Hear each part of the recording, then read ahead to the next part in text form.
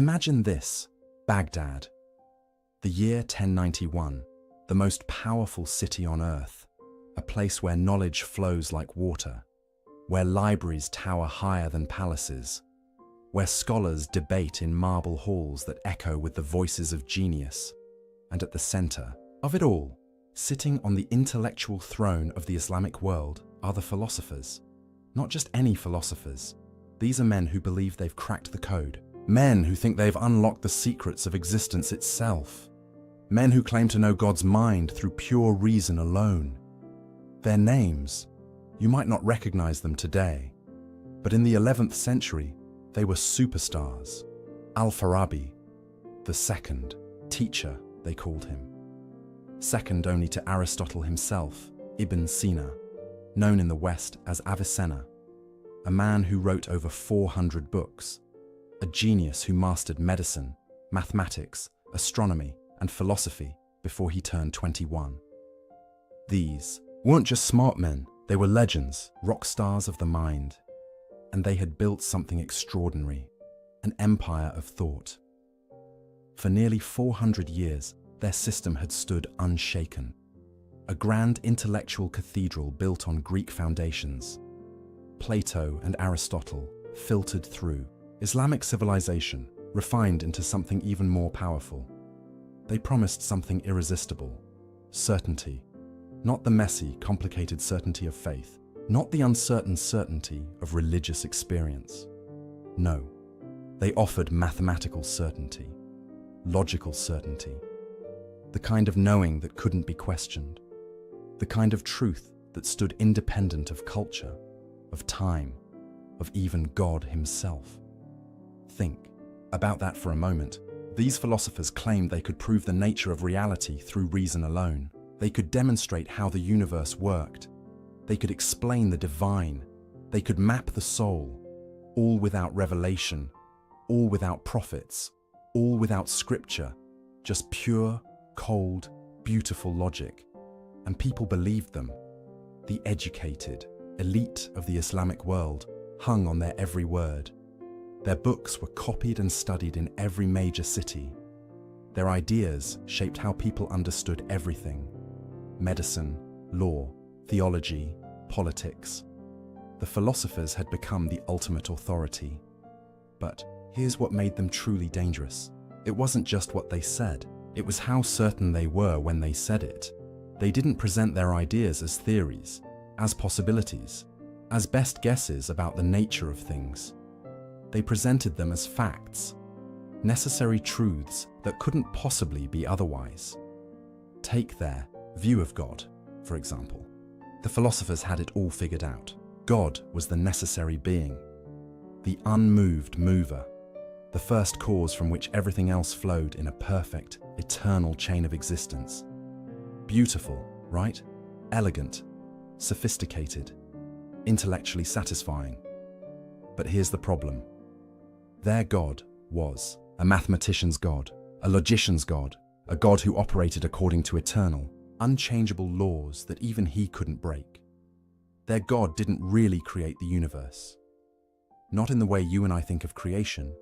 No, the universe just sort of emanated from him, like light from the sun, eternally, necessarily, without choice, without will, without any personal involvement.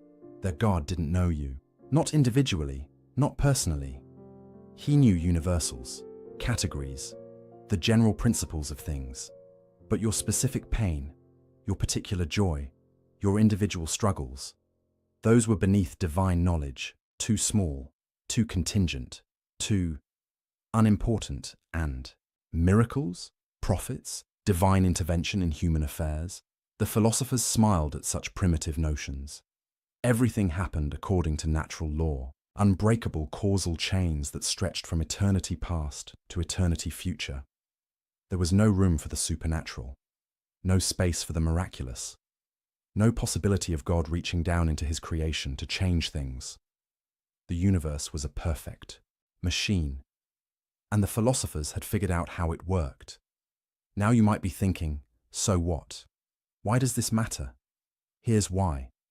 Because at the time, This wasn't just philosophy. This was the foundation of everything. If the philosophers were right, then huge chunks of Islamic belief made no sense. Prayer. Why pray to a God who can't hear your specific words? Prophecy. Why would God send messengers if he already set everything in motion eternally? The afterlife? How could there be bodily resurrection in a universe governed by unbreakable natural laws? Free will. How could humans make real choices in a cosmos where every event necessarily follows from the one before? The philosophers had built a system so tight, so logically coherent, so seemingly unassailable, that it threatened to swallow religion whole. And they knew it. They didn't see this as a problem. They saw it as progress. Religion, they whispered, in their private circles was for the masses, the uneducated, the simple-minded who needed stories and rituals to keep them in line. But for the intellectual elite, for the truly enlightened, philosophy was the real path to truth. Everything else was just useful fiction. Imagine living in that world. Imagine being a young scholar, training in the great institutions of Baghdad, learning from the best minds of your generation, and slowly realizing that the philosophy you're learning, the system everyone praises, the intellectual tradition everyone reveres, quietly undermines everything you believe in. That was the world of the 11th century. Philosophy sat on its throne, unchallenged, unquestioned, seemingly unquestionable. Its authority was absolute. Its confidence was total. Its certainty was complete. The philosophers had won, or so they thought. Because somewhere in that world, a man was beginning to ask dangerous questions. Questions that would shake the throne of knowledge to its foundations. Questions that would expose cracks in the seemingly perfect edifice. Questions that would launch the most devastating intellectual assault the philosophical tradition had ever faced. His name was Abu Hamid Muhammad ibn Muhammad al-Ghazali, and he was about to start a war, not with swords, not with armies, with something far more dangerous. With doubt, the philosophers had built their empire on the promise of certainty, on the claim that reason alone could deliver absolute truth. But what if that certainty was an illusion? What if the foundations weren't as solid as they appeared? What if the throne of knowledge was built on sand? Al-Ghazali was about to find out, and when he did, nothing would ever be the same. The stage is set. The players are in position. The greatest intellectual drama of the medieval world is about to begin. A drama of ideas, yes, but also of crisis, of personal anguish, of a brilliant mind turning against itself, because this wasn't going to be a detached, academic exercise. This was going to be personal. Al-Ghazali wasn't just going to critique the philosophers from the outside, he was going to demolish them from within. He knew their arguments better than they did. He had mastered their logic. He had climbed to the very peak of their system, and from that height, he could see what no one else could see. The fatal flaws, the hidden contradictions, the unexamined assumptions, the cracks in the throne. But seeing them would cost him everything: his career, his reputation, his peace of mind. Because once you start questioning certainty itself, there's no safe place to stand. Once you begin doubting the foundations, the entire structure becomes unstable, including the ground beneath your own feet. Philosophers promised a path to unshakable truth. Al-Ghazali was about to discover that the only thing certain in this world is uncertainty itself, and that realization would nearly destroy him. But first, he had to climb their ladder, master their system, become one of them. Only then could he bring it all crashing down. The throne of knowledge stood tall and proud in 1091. By the time Al-Ghazali was done, it would never stand quite so tall again. This is his story. This is the story of the man who broke philosophy, and it begins with a simple, terrifying question. A question he couldn't shake. A question that kept him awake at night. a question that would haunt him for years. How do I know that I know? Such a small question, such devastating consequences. There's a moment that comes to every brilliant mind, a moment when everything changes, when the fortress of certainty you've built around yourself suddenly feels less like protection and more like a prison. For Al-Ghazali, that moment came at the height of his power. The year was 1095. He was 37 years old, and he was untouchable. The most celebrated professor at the Nizamiya College in Baghdad, the most prestigious academic institution in the world. Students traveled for months just to sit in his lectures. Scholars quoted his books from memory. Rulers sought his advice. He had mastered every field of knowledge available: jurisprudence, theology, logic, philosophy. He could debate any scholar on any topic and win. He had everything a medieval intellectual could dream of: fame, respect, security, authority. But something was wrong, terribly wrong. It started small, a whisper at the edge of his mind. A question that appeared during a lecture, uninvited. A doubt that crept in while he was writing, unexpected. At first, he brushed it away. He was Al-Ghazali, the proof of Islam, the renewer of faith. Doubt was for lesser minds, for students still learning, for people who hadn't yet mastered the art of reasoning. Not for him, but the whisper wouldn't leave. It grew louder, more insistent, more impossible to ignore, and the question it kept asking was devastatingly simple. How do you know? Not how do you know this particular fact or that specific argument, but how do you know anything at all? How do you know that your senses are telling you the truth? How do you know that your reasoning is valid? How do you know that what you call knowledge isn't just elaborate self-deception? These weren't new questions, of course. Philosophers had played with skepticism before, as intellectual exercises, as thought experiments to sharpen their logical tools. But this was different. This wasn't a game. For Al-Ghazali, these questions became visceral, urgent, inescapable.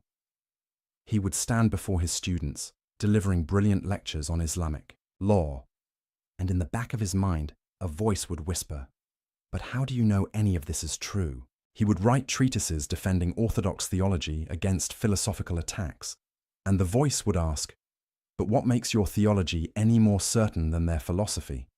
He would cite authorities, hadith, Quranic verses, logical proofs, and the voice would push back. "But how do you know your interpretation is correct? How do you know your logic isn't flawed? How do you know anything?"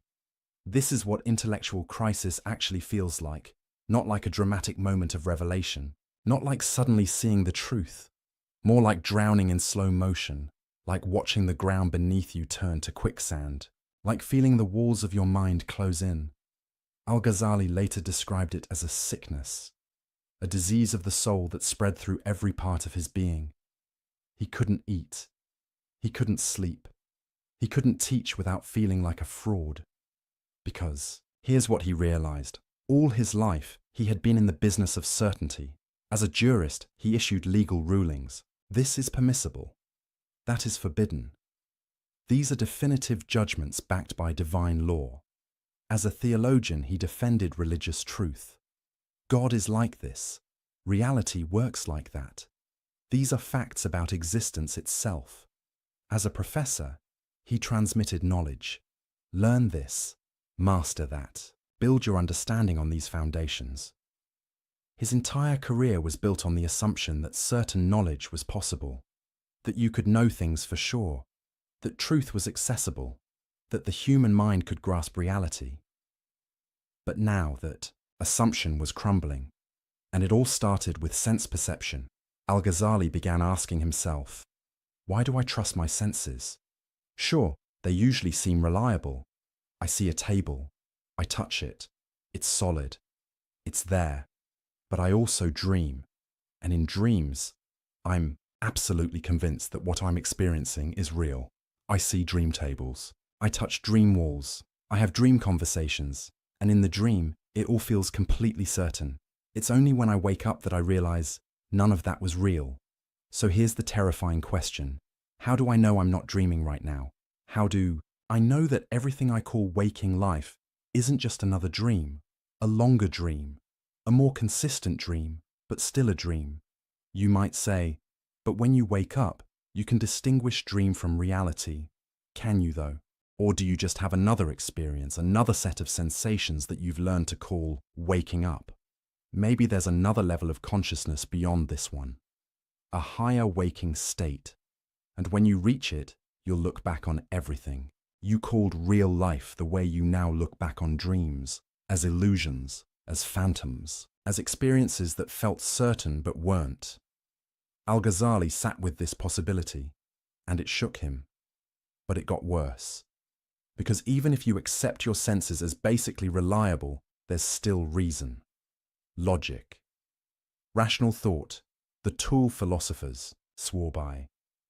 The instrument that supposedly gave absolute certainty. Al-Ghazali had spent decades mastering logic. He knew every rule, every form of valid inference, every technique of reasoning. He was a master logician, and now he was asking, but why should I trust logic? Think about it. When you make a logical argument, you're relying on certain principles, the law of non-contradiction, the law of excluded middle. You assume that if A equals B and B equals C, then A equals C.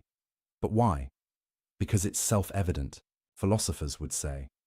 Because to deny it leads to absurdity. But who decides what's self-evident? Your mind does, and how do you know your mind is reliable? You can't use logic to prove logic works. That's circular reasoning. You can't use your mind to verify your mind is trustworthy.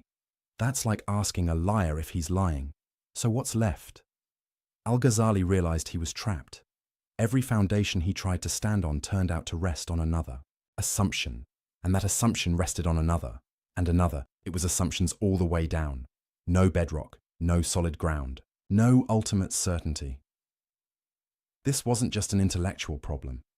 This was an existential crisis.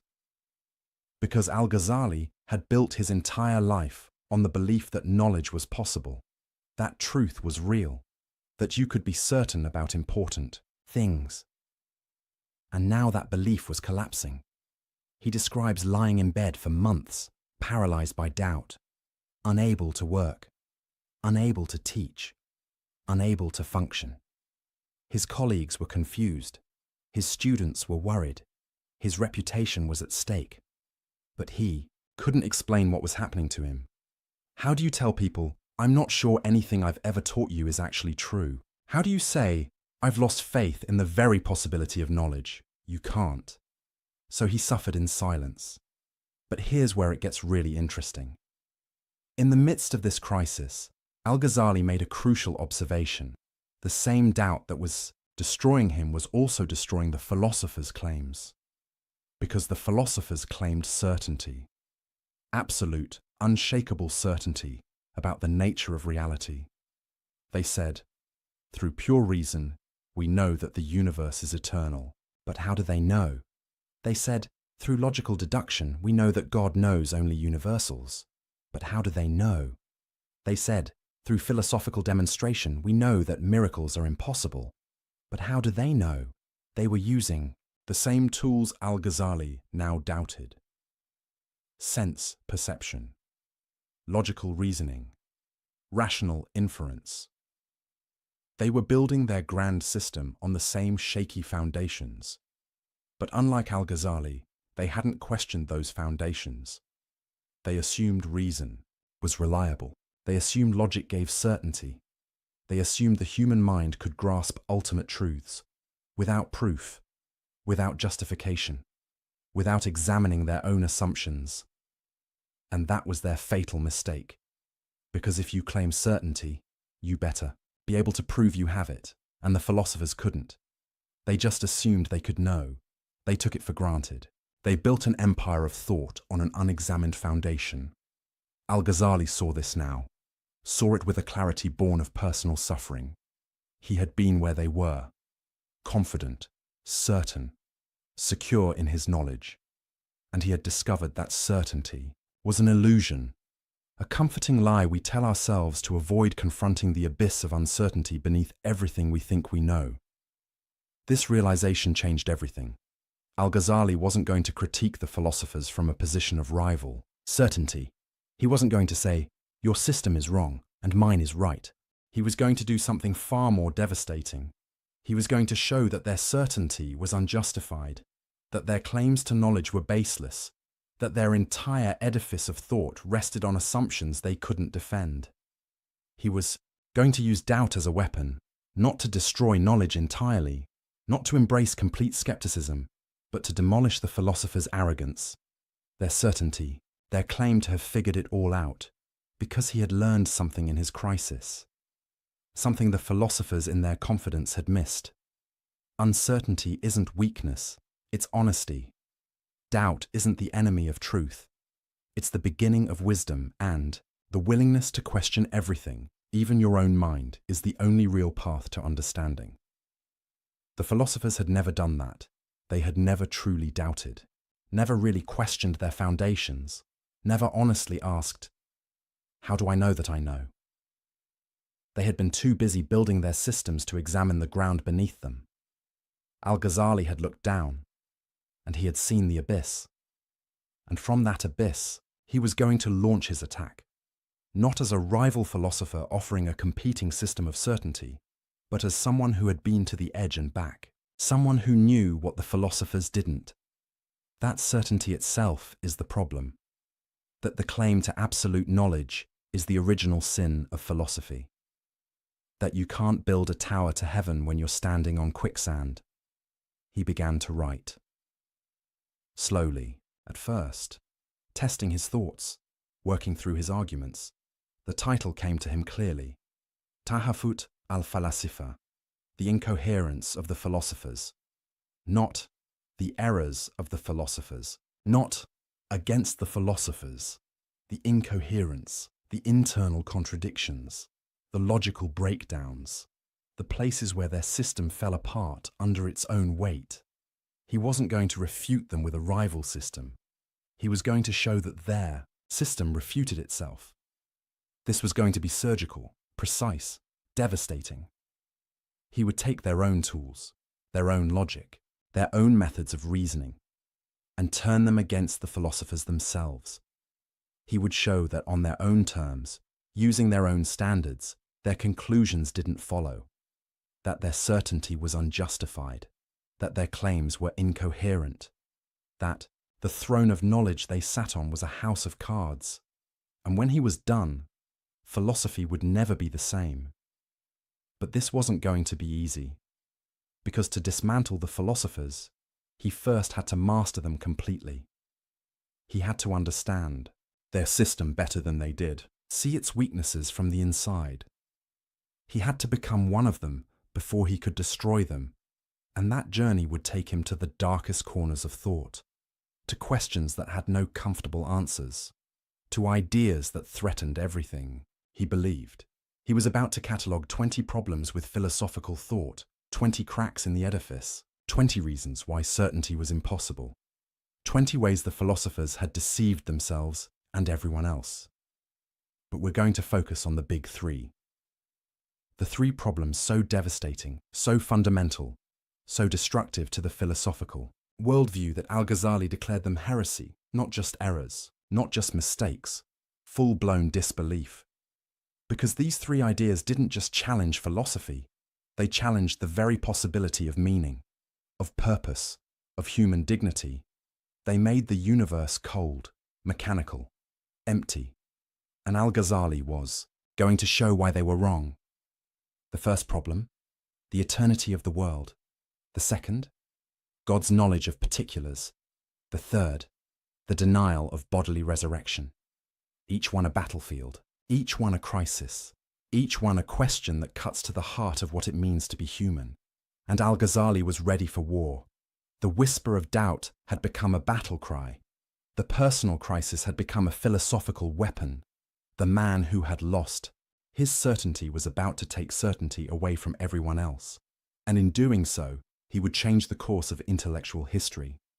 The throne of knowledge was about to be shaken, and Al-Ghazali was the one holding the hammer. Imagine you're an architect. You've been hired to inspect a magnificent building, a cathedral that stood for 400 years.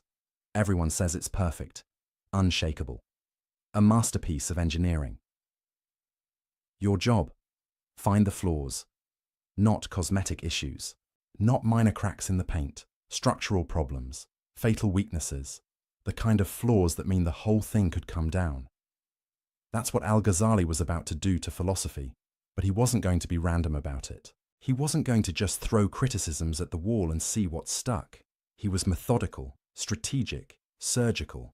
He identified exactly 20 problems with the philosopher's system, 20 points where their logic broke down, where their certainty crumbled, where the edifice showed cracks.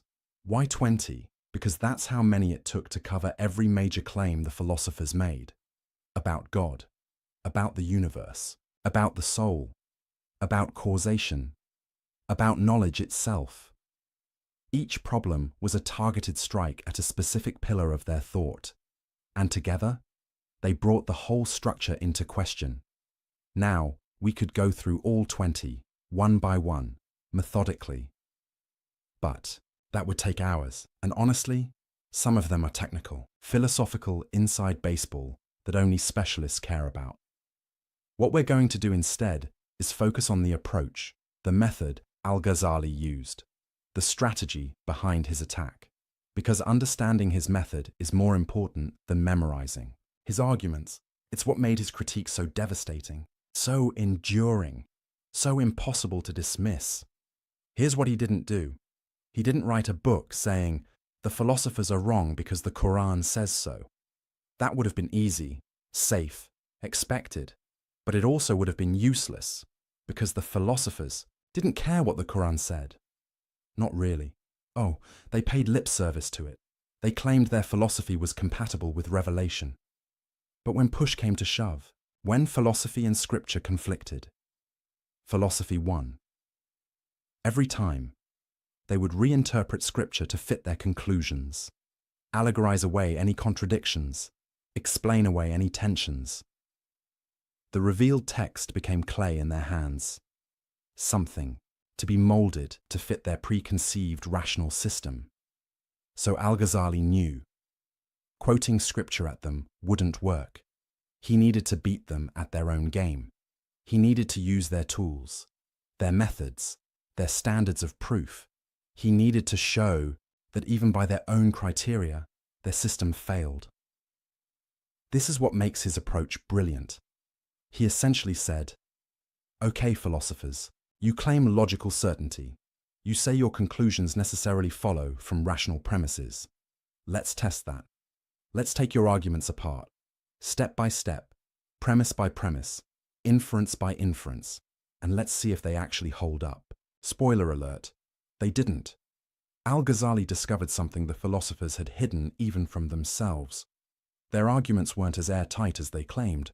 Their logic had gaps. Their premises had holes. Their conclusions didn't necessarily follow. They had built an empire of thought on assumptions they never questioned, on inferences they never justified, on leaps of logic they never examined. And Al-Ghazali was about to expose every single one. Let me give you a sense of how this worked. Take one of the philosophers' favorite claims.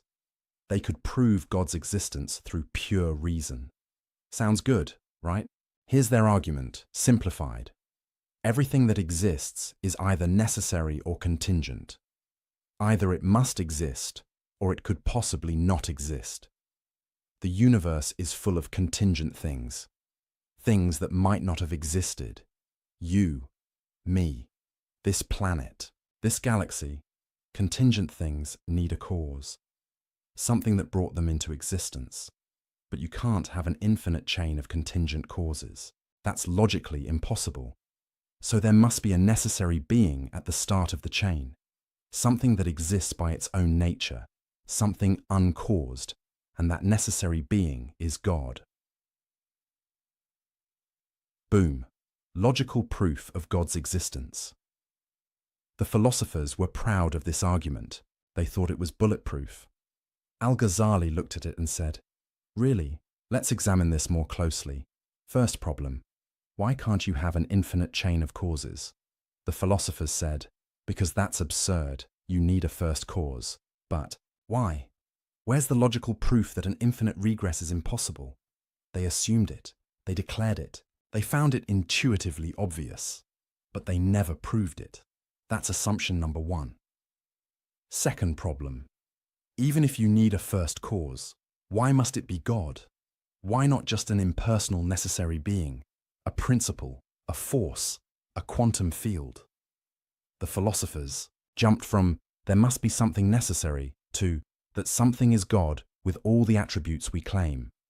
But that's a huge leap, and they never justified it. That's assumption number two. Third problem. This whole argument assumes causation, works the way they think it does.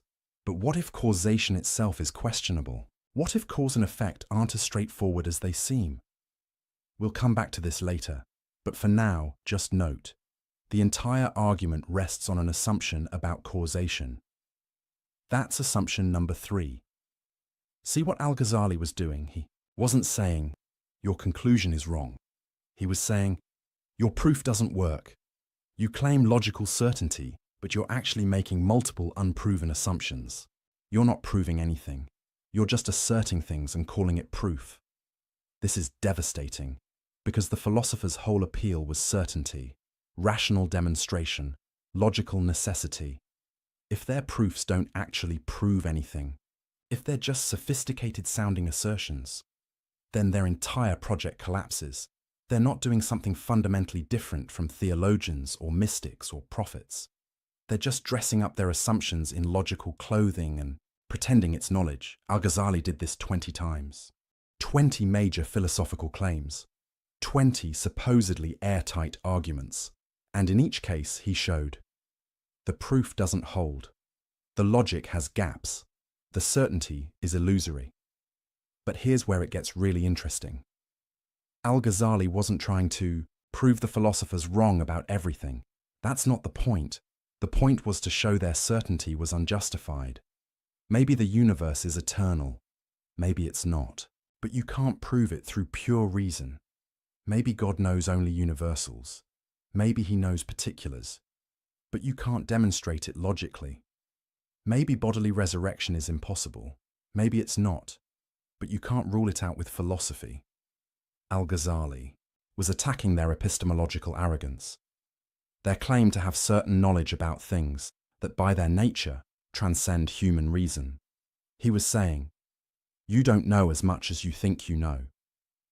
And more importantly, you can't know it the way you claim to know it. The tools you're using, sense perception, logical inference, rational demonstration, they're not capable of giving you certainty about ultimate questions. You've overestimated what reason can do. This is a profound insight, because Al-Ghazali wasn't anti-reason. He wasn't saying logic is useless. He was saying, reason has limits. Logic has boundaries. There are questions the human mind simply can't answer with certainty, and the philosopher's mistake was thinking they could transcend those limits. They thought they could stand outside the universe and see it objectively, like God would see it. They thought they could grasp eternal truths with temporal minds, infinite realities with finite understanding. They thought they could know the unknowable, and Al-Ghazali was calling them out, not from religious prejudice, not from anti-intellectual bias, but from a deeper understanding of what knowledge actually is and what it isn't. Now here's what made this approach so powerful. Al-Ghazali wasn't just being negative. He wasn't just tearing things down. He was making space for other ways of knowing, other sources of truth, other paths to understanding. If reason can't give you certainty about God, maybe revelation can. If logic can't prove the nature of ultimate reality, maybe direct experience can. If philosophy can't answer the deepest questions, maybe mysticism can. This is why his critique mattered so much. It wasn't just about winning a debate with the philosophers, it was about reopening questions. they had closed, reintroducing possibilities they had ruled out, showing that the universe is bigger, stranger, more mysterious than any philosophical system can capture. The philosophers had tried to fit reality into their logical categories. Al-Ghazali was showing that reality wouldn't fit, that there are aspects of existence that slip through the nets of rational analysis. That mystery isn't just what we haven't figured out yet. It's fundamental to what we are and where we are. But Al-Ghazali wasn't done, because among his 20 problems, 3 stood out. 3 issues so serious, so fundamental, so destructive to religious belief, that he couldn't just say, the proof is questionable. He had to go further. He had to say, if you believe these 3 things, you've crossed a line. You're not just philosophically mistaken, you're religiously deviant. You've abandoned beliefs so central to Islamic faith that you can't claim to be Muslim while holding them. This was serious. In Islamic intellectual history, calling someone's position heretical wasn't something you did lightly. It had legal consequences, social consequences.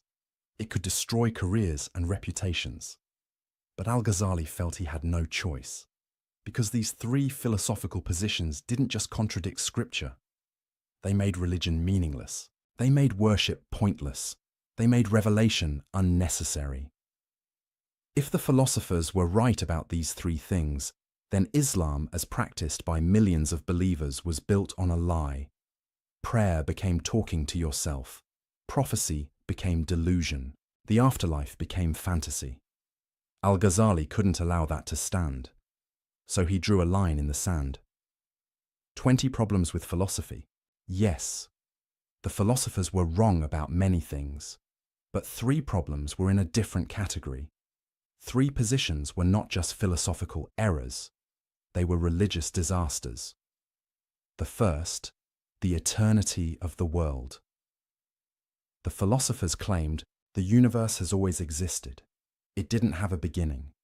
It won't have an end. It eternally emanates from God, the way light eternally emanates from the sun. Why did Al-Ghazali consider this heretical? Because if the world is eternal, then God didn't create it. Not in any meaningful sense. He didn't choose to bring it into being. He didn't will it to exist. He didn't make something from nothing. The universe just is, necessarily, eternally, without any real creative act on God's part. And if God didn't create, then what's his relationship to the universe? He becomes just another part of the cosmic machinery, not a creator, not a lord, not someone who acts, just the necessary being at the top of an eternal chain. This empties religion of meaning, because the whole point of worship is acknowledging that God made you, that you owe your existence to his choice, his will, his creative power. But if the universe is eternal, if God didn't really create, then what are you thanking him for? The second position, God's knowledge of particulars. The philosophers argued that God knows universals but not particulars. He knows humanity but not individual humans. He knows events but not specific events. He knows categories, principles, forms, but not you, not your choices, not your life. Why heretical? Because if God doesn't know particulars, then prayer is absurd. You're asking him for things he can't hear, confessing sins he can't perceive, seeking guidance he can't give. Your entire spiritual life becomes a conversation with yourself, and prophecy, revelation, divine guidance, all impossible.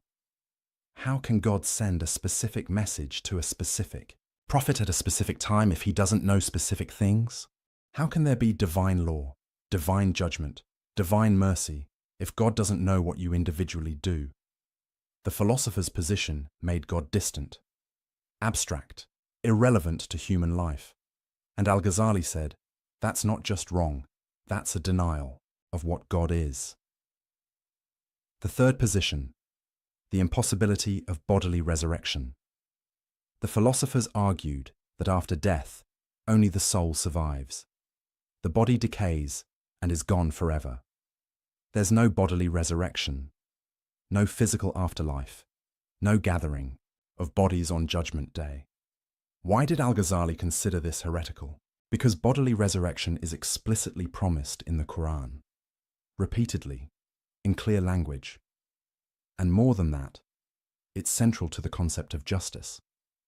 If there's no bodily resurrection, then people who suffered physical torture get no physical restoration. People who committed physical crimes receive no physical punishment. The body becomes irrelevant to justice, to reward, to accountability. And that makes this life meaningless. Do what you want to your body, to others' bodies. It doesn't matter, because the body is just temporary housing, something you shed like clothing. The philosopher's position made ethics cheap, made suffering meaningless, made justice incomplete. And Al-Ghazali couldn't accept that. These three positions, these three problems, they weren't just intellectual errors the philosophers made. They were fundamental challenges to the coherence of religious belief itself, and Al-Ghazali was going to dismantle them, one by one, step by step, systematically using their own tools against them, showing that their certainty was illusory. Their proofs were flawed, their conclusions didn't follow, but he was going to do more than that. He was going to show why these positions were emotionally, spiritually, existentially unlivable. Because this wasn't just an academic exercise. This was about meaning, about purpose, about whether the universe cares about you, about whether your choices matter, whether your prayers are heard, whether justice is real. The philosophers, in their quest for logical purity, had created a cold universe, a universe where God is distant, where humans are insignificant, where nothing ultimately matters.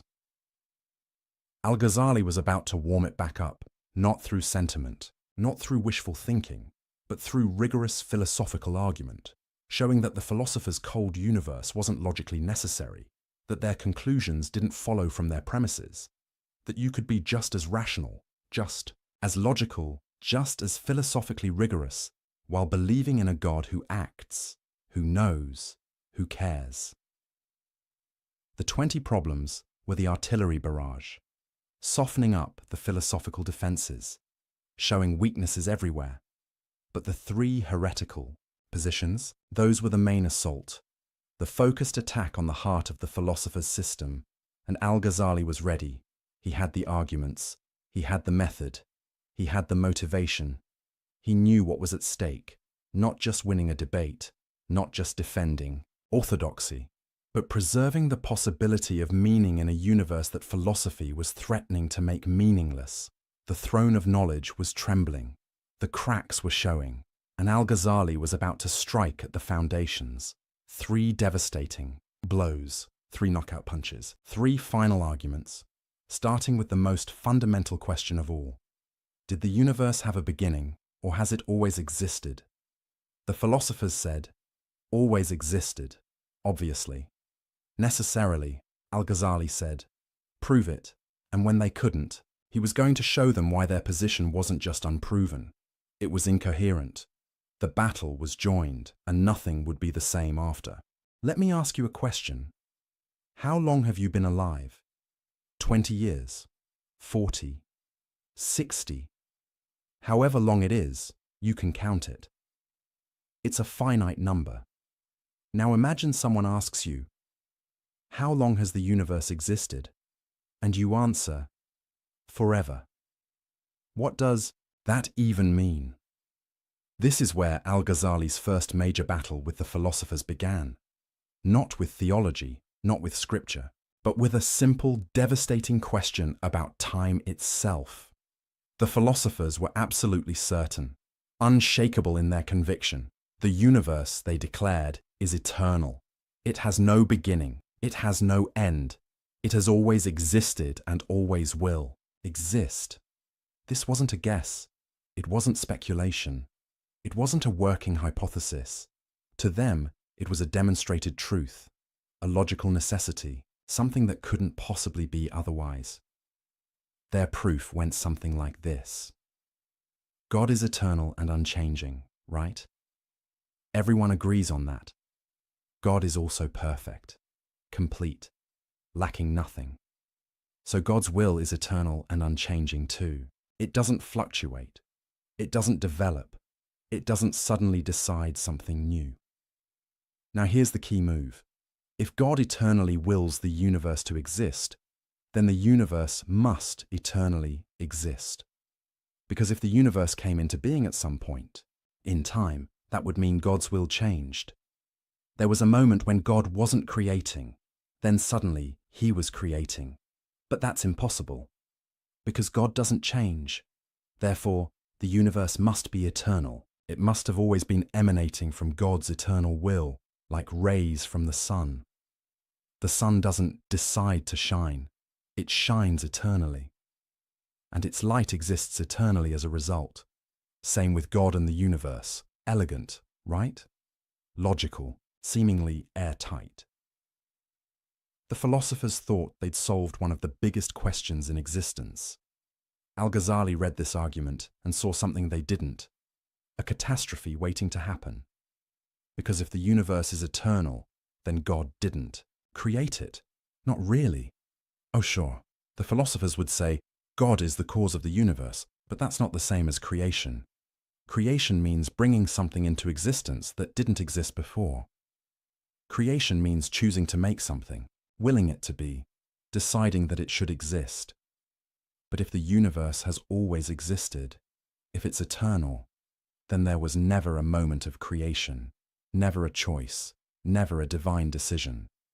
The universe just is, has always been, will always be, and God's relationship to it becomes mechanical, automatic, impersonal, like the relationship between the sun and its light.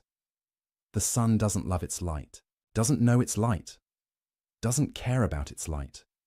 The light just necessarily flows from the sun's nature.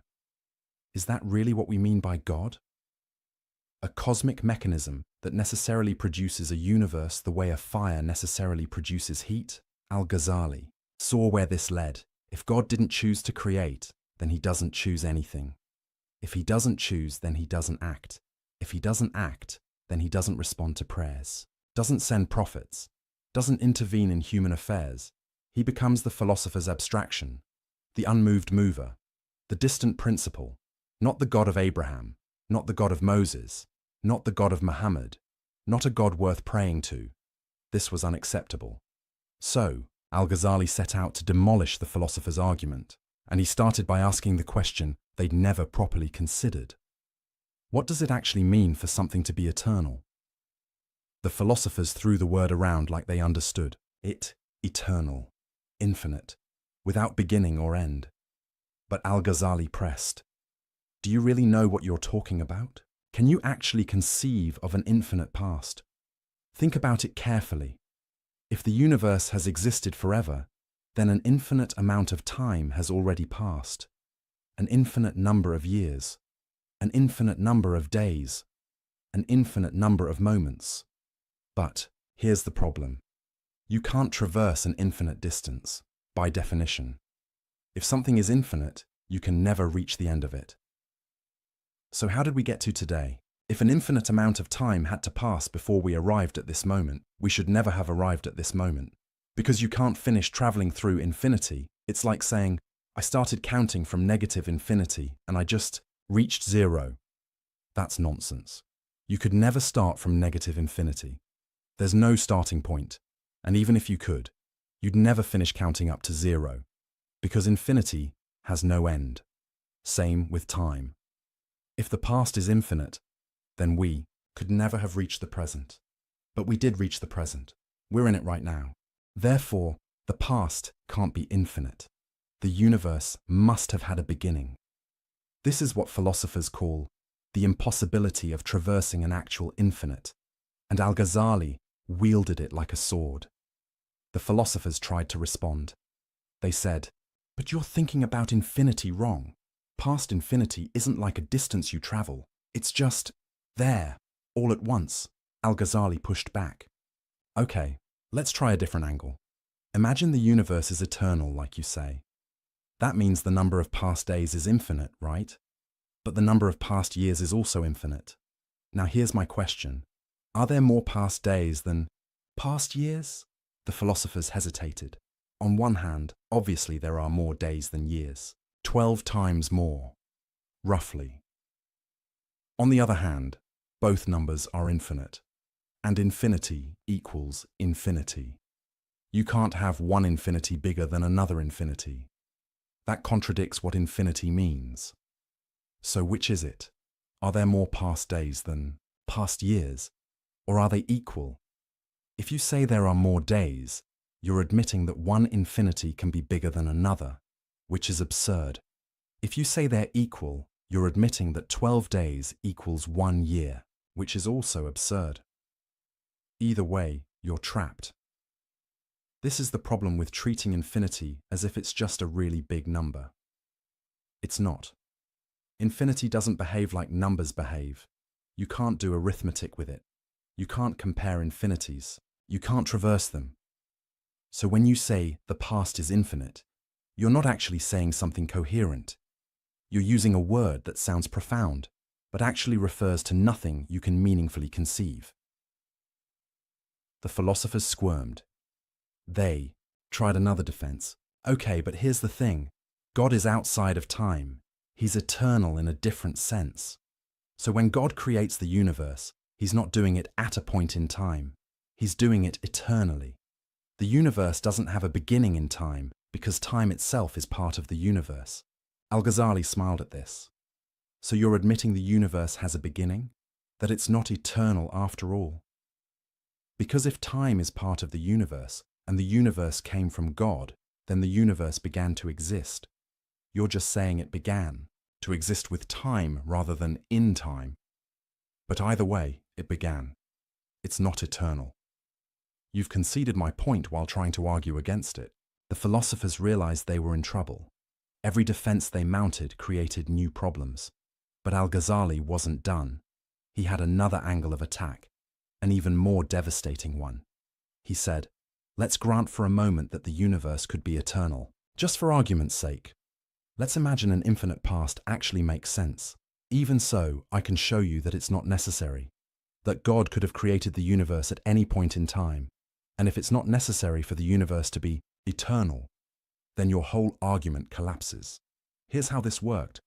The philosophers claimed God's eternal will necessitates an eternal universe. But Al-Ghazali asked, why? Why couldn't God eternally will to create the universe at a specific moment?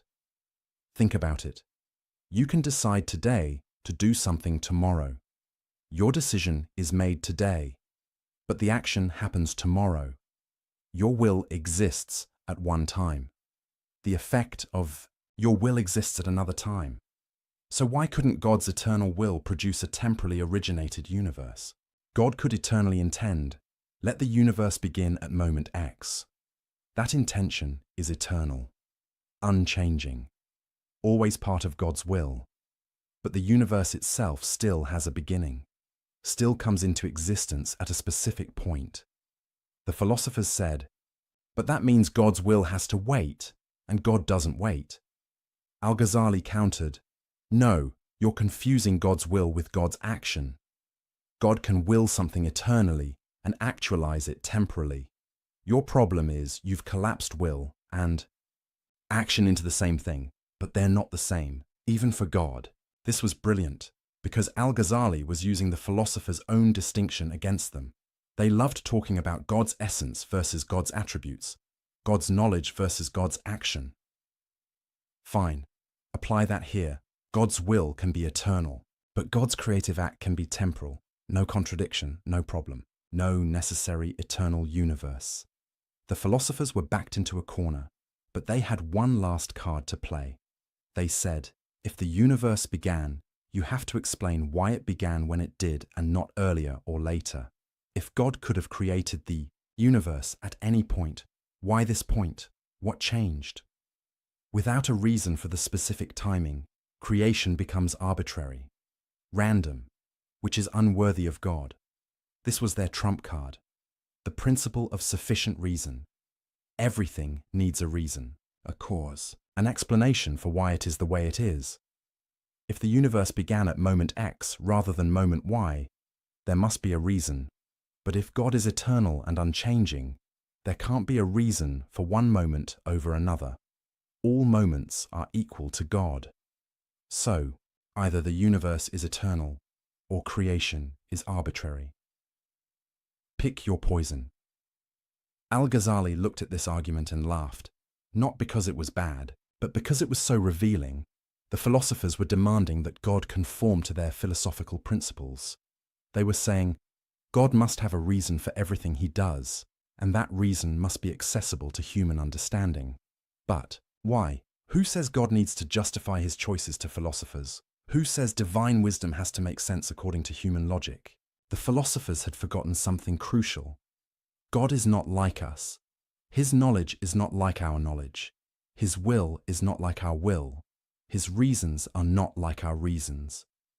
To demand that God provide a philosophical explanation for why he created when he did is to put philosophy above God. It's to say, God, you can only act in ways we can understand, ways that fit our logical frameworks, ways that satisfy our principle of sufficient reason. But that's backwards. God is the source of reason, not bound by it. God is the ground of logic, not subject to it. If God chooses to create at a particular moment for reasons known only to him, that's his prerogative. You don't get to say, that's arbitrary, therefore impossible. You're not in a position to judge.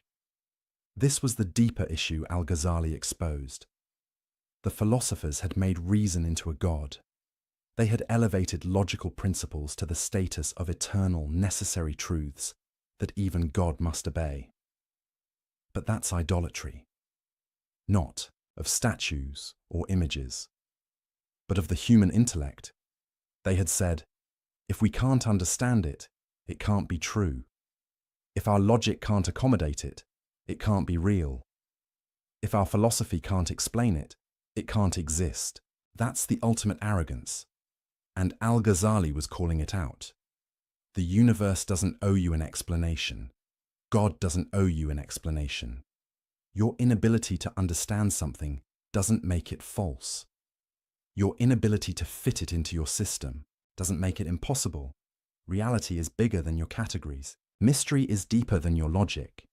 And God is more than your philosophy can contain. This was the heart of Al-Ghazali's critique, not just of the eternal universe claim, but of the entire philosophical project. The philosophers thought they could master reality through reason. They thought they could deduce the nature of existence from first principles. They thought they could figure out God's mind by clever arguments. Al-Ghazali showed them they couldn't. Not because reason is useless. Not because logic doesn't matter, but because reason has limits. Logic has boundaries. Philosophy has a proper scope, and questions about God's creative will lie beyond that scope. You can't prove the universe is eternal. You can't prove it had a beginning, not through pure philosophy, not with certainty. The most you can say is, both are possible. Both are conceivable. Neither leads to logical contradiction. So if you're going to choose between them, you need something other than philosophy to decide. Revelation, maybe. Faith. Direct experience of the divine. But not philosophical demonstration. Because philosophical demonstration can't get you there. The philosophers' certainty about an eternal universe was fake, built on assumptions they never questioned, on principles they never justified, on logic they never tested. Al-Ghazali tested it, and it broke. The first pillar of their system was crumbling. The universe didn't have to be eternal. God could have created it in time, and if God created it in time, then God chose. God acted. God willed something specific, which means God is not. The impersonal principle the philosophers described. God is personal, active, engaged with his creation. The kind of God who might send prophets, who might hear prayers, who might care about individual human beings. The door the philosophers had closed was opening again, and Al-Ghazali was just getting started. Because if the philosophers were wrong about the eternity of the universe, maybe they were wrong about God's knowledge too. Maybe God doesn't just know universals. Maybe he knows you, specifically, individually, completely. That's where we're going next. To the most personal question of all, does God see you? The philosophers said no. Al-Ghazali was about to prove them wrong. And when he did, the entire cold, mechanical universe they'd built would start to feel warm again. Close your eyes for a moment. Think about the most painful experience of your life. Maybe it was losing someone you loved. Maybe it was a betrayal. Maybe it was a moment of crushing failure. Whatever it was, you felt it. You lived through it. It was real. Now imagine someone telling you, God doesn't know about that. Not because he doesn't care, not because he's ignoring you, but because he literally cannot know individual, specific events. He knows about suffering in general, but not your suffering. He knows about loss as a concept, but not your loss. He knows the universal category of human pain, but not the particular agony you felt on that specific day. How would that make you feel? This is what the philosophers were claiming.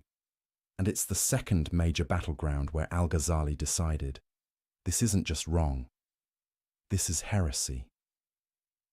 Let me explain how the philosophers got here. It started, like so many bad ideas, from something. That sounds reasonable. They said, God is perfect, right? Unchanging, eternal, beyond time. So God's knowledge must also be perfect, unchanging, and eternal. God can't learn new things, can't discover facts he didn't know before, can't be surprised by events. So far, most theologians would agree. But then, the philosophers made a fatal move. They said, if God's knowledge is unchanging, then God can only know unchanging things. Things that are eternally true, always the same, never in flux. And what are those things? Universals, essences, eternal forms. God knows humanity as an eternal essence, but not individual humans who are born and die. God knows motion as a principle, but not specific movements happening at specific times. God knows existence as a concept, but not particular existence that come and go. In philosophical jargon, they were saying, God knows universals but not particulars. Let that sink in for a moment.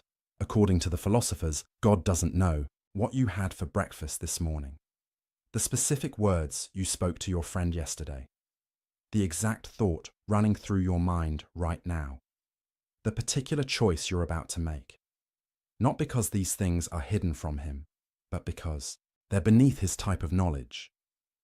God's knowledge is too lofty, too eternal, too perfect to concern itself with the messy, changing, temporary details of individual existence.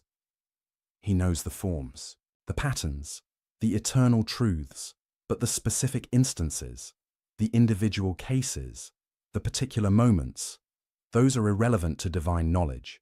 The philosophers thought this made God more perfect, more transcendent, more sublime, more worthy of worship. They thought they were honoring God by elevating his knowledge above mundane particulars. Al-Ghazali saw it differently. He saw a God who was essentially blind, a God who couldn't see you, couldn't hear you, couldn't know you. A God who was, for all practical purposes, absent from your life. And he was horrified. Because if God doesn't know particulars, then everything falls apart. Everything that makes religion meaningful. Everything that makes worship possible. Everything that connects the divine to the human. Let's walk through the implications step by step. First, prayer becomes absurd. You bow down 5 times a day. You ask God for help. You confess your sins. You seek guidance. But according to the philosophers, God doesn't hear any of it, not because he's ignoring you, but because your specific prayer at that specific moment is a particular event. And God doesn't know particular events. He knows prayer as a universal concept, but not your prayer. He knows petitioning as a general phenomenon, but not your petition. So who are you talking to? Nobody. You're going through motions in a universe where the divine can't perceive your actions. Prayer becomes cosmic theatre, a ritual you perform for yourself because the audience you think you're addressing isn't watching. Second, prophecy becomes impossible. How does God send a message to a specific prophet at a specific time if he doesn't know specific times or specific prophets? Muhammad receives revelation in a cave. Moses hears God at a burning bush. Jesus is born in Bethlehem. These are particular events, specific moments, individual occurrences. But if God doesn't know particulars, he can't initiate these events. He can't choose a particular person, can't speak at a particular moment, can't intervene in particular circumstances. The philosophers tried to get around this.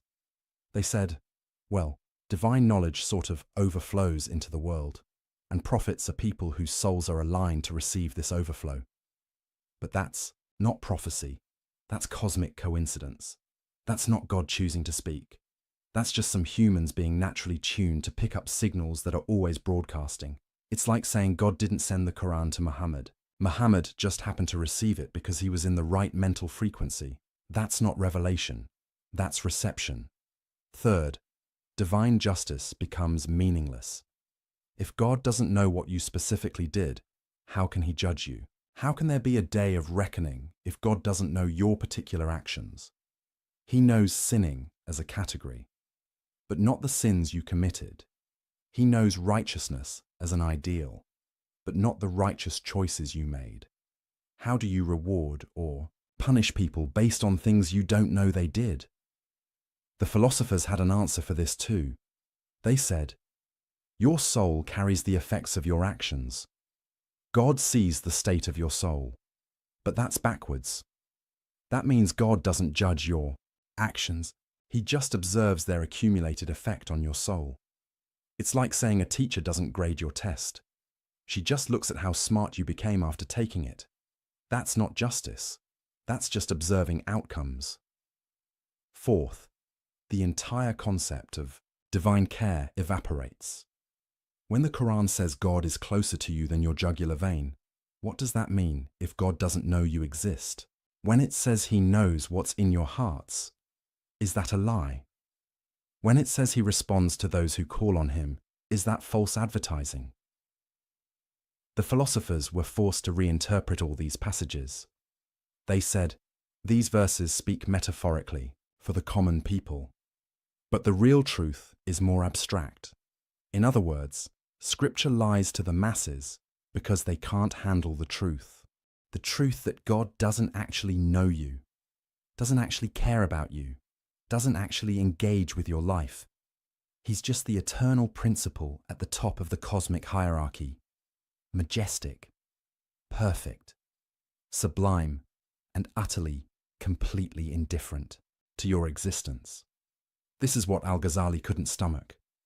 Not because it hurt his feelings, not because it was emotionally unsatisfying, but because it made religion incoherent. If the philosophers were right, then the entire Islamic tradition was built on a mistake. Billions of prayers offered to a God who couldn't hear them. Prophets claiming messages from a God who couldn't send them. Believers expecting judgment from a God who didn't know what they'd done. It was all theatre, all illusion, all a massive collective delusion. Al-Ghazali said, no, this ends here, and he began his counterattack. First, he went after their logic. The philosophers claimed God's knowledge must be unchanging, therefore he can only know unchanging things. But Al-Ghazali asked, why does unchanging knowledge require unchanging objects? Can't you have unchanging knowledge of changing things? Think about it. If God knows eternally that Muhammad will be born in 570 CE, that knowledge doesn't change.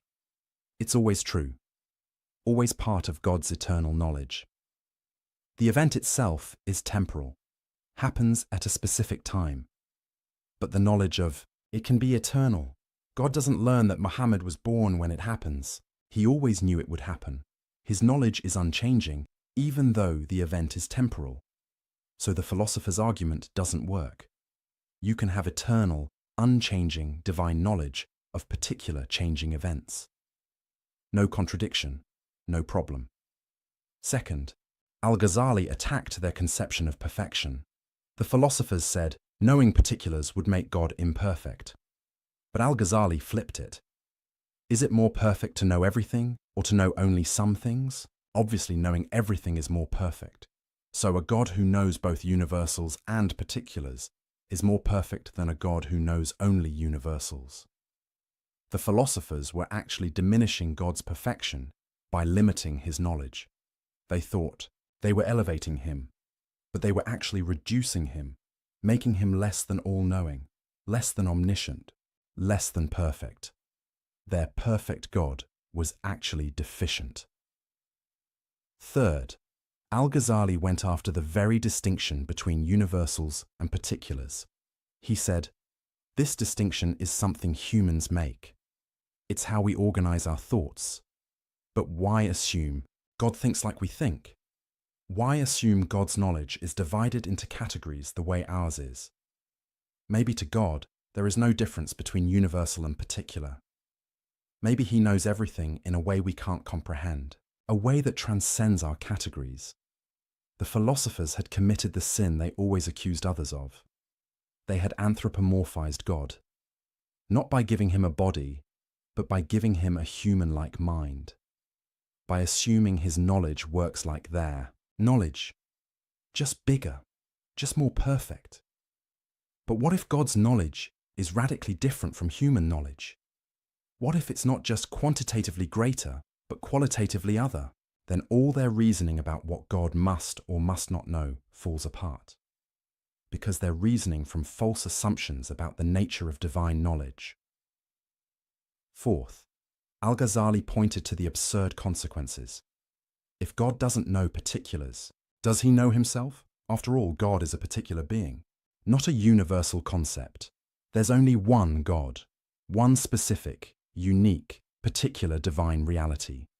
So if God can only know universals, can he not know himself? The philosophers squirmed at this. Some said, God is an exception. He knows himself even, though he's particular. But Al-Ghazali pounced. So particulars can be known by God. You just admitted it. If God can know one particular, himself, why not other particulars? Your rule about God only knowing universals has a huge exception, which means it's not really a rule. Others said, God isn't particular. He's beyond the universal particular distinction. Fine, Al-Ghazali said. Then why can't his knowledge also be beyond that distinction? Why can't he know in a way that includes both universals and particulars? Every defense the philosophers mounted created new problems. They were trapped, contradicting themselves, tying themselves in logical knots. Fifth, and most devastatingly, Al-Ghazali showed that their position made prediction impossible. The philosophers believed in astrology, in reading the stars to predict future events. But how can you predict a particular future event if God doesn't know particular events? If the cosmos is governed by divine knowledge, and divine knowledge doesn't include particulars, then particular events aren't part of the cosmic order. They're just random, unpredictable, outside the scope of rational understanding. But the philosophers wanted it both ways. They wanted a rationally ordered universe where everything follows from divine knowledge, but they also wanted to limit divine knowledge to universals. You can't have both. Either the universe is rationally ordered down to its particulars, in which case God must know those particulars, or God doesn't know particulars, in which case the universe is ultimately chaotic and unpredictable at the level of individual events. The philosophers were caught in a contradiction of their own making. Al-Ghazali exposed it mercilessly. But beyond all the logical arguments, Al-Ghazali made a deeper point. A point about what kind of universe we live in. The philosopher's universe was cold, mechanical, indifferent, a Universe where the divine principle churns out existence according to eternal laws, but doesn't see you, doesn't know you, doesn't care about you. You're just a particular instantiation of universal forms, a temporary configuration of matter, a fleeting pattern in the cosmic dance. You matter to yourself, maybe to other people, but not to God, because to God, you're not even visible. Al-Ghazali asked, is that the universe you want to live in? More importantly, is that the universe we actually live in? Because your experience suggests otherwise. You feel seen. You feel known. You feel like your choices matter to something beyond yourself. When you pray, you sense a response. When you seek guidance, you find it. When you suffer, you feel held. Maybe that's all illusion. Maybe it's wishful thinking. Or maybe the philosophers are wrong. Maybe God does know particulars, does see individuals, does care about specific people. Maybe the universe is warmer than the philosophers imagined. Maybe you matter more than their system allows. This was the choice Al-Ghazali presented, not as a logical proof, not as a philosophical demonstration, but as an existential question. Which universe do you actually live in? The cold universe of the philosophers, where God is distant and unknowing, or a universe where God sees you, where your prayers are heard, where your life matters? You can't prove it either way through philosophy, but you can look at your experience. You can examine your life. You can trust your intuition. And most people, when they're honest, know which universe feels real. The philosophers had built an impressive system, but they'd built it at the cost of making religion meaningless and human, life insignificant. Al-Ghazali tore it down, not with wishful thinking, not with sentimental appeals, but with rigorous philosophical argument that showed their position was logically flawed and existentially unlivable. God knows particulars. He must. He can. He does. Your prayers are heard. Your actions are seen. Your life is known, not because Scripture says so, though it does, but because any other conclusion makes a mockery of divine perfection and reduces God to less than all-knowing. The philosopher's God was too small, too limited, too bound by human categories. Al-Ghazali's God was bigger, greater, more truly divine. The second pillar of philosophy was crumbling. But Al-Ghazali wasn't done, because the philosophers had one more devastating claim to answer. The most personal one of all, the claim about what happens when you die. You strike a match. It lights. Why? You probably think, because striking creates friction. Friction creates heat. Heat ignites the chemicals on the match head. Cause and effect. Simple, obvious, undeniable. But what if I told you that's not what's actually happening? What if the match lighting has nothing to do with you striking it? What if every time you think you're seeing cause and effect, you're actually witnessing something far stranger? Welcome to the most radical, most controversial, most mind-bending argument Al-Ghazali ever made. This is where he didn't just challenge the philosophers, he challenged reality itself, or at least what you think reality is. Let's back up and understand what was at stake. The philosophers had built their entire system on causation. Everything in the universe, they claimed, operates according to necessary causal laws. Fire necessarily burns. Water necessarily flows downward. Heavy objects necessarily fall. These aren't just observations. They're ironclad natural laws. Laws that can't be broken, can't be suspended, can't be violated, not even by God. That last part is crucial. The philosophers believed in God. They weren't atheists, but their God was bound by the laws of nature he'd established. Or rather, the laws of nature flowed necessarily from God's nature. God couldn't make fire not burn, because fire burning is part of the eternal, necessary structure of reality. God couldn't make water flow upward, because gravity isn't a choice, it's a metaphysical necessity. God couldn't raise the dead, couldn't turn a staff into a snake, couldn't split the moon. Not because he's weak, but because these things violate causal laws, and causal laws are absolute. This is why the philosophers rejected miracles, not because they hadn't heard the stories, but because miracles are impossible. Logically impossible, metaphysically impossible, causally impossible. If you accept that causes necessarily produce their effects, then you have to reject any story where a cause fails to produce its effect. Moses throws down his staff. Does it become a snake? The philosophers said, no, impossible. Staves don't become snakes. Jesus speaks to a dead man. Does he rise? The philosophers said, no, impossible. Dead tissue doesn't reanimate.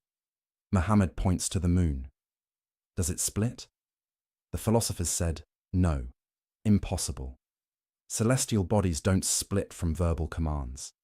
These stories might be useful myths, inspiring, legends, metaphors for spiritual truths, but they're not literal history, because they violate causation, and nothing violates causation, not even God. Do you see the problem? If miracles are impossible, then prophecy is questionable. If prophets can't perform miracles, how do you know they're really sent by God? Anyone can claim divine authority. The miracle is supposed to be the proof. But if miracles don't happen, there's no proof, just claims, just stories, just legends that may or may not be true.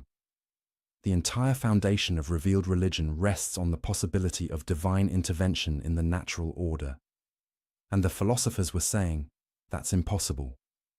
Nature is a closed system, governed by unbreakable laws. Operating according to necessary causal chains, God set it in motion. But he doesn't interfere, can't interfere, doesn't need to interfere. Everything unfolds according to the eternal plan encoded in natural law. Al-Ghazali looked at this and saw the ultimate expression of philosophical arrogance. They weren't just making a claim about how nature usually works. They were making a claim about what God can and cannot do. They were putting limits on divine power, constraints on divine action, boundaries on divine will, and they were doing it in the name of reason, logic, philosophical necessity. Al-Ghazali decided this has to be destroyed, not just criticized, not just questioned, utterly demolished. And to do it, he was going to attack causation itself, not just the philosopher's theory of causation, but the very idea that causes necessarily produce effects. This is where Al-Ghazali became truly radical. Here's his argument, and fair warning, it's going to make your head spin. When you see fire touch cotton, and the cotton burns, you believe the fire caused the burning. But Al-Ghazali asked, did you actually see causation? Or did you just see sequence? You saw fire touch cotton, then you saw cotton burn. Two events, one after another. But did you see the fire making the cotton burn? Did you see the causal power transferring from fire to cotton? No, you just saw event A, then event B. You inferred causation. You assumed it, you concluded it, but you didn't observe it. All you ever observe is succession, one thing following another. The causation itself, that's something you add, something you read into the events. Okay, you might say, but it happens every time. Fire always burns cotton. That can't be coincidence, can't it? What if God creates the burning of cotton every time fire touches it? Not because the fire causes it, but because that's his habit, his custom, his regular pattern. God sees fire touch cotton, and in that moment, he creates burning in the cotton, not because he has to, not because the fire forces him to, but because he chooses to. Every single time, consistently, reliably, predictably. So predictably that you mistake his habit for a necessary law. This is the doctrine of occasionalism, the idea that God is the only real cause, the only actual agent, the only true power in the universe. Everything else? Occasions for God's action. Fire doesn't burn cotton. God burns cotton on the occasion of fire touching it. Your hand doesn't move your pen. God moves your pen on the occasion of your willing it. Bread doesn't nourish you. God nourishes you on the occasion of you eating bread. There are no natural causes, no necessary connections, no causal powers in created things, just God, acting constantly, creating each moment fresh. Now you might be thinking, this is insane. This contradicts everything we know about how the world works. Does it, though? Al-Ghazali pointed out. You've never actually seen a necessary connection between cause and effect. You've seen constant conjunction, regular sequence, habitual association, but necessity. Where do you observe that? When you say, fire must burn cotton, what does must mean? Does it mean you've never seen fire fail to burn cotton? That's just observation of past patterns. Does it mean you can't imagine fire not burning cotton? That's just limits of your imagination. Does it mean there's some metaphysical force compelling fire to burn? Where's your evidence for that? The philosophers claimed necessity, but they couldn't prove it. They just assumed that because something always happens, it must happen. But always and must are different things. Maybe fire has always burned cotton, but that doesn't mean it has to burn cotton. Maybe God has always chosen to create burning when fire touches cotton, but that doesn't mean he couldn't choose otherwise. The difference matters enormously, because if causation is just God's habit, then God can change his habits. He can make fire not burn, water not wet, gravity not pull, not as violations of natural law, because there are no natural laws, only divine habits, and habits can be broken. This is how miracles become possible. Moses throws his staff. Normally God would keep it as wood, but this time he transforms it into a snake, not a violation of causation, because there is no causation to violate, just God doing something different than his usual habit. Jesus touches a dead man. Normally, God keeps dead tissue dead, but this time he restores life, not breaking natural law, because there is no natural law, only God's customary action. Muhammad points to the moon. Normally, God maintains the moon's unity, but this time he splits it. Same thing. God exercising his freedom to act differently than usual. No logical impossibility, no metaphysical violation, no problem. The philosophers hated this argument. They threw everything they had at it. First objection: if causation isn't real, then knowledge is impossible. Science is meaningless. You can't predict anything. Al-Ghazali's response: why not? God acts consistently. His habits are reliable. You can study those habits, learn the patterns, make predictions based on God's customary behavior.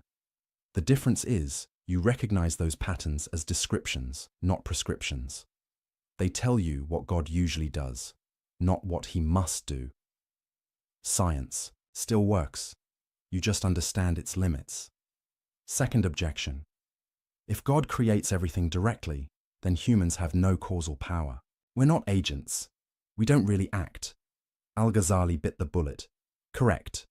You don't have independent causal power. When you think you're moving your hand, God is moving your hand on the occasion of your willing it. Your will is also created by God. Every moment, every thought, every action. You're not an independent agent. You're a locus of divine action. Now this raises huge questions about free will and moral responsibility, and Al-Ghazali knew it. He wrestled with these questions deeply, but for now, his point was narrower. Humans don't have to have causal power for moral responsibility to make sense. God can still hold you accountable for actions he creates through you. That's his prerogative. Third objection: this makes God the author of evil. If God creates everything, he creates sins, crimes, suffering. Al-Ghazali's response: God creates the acts, but he doesn't will them in the same way. There's a difference between God's creative will and his legislative will. He creates everything, but he commands only good. The fact that he creates an evil act doesn't mean he approves of it. Is this satisfying? That's debatable.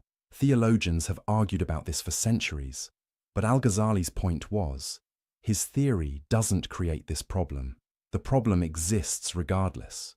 If God is all-powerful, he could prevent evil. If he doesn't prevent it, he's somehow involved with it existing.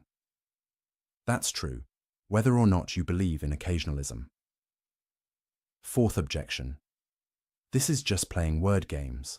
Whether you say fire causes burning, or God causes burning on the occasion of fire, the practical result is the same. Al-Ghazali disagreed.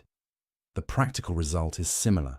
The metaphysical implications are completely different. In your view, God is constrained by natural law. In my view, God is absolutely free. In your view, miracles are impossible. In my view, they're possible. In your view, nature is autonomous. In my view, nature is sustained moment by divine will. These aren't just semantic differences. They're radically different visions of reality. And he was right. Think about what occasionalism means experientially. Every breath you take, God creates it. Every heartbeat, God wills it. Every moment of existence, God sustains it. You're not a self-sufficient entity operating according to your own power. You're utterly, completely, absolutely dependent on God. Every instant. If God stopped willing you to exist for even a nanosecond, you would cease to be. Not die. Not collapse. Just cease. Reality is less stable than you think, more contingent, more miraculous. The fact that the world seems orderly, that patterns repeat, that nature appears lawful. That's not because nature has its own power. It's because God is faithful. He chooses to act consistently, to maintain patterns, to sustain the world in a regular way, but he's under no obligation to do so. Every moment the universe doesn't dissolve into chaos is an act of divine mercy. Every moment fire burns cotton is an act of divine choice. Every moment you exist is a gift. This is a universe of radical dependence, radical contingency, radical divine involvement. Not the distant, mechanistic universe of the philosophers, but a universe where God is intimately involved in every event, every action, every moment. Some people find this comforting. God is never absent, never distant, always acting. Others find it terrifying. There's no stability, no natural law, no independence. Al-Ghazali found it liberating because it meant God was free, truly free, not bound by anything, not by logic, not by necessity, not by natural law, only by his own wisdom and mercy. And that meant miracles were possible, revelation was possible, divine intervention was possible. The prophets weren't liars, the Quran wasn't myth-making, the miracles weren't legends, they were moments when God's hidden freedom became visible. When his customary action shifted to reveal what was always true, he's in control, always has been, always will be. Now here's what's brilliant about Al-Ghazali's strategy. He didn't claim he could prove occasionalism was true. He just claimed he could show that the philosopher's theory of causation couldn't be proven. That necessary causal connections are assumptions, not observations. That you can't demonstrate through reason alone that causes must produce their effects.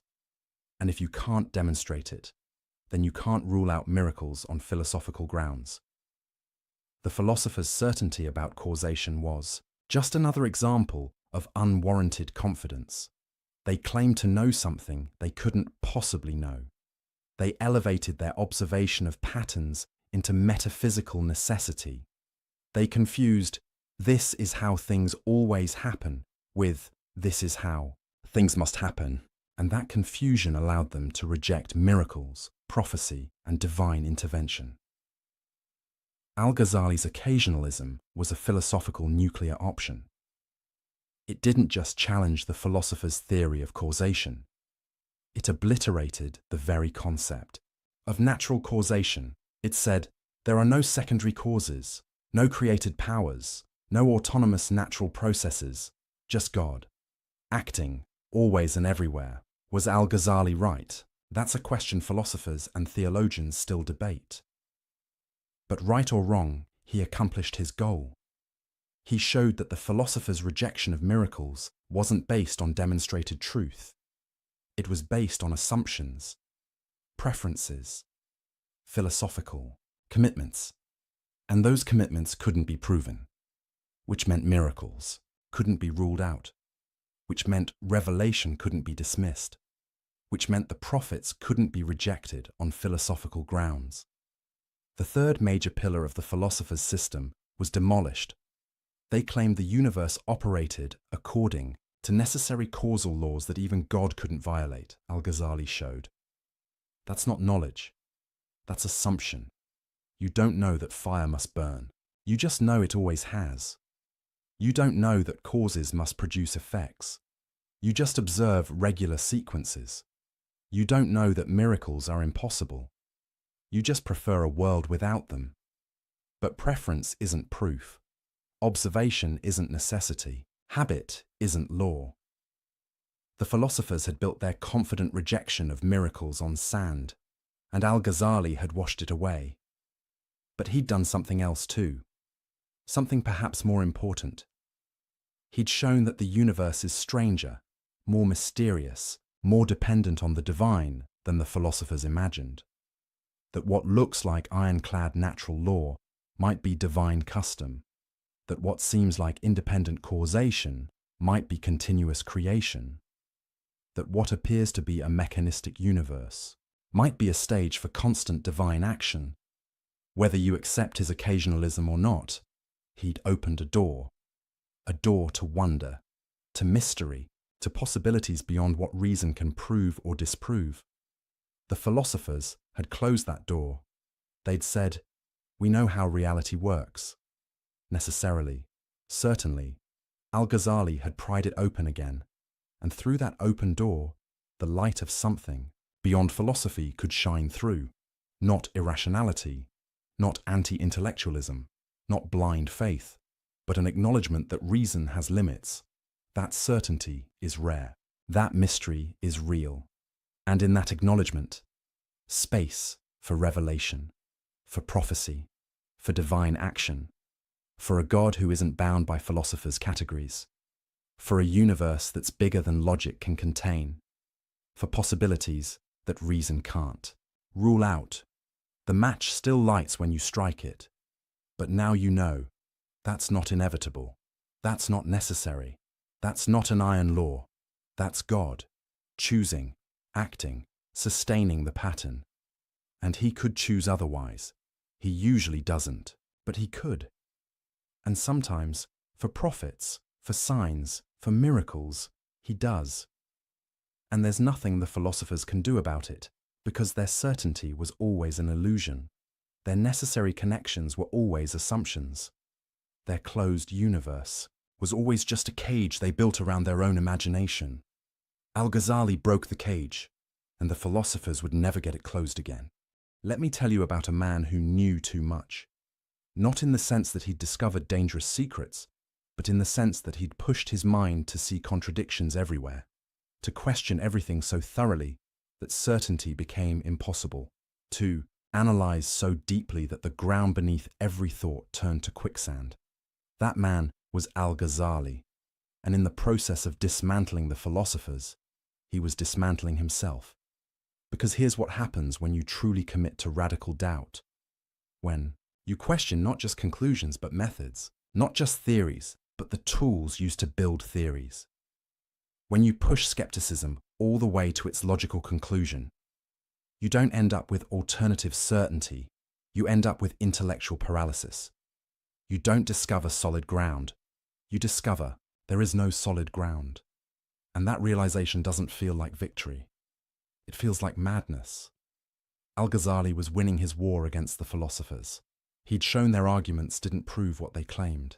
Their certainty wasn't justified. Their system rested on assumptions they couldn't defend. But in doing so, he'd also shown something more troubling, that all rational argument might rest on assumptions that can't be defended. That certainty itself might be impossible to achieve through reason alone, that the tools we use to know things might be unreliable at their core. This is the metacritique, the argument that turns back on itself. It's not just, The philosophers are wrong about X, Y, and Z. It's philosophy itself can't deliver what it promises. Reason itself has fatal limitations. The entire project of knowing through rational demonstration might be fundamentally flawed. Let me show you how deep this goes. Remember how Al-Ghazali questioned sense perception, how he pointed out that dreams feel real while you're dreaming. That was effective against the philosophers, but it's also effective against anyone claiming knowledge, including Al-Ghazali himself. How does he know his critique of the philosophers is valid? He used reasoning. But he'd also questioned whether reasoning is reliable. He observed contradictions in their arguments. But he'd also questioned whether observation can be trusted. Every tool he used to demolish the philosophers could also be used to demolish his own position. This is the problem with radical skepticism. It consumes everything, including itself. If you truly doubt the reliability of reason, then you must also doubt your reasons for doubting reason. If you truly question the validity of logic, then you must also question the logical arguments you use to question logic. You end up in a philosophical spiral, a vortex of doubt that has no bottom. And Al-Ghazali knew this, felt this, lived through this. He later wrote about a period of crisis so severe he couldn't function, couldn't teach, couldn't write, couldn't even speak with confidence about anything. Because every statement he wanted to make, his own mind would immediately question. God exists. But how do you know? What's your proof? How can you be certain? Reason can demonstrate certain truths, but can it? Haven't you just shown that reason is limited, that it rests on unproven assumptions? I need to live according to Islamic law. But why? How do you know Islamic law is true? How do you know your interpretation is correct? Round and round, question after question, doubt feeding on doubt. This is what happens when you take philosophy seriously. Not as a game, not as an intellectual exercise, not as a way to show how clever you are, but as a genuine search for truth, for certainty, for solid ground to stand on. You discover there might not be any solid ground, at least not ground you can reach through thinking alone. The philosophers never got here. They never pushed their skepticism this far. They doubted religion, questioned revelation, challenged tradition, but they never truly doubted their own tools, never questioned their own foundations, never looked into the abyss beneath their own certainty. They thought they'd escape the quicksand of uncertain opinion and reach the bedrock of demonstrated truth. Al-Ghazali discovered there is no bedrock, or if there is, reason can't reach it, because every foundation you propose can be questioned, every axiom can be challenged, every proof requires assumptions, even the principles of logic itself. Why should you accept the law of non-contradiction, the principle that something can't both be and not be at the same time? The philosophers said, because it's self-evident. To deny it is absurd. But self-evident to whom? Absurd by what standard? Your mind finds it self-evident. But how do you know your mind is reliable? You can't use logic to prove logic is valid. That's circular. You can't use reason to prove reason works. That assumes what you're trying to prove. At the foundation of every rational system are principles that can't be rationally justified. You have to start somewhere. And wherever you start, you're making a leap. A leap of faith, if you will, not religious faith necessarily, but intellectual faith. Trust. Commitment to unprovable starting points. This is what the philosophers never admitted. They claimed to build their system on reason alone, on logical necessity, on demonstrated truth, but they were actually building on faith. Faith in reason, faith in logic, faith that their minds could access truth. They just didn't call it faith. They called it self-evident principles, or rational, intuition, or necessary truths. But change the labels all you want. It's still trust in something you can't prove. Al-Ghazali saw this with devastating clarity. and it broke him. Because if even the philosophers' vaunted reason requires faith at its foundation, then what makes it superior to religious faith? If you have to trust something without proof either way, why not trust revelation instead of reason? Why not trust prophetic experience instead of philosophical deduction? Why not trust divine guidance instead of human intellect? The philosophers had claimed their path was certain while religion's path was blind faith. But Al-Ghazali had shown their path requires faith too, just faith in different things. Faith that sense perception is generally reliable. Faith that logical inference preserves truth. Faith that the human mind can grasp reality. All unprovable. All assumed. All taken on trust. This realization was both liberating and terrifying. Liberating because it meant the philosophers had no grounds to look down on religious belief. Their certainty was just as ungrounded as anyone else's. They just didn't realize it. Terrifying because it meant there might be no certain knowledge at all. No firm foundation. No absolute truth accessible to humans. No escape from doubt. Al-Ghazali was stuck in this place for months, unable to commit to anything, unable to claim knowledge about anything, unable to function as a scholar or teacher or human being, because his intellectual honesty wouldn't let him pretend. He couldn't go back to uncritical certainty, couldn't unsee what he'd seen, couldn't unknow what he'd learned. He knew too much about the limits of knowing, and that knowledge was paralyzing. This is the metaphysics of madness, the philosophy that leads to psychological breakdown. Not because the arguments are wrong, but because they're too right. Because if you follow them all the way, you end up unable to assert anything with confidence, unable to trust your own thoughts, unable to believe your own reasoning, unable to claim knowledge about reality. And a human being can't live like that. You have to make decisions, take actions, commit to beliefs, live your life. But how do you do that when you've lost all certainty? When every belief seems equally questionable? When every foundation crumbles under scrutiny? The philosophers had an answer. Just trust reason. It's self-validating, self-evident, reliable. But Al-Ghazali had demolished that answer. Reason isn't self-validating. It requires trust, and that trust can be questioned. So where does that leave you? Al-Ghazali later wrote about what saved him from this crisis. And his answer is surprising, unexpected, not what you'd think from a rigorous philosopher. He said, God cured me. Not through a better argument, not through a more sophisticated proof, not through discovering the one foundation that couldn't be questioned, but through direct experience, immediate certainty, knowledge that bypassed rational demonstration.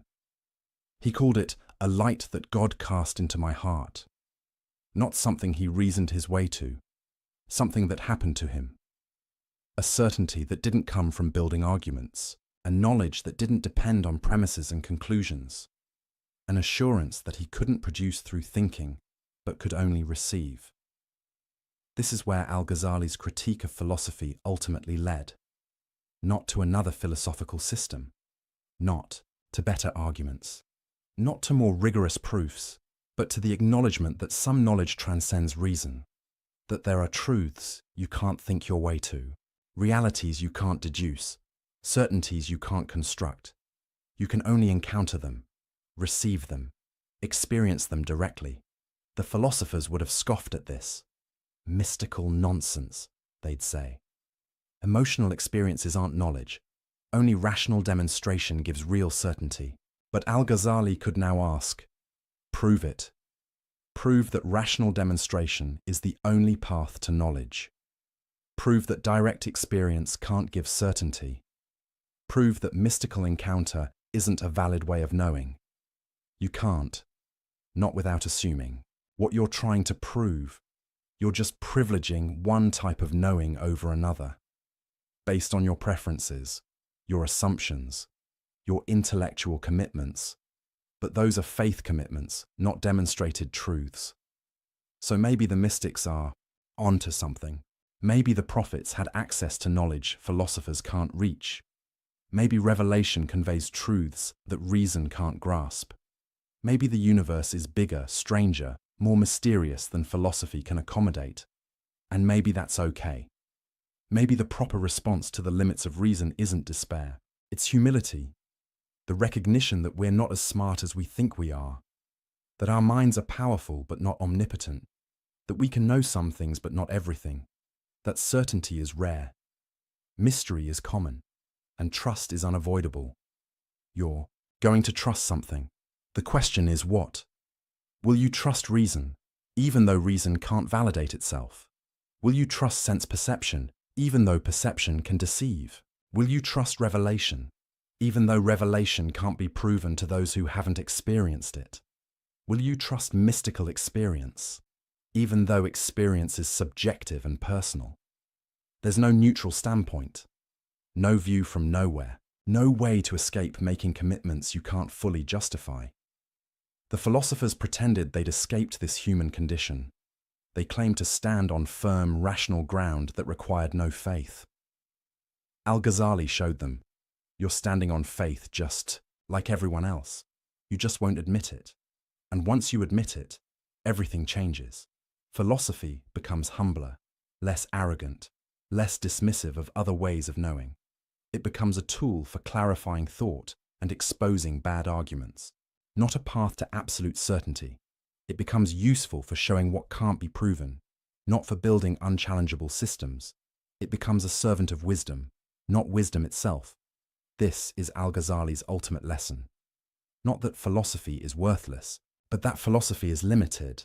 Not that reason is useless, but that reason isn't everything. Not that logic doesn't matter, but that logic can't answer all questions. The philosophers had made philosophy into an idol, an object of worship, the highest human faculty.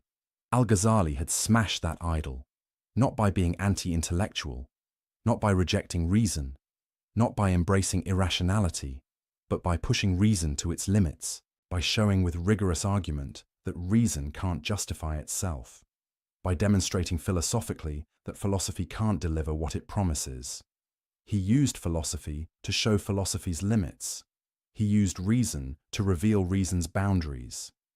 He used logic to demonstrate that logic rests on unprovable foundations, and in doing so, he opened space for other ways of knowing, other sources of truth, other paths to certainty, not by discrediting reason, but by right-sizing it, putting it in its proper place, acknowledging its power while recognizing its limits. This is intellectual maturity, the wisdom that comes after you've explored the limits of cleverness. The philosophers never got there. They stayed trapped in the intoxication of their own intellect, drunk on the power of argument, addicted to the feeling of certainty, unable to acknowledge that they were building castles on clouds. Al-Ghazali got sober, and sobriety didn't mean giving up thinking. It meant thinking more carefully, more humbly, more honestly about what thought can and can't do. The metaphysics of madness was real. The abyss of doubt was real. The spiral of skepticism was real. Al-Ghazali had looked into it, had fallen into it, had nearly been consumed by it, but he'd emerged on the other side, not with a philosophical solution, but with a lived realization that you can't think your way out of radical doubt. You can only be pulled out, rescued, given a gift you can't earn. And that gift isn't an argument. It's an experience, a light, a certainty that comes from beyond yourself. The philosophers would reject this, call it irrational, dismiss it as mysticism. But Al-Ghazali could now say, I've been where you are. I've mastered what you've mastered. I've trusted what you've trusted. And I've found it insufficient. Not wrong, not useless, but insufficient. There's more to reality than reason can grasp, more to knowledge than philosophy can deliver, more to truth than logic can demonstrate, and acknowledging that isn't weakness, it's wisdom. The madness wasn't in doubting too much, it was in claiming to know too much.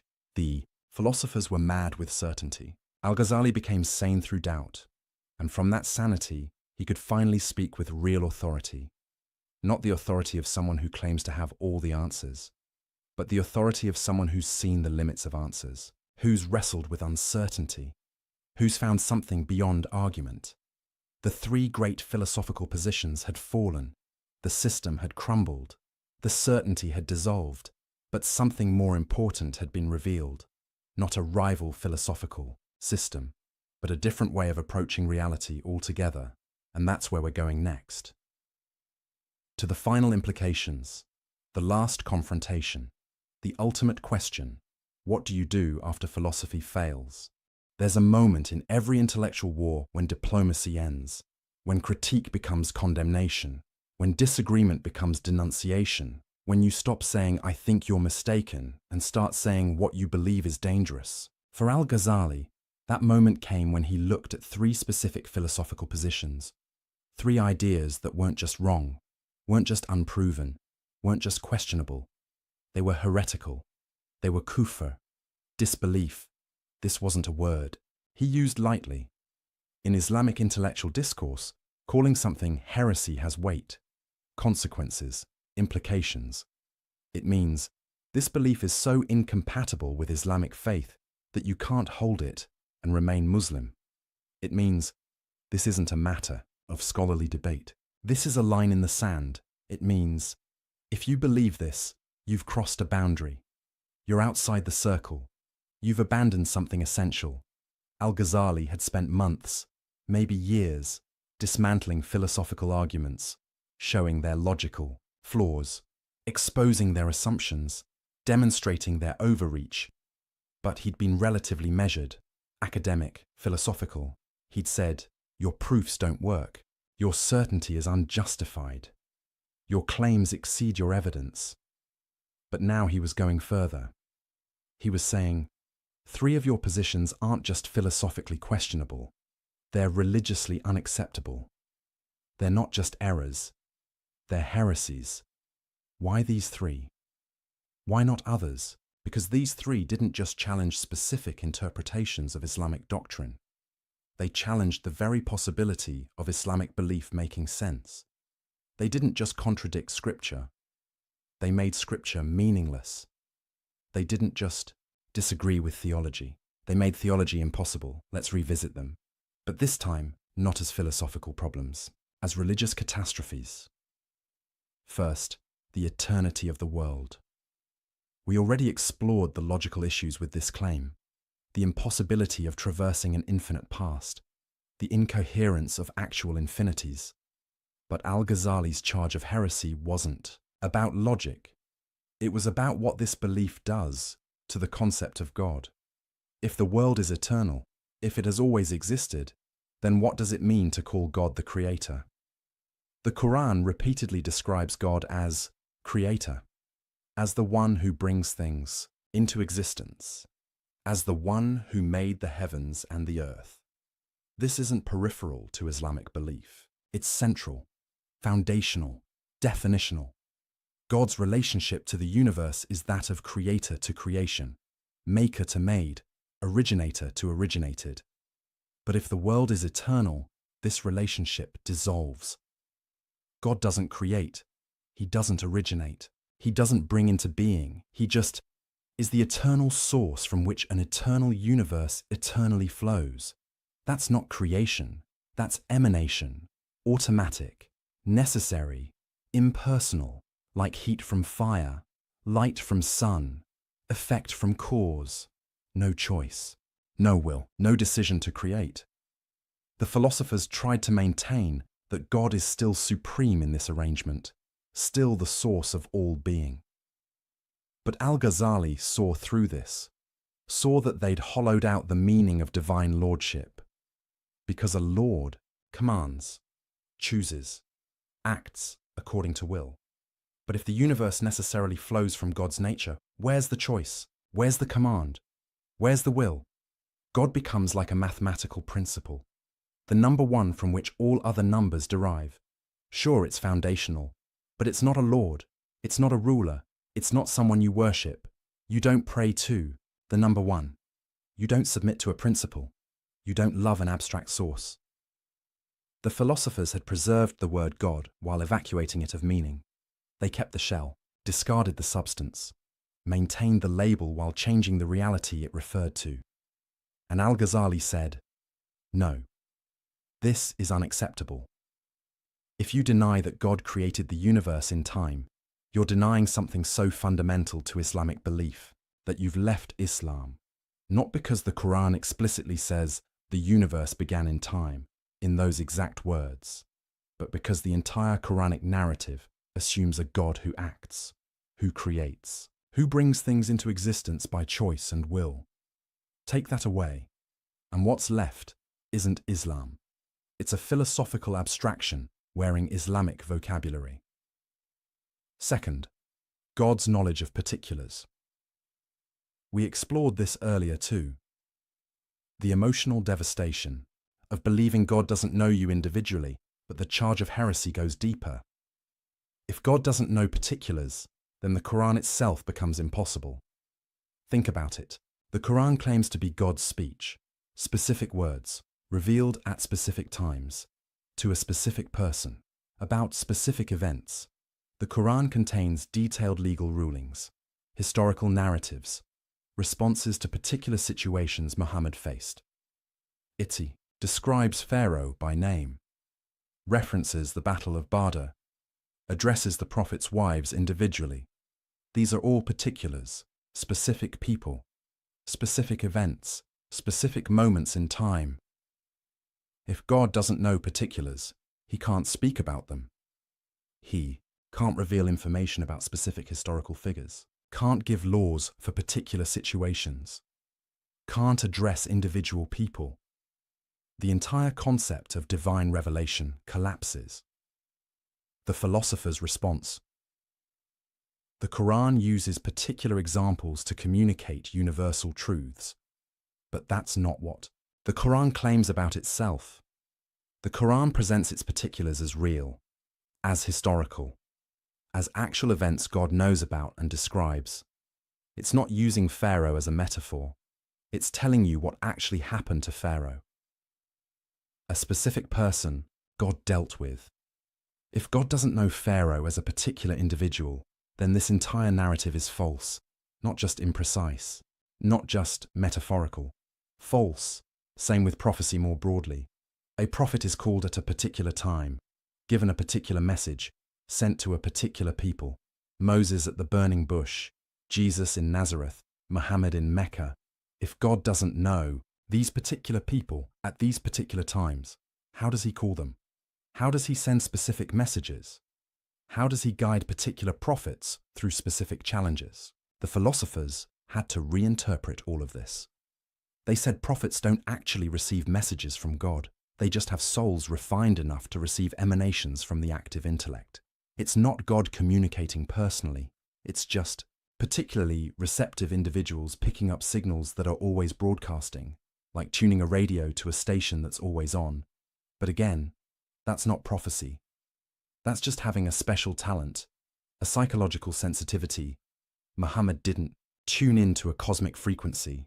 He received a message from someone who knew him personally. And Al-Ghazali said, if you deny that God can know particular people and send them particular messages, you've denied prophecy. And if you've denied prophecy, you've denied Islam. Because Islam is founded on the claim that God sent specific revelations through specific prophets. Take that away, and you're left with a vague philosophical spirituality, not Islam. Third, the denial of bodily resurrection.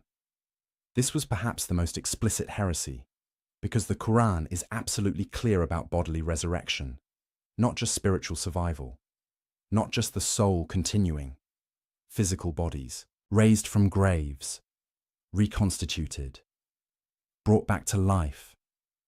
The philosophers called this impossible, philosophically absurd, against natural law. Bodies decay, atoms scatter. The elements that composed your body get redistributed throughout nature.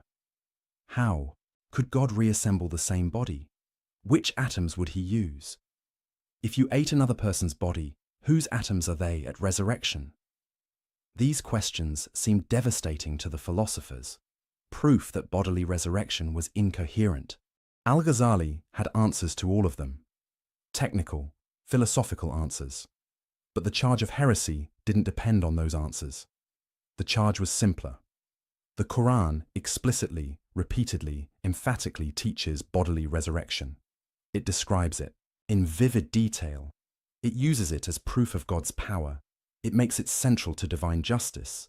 To deny it isn't to offer an alternative interpretation. It's to say the Quran is wrong, and if the Quran is wrong about something it states clearly and repeatedly, then it's not divine revelation.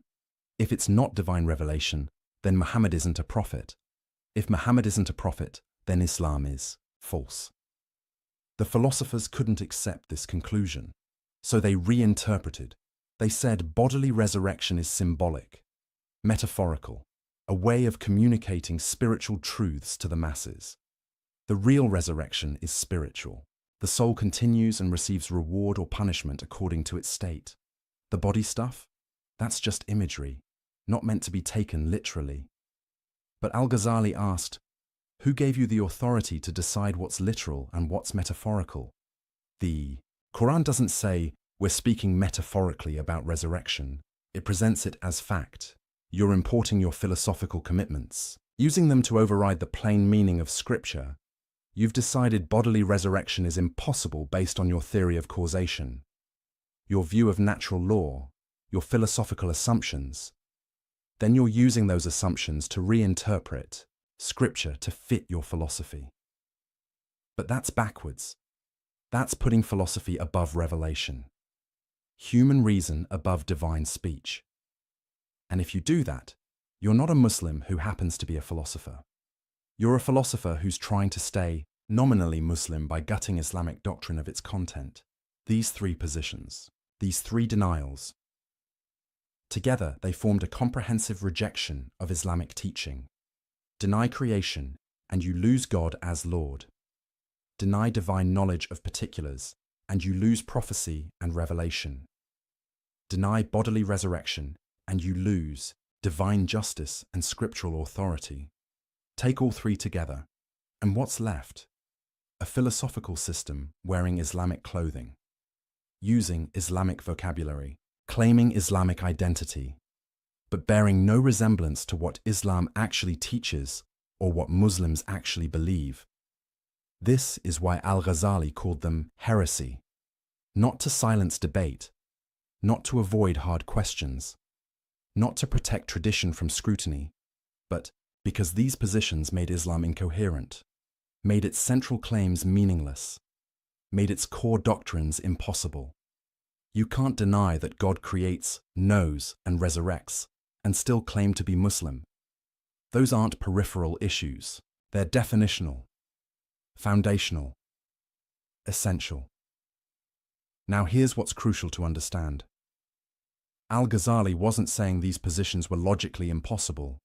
He'd already shown the philosophers couldn't prove their claims, but he also couldn't prove they were wrong.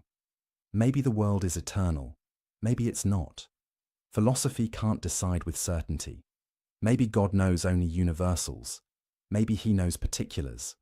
Again, philosophy can't prove it either way. Maybe bodily. Resurrection is impossible according to natural law. Or maybe natural law isn't what the philosophers think it is. The point is, these questions can't be settled by philosophical demonstration. The philosophers claimed they could prove these positions. Al-Ghazali showed they couldn't. But that means the questions remain open, undecided by reason alone. So how do you decide? You turn to revelation, to scripture, to prophetic teaching.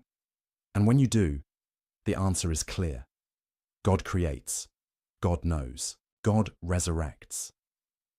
The philosophers tried to have it both ways. They tried to be Muslim while denying what Islam teaches. They tried to respect revelation while overriding it with philosophy. They tried to honor scripture while gutting it of meaning. Through reinterpretation, Al-Ghazali said, you can't do that. You have to choose. Either you're a philosopher who rejects Islamic teaching Be honest about it, or you're a Muslim who accepts revelation, then accept what it actually says. But you can't be a Muslim philosopher who claims Islamic identity while denying Islamic doctrine. That's not intellectual sophistication. That's intellectual dishonesty. The charge of heresy was controversial then, still is now. Some scholars thought Al-Ghazali went too far, that he was too harsh, too quick to exclude. Others thought he didn't go far enough. That philosophy itself was suspect. That reason itself was dangerous, but Al-Ghazali occupied a middle position. He wasn't anti-philosophy, he'd mastered philosophy, used it brilliantly, showed its value as a tool. But he was against philosophy claiming authority over revelation. He was against reason, pretending it could answer questions it couldn't answer. He was against philosophers remaking Islam in philosophy's image. The 3 charges of heresy were his line in the sand. These 3 positions specifically. Not philosophy generally, not reason broadly, not intellectual inquiry as such. Just these 3 claims that made Islamic faith incoherent, and he stood by those charges. Never backed down, never softened them, because he believed something was at stake, something important, something worth defending, the integrity of Islamic teaching, the coherence of Islamic belief, the possibility of being Muslim meaning something specific. The philosophers had tried to make Islam compatible with their philosophy by changing what Islam meant. Al-Ghazali said, "No, if your philosophy contradicts Islam, that's a problem with your philosophy, not with Islam. You don't fix the problem by reinterpreting Islam until it says what you want it to say. You fix it by recognizing philosophy's limits, by acknowledging that some truths come through revelation, not reason, by accepting that some questions can't be answered by human intellect, by humbling yourself before divine teaching."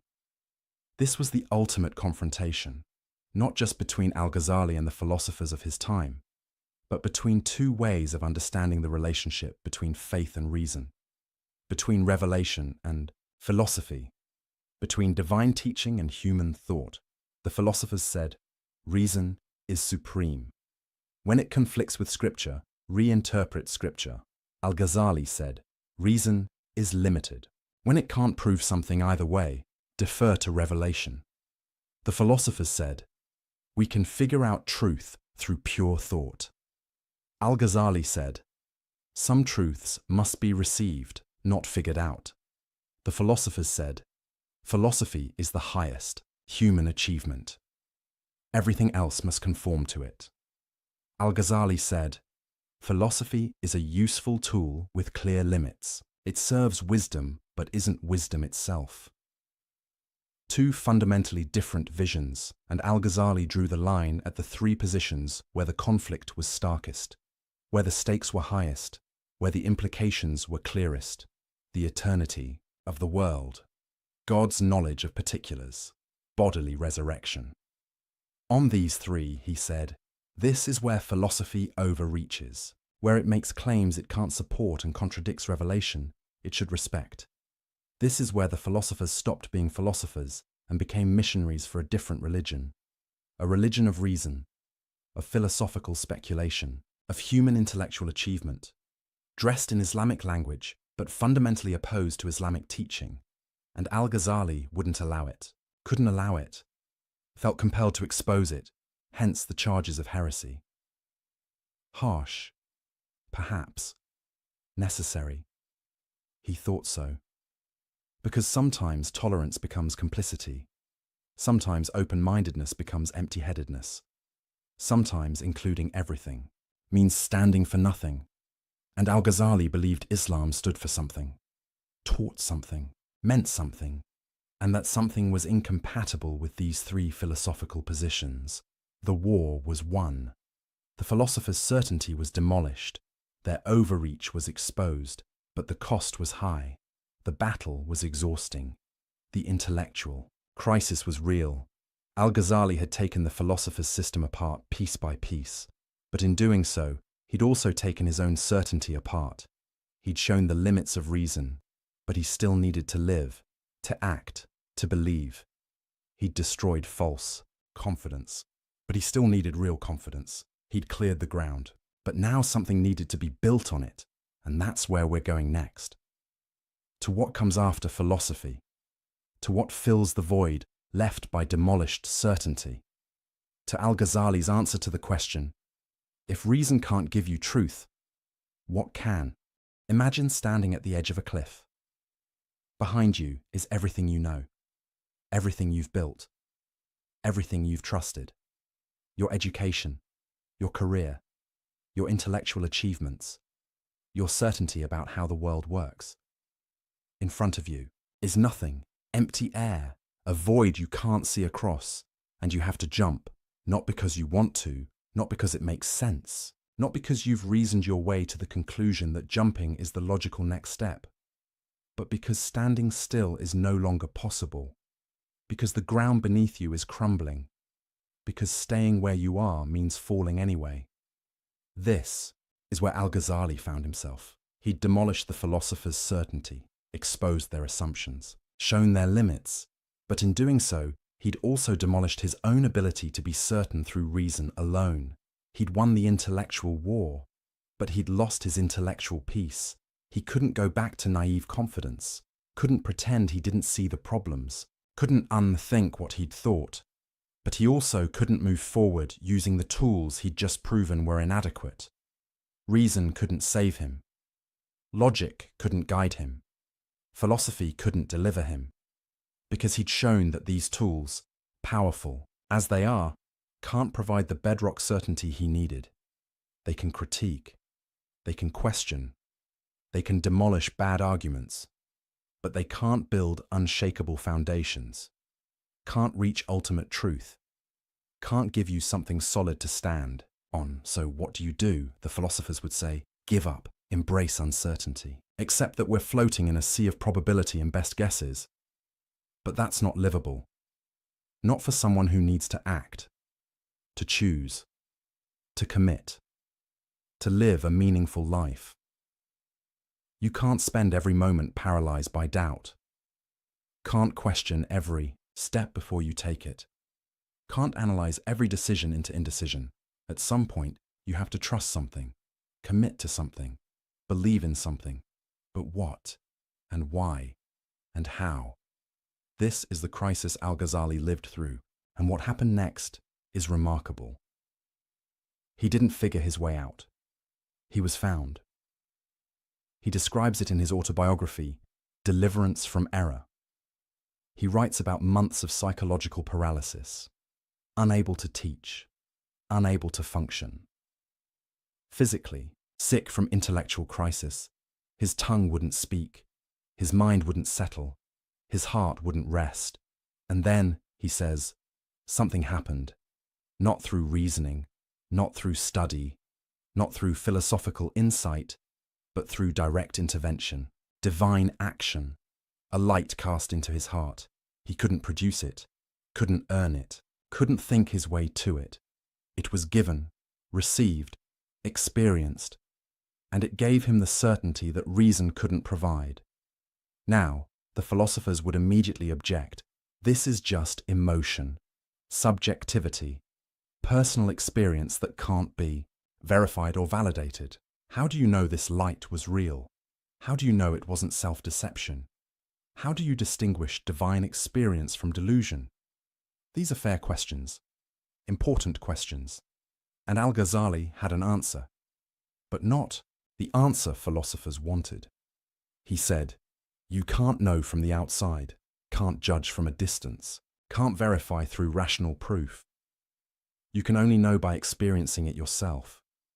It's like trying to explain color to someone blind from birth, or taste to someone without a tongue, or love to someone who's never felt it. You can describe it, analyze it, talk about it philosophically, but until they experience it directly, they don't really know what you're talking about. Mystical experience is like that. Direct knowledge of the divine is like that. Certainty through encounter is like that. It's not less real because it's experiential. It's not less valid because it's personal. It's not less true because it can't be proven to skeptics. Some knowledge comes through experience, not through argument. Some truths are known by acquaintance, not by description. Some certainties arise from encounter, not from demonstration. And this, Al-Ghazali realized, is what the prophets had, what the mystics discovered, what the Sufis cultivated. A way of knowing that doesn't go through rational demonstration, a path to truth that doesn't depend on philosophical proof, a source of certainty that transcends logical inference. This was revolutionary.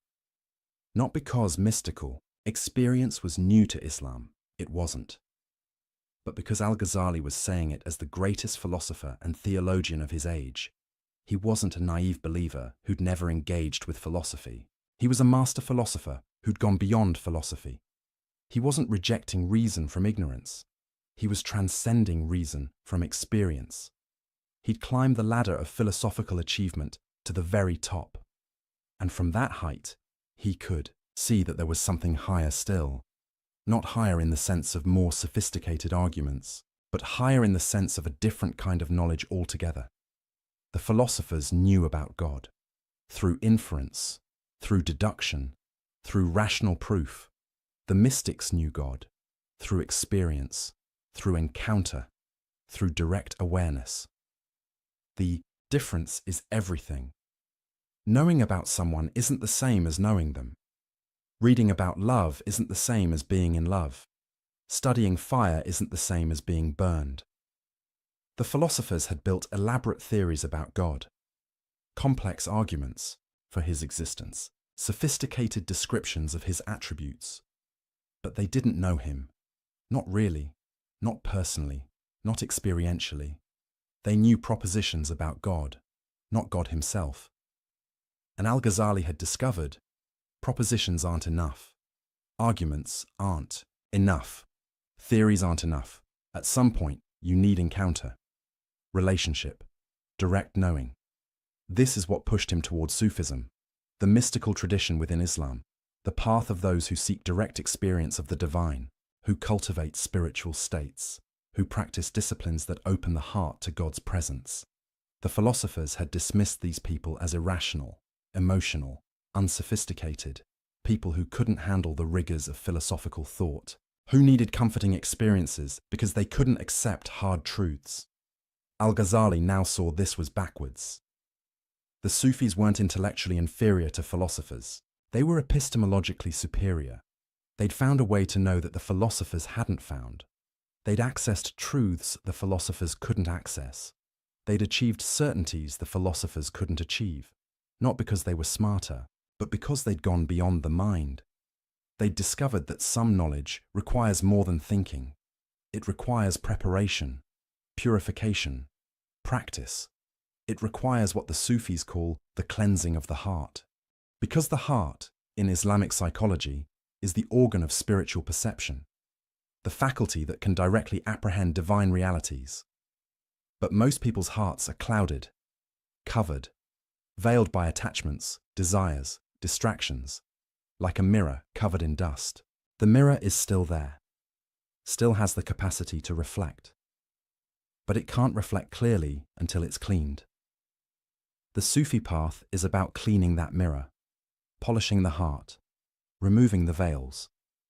Through specific practices, ethical disciplines, spiritual exercises, remembrance of God, detachment from worldly concerns, not as arbitrary rituals, but as a technology of transformation, a method for developing the capacity to perceive what's always there, but usually hidden. Al-Ghazali began walking this path, practicing these disciplines, engaging in these exercises, and he describes what happened, experiences of certainty that didn't come through reasoning, knowledge that arose without inference, truth that appeared without argument. The philosophers would call this delusion, self-hypnosis, wish fulfillment. But Al-Ghazali could now ask, how would you know? Have you practiced these disciplines? Have you purified your heart? Have you cultivated these capacities? If not, you're like someone who's never tasted honey declaring that honey isn't sweet. You're not making an informed judgment. You're just expressing your ignorance. The philosophers claimed rational proof was the only valid path to knowledge, but they couldn't prove that claim. It was an assumption, a philosophical prejudice, a limitation of imagination. Why should reason be the only faculty capable of grasping truth? Why couldn't there be other ways of knowing, other modes of perception, other paths to certainty? The philosophers assumed there weren't, but they never proved it. They just took it for granted. Al-Ghazali had broken free of that assumption. He'd discovered through experience that there are ways of knowing beyond rational demonstration, that direct experience can give certainty, that spiritual perception can grasp truths. That mystical encounter can provide knowledge. This didn't mean abandoning reason, or rejecting philosophy, or embracing irrationality. It meant recognizing that reason is one tool among many. Philosophy is one path among several. Rational demonstration is one way of knowing, not the only way. Reason is excellent for certain things. Analyzing arguments, exposing contradictions, clarifying concepts, showing what can't be proven. But reason can't give you everything you need, can't answer every question, can't provide every kind of knowledge. For some truths, you need revelation, the words of prophets who've received direct communication from God. For some truths, you need experience, the direct encounter with realities that can't be fully captured in propositions. For some truths, you need practice, the cultivation of faculties that most people leave undeveloped. This is Al-Ghazali's mature epistemology, his theory of knowledge after philosophy, not anti-intellectual, but trans-rational, beyond reason, not beneath it. Recognizing multiple sources of knowledge, multiple paths to truth, multiple ways of being certain, and understanding that different sources are appropriate for different kinds of questions. Want to know whether an argument is logically valid? Use reason. Want to know what God commands? Consult revelation. Want to know God himself? Seek direct experience. Each source has its proper domain. Each method has its appropriate use. Each path has its valid applications. The mistake is trying to use one source for everything, one method for all questions, one path as the only path. That's what the philosophers did. They tried to make reason answer questions it couldn't answer. They tried to use philosophical demonstration to grasp realities that transcend demonstration. They tried to think their way to truths that can only be experienced, and they failed. Necessarily.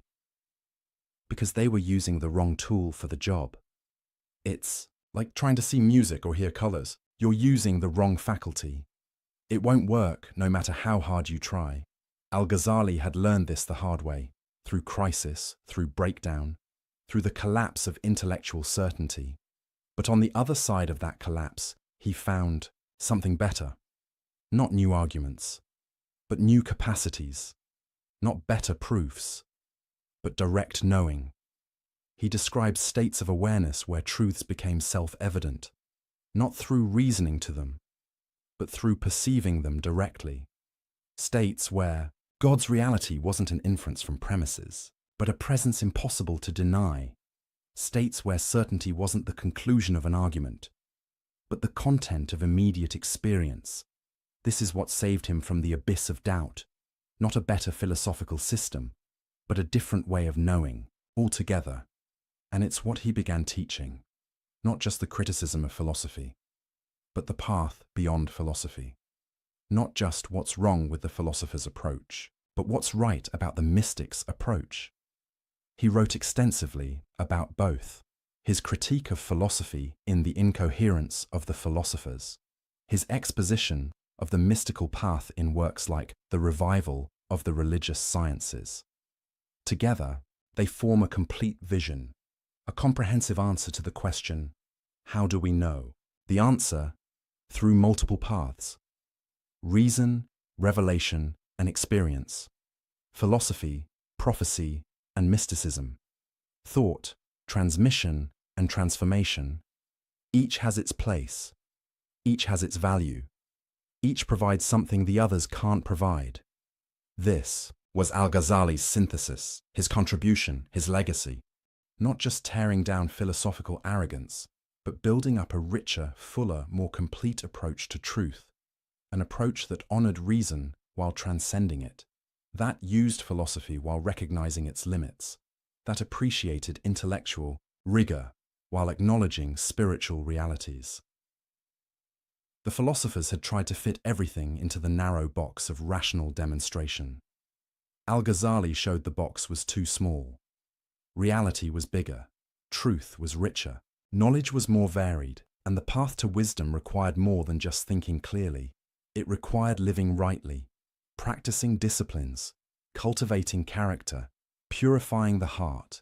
It required becoming a certain kind of person, not just learning certain kinds of arguments, because some knowledge is transformative. It doesn't just inform you, it changes you, makes you different, makes you capable of perceiving what you couldn't perceive before. This is why the mystical path involves ethical discipline, not as arbitrary rules, but as preparation. You can't see clearly if your desires cloud your vision, can't think straight if your attachments distort your perception, can't perceive divine realities if your heart is occupied with worldly concerns. The purification isn't punishment, it's preparation, training, developing the faculties needed for higher knowledge, like an athlete training their body, or a musician training their ear, or a mathematician training their mind. You're developing capacities, building abilities, becoming capable of something you weren't capable of before. The philosophers thought everyone already had all the capacities needed for truth. Just use your reason and you'll get there. Al-Ghazali showed some capacities need to be developed, some faculties need to be cultivated, some abilities need to be practiced, and that development, that cultivation, that practice requires more than reading books and constructing arguments. It requires a whole way of life, a path, a discipline, a transformation. This is what he found beyond reason's edge, not an abyss, but a new landscape. Not emptiness, but fullness. Not less knowledge, but more. Not inferior certainty, but superior. The certainty of direct experience, the knowledge of personal encounter, the truth of transformation. The philosophers never got there, because they never jumped. They stood at the edge of reason's capacity and declared, "This is as far as truth goes." Al-Ghazali stood at the same edge and declared, "This is where the real journey begins, beyond argument, beyond proof, beyond rational demonstration, into the realm of immediate knowing, of direct perception, of transformative encounter." This didn't make him anti-philosophical. He continued using philosophy, continued teaching logic, continued analyzing arguments. But he did it from a different place, with a different understanding, with a different foundation.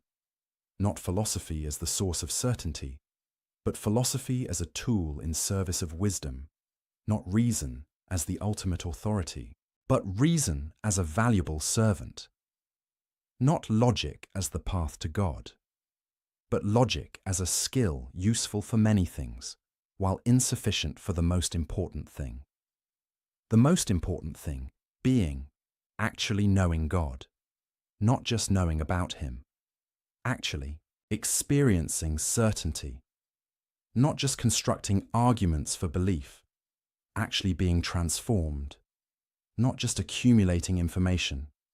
This is Al-Ghazali's gift to intellectual history. Not just the critique of philosophy, but the vision of what lies beyond it. Not just showing what reason can't do, but pointing toward what other faculties can do. Not just demolishing false certainty, but indicating where real certainty might be found.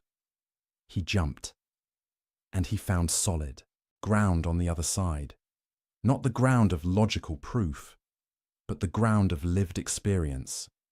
Not the foundation of philosophical demonstration, but the foundation of direct knowing. Not the bedrock of rational argument, but the bedrock of spiritual encounter. And from that ground he could finally speak with real authority, not borrowed, not constructed, Not argued into existence, but earned, experienced, known. The philosophers claimed authority they didn't have, certainty they couldn't justify, knowledge they couldn't possess. Al-Ghazali found authority they couldn't claim, certainty they couldn't understand, knowledge they couldn't access, because he'd gone where they refused to go, beyond reason's edge, into the territory of transformed consciousness and direct divine encounter. And that journey changed everything, for him and for everyone who came after. Every intellectual earthquake has aftershocks, tremors that continue long after the main event, ripples that spread across centuries, cracks that keep widening in unexpected directions. Al-Ghazali's critique of philosophy was that kind of earthquake, and we're still feeling the aftershocks today, nearly 1,000 years later. The question is, what kind of aftershocks? What did his critique actually accomplish? What world did it create? The answers depend on who you ask, and when you ask them. Because Al-Ghazali's legacy is complicated, contested, contradictory. Some see him as a hero, the man who saved Islamic faith from philosophical corruption, who exposed intellectual arrogance, who redirected Islamic civilization towards spiritual authenticity. Others see him as a villain, the man who killed Islamic philosophy, who ended the golden age of Islamic science, who closed the door on rational inquiry. Both narratives exist, both have evidence, both can't be entirely right. So let's look at what actually happened, starting with the immediate aftermath.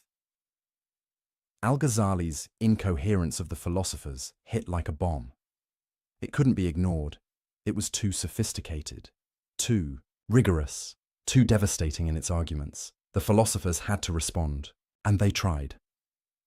The most famous response came from Ibn Rushd, known in the West as Averroes. He was born in Muslim Spain, decades after Al-Ghazali's death, and he considered it his mission to defend philosophy against Al-Ghazali's assault. He wrote, "The Incoherence of the Incoherence," a point-by-point refutation of Al-Ghazali's critiques. The title itself was provocative, a declaration that Al-Ghazali's arguments were themselves incoherent. Ibn Rushd argued that Al-Ghazali had misunderstood the philosophers, misrepresented their positions, made straw-man arguments. He tried to show that philosophy and revelation were compatible, that reason and faith addressed different domains, that you didn't have to choose between them. He was brilliant, sophisticated, intellectually formidable, and he lost, not because his arguments were bad, they weren't, not because he wasn't smart enough, he was, but because the cultural moment had shifted. The appetite for bold philosophical speculation had waned. Al-Ghazali had planted doubt, made people suspicious of philosophers' claims, raised questions about whether reason could really deliver what it promised, and that doubt spread, took root, changed the conversation. In the Islamic world, philosophy never fully recovered the prestige it had before Al-Ghazali. It continued, scholars still studied it, still wrote about it, still engaged with it, but it was different, more defensive, less confident, less central to Islamic intellectual life. The momentum shifted toward theology, law, and mysticism, toward disciplines that acknowledged revelation's authority, that accepted reason's limits. Was this Al-Ghazali's fault? Did he kill Islamic philosophy? That's the accusation, and it's been repeated for centuries, especially by Western scholars. Looking at Islamic intellectual history, they see a golden age of Islamic science and philosophy in the 9th through 11th centuries. Brilliant minds, groundbreaking discoveries, sophisticated arguments. Then Al-Ghazali appears, and afterward, decline, stagnation, the end of that golden age. The implication, Al-Ghazali's anti-philosophical critique killed the spirit of inquiry, closed minds, ended intellectual progress. But this narrative is too simple, too neat, too convenient for those who want to blame religion for scientific decline. First, Al-Ghazali wasn't anti-science. He wasn't anti-mathematics. He wasn't even entirely anti-philosophy. He distinguished between different types of philosophical inquiry. He accepted logic, valued mathematics, had no problem with natural philosophy as a descriptive enterprise. His critique was narrower, more specific, aimed at metaphysical claims that couldn't be proven, at philosophical certainty about ultimate questions, at reason overreaching its domain. He never said, "Stop studying nature, stop investigating causes, stop developing mathematics." He said, "Stop claiming you can prove God's nature through pure reason. Stop dismissing revelation because it conflicts with your philosophical assumptions. Stop pretending philosophy gives you certainty about questions it can't answer." That's different from attacking science or rational inquiry generally. Second, the decline of Islamic science had many causes: political fragmentation, Mongol invasions, economic shifts, the closing of major centers of learning. To blame it all on one book by one scholar is historically naive. Civilizations rise and fall for complex reasons. Economic, political, social, military ideas matter, but they're not the only thing that matters, and they don't operate in a vacuum. Third, philosophy continued in the Islamic world after Al-Ghazali, just in different forms, with different emphases, in different locations. In Persia, illuminationist philosophy flourished. Suhrawardi created sophisticated systems that tried to integrate reason and mystical experience. In the Ottoman Empire, philosophical inquiry continued for centuries. Commentaries, debates, new developments. It wasn't the vibrant, confident, speculative philosophy of the earlier period. But it wasn't dead either. The story is more complex than Al-Ghazali killed philosophy. But here's what he did do. Undeniably. Intentionally. He changed the hierarchy of knowledge in Islamic civilization. Before Al-Ghazali, philosophy was ascending, gaining prestige, claiming authority, positioning itself as the highest form of knowledge. After Al-Ghazali, philosophy was humbled, put in its place, acknowledged as useful but limited. Theology reasserted its primacy. Mysticism gained legitimacy. Revealed knowledge regained authority. The question is, was this good or bad? From one perspective, it's terrible, a tragedy. The closing of the Islamic mind. Philosophy represents open inquiry, rational investigation, the courage to question everything, the refusal to accept authority without proof. When you subordinate philosophy to theology, you're saying, some questions are off limits, some conclusions are predetermined, some truths can't be questioned. That's the death of free inquiry, the end of intellectual courage, the victory of dogma over reason. From this view, Al-Ghazali's legacy is disaster. He gave religious authorities a weapon against philosophical inquiry. He made it respectable to reject reason in favor of revelation. He closed doors that should have stayed open. But from another perspective, it's exactly right. A necessary correction. The restoration of proper hierarchy. Philosophy had become arrogant, overconfident, dismissive of revelation and tradition. Philosophers were using unproven assumptions to override clear religious teachings. They were claiming certainty about things they couldn't know. They were making religion conform to philosophy rather than the reverse. Someone needed to expose this, needed to show that the emperor had no clothes, needed to demonstrate that philosophical certainty was often philosophical arrogance. From this view, Al-Ghazali's legacy is heroic. He defended faith against intellectual corruption. He preserved Islamic teaching from philosophical distortion. He maintained the integrity of revealed religion. So which is it? Hero or villain? Savior or destroyer? Maybe the question is wrong. Maybe the legacy is mixed. Maybe he was both right and dangerous. Right about philosophy's limits. Right that reason can't prove everything. Right that some knowledge comes through experience rather than argument. But dangerous in how his critique could be weaponized, how it could be used to shut down legitimate inquiry, how it could justify intellectual laziness masquerading as piety. Al-Ghazali himself would probably reject both extremes. He valued reason, used it brilliantly, never advocated abandoning intellectual rigor. But he also saw its limits, recognized its boundaries, understood that some truths lie beyond its reach.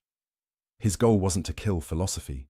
It was to right-size it, to put it in proper perspective, to acknowledge both its power and its limitations. The problem is, ideas have consequences you can't always control. Al-Ghazali wrote sophisticated, nuanced arguments, but not everyone who read them understood the nuance. Some people took his critique as permission to reject all philosophy, to distrust all rational inquiry, to retreat into pure traditionalism. That wasn't his intention, but it was one result.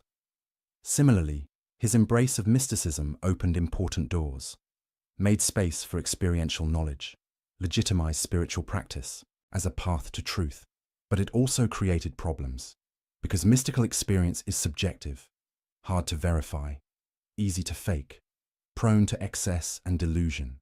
Al-Ghazali knew this, warned about it, tried to provide guidelines for distinguishing authentic spiritual experience from self-deception. But again, not everyone paid attention to the nuances. Some used mysticism as an excuse for anti-intellectualism, for rejecting any attempt at rational analysis. The legacy is messy, as legacies usually are.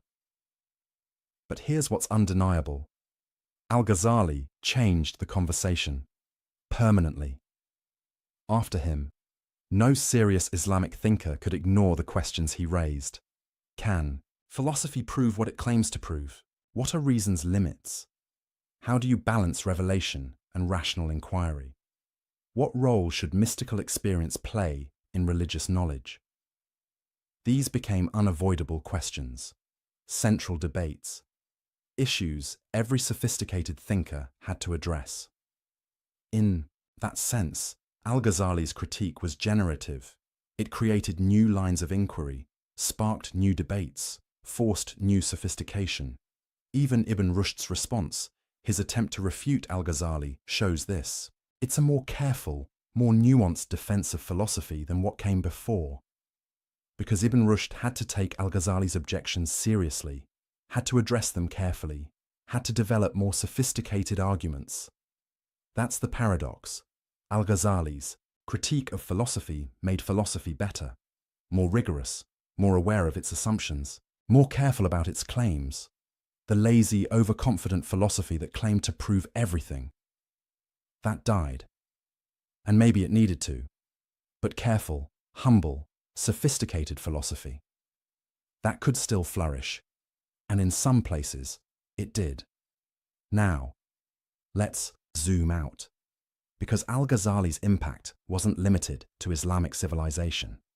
His ideas reached medieval Europe through translations, influenced Christian scholastic theology, shaped how Europeans thought about the relationship between faith and reason. Thomas Aquinas, the great Catholic theologian, engaged with Al-Ghazali's arguments, sometimes agreeing, sometimes disagreeing, always taking them seriously. The questions Al-Ghazali raised about causation influenced later European philosophers. David Hume's skepticism about causation echoes Al-Ghazali's occasionalism, though Hume probably didn't read him directly. The debate about faith and reason that Al-Ghazali helped shape in Islam became central to European intellectual history too. So, his influence spread, transformed, took on new forms in new contexts. Today, nearly 1,000 years later, what's his relevance? In the Islamic world, he remains towering, one of the most important figures in Islamic intellectual history. Studied, debated, revered, criticized. In the broader world, he's less known, but the questions he raised remain urgent. In an age of scientific confidence, where many believe science can answer all meaningful questions, Al-Ghazali's skepticism about reason's reach is worth reconsidering, not as anti-science, but as a reminder that science has limits, that not all questions are scientific questions. that not all knowledge is empirical knowledge. In an age of religious fundamentalism, where some want simple certainty and reject intellectual inquiry, Al-Ghazali's sophisticated engagement with philosophy is instructive. He didn't reject reason.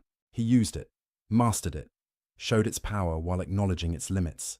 That's different from anti-intellectualism. It's sophisticated intellectualism that knows its boundaries.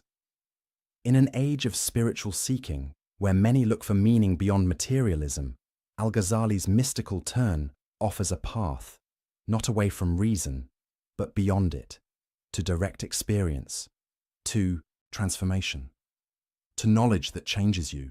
But with Al-Ghazali, you get intellectual rigor alongside mystical experience, critical thinking alongside spiritual practice, philosophy alongside transformation.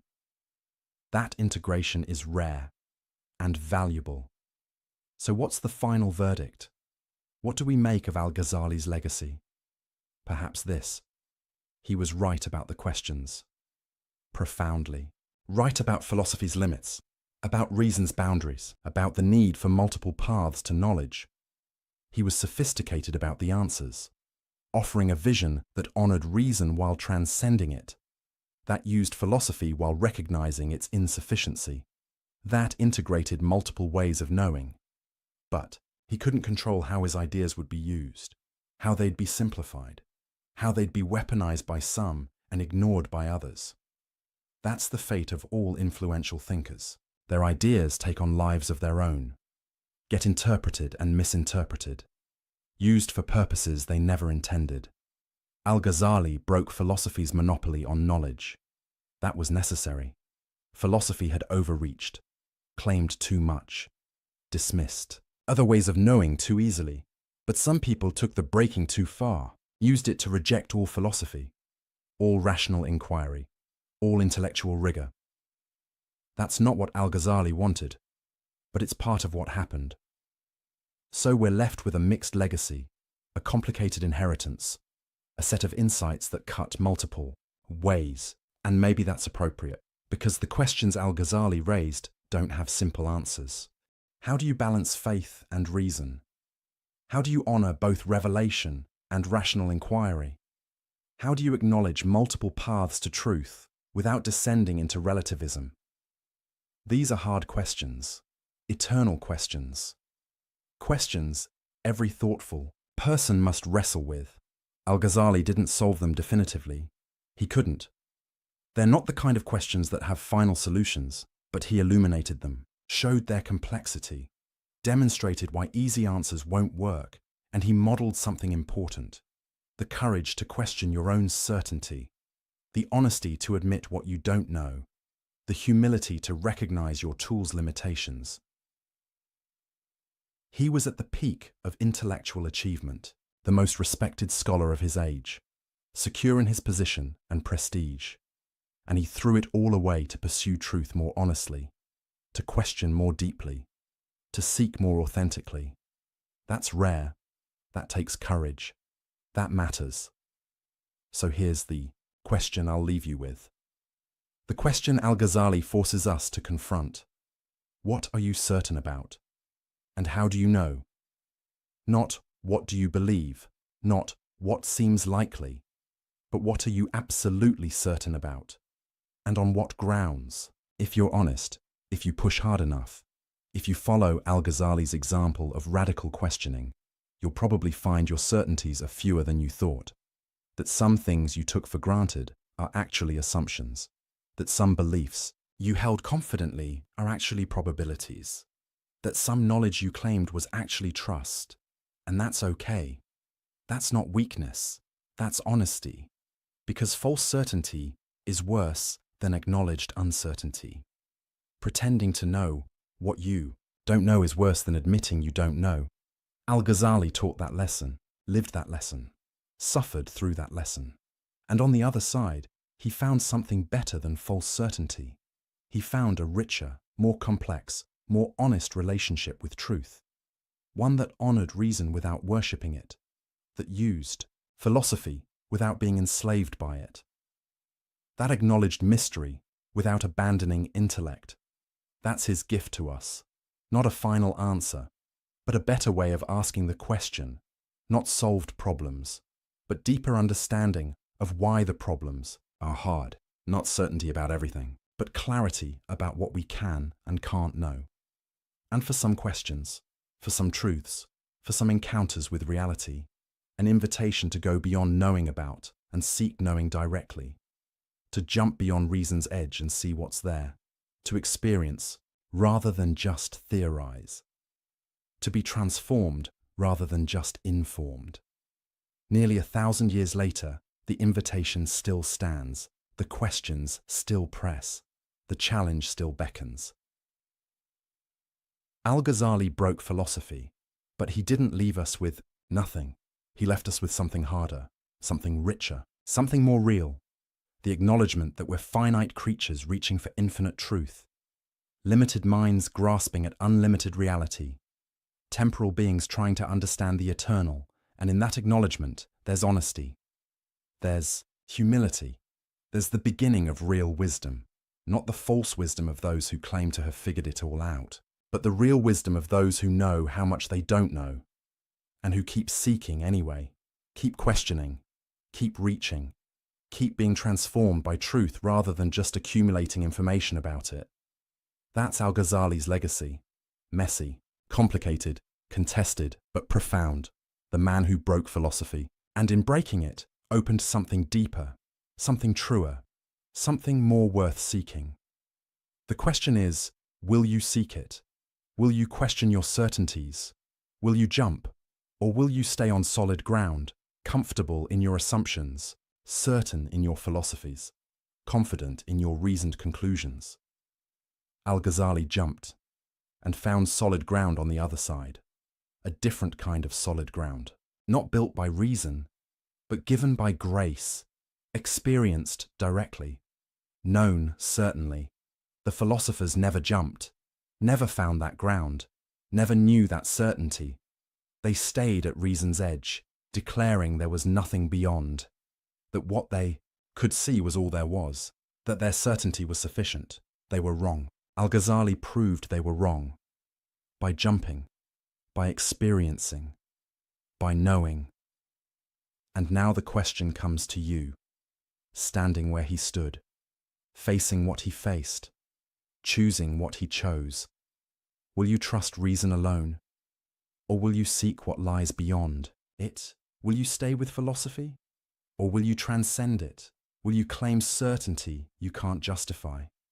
Or will you embrace the uncertainty that leads to deeper truth? The throne of knowledge still stands, but it's empty now. No one sits there with absolute confidence anymore. Thanks to Al-Ghazali, we know better.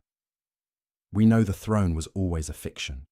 The certainty was always false. The philosophers were always overreaching. And in knowing that, in accepting that, in living with that, we become more human, more honest, more real. That's the final legacy. Not answers, but better questions. Not certainty, but authentic seeking. Not knowledge about everything, but wisdom about ourselves. The man who broke philosophy and showed us what comes after. So here we are. You've followed Al-Ghazali through his intellectual war, his personal crisis, his devastating critiques, his mystical transformation. You've seen him dismantle the philosopher's certainty, question the foundations of knowledge, challenge the limits of reason itself. You've watched him break philosophy and discover what lies beyond it. But now comes the real question. The question he asked himself. The question he forces us to ask. The question that matters more than any philosophical argument or theological debate. What are you certain about? Not what do you believe?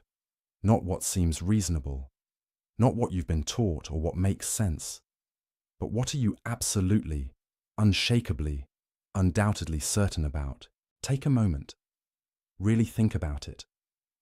Is it your senses? That what you see and hear and touch is real? Al-Ghazali showed that dreams feel just as real. That perception can deceive. That you can't prove you're not dreaming right now. Is it your reason? That logic gives you reliable truth. Al-Ghazali showed that reason rests on unprovable assumptions.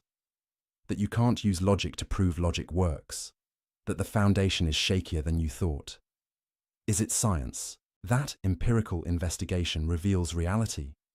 Science is powerful, incredibly powerful, but it rests on assumptions too.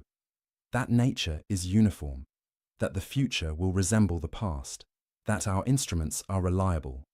Can you prove those assumptions, or do you just trust them? Is it your beliefs, your worldview, your understanding of how things are?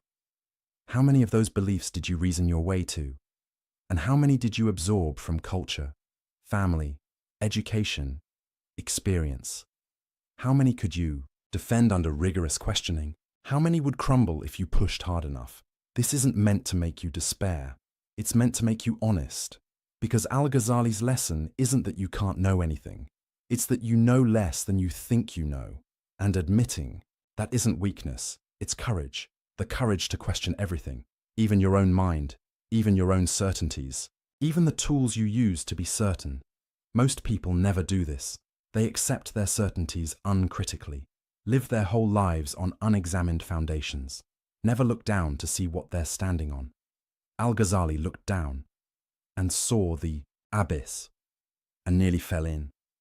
But he emerged with something more valuable than false certainty. He emerged with wisdom. The wisdom to know the difference between what you know and what you believe, between what you've proven and what you've assumed, between certainty and faith. Because here's what he discovered. Everyone has faith in something. The religious person has faith in revelation. The philosopher has faith in reason. The scientist has faith in empirical method. The question isn't whether you have faith, it's what you have faith in, and why, and whether you're honest enough to admit it's faith. The philosophers weren't. They called their faith rational demonstration, called their assumptions self-evident truths, called their beliefs necessary conclusions. But it was faith all along. They just didn't have the courage to admit it. Al-Ghazali had that courage. And that's what makes him worth studying nearly 1,000 years later. Not because he had all the answers. He didn't. Nobody does.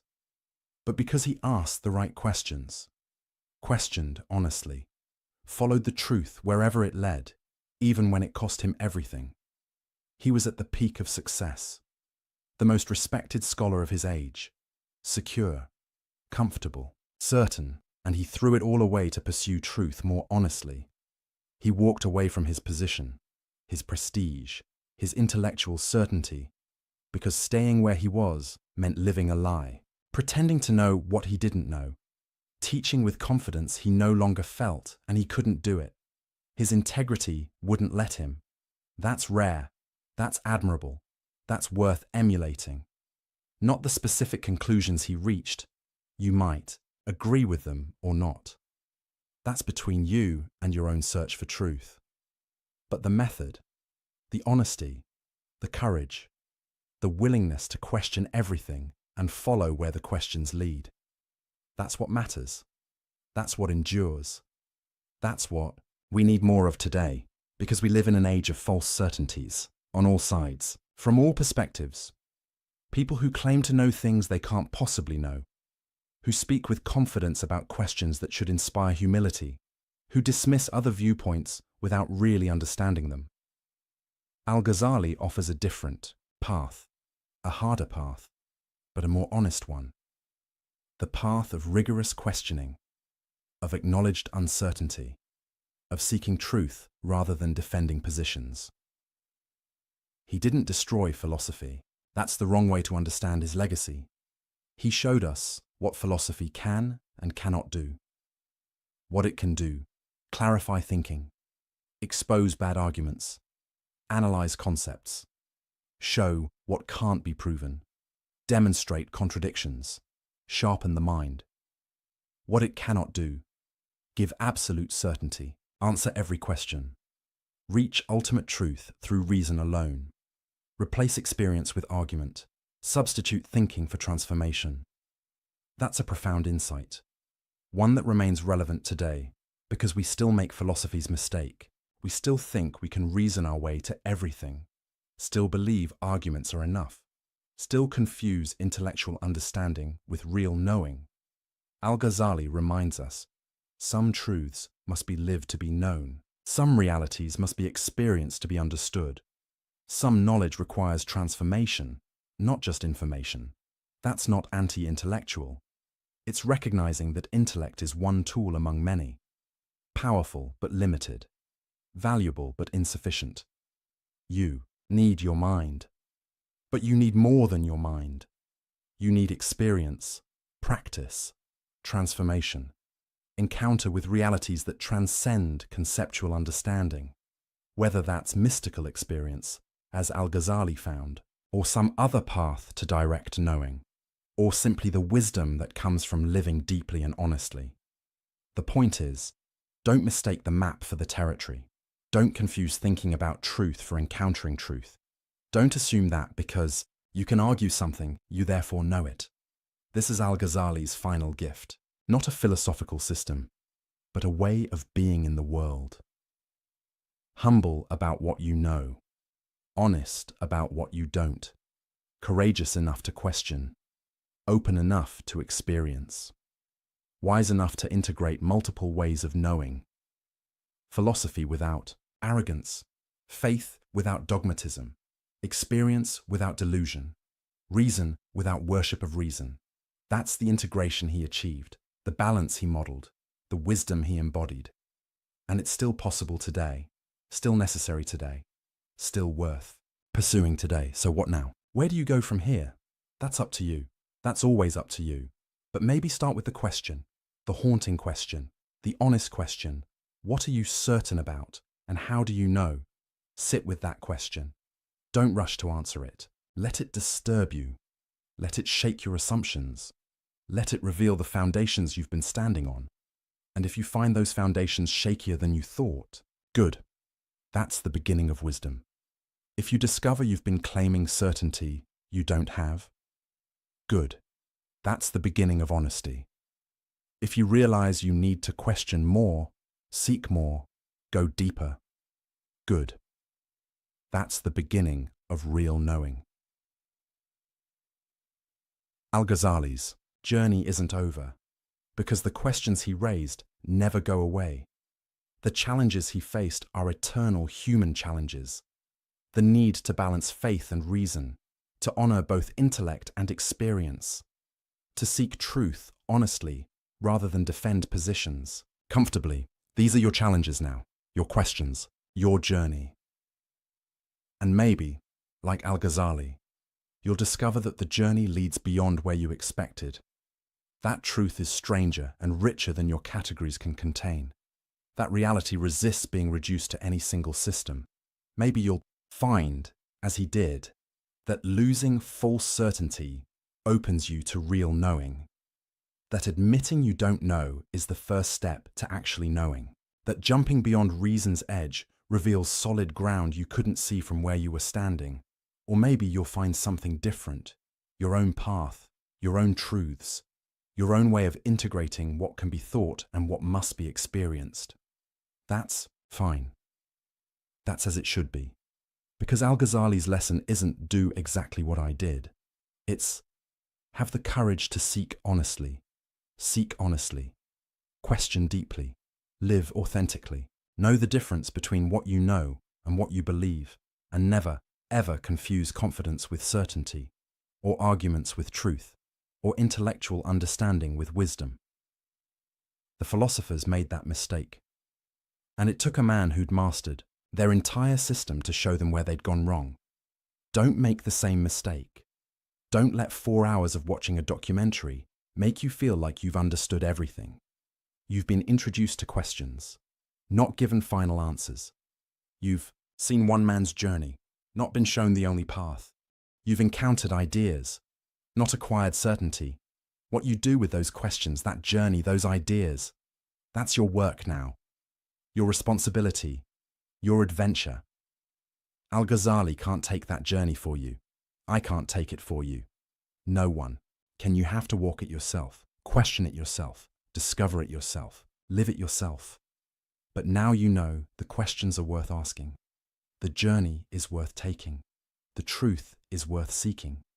even when it costs you, even when it disturbs you, even when it requires you to let go of certainties you cherished, because false certainty is a prison, and Al-Ghazali offers the key, not a key to new certainties, but a key to honest uncertainty, to real seeking, to authentic knowing. Will you use it? Will you question? Will you seek? Will you jump? Or will you stay comfortable in your assumptions, safe in your beliefs, certain in your philosophies? The choice is yours. It always has been. It always will. Al-Ghazali made his choice. The philosophers made theirs. And the difference between them echoes across 1,000 years. Now it's your turn. Your choice. Your journey. Make it honestly. Make it courageously. Make it wisely. And maybe, just maybe, you'll discover what Al-Ghazali discovered, that beyond the edge of reason lies not emptiness, but fullness, not less truth, but more, not the end of knowing, but the beginning. The throne of knowledge is empty. The philosopher's certainty is gone. The old confident systems have crumbled. But that's not tragedy. That's opportunity.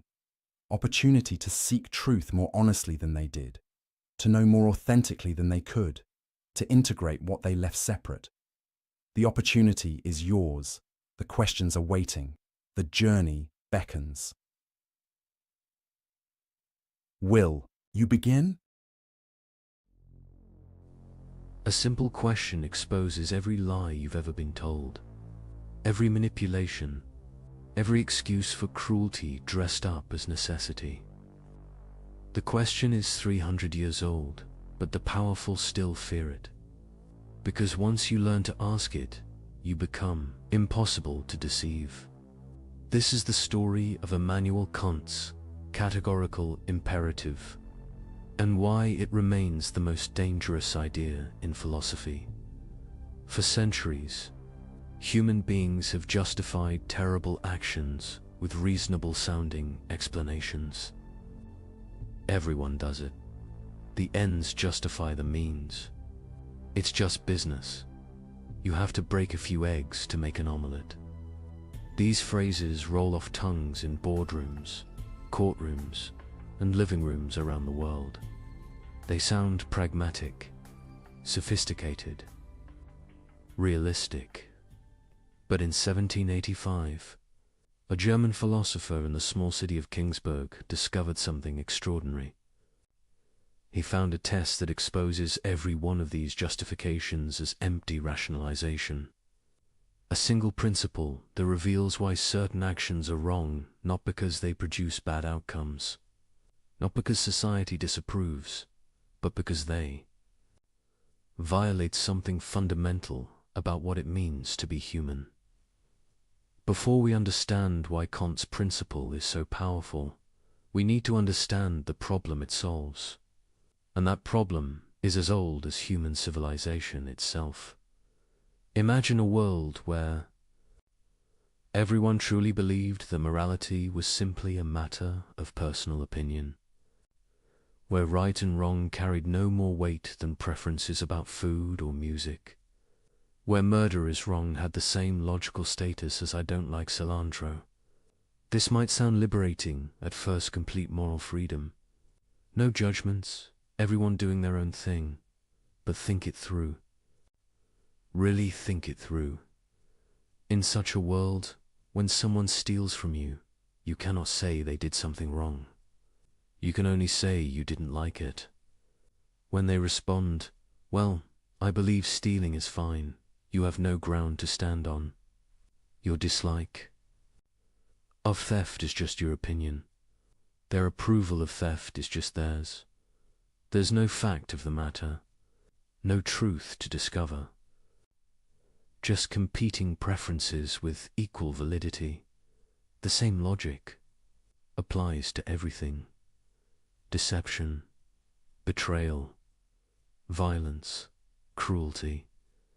If morality is merely subjective, then the person who enjoys inflicting suffering is not mistaken about anything. They simply have different tastes than you do. Calling them immoral would be like a person who enjoys spicy food telling someone who prefers mild food that they're wrong. It's a category error. This isn't a hypothetical problem. Throughout history, this view, call it moral relativism or moral subjectivism, has tempted thoughtful people precisely because it seems to avoid dogmatism and allow for tolerance. Who are we to impose our values on others? Shouldn't everyone be free to choose their own moral framework? But notice what happens when you actually try to live this way. You cannot. When you witness genuine, injusticey child being abused, an innocent person being framed for a crime, a vulnerable person being exploited, something in you rebels against the idea that this is merely a matter of opinion. You don't think, well, I personally dislike child abuse, but the abuser has their own valid perspective.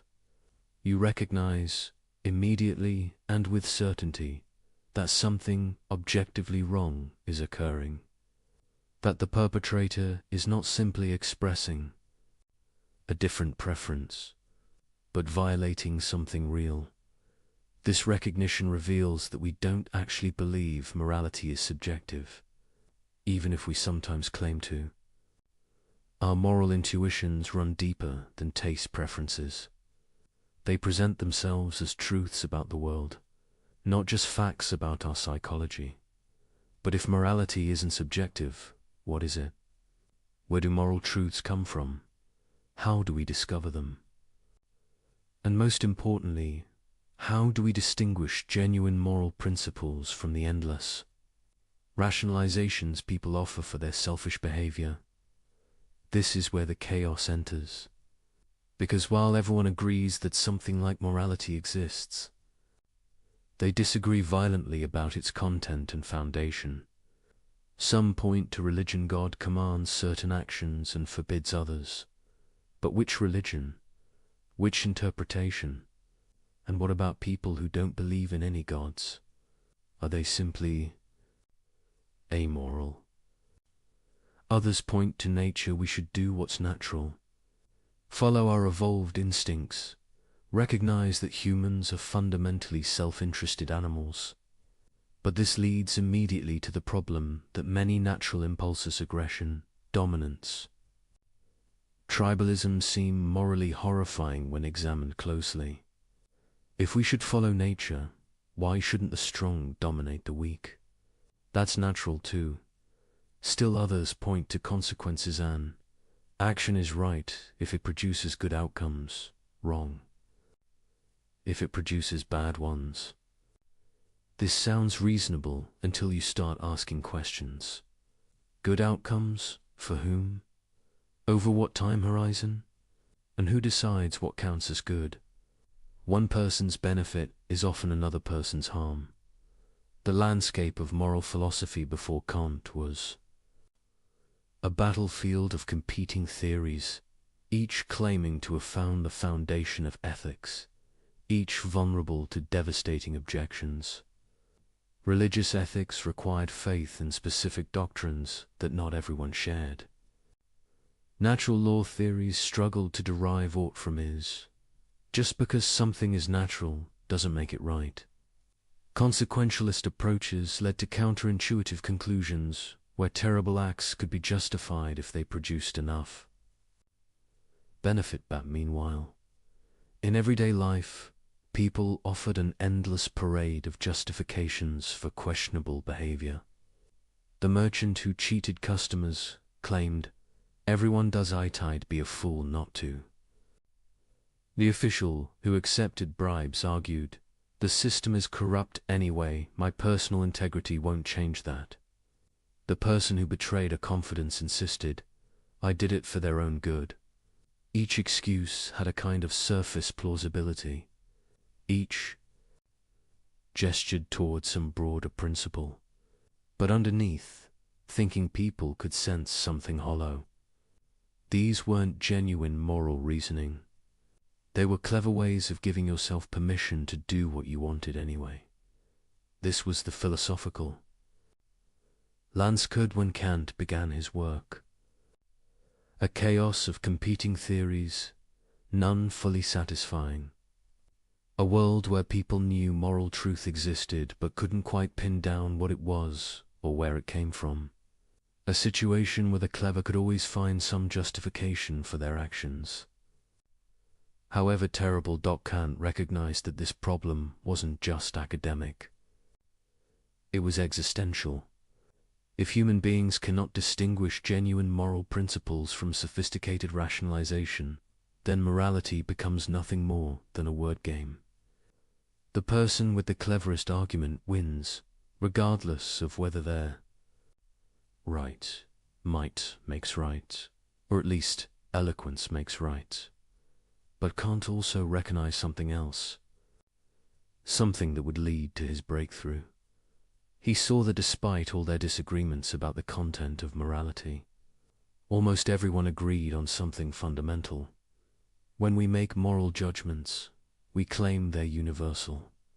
When you say lying is wrong, you don't just mean I personally dislike lying.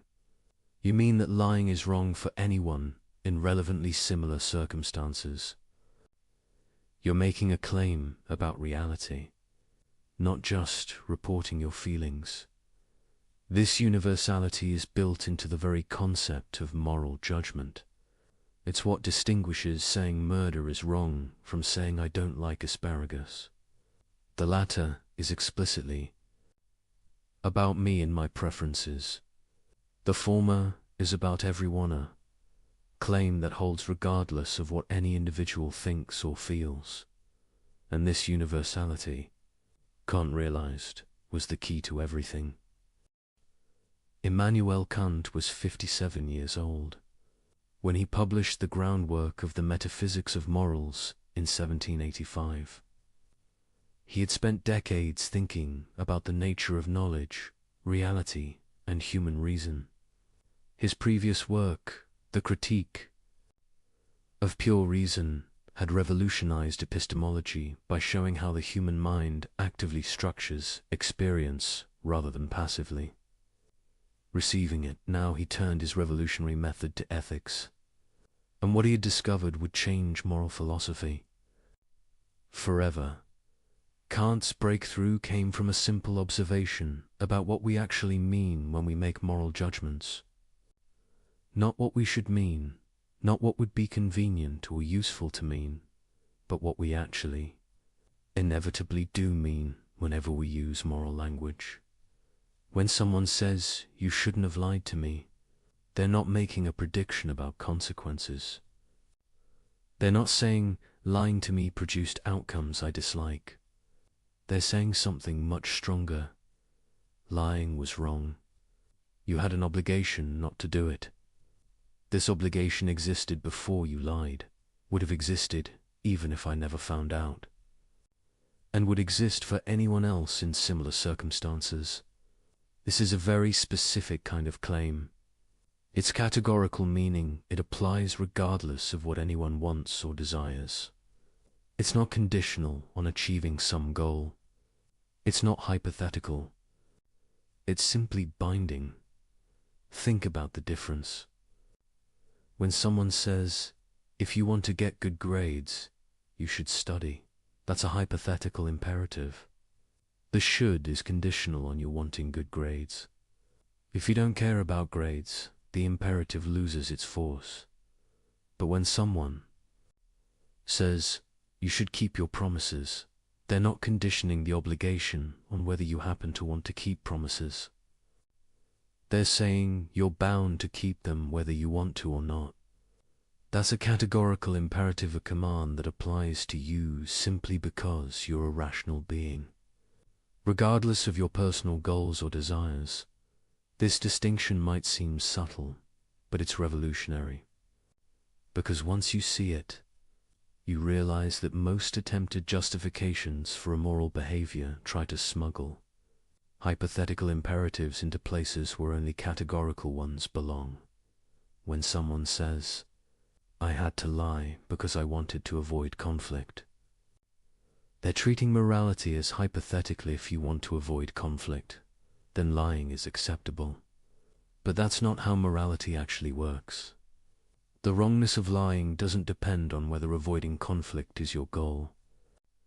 It's wrong categorically, regardless of what you want. Kant saw that moral obligations had to be categorical, or they weren't really moral obligations at all. They would just be strategic advice dressed up in ethical language. But this raised an even deeper question. Where do categorical imperatives come from? What gives them their binding force? Previous philosophers had offered various answers. Divine command, God makes them binding.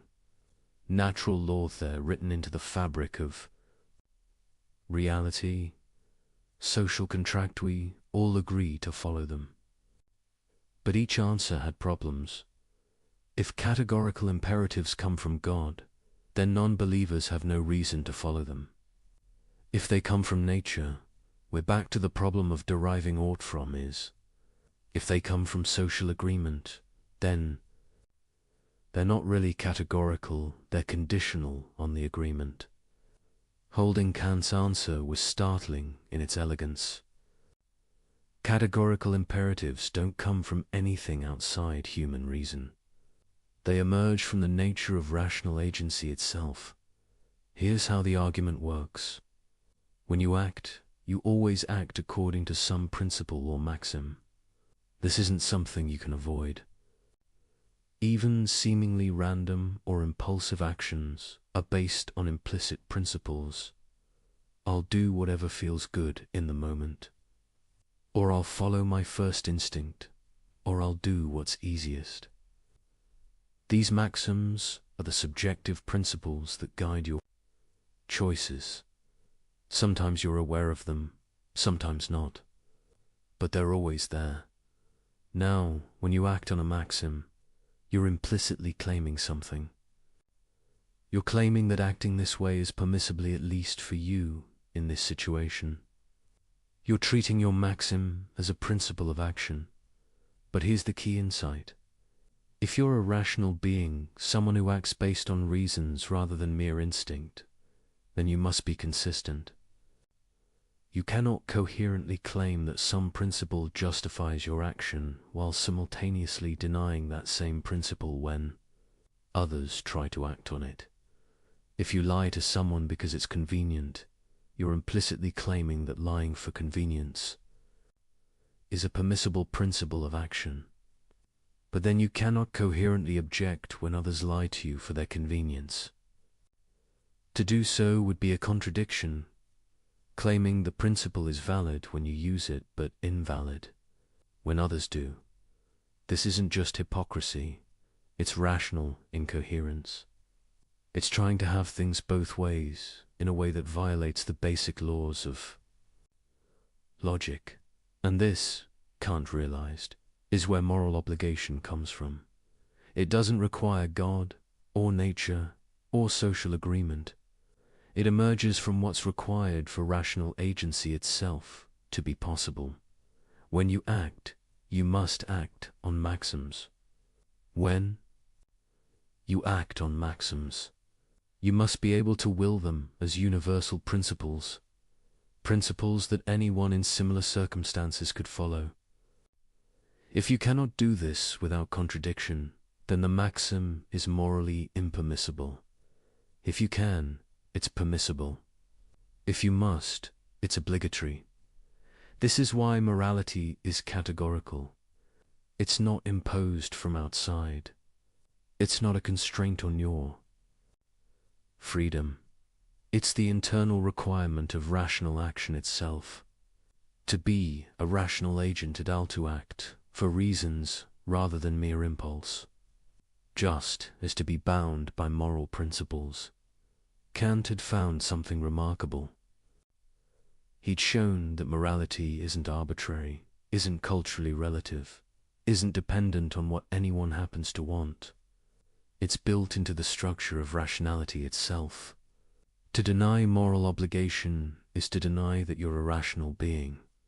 And to deny you're a rational being is to undermine any claim you might make. including the claim that morality doesn't exist. But there was more. Because if this is where moral obligation comes from, then it tells us something profound about what moral actions look like.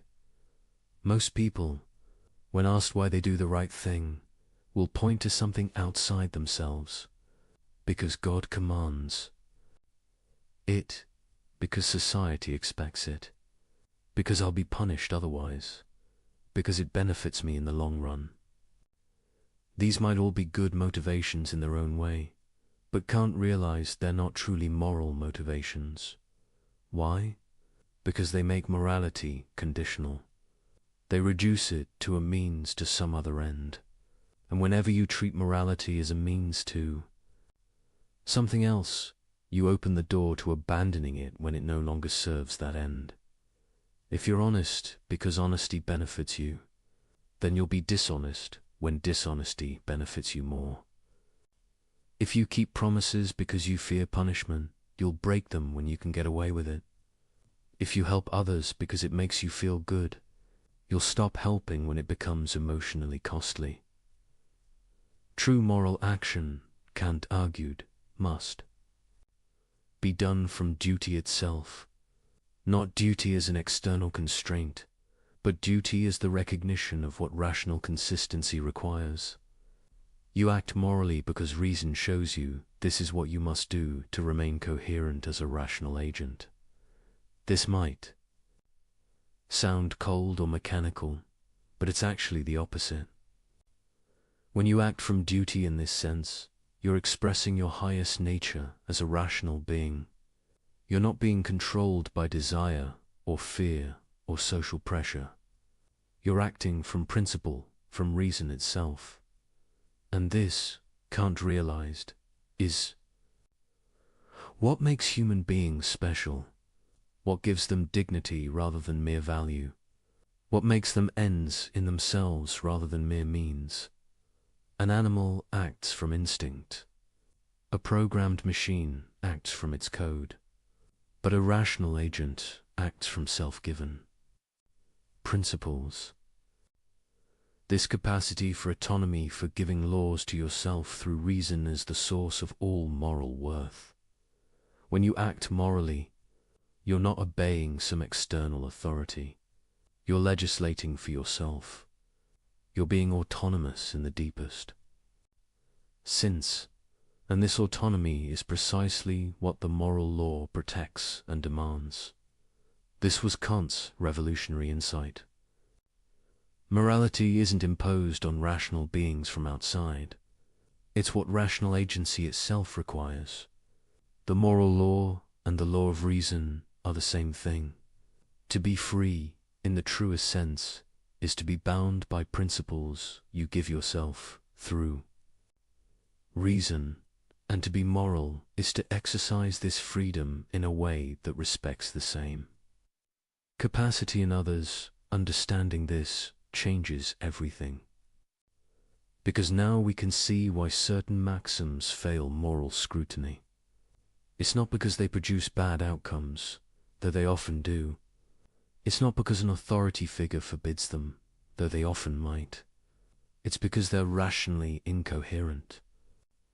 They cannot be universalized without contradiction, and this gives us the tool we need. A way to test any proposed action, any justification, any moral claim. A principle that cuts through complexity and rationalization to expose the underlying truth. Kant called it the categorical imperative. Now we arrive at the principle itself, the test that exposes every rationalization, every excuse, every sophisticated justification for doing wrong. Kant formulated it in several ways, but the most famous version reads, "Act only according to that maxim whereby you can at the same time will that it should become a universal law." Let's break this down, because every word matters. Act only according to that maxim. A maxim is your subjective principle of action. It's the rule you're following when you do something. Sometimes it's explicit, I will always tell the truth. Sometimes it's implicit, I'll lie when it benefits me. But every action has one. The maxim isn't just the action itself. It includes your reason for acting. I will lie isn't a complete maxim. I will lie to avoid embarrassment is. I will lie to protect someone from harm is another. Same action, different maxims. And the moral evaluation depends on the maxim, not just the behavior. This is crucial, because it means you can't game the system by describing your action in favorable terms while ignoring your actual motivation. The maxim captures what you're really doing and why. ... whereby you can, at the same time will ... This is where it gets interesting. Kant isn't asking whether you do will it, or whether you'd like to will it. He's asking whether you can will it without contradiction, whether it's rationally possible. Think of it like a logical consistency test. Can this principle operate in all cases without undermining itself? Or does it depend on others not following it? ... that it should become a universal law. Universal means applying to everyone in relevantly similar circumstances. A law means a principle that holds necessarily, not just contingently. So the test asks, can you coherently will that everyone, when in circumstances like yours, acts according to the same principle you're following? Not would you prefer they did, but can you rationally will it without contradiction? Let's see how this works with concrete examples. Consider lying. Suppose your maxim is, I will make false promises when it helps me get what I want. Now apply the universalization test. Can you will that everyone follows this maxim? That whenever someone wants something, they can make promises they have no intention of keeping? Here's where it breaks down. If everyone made false promises whenever convenient, the entire practice of promising would collapse. No one would believe promises anymore. The institution itself would dissolve. But notice your maxim depends on other people believing promises. You're trying to exploit their trust. You're relying on the general practice of promise-keeping existing, while simultaneously acting to undermine it. This is the contradiction. You cannot coherently will your maxim as universal law, because doing so would destroy the very conditions that make your maxim a factor. You're trying to make an exception for yourself, while depending on others not making exceptions for themselves. This isn't a contradiction in consequences, though those would be bad. It's a contradiction in conception. The maxim, when universalized, undermines its own possibility. It's like sawing off the branch you're sitting on. Kant called this a contradiction in conception, and it marks actions that are strictly forbidden. You cannot universalize the maxim even in thought without logical incoherence. But there's another type of failure, more subtle. Consider refusing to help others in distress. Your maxim might be, I will never help anyone who needs assistance, and I will rely entirely on my own resources. Can you universalize this? Unlike the lying case, there's no logical contradiction in everyone following this principle. It's conceivable that people could live this way, everyone completely self-reliant, no one helping anyone. But here's the problem. Can you will it? Can you rationally choose for this to be universal law? As a finite, vulnerable human being, you know you will face situations where you need help. Illness, accident, bad luck, circumstances beyond your control, these are inevitable. Parts of human existence. Your own rationality requires you to will the conditions that make your goals achievable. So you face a contradiction in will. You cannot coherently will both that you pursue your rational ends as a finite being, and that no one ever helps anyone. To will the second is to will the frustration of the first. This isn't about predicting consequences or calculating benefits. It's about what you can rationally will without self-contradiction. And you cannot will conditions that make your own rational agency impossible. Kant called this a contradiction in will. And it marks actions that are imperfect due to things you're obligated to do, though with some latitude in how and when. The beauty of this test is its simplicity and power. You don't need to calculate outcomes, consult religious texts, or survey what society approves. You just need to think clearly about whether you can universalize your maxim without contradiction. But people often try to evade the test through clever reformulation of their maxims. They make them so specific that they don't seem to apply to anyone else. I will lie when my name is John and it's raining on a Tuesday in March and I'm wearing blue socks. Well, that's so specific it only applies to me right now. Surely I can universalize it. But this is cheating. The maxim must include genuinely relevant features of your situation, not arbitrary details designed to make it unique.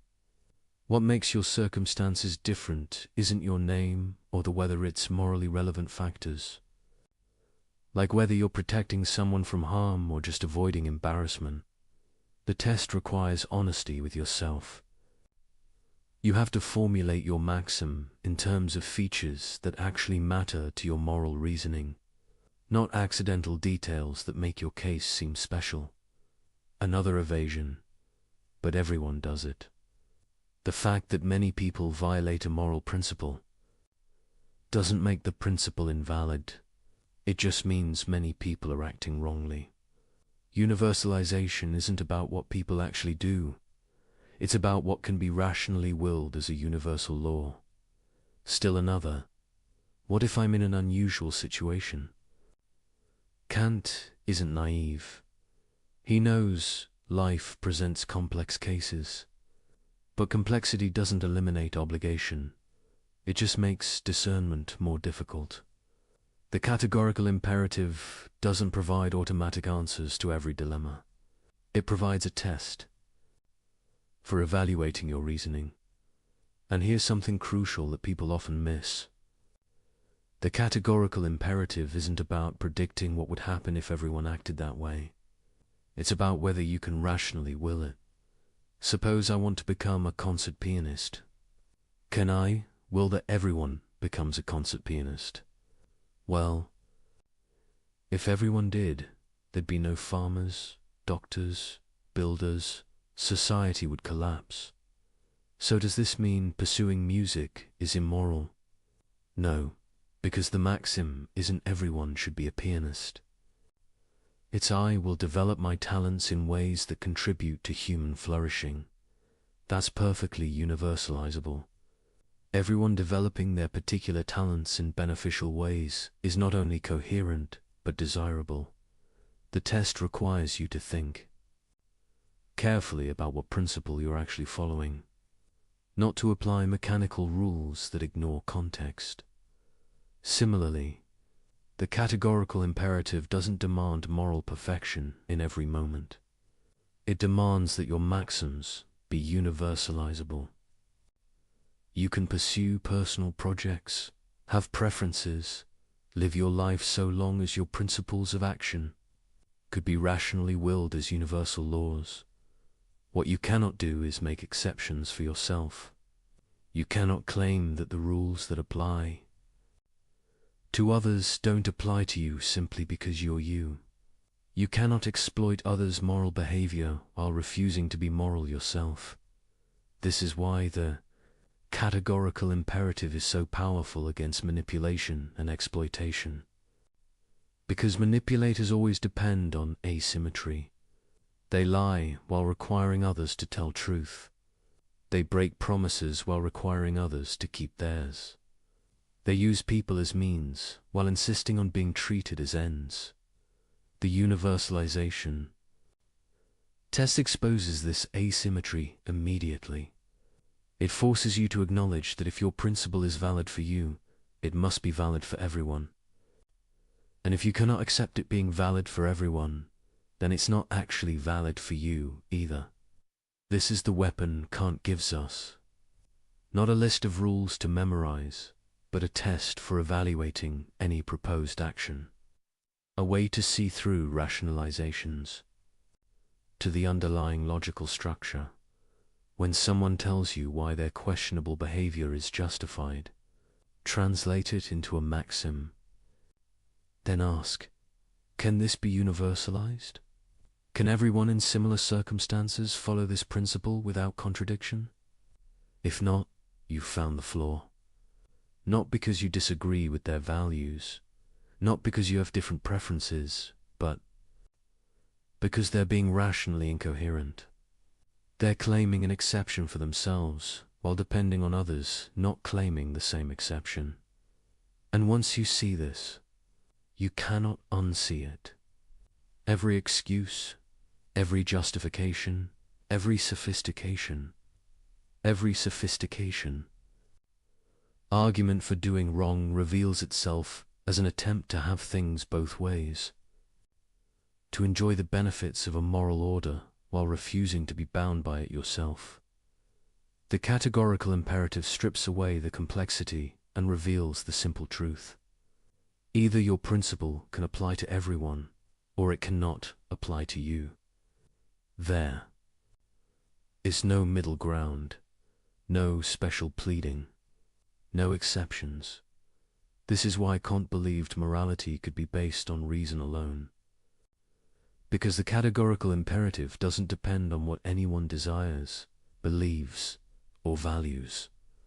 It's a test of logical consistency, and logical consistency is binding on all rational beings, regardless of their particular commitments. You might not want to be moral. You might wish you could lie, cheat, and exploit with impunity. But if you're rational, you cannot coherently claim the right to do so. Because to claim that right is to grant it to everyone, which destroys the very conditions that make your actions effective. This is the trap that catches all moral violators. They want the benefits of a moral order trust, cooperation, stable expectations while refusing its burdens. But they cannot have both. The moment they claim the right to violate moral principles for their benefit, they grant that same right to everyone else. And in doing so, they destroy the very order they depend on. The first formulation of the categorical imperative gives us a test for evaluating maxims. But Kant offered a second formulation that goes deeper, revealing what's at stake in moral action. He called it the formula of humanity, and it reads, act in such a way that you treat humanity, whether in your own person or in the person of another, always at the same time as an end and never simply as a means. This formulation shifts focus from the logical structure of maxims to the fundamental value that makes morality possible. And in doing so, it reveals something profound about human dignity. Let's unpack it carefully. Treat humanity ... Not just human beings as biological organisms, but humanity, the rational nature that makes us moral agents. The capacity for setting ends, making choices, legislating principles for ourselves. Double quote, ... whether in your own person or in the person of another ... This is crucial. You can violate humanity in yourself as much as in others. Destroying your own rational nature is as wrong as destroying someone else's ... always at the same time as an end. An end is something valuable in itself, not just as a means to something else. To treat humanity as an end is to recognize its unconditional worth, its dignity rather than mere price, ... and never simply as a means. Notice the word simply. Kant isn't saying you can never use people as means. You use people as means all the time in perfectly innocent ways. When you buy groceries, you're using the cashier as a means to get food. When you ask for directions, you're using someone as a means to find your way. The problem is treating people merely or simply as means, using them as tools without respecting their rational agency, manipulating, coercing, or deceiving them in ways that undermine their capacity to make informed choices. This formulation captures something the universalization test points toward but doesn't make explicit. Why can't you lie? Because lying treats the person you deceive as a mere tool for achieving your ends. You're manipulating their beliefs to get what you want, without respecting their capacity to reason and choose for themselves. Why can't you break promises? Because promises are commitments between rational agents. Breaking them treats the other person as someone whose rational expectations don't matter, as if they were just an obstacle to navigate rather than a fellow agent with legitimate claims. Why can't you coerce? Because coercion overrides someone's will, treating them as an object to be controlled rather than a person whose choices deserve. Respect, the formula of humanity, reveals that all moral violations share a common structure. They all involve treating rational nature in yourself or others as if it had only instrumental value, as if it could be used, manipulated, or destroyed for the sake of other goals. But rational nature isn't valuable because it's useful. It's valuable in itself. It's the source of all value. Without rational beings who can recognize value, judge worth, and set ends, nothing would have value at all. Think about it. Why is gold valuable?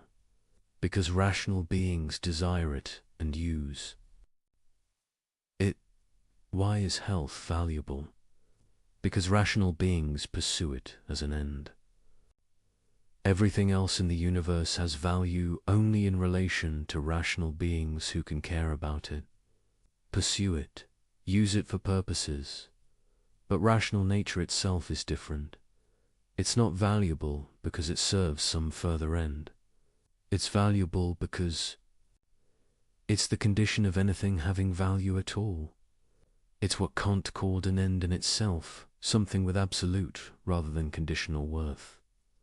This is why human dignity is unconditional, not because humans are more intelligent than other animals, or more capable, or more anything, but because humans are rational agents, beings who can recognize value, legislate principles, and hold themselves and others accountable.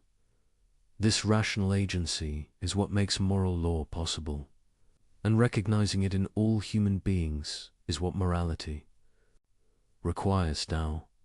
The formula of humanity and the universalization test are meant to be equivalent. Two ways of expressing the same fundamental principle. And we can see why.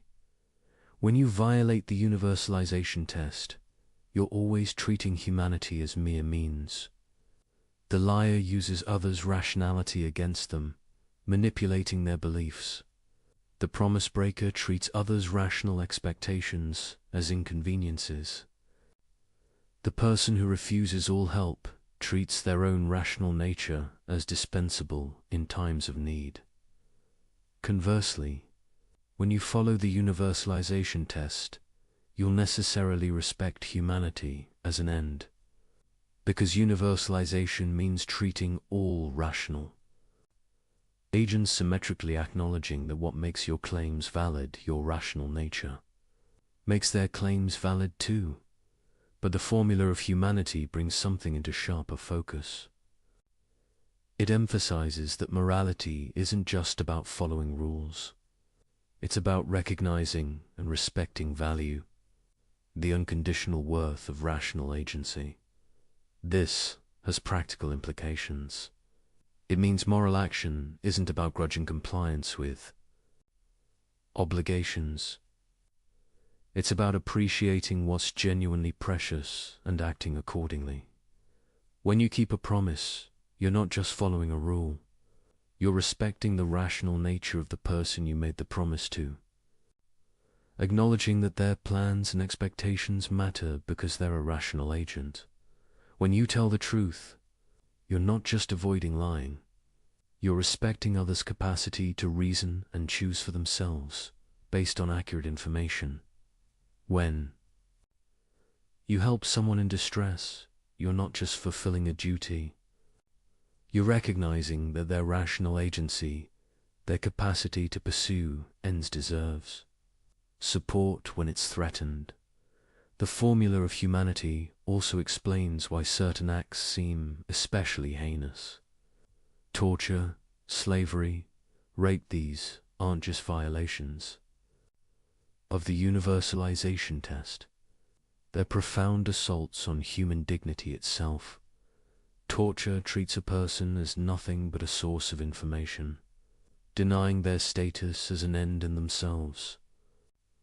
Slavery treats a person as property, as if rational agency could be owned. Rape treats a person as an object for sexual gratification, completely overriding their will and agency. These acts don't just break moral rules, they attack the very thing that makes morality possible, the rational nature that gives humans their dignity. And notice, the formula of humanity protects you as much as others. You cannot treat your own humanity as mere means either. This rules out self-destructive behavior that damages your rational capacities, addiction that undermines your ability to choose freely, degradation that corrupts your moral judgment. Even suicide, in Kant's view, treats your rational nature as dispensable, as if it could be destroyed for the sake of escaping suffering. You might disagree with some of Kant's specific conclusions here. The point isn't that his every application was perfect. The point is the principle. Your rational nature is precious. You owe it respect. You cannot justifiably destroy or corrupt it, any more than you can destroy or corrupt someone else's. This creates duties to yourself as well as others. Duties to develop your capacities, maintain your integrity, resist corruption of your character. Not because self-improvement is nice, but because your rational agency deserves respect even from you. The formula of humanity also suggests something about what a truly moral community would look like. Kant called it the kingdom of Enza. Systematic union of rational beings under common moral laws. In such a community, everyone recognizes everyone else's dignity. Everyone treats everyone else as an end, never merely as means. Everyone acknowledges that the same rational nature that makes their own claims valid makes others' claims valid too. This isn't just a utopian fantasy. It's what morality aims toward. The ideal that guides moral action even when we fall short. When you act from the categorical imperative, you're helping to realize this kingdom. You're treating people as they deserve to be treated with the respect due to rational beings. And here's the remarkable thing. When you really grasp this, when you truly understand that every human being possesses rational nature that gives them unconditional worth, it changes how you see everything. That person who annoyed you in traffic, rational agent, that customer service representative you're frustrated with, rational agent, that political opponent whose views you despise? Rational agent, that criminal, that addict, that person society has written off. Rational agent, they all possess the same thing you possess, the capacity that makes morality possible, that gives rise to all value, that deserves unconditional respect. This doesn't mean you have to agree with them, or like them, or approve of their choices. It means you cannot treat them as mere obstacles, tools, or objects. You must engage with them as fellow, rational beings, even when correcting or constraining their behavior. The formula of humanity is demanding, far more demanding than simple rule following, because it requires you to maintain constant awareness of the dignity in every person you encounter, to never slip into treating people as mere functions, the person who brings your food, the person who cleans your office, the person who processes your paperwork. But it's also liberating, because once you see human dignity clearly, you cannot unsee it, and seeing it makes moral action natural rather than forced. You don't help others because some rule demands it. You help them because you recognize what they are beings with, the same rational nature you possess, deserving the same respect you claim for yourself. This is why Kant thought the formula of humanity and the universalization test were equivalent. They're two ways of expressing one truth. Rational nature is the source and limit of all moral claims. To be rational is to recognize this truth. To be moral is to act on it, and to fail to act on it, to treat people as mere means, to violate their dignity. To claim exceptions for yourself is not just to break rules. It's to deny the very thing that makes you valuable, to saw through the branch you're sitting on, to destroy the foundation of your own worth while claiming that worth. For yourself, this is the deeper reason why immoral action is irrational. Not just because it fails the universalization test, but because it violates what you implicitly affirm every time you claim your own dignity, assert your own rights, or demand respect from others. You cannot coherently claim dignity for yourself while denying it to others. You cannot demand to be treated as an end while treating others as mere means. The rational nature that gives you worth is the same rational nature that gives them worth. And recognizing this, truly recognizing it, changes everything. Now we turn to application. Armed with the categorical imperative, we can examine the most common justifications people offer for questionable behavior. And we begin with perhaps the most universal: lying. It's just a white lie. It doesn't hurt anyone. You've heard this. You've probably said it. We all have. Someone asks if you like their haircut. You think it's terrible, but you say it looks great. What's the harm? You spared their feelings. You avoided awkwardness. Everyone does it. But let's apply Kant's test. What's the maxim here? I will deceive others when telling the truth would cause minor discomfort or social awkwardness. Can this be universalized? Can you will that everyone follows this principle? At first glance, it seems fine. If everyone told white lies to spare feelings, wouldn't that make social life smoother? Less conflict, less hurt, more harmony. But look closer. If everyone lies to avoid discomfort, what happens to communication itself? When someone compliments you, you can no longer trust it. Maybe they mean it, maybe they're just being polite. When someone agrees with you, you don't know if they actually agree or are avoiding disagreement. When someone says they'll do something, you can't be certain they actually intend to. the entire fabric of linguistic trust begins to unravel. And notice your white lie only works because most people still generally tell the truth. You're exploiting their honesty.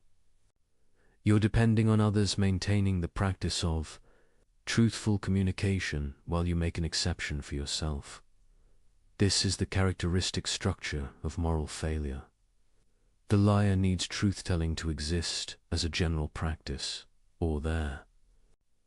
Lies would have no effect, but their lying, if universalized, would destroy that very practice. But surely, someone objects, we can distinguish between harmful lies and harmless ones, between lying to defraud someone and lying to spare their feelings. Can we? Let's think carefully. The problem isn't the immediate consequence. The problem is what you're doing to the other person. When you lie to someone, even benevolently, you're making a decision for them. You're deciding they shouldn't have accurate information. You're treating them as someone whose rational judgment can be manipulated for their own good. But who are you to make that decision? If you respect them as a rational agent, as an end in themselves, you must allow them to form judgments based on truth, even uncomfortable truth, even truth that might lead them to choices you wouldn't prefer. To lie to them even kindly is to treat them as a child, as someone whose rationality needs to be managed rather than respected. It's fundamentally paternalistic, assuming you know better than they do what information they should have. Kant goes further. He argues that lying undermines your own dignity, not just others. When you lie, you corrupt your own character. You train yourself to treat truth as negotiable, as something to be deployed strategically rather than respected unconditionally. Over time, this corrodes your moral judgment. You become someone who asks, "Can I get away with this?" rather than, "Is this right?" You lose the clarity that comes from unconditional commitment to truth. But what about lying to save a life? This is the famous challenge to Kant. Suppose someone is hiding in your home, fleeing from someone who wants to murder them. The would-be murderer knocks on your door and asks if you're hiding anyone. Do you lie? Common sense screams yes. How? Could telling the truth possibly be right when a life is at stake? Kant's answer shocked his critics then and shocks people now. He said you must not lie, not even here, not even to save an innocent life. Many people think this proves Kant's ethics is absurd, that it leads to monstrous conclusions, that any moral theory producing such results must be rejected. But before we dismiss him, let's understand his reasoning. Kant isn't saying you must tell the murderer where the victim is. He's saying you cannot lie. These aren't the same thing. You could refuse to answer. You could say, "I'm not telling you that." You could physically prevent the murderer from entering, but you cannot deceive. Why not? Because the moment you grant yourself permission to lie even for the best reasons, you've abandoned the categorical imperative. You've made truth-telling conditional rather than absolute. You've decided that there are circumstances where deception is permissible, and once you've done that, where do you stop? If you can lie to save a life, can you lie to prevent serious harm? Can you lie to avoid major financial loss? Can you lie when the truth would be very inconvenient? Every liar thinks their situation is special, their reasons compelling. The business person lying to close a deal thinks their company's survival justifies it. The politician lying to voters thinks maintaining power for the right policies justifies it. The person lying to their spouse thinks preserving the relationship justifies it. Once you abandon the categorical imperative in favor of consequentialist calculation, You have no principled way to limit deception. You're just negotiating how much truth can be sacrificed for your goals. Kant saw this clearly. Either truth-telling is a categorical imperative, or it isn't. Either you respect the dignity of rational agents by never deceiving them, or you treat deception as a tool to be deployed when useful. There's no stable middle ground. You might still disagree with Kant's conclusion about the murderer case. Many thoughtful people do, but notice what disagreeing requires. You have to abandon the idea that morality is categorical. You have to accept that moral principles have exceptions, that duty is conditional, that the rightness of action depends on circumstances and outcomes. Maybe that's correct. Maybe morality is fundamentally consequentialist. But then you've given up what Kant was trying to preserve, the idea that moral obligations are absolute, that human dignity is unconditional, that some things are simply wrong regardless of results. And if you give that up, you're back to the problem Kant was trying to solve. Because now every moral claim is just a prediction about consequences. Every principle is just a rule of thumb. Every obligation is just a suggestion that holds until circumstances change. The liar's excuse in all its forms, from white lies to strategic deceptions, rests on making truth conditional, on deciding that honesty matters except when it doesn't. That you should tell truth unless you have good enough reason not to, but good enough according to whom? Judged by what standard? If you allow exceptions, you allow everyone to judge their own case. And humans are remarkably good at convincing themselves their situation is exceptional. Kant's absolutism about truth-telling isn't arbitrary rigidity. It's the recognition that once you start making exceptions, you've lost the categorical imperative entirely. You've reduced morality to sophisticated rationalization, where the clever can always find some justification for doing what they wanted anyway. The test is simple. When you're considering lying, ask yourself, can I will that everyone in my situation would lie? Can I will that deception is permissible whenever someone judges truth would produce bad results? If you answer honestly, you'll see the problem. You're claiming a right you cannot universalize. You're treating your judgment as special, your situation as uniquely deserving of exception. You're doing exactly what the categorical imperative forbids, making yourself the exception to rules that apply to everyone else. And this is why lying, even kind lying, even life-saving lying, violates human dignity. Because it asserts that you can override others' rational agency when you judge it necessary, that you can manipulate their beliefs, control their choices, treat them as objects to be managed rather than agents to be respected. Perhaps Kant is wrong. Perhaps consequences matter more than he acknowledged. Perhaps flexibility is wisdom rather than weakness. But if he's wrong, we need to explain why. We need to show how we can allow exceptions without opening the door to unlimited rationalization. How we can make truth conditional without making it meaningless. How we can respect human dignity while sometimes deceiving people for their own. Good. These are hard questions. Much harder than the comfortable assumption that of course you should lie to save a life.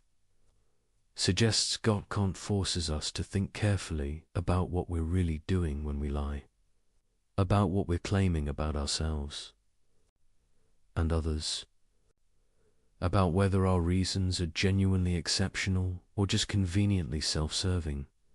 And once you start thinking this way, you can't stop. Every easy excuse becomes suspect.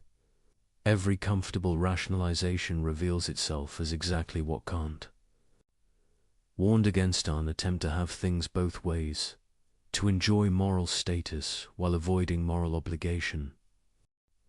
Lying is straightforward deception, but manipulation is more subtle. The manipulator doesn't necessarily lie. They just arrange circumstances, frame choices, and craft messages in ways that lead people to do what the manipulator wants. "I'm not forcing anyone," the manipulator says. "I'm just being persuasive, influencing, presenting things in a favorable light. If people make bad choices, that's on them." This excuse appears everywhere. In marketing campaigns that exploit psychological vulnerabilities, in personal relationships where one person constantly maneuvers the other, in institutions that design systems to nudge people toward profitable behaviors, in conversations where someone uses emotional pressure to get their way, the manipulator always has the same defense. "I didn't force them. They chose freely. I just made my case effectively." But let's examine this through Kant's lens. What is manipulation exactly? It's getting someone to do what you want by methods that bypass or compromise their rational judgment. You're not presenting reasons that would appeal to a fully informed, clear-thinking person. You're exploiting biases, triggering emotions, creating false urgency, or otherwise interfering with rational deliberation. Consider a simple example. A salesperson is trying to sell you something you don't need. They know you don't need it, but they've studied techniques to overcome objections.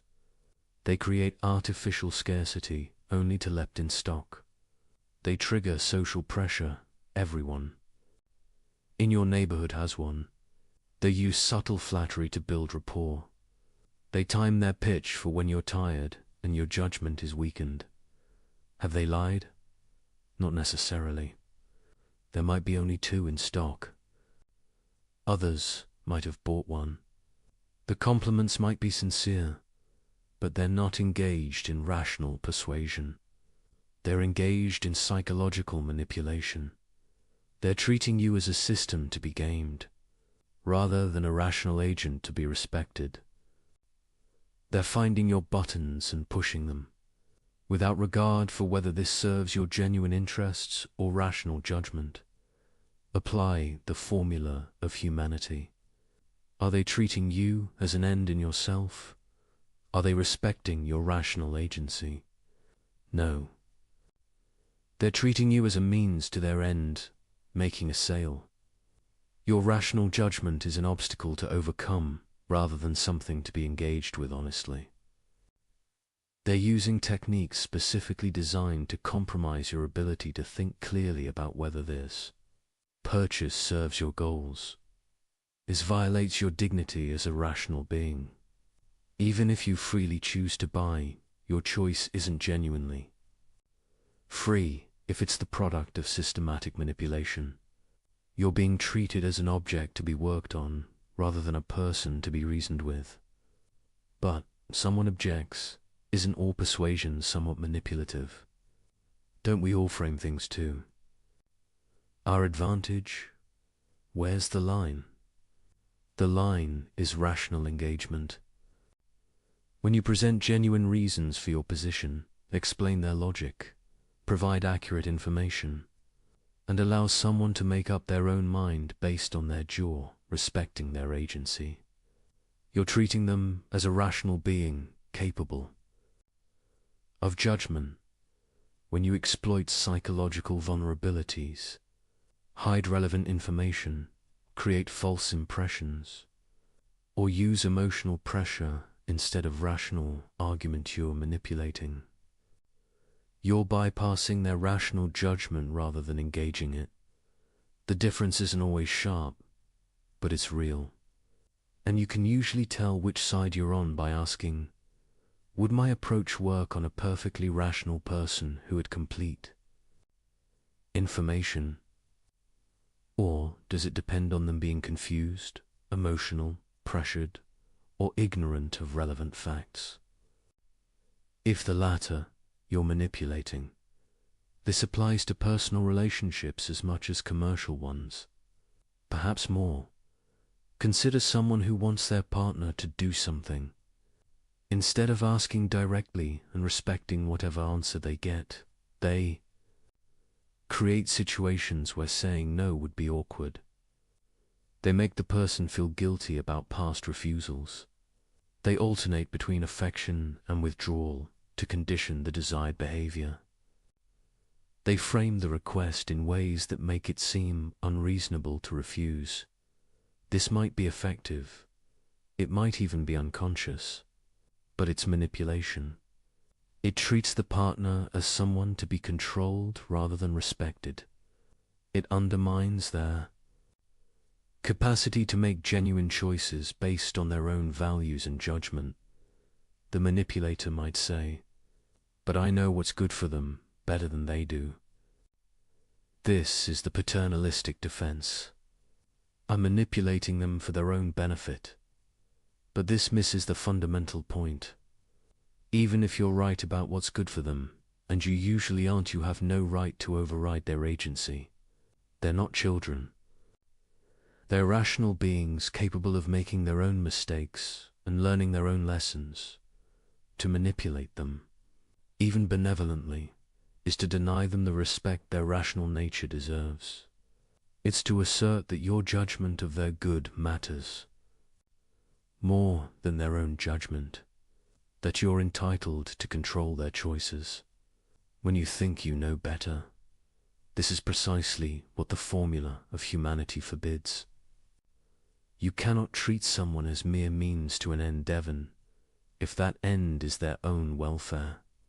You must respect their capacity to set their own ends, make their own choices, live their own life. The universalization test makes this clearer. What's your maxim? I will manipulate others when I believe it will lead them to choices I think are better for them. Can you universalize this? Can you will that everyone manipulates everyone whenever they think they know better? Obviously not. Because you don't want others manipulating you based on their judgment of your good. You want them to respect your autonomy, present you with accurate information and genuine reasons, and allow you to decide for yourself. But if you claim that right for yourself while denying it to others, you're making the classic exception. You're saying your judgment is special, your manipulation justified, your paternalism warranted, while everyone else must respect your autonomy. You can override theirs when you see fit. This is the fundamental incoherence in all manipulation. The manipulator depends on others not manipulating them. They require a baseline of honest communication, rational engagement, and respect for agency in order to function. But they refuse to provide that baseline themselves when it's inconvenient. Consider advertising and marketing, an entire industry built on studying how to influence behavior through means other than rational persuasion, finding the triggers that bypass critical thinking, creating needs that didn't exist, exploiting insecurities to sell products. The defense is always, we're just competing for attention, presenting our products attractively, giving people what they want. But look at the methods, associating products with unrelated positive feelings, creating artificial social pressure, targeting children before they develop critical thinking skills, using subliminal techniques, exploiting psychological biases. These methods don't respect rational agency. They treat human minds as machines to be programmed, not persons to be reasoned with. The entire premise is, how can we get people to buy without appealing to their rational judgment of whether the product serves their genuine interests? Can this be universalized? Can you will that everyone treats everyone else as a psychological system to be hacked? You cannot, because you don't want to be treated that way. You want honest information, rational arguments, and the freedom to judge for yourself what serves your interests. You want to be treated as an end, not as a means to others' commercial goals. But marketers claim this right for themselves, while depending on most people maintaining basic honesty and trust. They exploit the fact that people generally believe what they're told, generally assume good faith, generally don't expect systematic manipulation.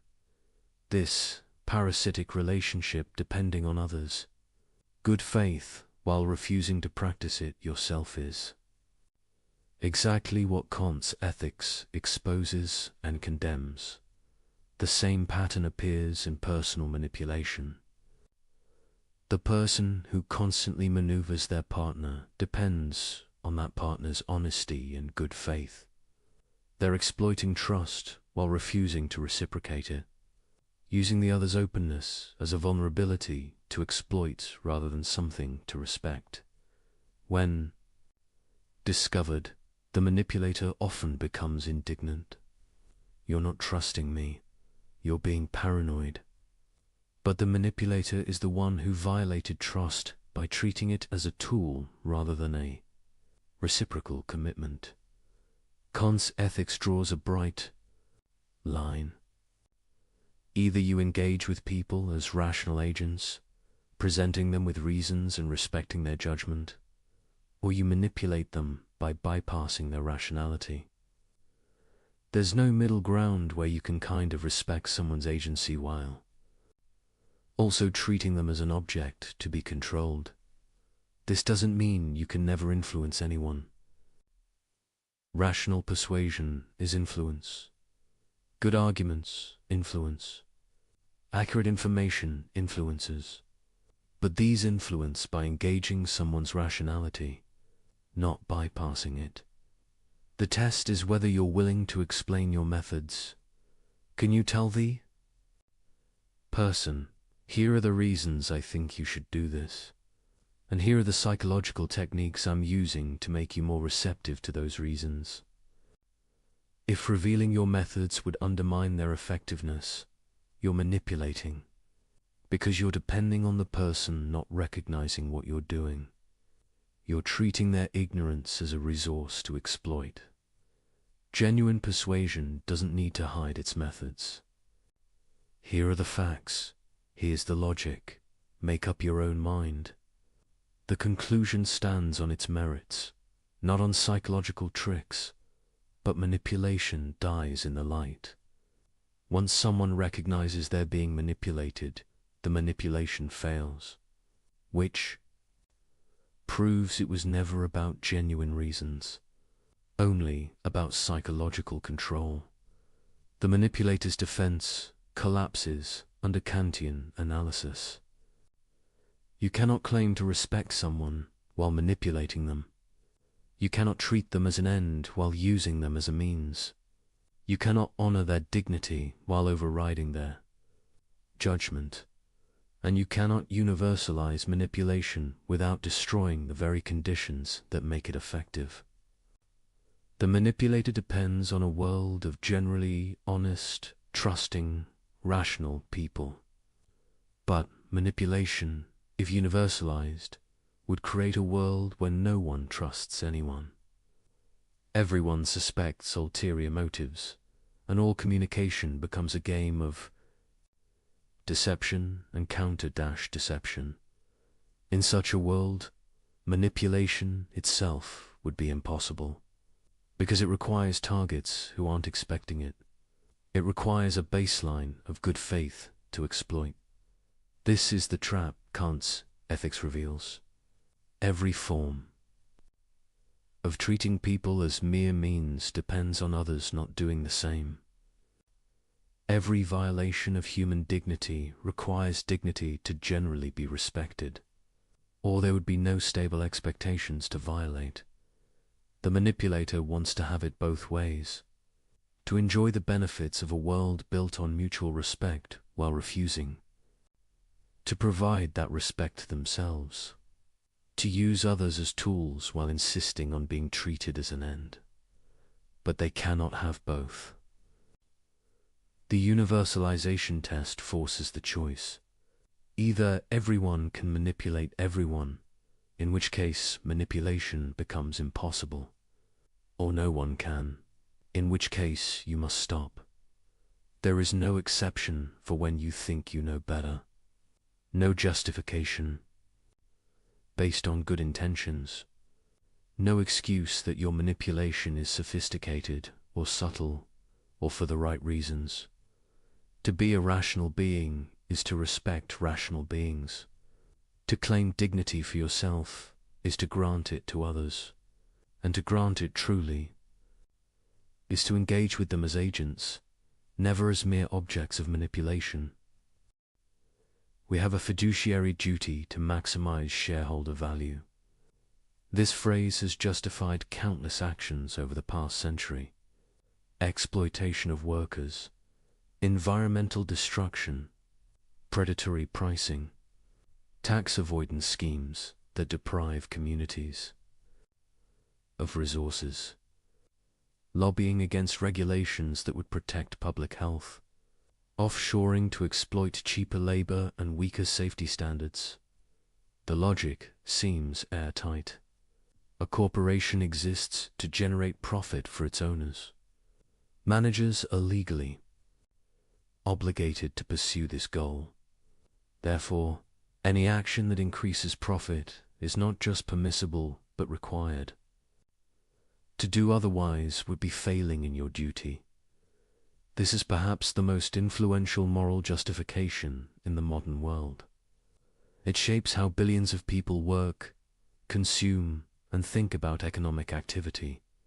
It's taught in business schools, defended by economists, enshrined in law, and it's completely incompatible with Kant's ethics. Let's examine it carefully. What's the maxim underlying corporate behavior justified by profit maximization?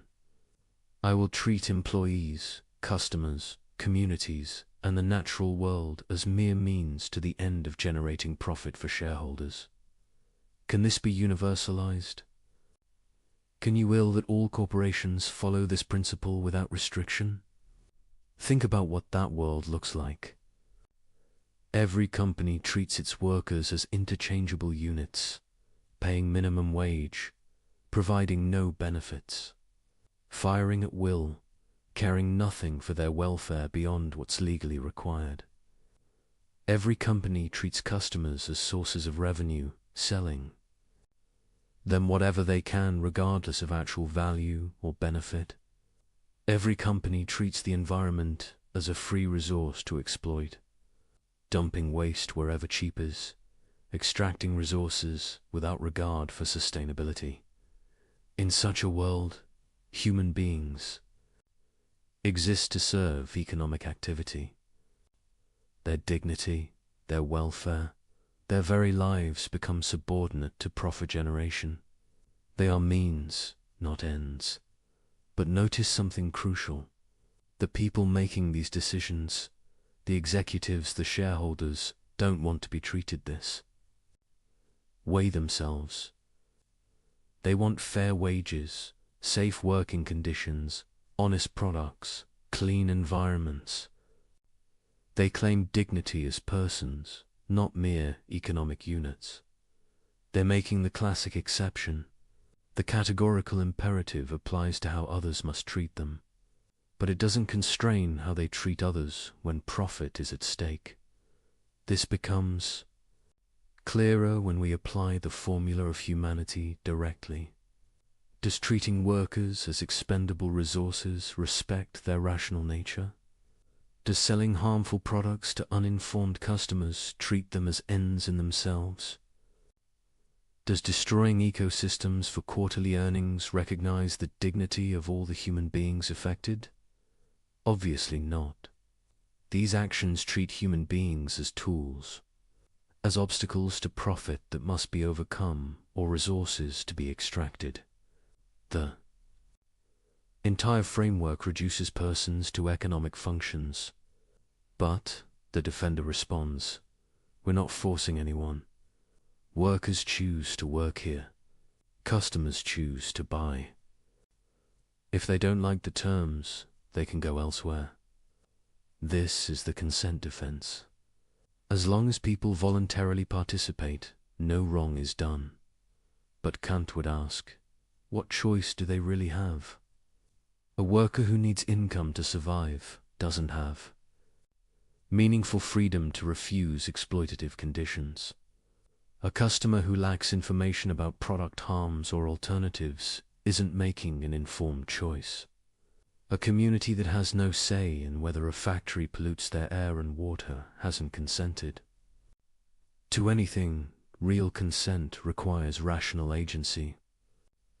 The ability to make informed choices among genuine alternatives.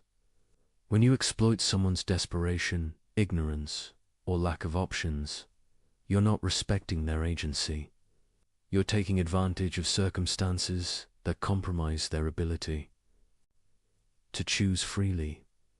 This is using them as mere means. The fact that they agree doesn't change the underlying moral reality. A person who agrees to exploitative terms because they'll starve otherwise isn't exercising rational autonomy. They're being coerced by circumstances you're exploiting. Moreover, the consent defense itself can't be universalized. The corporation claims the right to pursue profit limited only by what people agree to. But do they grant others this same right? When workers organize to collectively bargain for better conditions, corporations resist. When communities try to regulate business practices, corporations lobby against it. When customers demand safer products, corporations fight disclosure requirements. When governments try to enforce labor standards, corporations relocate to places with weaker protections. In other words, corporations want freedom for themselves, but oppose others exercising freedom to constrain corporate power. They claim the right to treat people as means, while resisting when people try to assert their status as ends.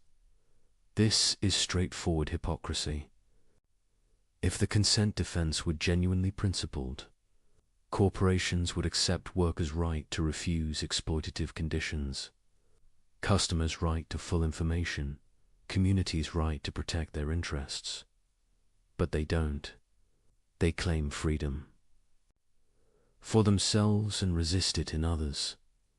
The deeper problem is that the entire framework of profit maximization treats human dignity as negotiable. It says, respect for persons is a cost to be minimized, a constraint to be evaded, an obstacle to overcome. If paying workers fairly reduces profit, pay them less. If honest disclosure hurts sales, obscure the truth. If environmental protection costs money, fight the regulations. Always, always.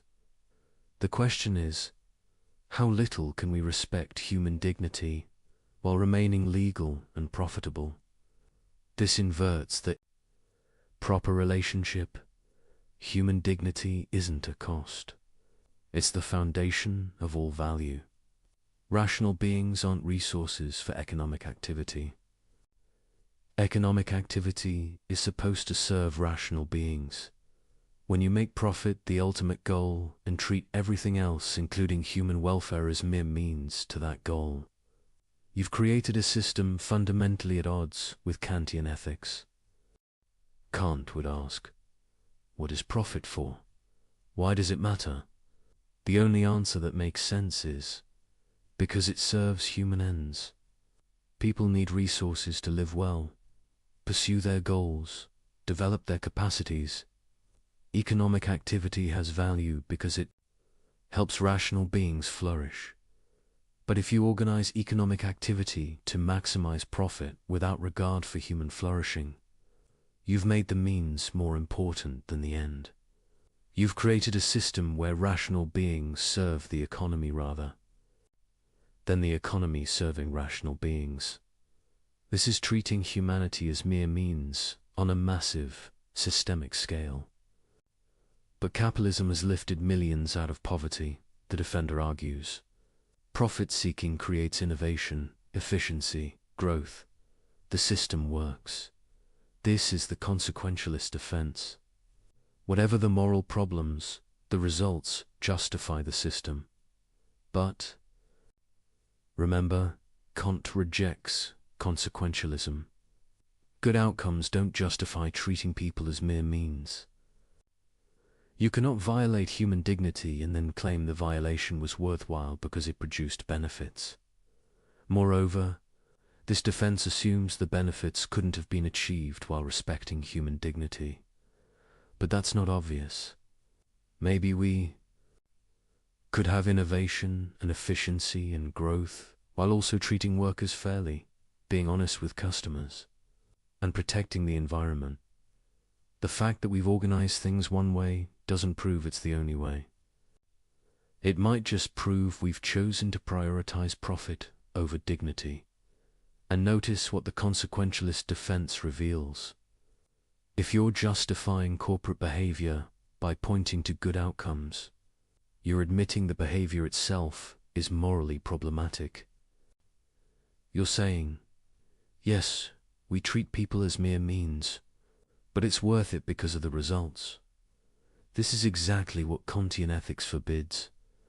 The moment you start weighing good outcomes against violations of human dignity, you've abandoned the categorical imperative. You've made respect for persons conditional rather than absolute. There's also a deeper issue with the fiduciary duty justification. It assumes shareholders' interests override all other considerations. But why? Shareholders are rational beings. But so are workers, customers, community members, and everyone affected by corporate decisions. What gives shareholders rational agency priority over everyone else's? The answer is usually because they own the company. But ownership is illegal. Fiction, a social construct. It doesn't give shareholders metaphysical priority as rational beings. Their dignity isn't greater just because they hold stock certificates. From a Kantian perspective, all stakeholders are rational beings whose dignity must be respected. You cannot treat workers, customers, and communities as mere means just because. Shareholders have a different legal relationship to the corporation. The corporation itself isn't a rational being. It's a too illegal structure humans created to organize economic activity, and tools should serve human ends. All human ends, not just shareholders. When we organize corporations to maximize shareholder value while treating everyone else as mere means, we've created an institution fundamentally at odds with human dignity. We've built exploitation into the system's basic logic. Kant would say this is irrational. Not just morally wrong, but actually incoherent. Because the corporation depends on all those people it treats as mere means. It needs workers who show up, customers who buy, communities that provide infrastructure.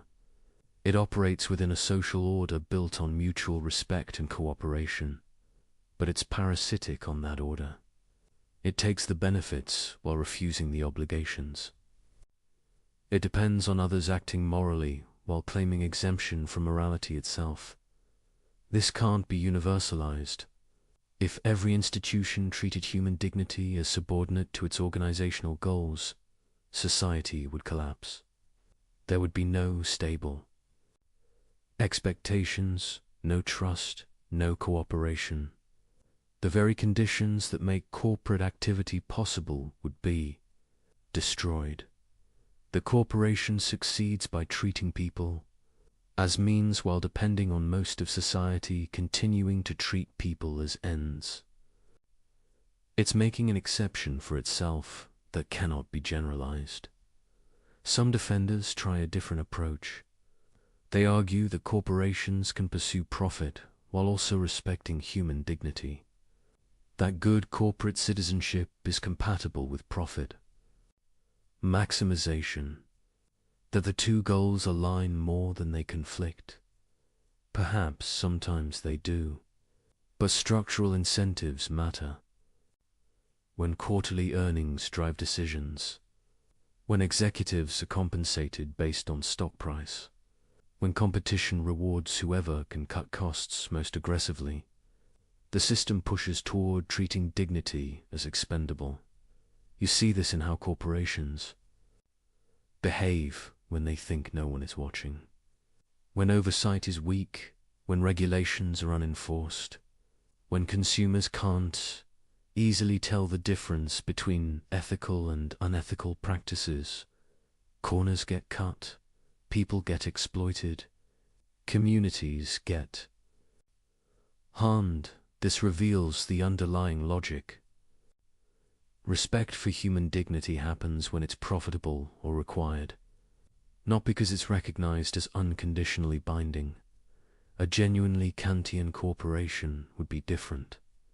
It would start from the premise that all stakeholders are rational, beings whose dignity must be respected. Profit would be pursued only within constraints set by this fundamental commitment. That might mean lower returns for shareholders. It might mean slower growth. It might mean competitive disadvantages against less scrupulous rivals. But that's the point. Moral obligations aren't conditional on convenience. You don't get to violate human dignity because respecting it is costly. The categorical imperative doesn't have an exception for but profit.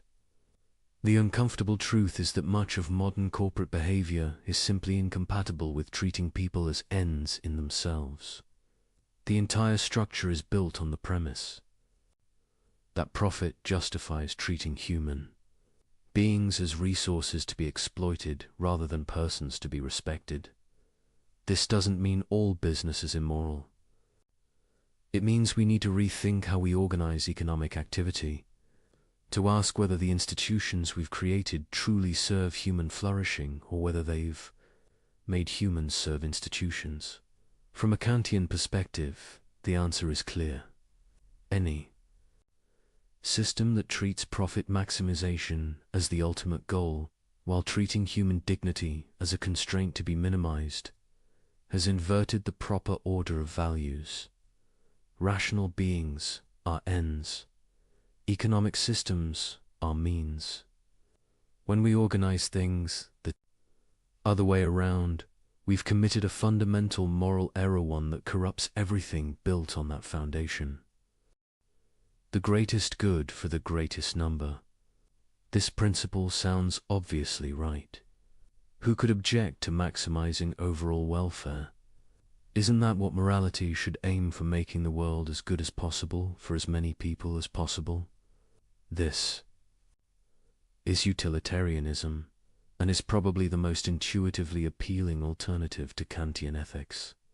While Kant focuses on duty and principle, utilitarians focus on outcomes and consequences. While Kant asks whether your maxim can be universalized, utilitarians ask whether your action produces the best overall results. The conflict between these approaches runs deep, and Kant's critique of consequentialism reveals something crucial about the categorical imperative. Consider a classic utilitarian scenario. 5 people are dying and need organ transplants. One person walks into the hospital for a routine checkup. That person is a perfect match for all 5. If you kill the one and harvest their organs, 5 people live instead of 1 dying. The utilitarian calculus seems clear. 5 lives outweigh 1 life. You should kill the one person. Most people recoil from this conclusion. But why? From a purely consequentialist perspective, what's the objection? You've maximized welfare. You've saved the most lives. You've produced the greatest good for the greatest number. The Kantian answer is immediate. You've treated the one person as a mere means. You've used them as a resource, as a source of organs, as a tool for saving others. You've completely violated their dignity as an end in themselves. That person didn't consent to being killed. They had their own life, their own project, their own rational agency. You've treated all of that as irrelevant, as something that can be sacrificed if the numbers work out right.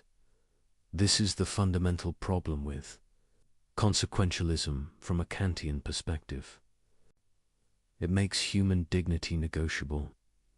It says that respect for persons can be overridden when doing so produces enough benefit. But, Kant argues, this gets the relationship backwards. Consequences matter only because they affect rational beings. Value exists only because rational beings can recognize and pursue it. Therefore, rational beings themselves, their dignity, their agency, their status as ends must be prior to, and more fundamental than any calculation of consequences. You cannot coherently say we should maximize value while treating the very beings who are the source of all value as expendable when the math requires it. The utilitarian might respond, but we're not saying individuals don't matter. We're saying every individual matters equally. One person's welfare counts the same as anyone else's. We're being perfectly impartial. This sounds fair, but consider what it means in practice. It means that if violating one person's rights produces enough benefit for enough other people, you should violate those rights. If enslaving a minority produces enough happiness for the majority, slavery is justified. If torturing one person saves many others, torture is required. The utilitarian might say these scenarios are unrealistic, that violating rights rarely produces net benefits. But that's an empirical claim, not a principled objection. If the numbers did work out that way, utilitarianism would endorse the violation. This reveals something crucial. Utilitarianism doesn't actually protect human dignity. It protects people's welfare only instrumentally, only when protecting it maximizes overall utility. The moment violating dignity becomes more useful than respecting it, utilitarianism requires. The violation, Kant would say, this makes dignity conditional. And if dignity is conditional, it's not really dignity at all. It's just another value to be weighed against other values. But the whole point of dignity is that it's unconditional. Rational beings have worth that doesn't depend on consequences, on utility calculations, on whether respecting them produces good outcomes. They have worth simply because they're rational agents capable of setting ends. To treat this worth as negotiable, as something that can be sacrificed for sufficiently good consequences, is to deny what makes human beings different from objects. It's to treat persons as if they were just a very complicated source of utility rather than beings with intrinsic value. The deeper problem is that utilitarianism can't be universalized in the Kantian sense. What's the maxim of utilitarian action? Something like, I will do whatever produces the greatest total utility, even if it requires treating some people as mere means. Can everyone follow this maxim? Can it be willed as universal law? Consider, what happens if everyone acts to maximize utility without constraints on respecting dignity? You get a world where anyone can be sacrificed at any time if doing so benefits enough others. There are no stable rights, no protected freedoms, no inviolable dignity. In such a world, you cannot plan your life. You cannot trust that others will respect your agency. You cannot know whether you'll be the one selected for sacrifice when The utility calculus requires it. More fundamentally, the entire framework of morality breaks down. Because morality requires stable expectations, reciprocal respect, and recognition of each other as agents, with claims that bind others. But utilitarianism says these only matter when they produce good consequences. This is incoherent. The very idea of moral obligation of being bound to respect others, regardless of whether doing so benefits you, is incompatible with making everything conditional on consequences. Kant saw this clearly. Either morality is categorical or it's not morality at all. It's just sophisticated prudence. Doing what's useful while calling it duty. Utilitarians might object that this is unfair. They're not abandoning morality, just grounding it differently. Instead of abstract principles, they base ethics on the concrete reality of human welfare. But Kant would ask, why does human welfare matter? The only answer that makes sense is, because humans are beings whose well-being has value. But why does their well-being have value?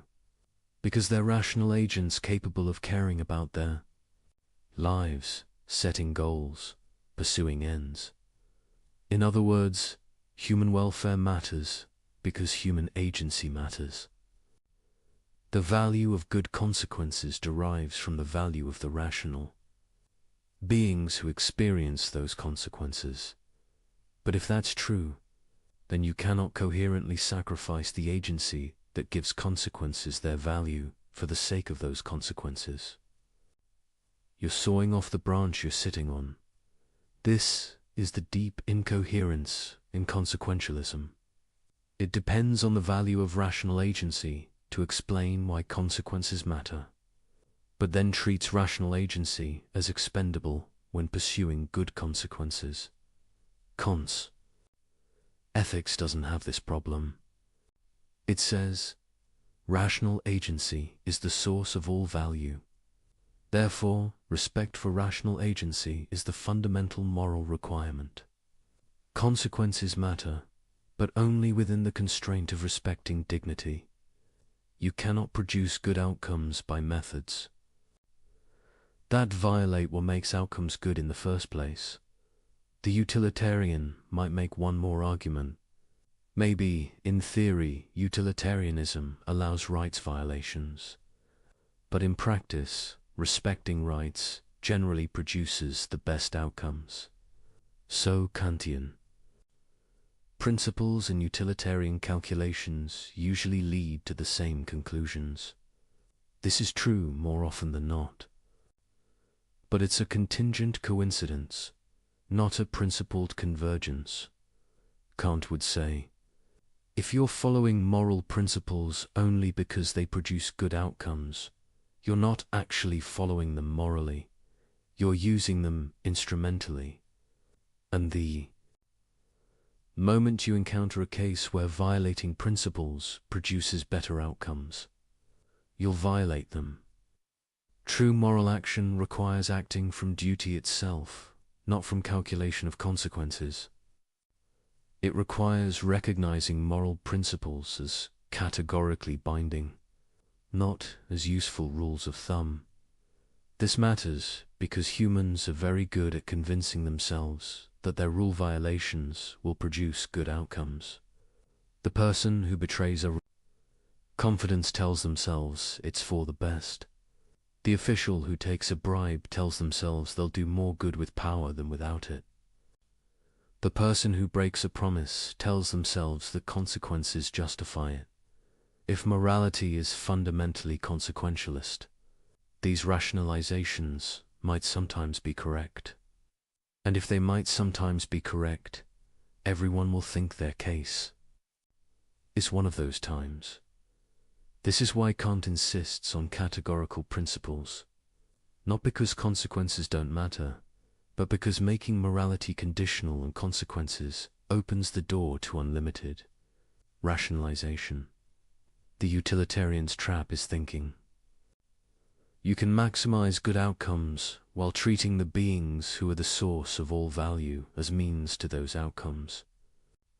But this is incoherent. Value exists because of rational agency. Therefore, rational agency must constrain how you pursue value. You cannot violate what makes value possible for the sake of producing more value. When you try, you end up with conclusions that shock moral intuition. Killing the innocent to save the guilty if the numbers work. Torturing one to benefit many. Enslaving minorities for majority happiness. Breaking promises when convenient. Lying when useful. Each conclusion follows logically from utilitarian premises. Each reveals what's at stake when you abandon categorical respect for human dignity. Kant isn't saying consequences are irrelevant. He's saying they're not fundamental. They matter, but they matter within constraints set by respect for rational agency. You should produce good outcomes, but only by methods that treat people as ends, never merely as means. This is harder than pure consequentialism. It means sometimes you cannot do what would produce the best outcomes because doing so would violate someone's dignity. It means constraints on pursuing the good that have nothing to do with whether the pursuit would be successful. But Kant would say this: difficulty reveals moral truth rather than obscuring it. Morality is difficult because human dignity is unconditional. Because rational beings have worth that doesn't depend on whether respecting them is convenient or beneficial. Because some things are simply wrong regardless of consequences. If you abandon this, if you make dignity conditional on producing good outcomes, you've given up the substance of morality while keeping its language. You're left with sophisticated calculation, dressed up as ethical reasoning. The utilitarian's trap is thinking you can avoid this while still being consequentialist. But you cannot. The moment you make consequences fundamental and dignity derivative, you've opened the door to treating people as expendable resources, to violating rights when the numbers require it, to sacrificing persons for impersonal goods. And once you've done that, you're no longer doing ethics in any meaningful sense. You're just doing accounting with human lives. In the real world, power matters. Ideals are nice, but survival requires strength. The strong dominate the weak. That's just how things are.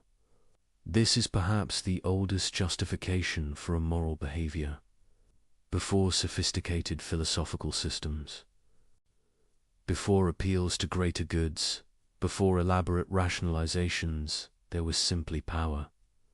The assertion that might makes right, that winners write the rules, that morality is just a story the strong tell to control the weak. This view has enormous, intuitive appeal. Look at history, look at nature. The powerful do seem to prevail. Resources flow to those who can take them. Those with strength impose their will on those without it. Why shouldn't we acknowledge this reality? Why pretend otherwise with talk of dignity and moral obligation? Kant's response to this position is devastating, not because he denies the reality of power, but because he shows that the power player's logic is self-refuting.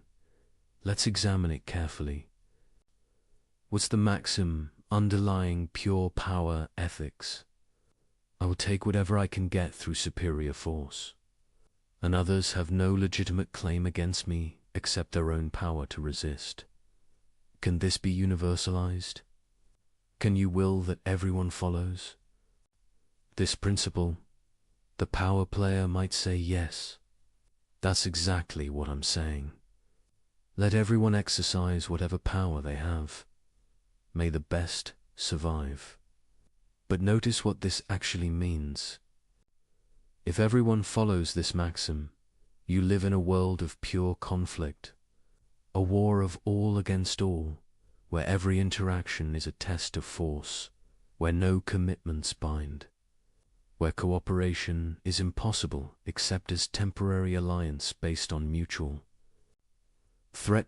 In such a world, you cannot sleep safely, cannot trust anyone, cannot plan beyond immediate survival, cannot develop anything requiring time and cooperation, cannot build, create, or achieve anything complex.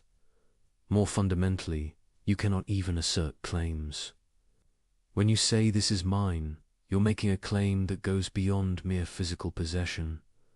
You're asserting a right that should bind others, even when you're not actively defending the resource. But if might makes right, there are no such rights. There's only current ability to control. The moment you turn your back, lose your strength, or face superior force, you lose everything. Can you rationally choose a world where you have no stable claims, no protected space, no security beyond immediate force? You cannot, because willing requires planning. Planning requires stability. Stability requires that others respect claims. You're not currently enforcing with power.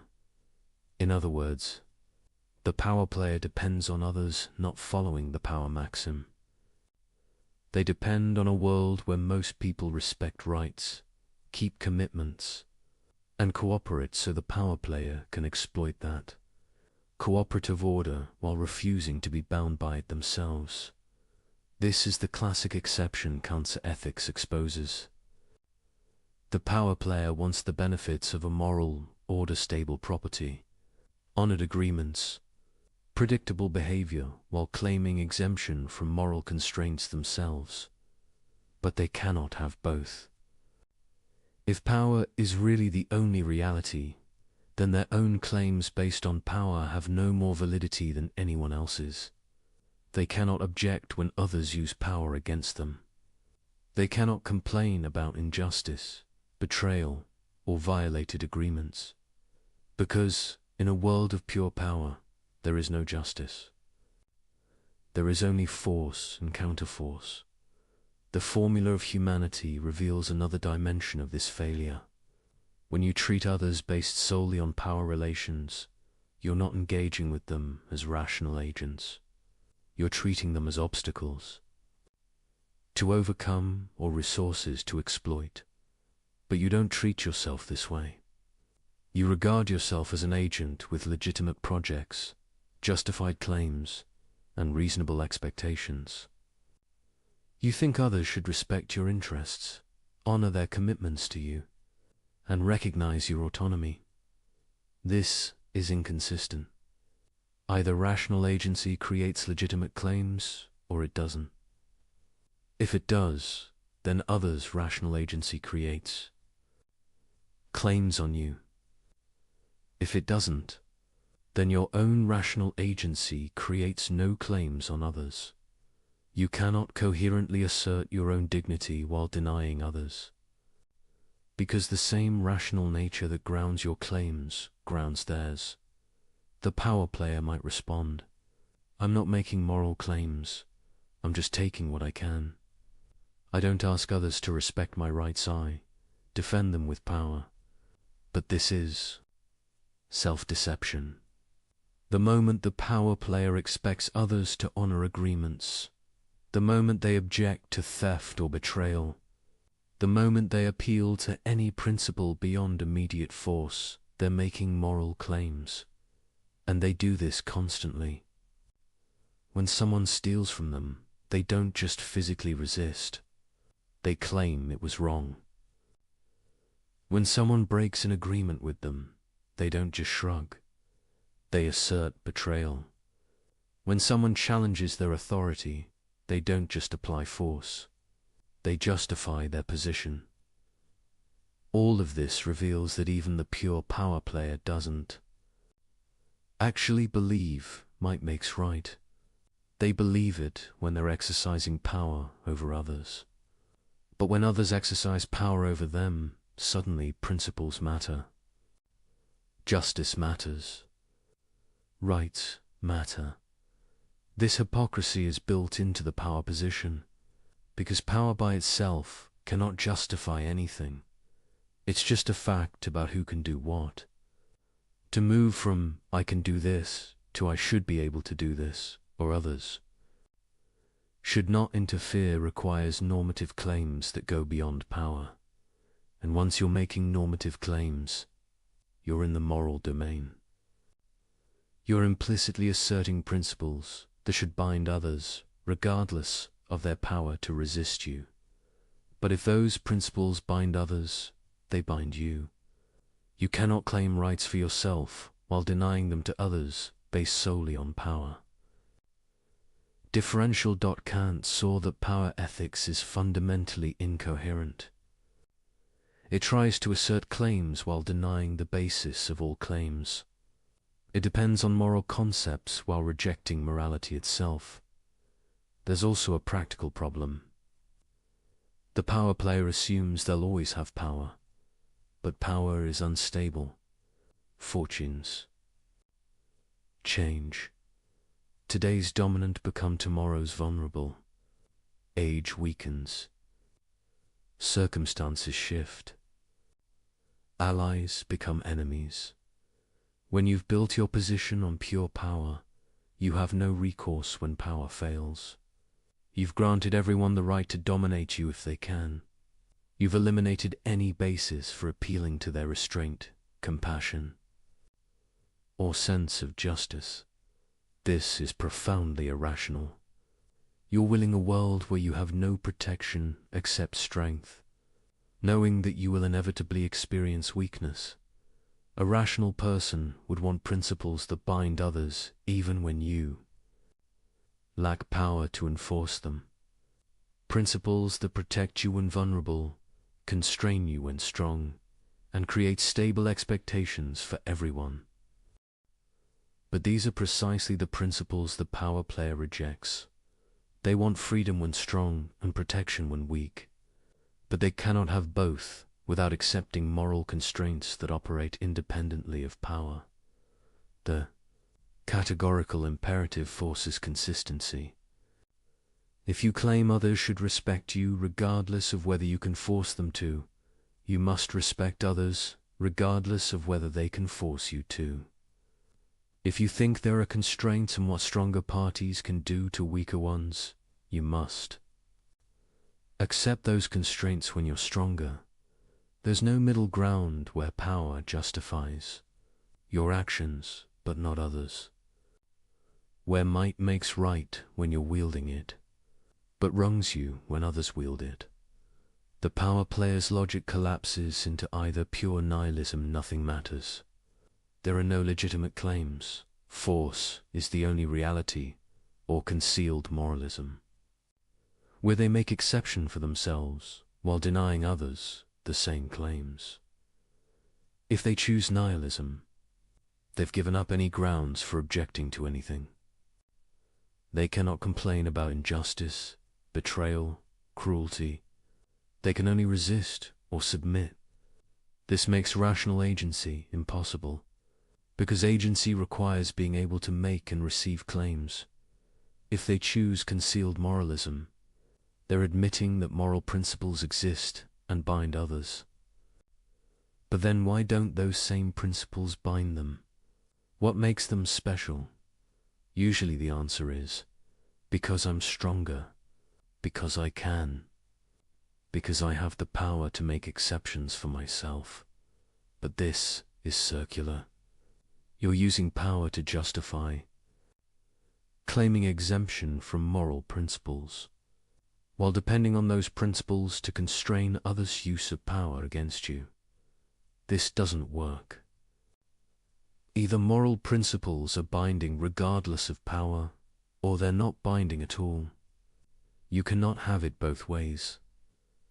Kant would say the power player's mistake is treating power as if it were a source of normativity, as if being able to do something gave you the right to do it. as if superior force made your claims more valid than others. But power is normatively neutral. It's just a capacity.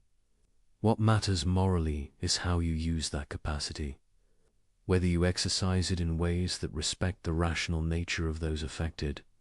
When you have power over others, you have greater responsibility, not greater permission. Because you can do more harm, can violate dignity more extensively, can create more suffering through careless exercise of strength. The person with power who uses it purely for self-interest, while disregarding others' dignity, is acting worse than the powerless person who would do the same. Because they're doing more damage to the moral order, treating more people as mere means, causing more violation of rational agency. This is the opposite of what power ethics claims.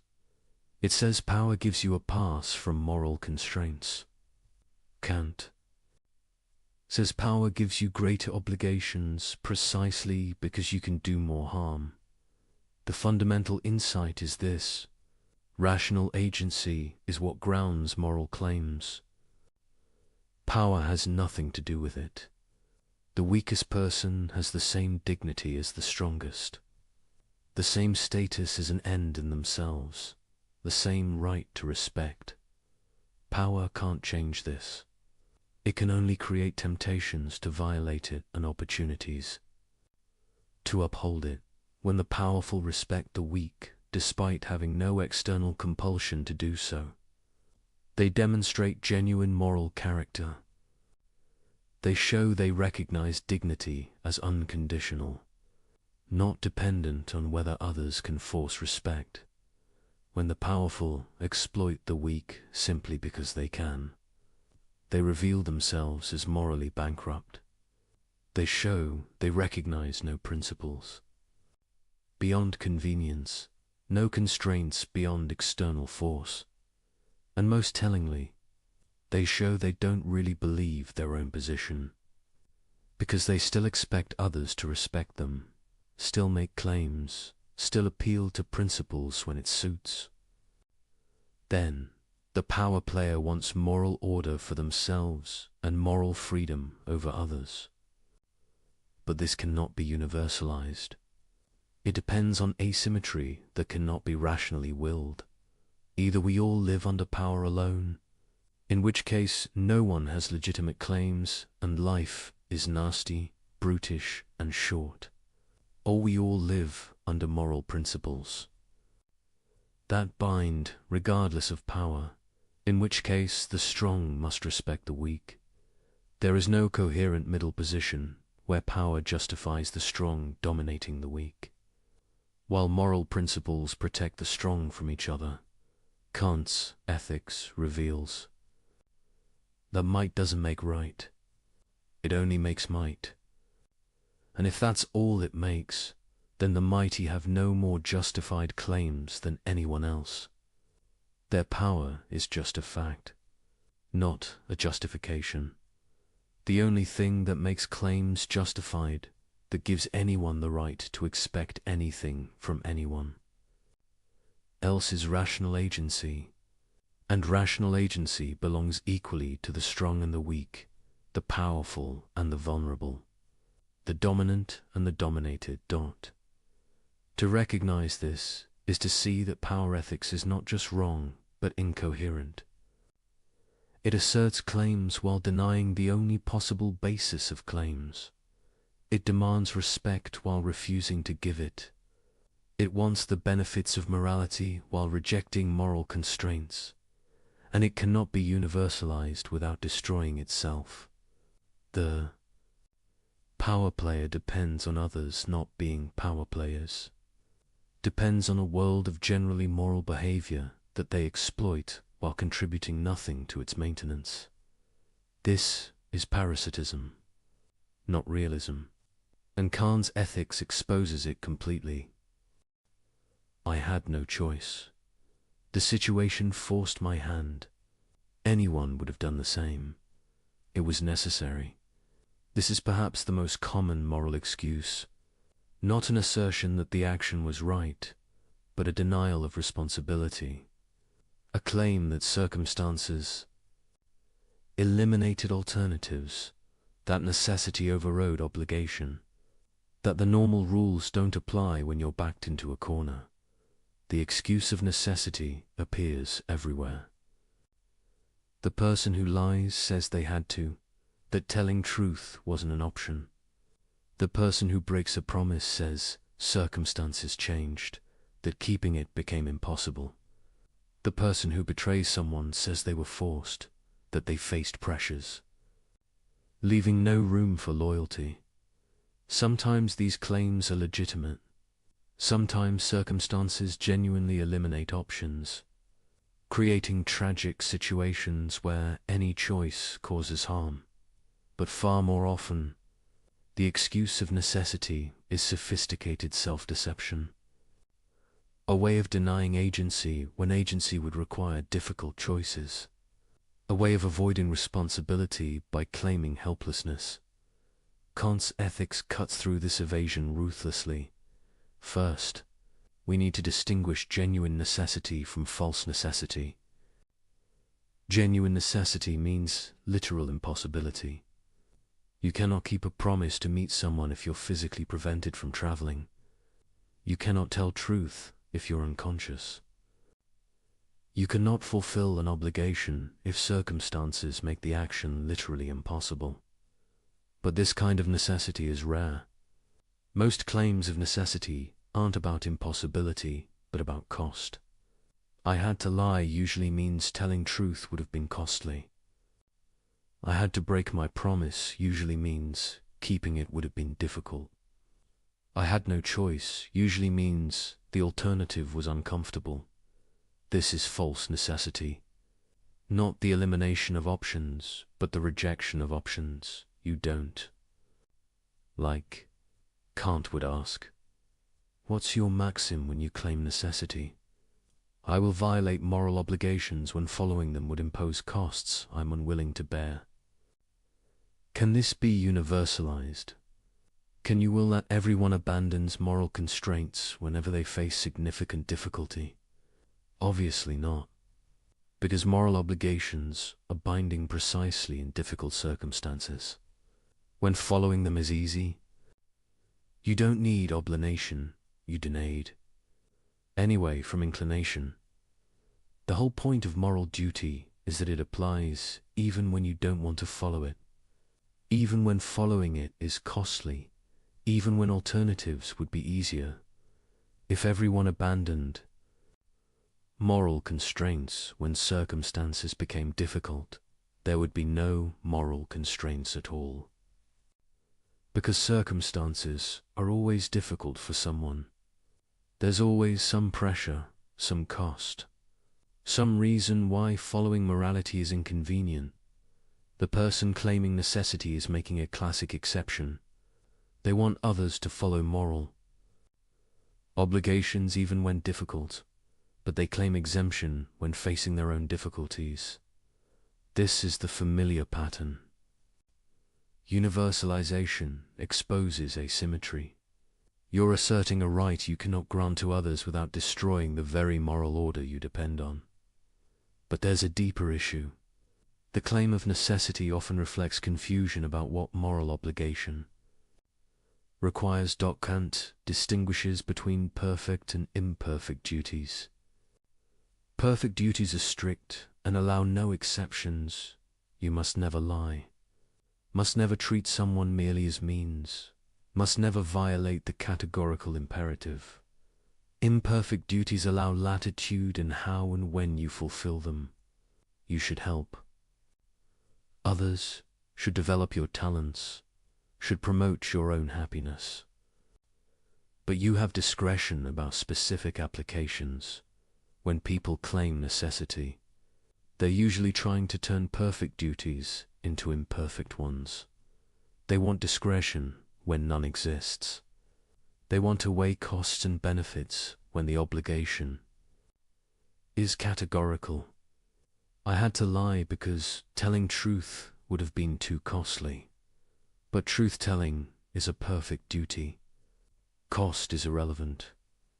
You're obligated to tell truth regardless of consequences to yourself. I had to break my promise because circumstances changed, but promise-keeping is a perfect duty. Changed circumstances don't eliminate obligations, though they might make them more difficult to fulfill. The excuse of necessity tries to smuggle consequentialist reasoning into a deontological framework. It says, this particular instance of following duty would produce bad results, so I don't have to follow it. But this contradicts the categorical nature of moral obligation.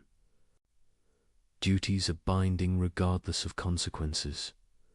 That's what makes them categorical rather than hypothetical. You might disagree with this. You might think consequences matter enough to override obligations. But then you're abandoning Kantian ethics entirely, not claiming its protection while evading its constraints. The formula of humanity reveals another aspect. When you claim necessity as an excuse for violating someone's dignity, you're treating them as expendable when circumstances require it. I had to deceive them, the situation forced me. But they're a rational being deserving respect regardless of your situation. Your difficulty doesn't give you the right to treat them as mere means. I had to break my commitment. I faced pressures they don't understand. But your pressures don't eliminate their legitimate expectations or their status as an end in themselves. The excuse of necessity places your concerns above others' dignity. It says, my convenience, my welfare, my ability to avoid difficult choices matters more than respecting your rational agency. This cannot be universalized, because others face pressures too. If everyone gets to violate dignity when circumstances are difficult, dignity becomes conditional on everyone having easy circumstances, which is the same as saying it's not real dignity at all.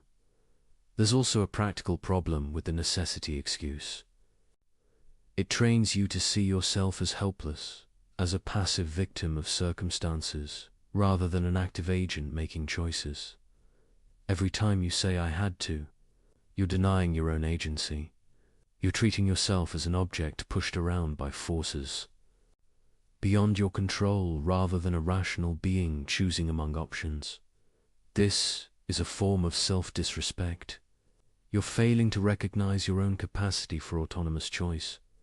You're treating your own rational nature as if it were mere nature subject to causal forces but not capable of self-determination.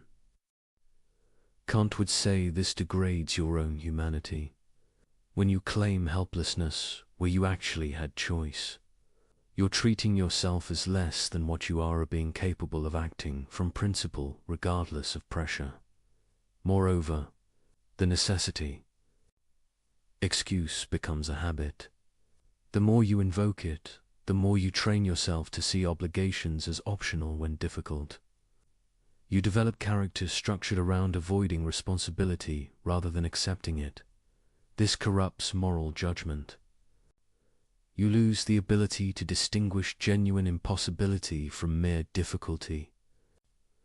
You lose the clarity that comes from unconditional commitment to principle.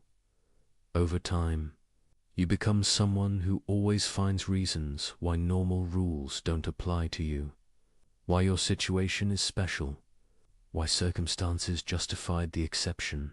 But, of course, everyone's situation feels special to them. Everyone faces pressures they think others don't understand. Everyone encounters circumstances that make morality inconvenient.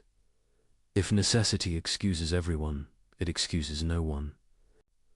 Because the excuse eliminates the very concept of obligation. Kant saw this clearly. Either moral obligations or categorical binding, regardless of cost, regardless of difficulty, regardless of what you'd prefer, they're not really obligations at all.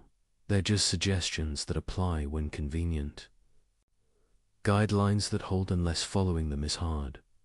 Ideals you nod toward while acting on entirely different principles. This doesn't mean Kant was naive about difficulty. He recognized that humans are finite beings with real limitations. That circumstances sometimes genuinely constrain options. That moral life involves genuine dilemmas. But he insisted on distinguishing genuine constraints from self-serving excuses. Real impossibility from unwillingness to pay costs. Tragic circumstances from convenient rationalizations. The test is simple. Are you claiming you couldn't do something that was literally impossible? Or are you claiming you had to abandon a moral obligation because following it would have been difficult? If the former, fine. No one can demand the impossible. If the latter, you're making an excuse, not stating a fact. And the excuse can't be universalized, because everyone faces difficulty. If difficulty eliminates obligation, obligation eliminates itself.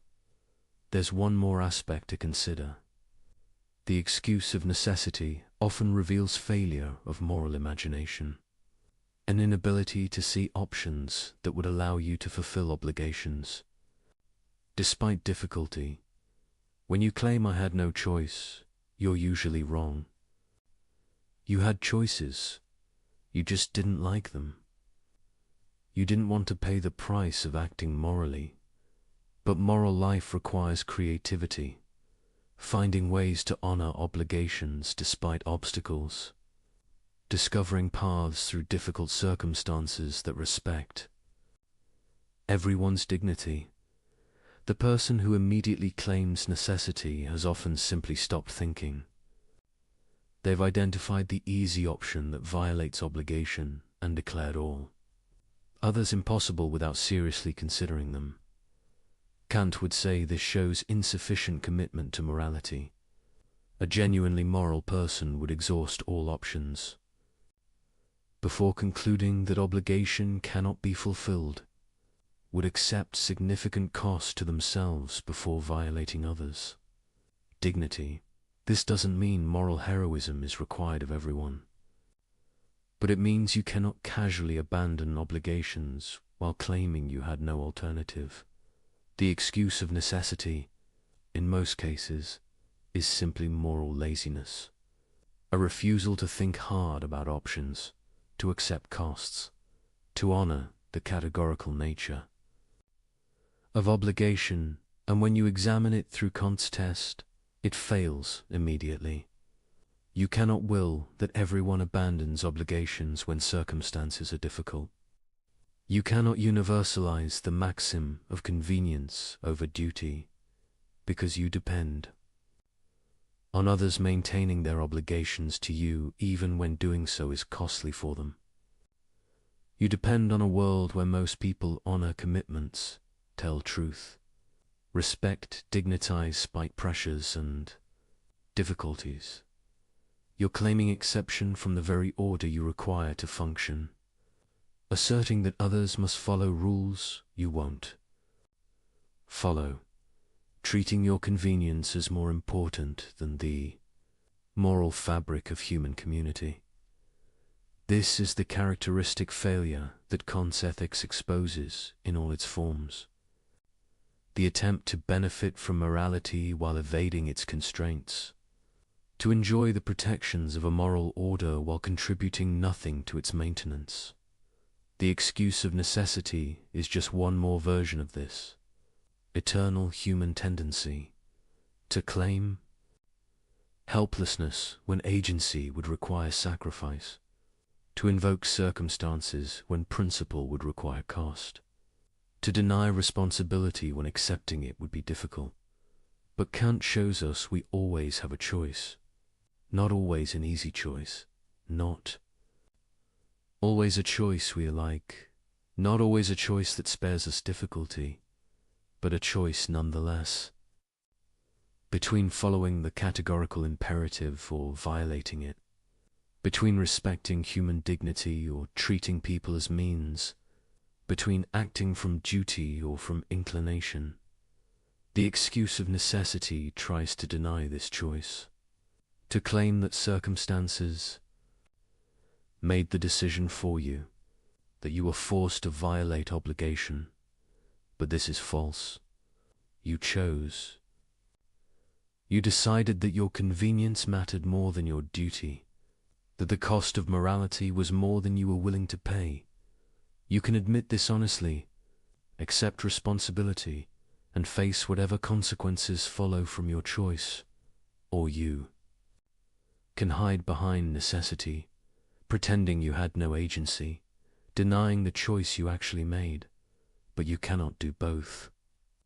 You cannot claim helplessness while also claiming moral status. You cannot deny agency while expecting to be treated as an agent. And you cannot universalize the excuse without destroying the very concept of moral obligation, without reducing ethics to a system where everyone follows rules when convenient and abandons them when not. Kant's ethics demands more. It demands recognition that moral obligation binds regardless of difficulty, that human dignity matters regardless of cost, that some things are simply required of rational beings, regardless of whether circumstances make compliance easy. This is demanding. It's meant to be. Because morality isn't about convenience, it's about what rational agency itself requires, about what must be true if human community is to be possible at all. And the excuse of necessity, in the end, is just another way of denying these truths while depending on them, of claiming helplessness while demanding that others remain bound.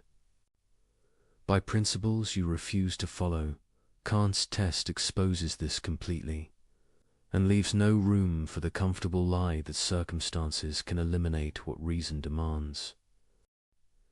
We've seen how various justifications for immoral behavior fail the categorical imperative, but there's a deeper pattern worth exploring. A reason why bad maxims always fail universalization, and understanding this pattern reveals something profound about the structure of morality itself. Every immoral maxim has the same fundamental problem. It depends on conditions it simultaneously undermines. It requires stability it destroys. It exploits an order it refuses to maintain. Think about lying. The liar needs people to believe them. But lying, if universalized, destroys belief itself. The practice of communication depends on a presumption of truthfulness. When that presumption collapses, words lose their power to convey information. The liar is sawing off the branch they're sitting on. Their maxim only works because most people don't follow it. They're making an exception for themselves that cannot be generalized. This isn't an accident. It's structural, built into the nature of rational agency in communication. When you speak, you implicitly claim to be communicating something true. Not necessarily that your statement corresponds to reality, but that you believe what you're saying. You're presenting your words as expressions of your actual thoughts. Lying violates this implicit claim.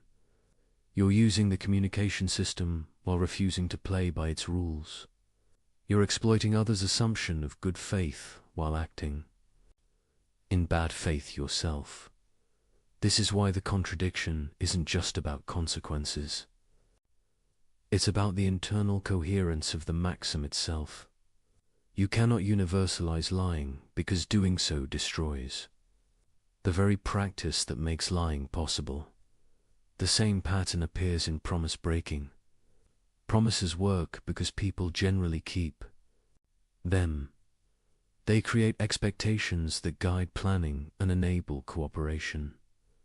When someone makes a promise, others adjust their behavior in reliance on that commitment. The promise breaker exploits this system. They gain the benefits of being trusted, without bearing the costs of being trustworthy. They want others to treat their promises as binding while treating those same promises as optional for themselves. But if everyone broke promises when convenient, the institution of promising would dissolve. No one would adjust their behavior based on commitments. Promises would become mere predictions, not obligations. The promise breaker, like the liar, depends on others maintaining what they refuse to maintain. They're parasitic on a practice they're undermining. This reveals something important about why Kant's ethics works. It's not imposing arbitrary constraints from outside. It's showing what rational agency itself requires. To be a rational agent is to act for reasons, to claim that your actions are justified. And to claim justification is to assert principles that apply beyond your particular case. When you act, you're implicitly saying, this type of action, in these types of circumstances, is permissible. You're making a universal claim, whether you realize it or not. The categorical imperative simply makes this implicit universality explicit. It asks, can your maxim actually function as a universal principle, or does it depend on others not following it? If the latter, you're being incoherent. You're claiming a justification that undermines itself when universalized. You're trying to have things both ways to benefit from a practice while refusing to maintain it. This is why bad maxims always self-destruct, not because God punishes them, not because society disapproves, not because they produce bad consequences, though they often do, but because they're rationally incoherent. They cannot survive their own universalization. Consider manipulation. The manipulator needs people who aren't suspicious, who take communications at face value, who assume good faith. Manipulation works by exploiting trust. But if everyone manipulated everyone, trust would disappear. Everyone would constantly suspect ulterior motives. Every communication would be analyzed for hidden agendas. The baseline of good faith that makes manipulation effective would be destroyed. The manipulator depends on most people not being manipulators, on a world where trust is the default, so violations of trust can be exploited. This dependency reveals the incoherence. You cannot coherently will that everyone manipulates, because doing so eliminates what makes manipulation work. You're asserting a right that destroys its own conditions of possibility. The pattern extends to all immoral maxims. The thief needs property rights to exist, or there's nothing to steal. The fraudster needs honest commerce, or fraud would be expected and anticipated. The person who refuses all help needs a society where most people do help, or human cooperation would be impossible. In every case, the immoral agent is free-riding, taking advantage of a moral order they refuse to support, exploiting others' good behavior, while exempting themselves from reciprocal obligations. Kant's genius was recognizing that this free riding is not just unfair, it's logically incoherent. You cannot rationally will a world where everyone free rides, because free riding depends on others not. Free-riding. This gives us a different way of understanding why morality is binding. Not because of divine command, not because of social contract, not because of consequences, but because of what rational agency itself requires. To be rational is to act according to principles. To act according to principles is to claim those. Principles could be universal. To claim they could be universal is to be bound by them yourself. You cannot escape this by denying you're making universal claims, because any justification of your action implicitly universalizes. When you say, It was okay for me to do this because of these reasons. You're saying these reasons justify this type of action. And that's a universal claim. The only way to avoid universal claims is to admit you're not acting for reasons at all. That you're just doing what you feel like, with no justification. Making no claim that your action is permissible. But then you're not exercising rational agency. You're just behaving. And if you're just behaving, you cannot object when others behave toward you in ways you don't like. You've given up any basis for making claims against others. This is the choice Kant presents. Either you act rationally, according to principles that could be universal, in which case morality binds you, or you give up rationality entirely, in which case you give up any basis for asserting claims, making demands, or expecting anything from anyone.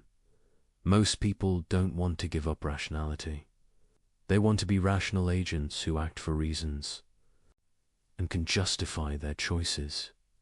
But they also want to avoid moral constraints when those constraints are inconvenient. Kant shows this is impossible. You cannot claim rational agency for yourself while denying its implications.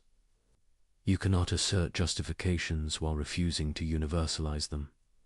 You cannot expect others to respect your claims while refusing to respect theirs. The self-destructive nature of bad maxims isn't a curious feature. It's the fundamental fact about immoral action. Every violation of the categorical imperative is an attempt to assert something that cannot be coherently asserted, to claim a right that destroys itself. When universalized, to enjoy benefits while refusing to bear their costs. This is why you can always tell when someone's reasoning is bad. Not because you have moral intuitions that disagree, not because you calculate different consequences, but because their maxim, when made explicit and universal, reveals its own incoherence. They want special treatment they cannot justify, exceptions they cannot universalize, rights they cannot grant to others without undermining their own position. Kant gives us the tool to see this, to take any proposed action, any justification, any moral claim and test whether it can survive its own universalization. If it can, the action is at least permissible. If it cannot, the justification is hollow. Not wrong in some subjective sense, but objectively incoherent, self-undermining, rationally untenable. This is the deeper pattern. Bad maxims fail not because they violate external rules, but because they violate the internal requirements of rational agency itself. They try to claim what cannot be claimed, to assert what cannot be asserted, to universalize what destroys itself when universalized. And once you see this pattern, you cannot unsee it. Every rationalization reveals itself as an attempt to make an exception that cannot be made. Every excuse exposes itself as a claim to rights that undermine themselves when extended. The categorical imperative is not a constraint imposed from outside. It's the internal logic of rational agency made explicit. Acting morally is not sacrificing your interests for some external authority. It's being consistent with what you're already implicitly claiming whenever you act rationally at all. This is why Kant believed morality could be based on reason alone. Not because reason tells us what to desire or what goals to pursue, but because reason itself has a structure, and acting according to that structure requires acting morally. The person who violates the categorical imperative isn't just doing something wrong. They're being irrational, incoherent, self-contradictory. They're claiming what they cannot claim, asserting what they cannot assert, willing what they cannot will, and this irrationality is visible not through moral intuition or divine revelation or cultural conditioning, but through simple logical analysis, through asking, can this maxim be universal? Does it survive its own generalization, or does it depend on conditions it undermines? When you ask this question honestly, bad maxims always reveal themselves. They collapse under their own weight. They prove unable to sustain what they require. This is the deeper pattern, and understanding it transforms how you think about morality. It's not about following rules because someone said so.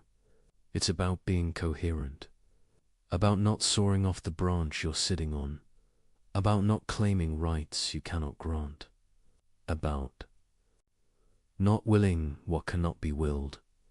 It's about recognizing what rational agency itself demands, and accepting that you cannot escape those demands while remaining rational. Having understood why bad maxims self-destruct, we can examine the deeper architecture of how people try to evade moral constraints. There are patterns to manipulation and rationalization, strategies that appear again and again, and understanding these patterns helps you recognize violations before they deceive you. The first strategy is particularization, taking a universal moral principle and adding qualifications that make it apply only to others. You shouldn't lie becomes people shouldn't lie to me. Promises should be kept becomes others should keep their promises to me. Human dignity must be respected becomes my dignity must be respected. The pattern is subtle because it uses moral language while evacuating moral content. It sounds like you're affirming moral principles, but you're actually claiming special status that exempts you from them. Kant's test exposes this immediately. Can you universalize your actual maxim? Not the principle you cite, but the principle you actually follow. If your real maxim is, others must respect my dignity, but I can treat them as mere means when convenient, that obviously fails universalization. You're claiming an exception with no justification. The second strategy is false equivalence, treating fundamentally different situations as if they raise the same moral issues, then using one to justify the other. Everyone lies sometimes, so my lies are no different. But your lies and white lies about someone's haircut are categorically different. One manipulates someone for your benefit. The other spares minor hurt feelings. The maxims are completely different. All business involves some exploitation, so my exploitation is normal. But there's a difference between employing someone at market wages and systematically abusing workers because you can. The fact that all economic relationships involve power doesn't mean all exercises of power are equivalent. This strategy works by blurring distinctions, by grouping all instances of some behavior together, regardless of maxims, intentions, or contexts, then using the acceptability of mild instances to justify severe violations. Kant's ethics requires examining actual maxims, not surface behaviors. Two people might tell falsehoods. Following the maxim, I will speak falsely to protect someone from harm. Another following, I will deceive others for personal gain. Same behavior, completely different moral status. The third strategy is infinite regress, questioning every moral claim until the person either gives up or admits uncertainty, then treating this as permission to ignore morality entirely. Why should I respect human dignity? Because Kant said so. Why should I listen to Kant? Because he gave good arguments. Why should I care about good arguments? Because rationality matters. Why does rationality matter? This can continue indefinitely, but it proves nothing. You can apply the same strategy to any claim whatsoever, including the strategy itself. Kant's response is that some things are simply presupposed by rational agency. You cannot question whether rationality matters while engaging in rational questioning. The very act of asking undermines the skeptical conclusion. Similarly, you cannot claim rational agency for yourself while denying its implications. Questioning moral principles is fine, but you cannot question them while simultaneously making moral claims against others. The fourth strategy is hypothetical extremes, presenting bizarre scenarios where moral principles seem to lead to absurd conclusions, then using these to reject the principles entirely. What if an asteroid was going to destroy Earth, and the only way to stop it was by torturing one person? Would you really say we shouldn't torture them? These scenarios are designed to make moral principles seem rigid or unrealistic, but they prove nothing about ordinary cases. The fact that principles might face dilemmas in wildly improbable situations doesn't eliminate their binding force in normal life. Moreover, these hypotheticals often smuggle in assumptions that beg the question. They're constructed specifically to make the violation seem necessary. Then treat this construction as revealing a flaw in moral reasoning. Kant would say, focus on actual situations you face. Don't let imaginary edge cases undermine your commitment. Two principles that apply clearly in real life. The fifth strategy is motive questioning. Instead of engaging with moral arguments, attacking the motives of people making them, you only care about honesty because you're judgmental. You only oppose exploitation because you're envious. You only emphasize duty because you're repressed. This is ad hominem reasoning.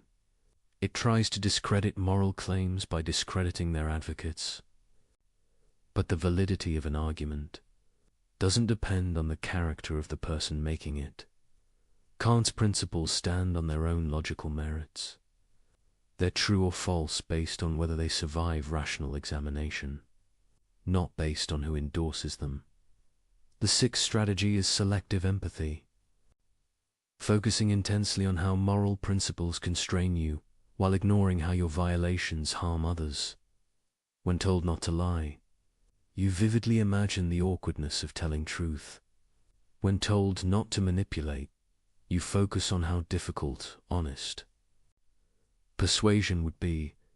When told not to break promises, you emphasize how circumstances have changed, but you don't imagine what it's like to be lied to be manipulated, to have commitments broken. You don't feel the violation of agency, the loss of dignity, the harm to trust. This asymmetry allows you to see moral constraints as unreasonable impositions, while not seeing your violations as significant. Wrongs. Kant would say, apply the formula of humanity consistently. Imagine yourself in the position of those affected by your actions. Ask whether you're treating them as you'd want to be treated, as an end, not merely as a means. The seventh strategy is moral diffusion, spreading responsibility so widely that no one feels personally accountable. Everyone else is doing it. The system is corrupt anyway. My individual action doesn't matter. I'm just following orders. It's not my decision alone. Each statement might be factually true. Others might be doing it. The system might be corrupt. Your individual action might have small impact. You might be following orders, but none of this eliminates your personal responsibility for your own maxims. You choose what principles to act on. That choice is yours, regardless of what others do or what systems you operate within. Kant's ethics is radically personal. You're responsible for your maxims. You must ask whether you can universalize them. You cannot evade this by pointing to others' behavior or institutional structures. The eighth strategy is temporal compartmentalization, treating past actions as irrelevant to present identity and future actions as too uncertain to constrain present choice. Yes, I lied before, but I've changed.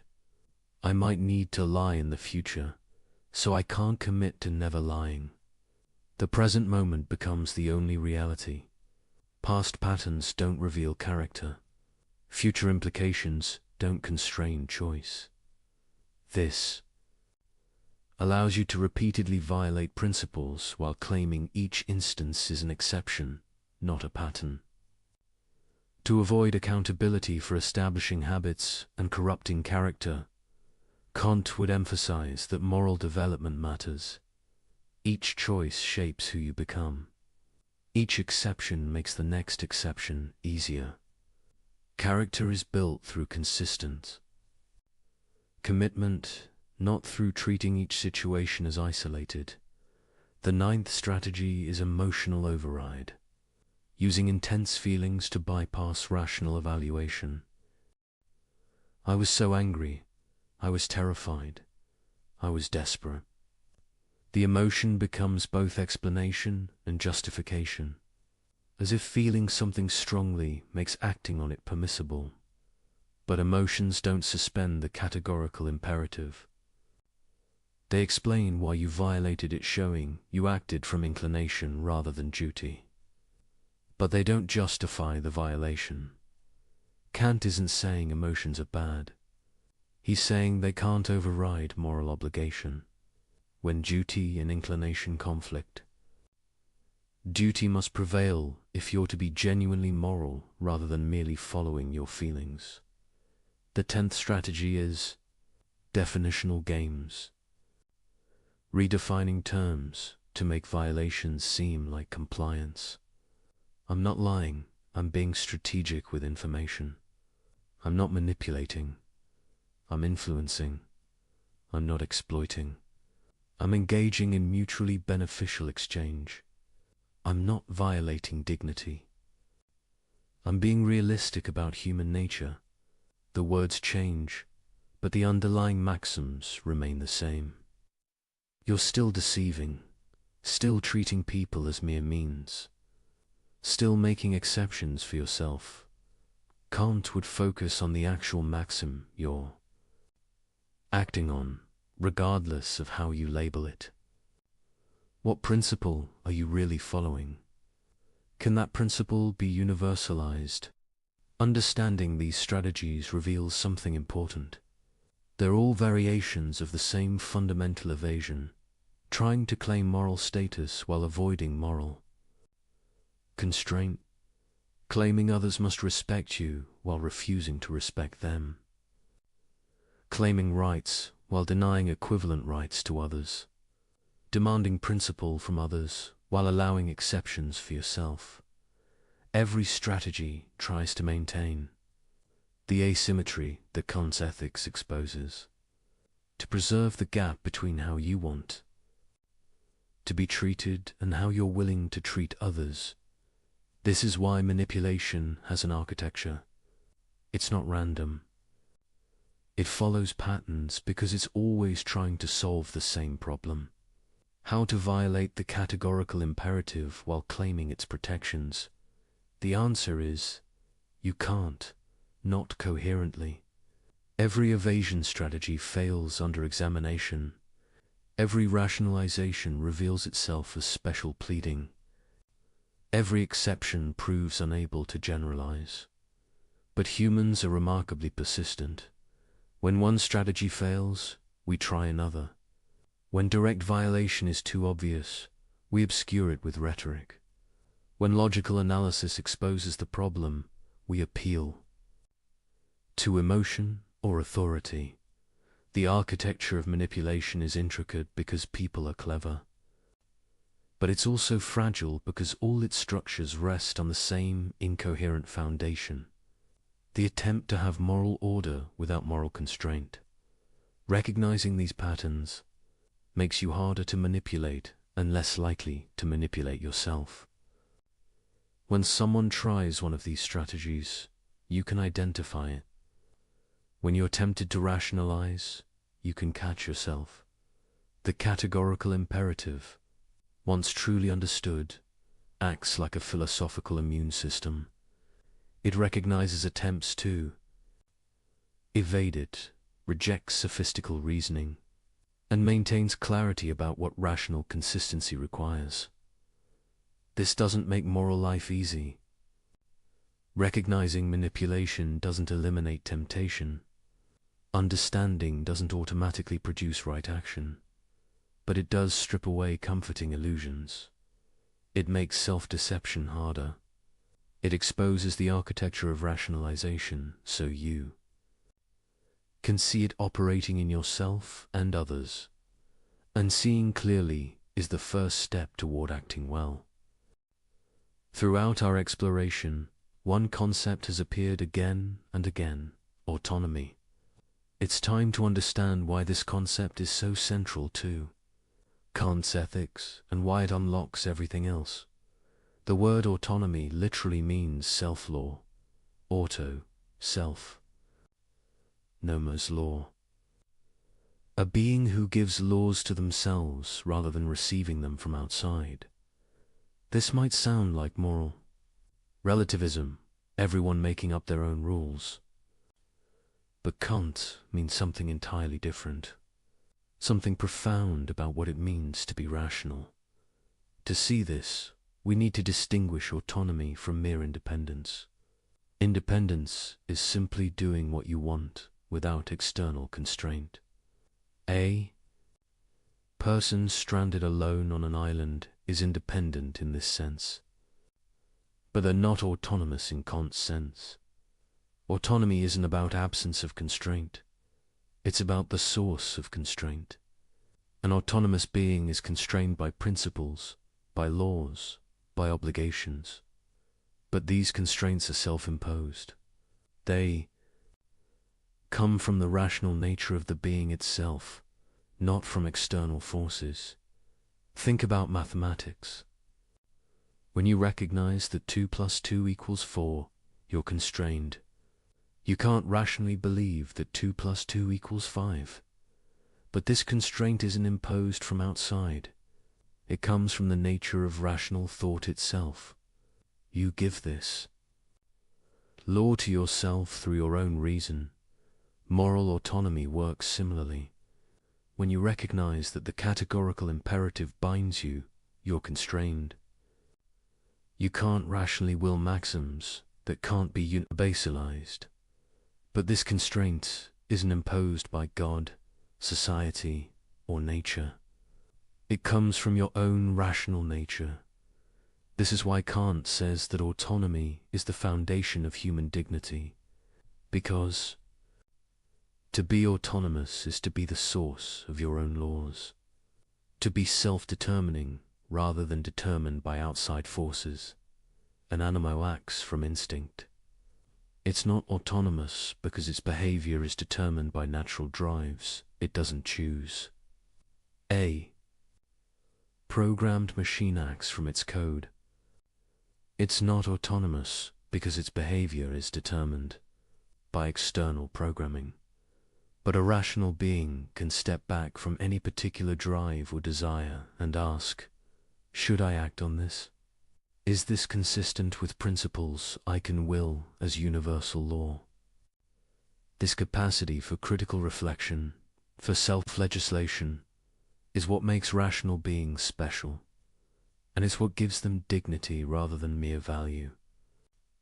Things with value can be traded, replaced, or sacrificed for something of greater value. But beings with dignity are priceless. They cannot be traded or replaced because their worth is unconditional. Why? Because they're the source of all valuing. They're what makes value possible in the first place. Without autonomous, rational beings, nothing would have value because there would be no one to recognize it, pursue it, or care about it. This is why the formula of humanity commands treating rational beings as ends in themselves. Not because they're useful, though they often are.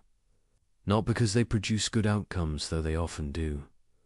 But because they have the capacity for autonomy, for giving laws to themselves through reason.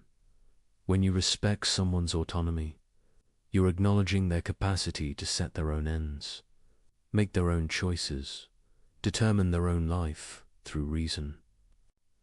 You're recognizing them as a fellow legislator in the kingdom of ends.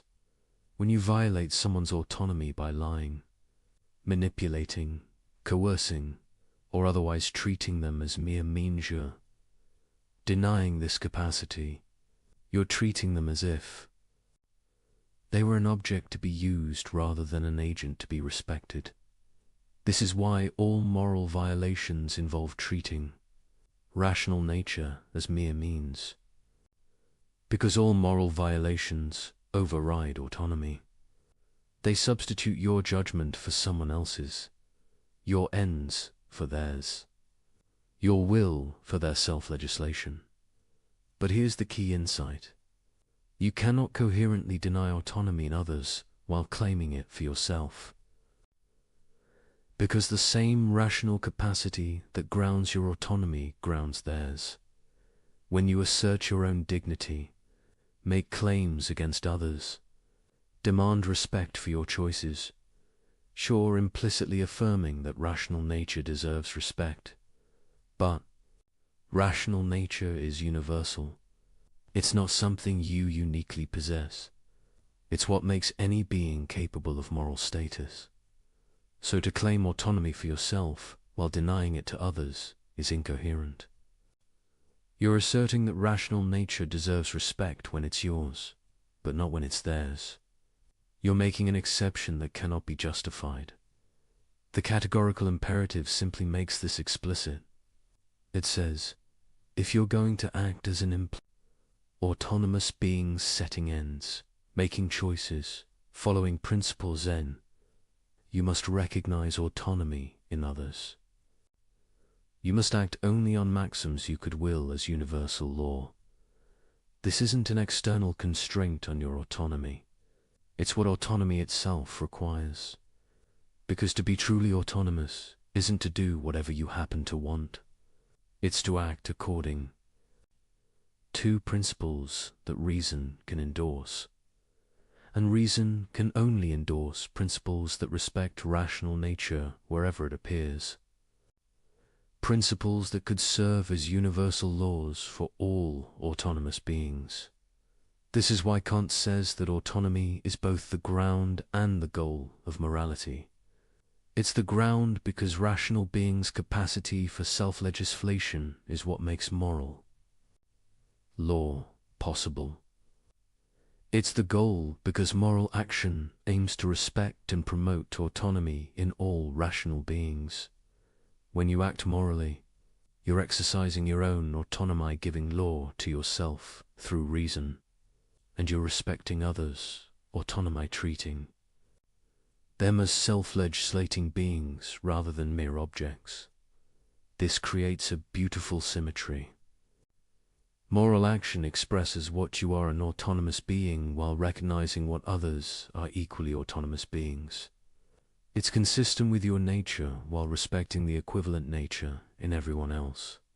Immoral action, by contrast, is self-contradictory. You are exercising your autonomy to deny others autonomy, using your capacity for self-legislation to override others' equivalent capacity. Acting as if rational nature deserves respect when it's yours, but not when it's theirs. This is why evil is always, fundamentally, irrational. Not just wrong, but incoherent. It involves claiming for yourself what you deny to others, while possessing no basis for the distinction. Understanding autonomy also explains why moral development matters. You don't become autonomous simply by reaching a certain age or achieving independence. Autonomy must be developed through practice. Every time you act from duty rather than inclination, you strengthen your capacity for self-legislation. Every time you universalize your maxims rather than making exceptions for yourself, you exercise autonomy more fully.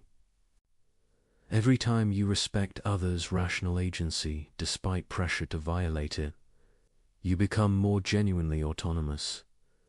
This is because autonomy isn't just a capacity you have. It's a capacity you must actively realize through your choices. You can have the potential for autonomy while consistently acting heteronomously, following desire, social pressure, or arbitrary authority. True autonomy requires consistently choosing to act from principles that reason itself endorses, and that means acting morally. There's no gap between being genuinely autonomous and being moral. They're the same thing. This is perhaps Kant's most radical claim. Morality isn't a constraint on your autonomy. It's the fullest expression of autonomy. When you act morally, you're most fully yourself, most fully realizing your nature as a rational, self-legislating being. When you act immorally, you're less autonomous, not more. You're allowing inclination, pressure, or desire to override your rational nature. You're being determined by forces outside, your rational agency rather than determining yourself through reason. This inverts common assumptions.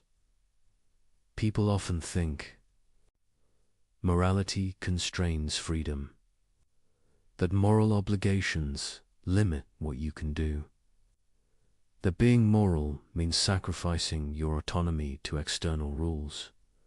But Kant shows this is backwards. You're most free when you act morally because you're acting from your own rational nature rather than being pushed around by desires, circumstances, or manipulation. You're least free when you violate moral principles because you're being controlled by forces outside your rational agency. You're allowing heteronomous factors: desire for pleasure, fear of consequences, social pressure to determine your action. True freedom is autonomy, and autonomy is moral action.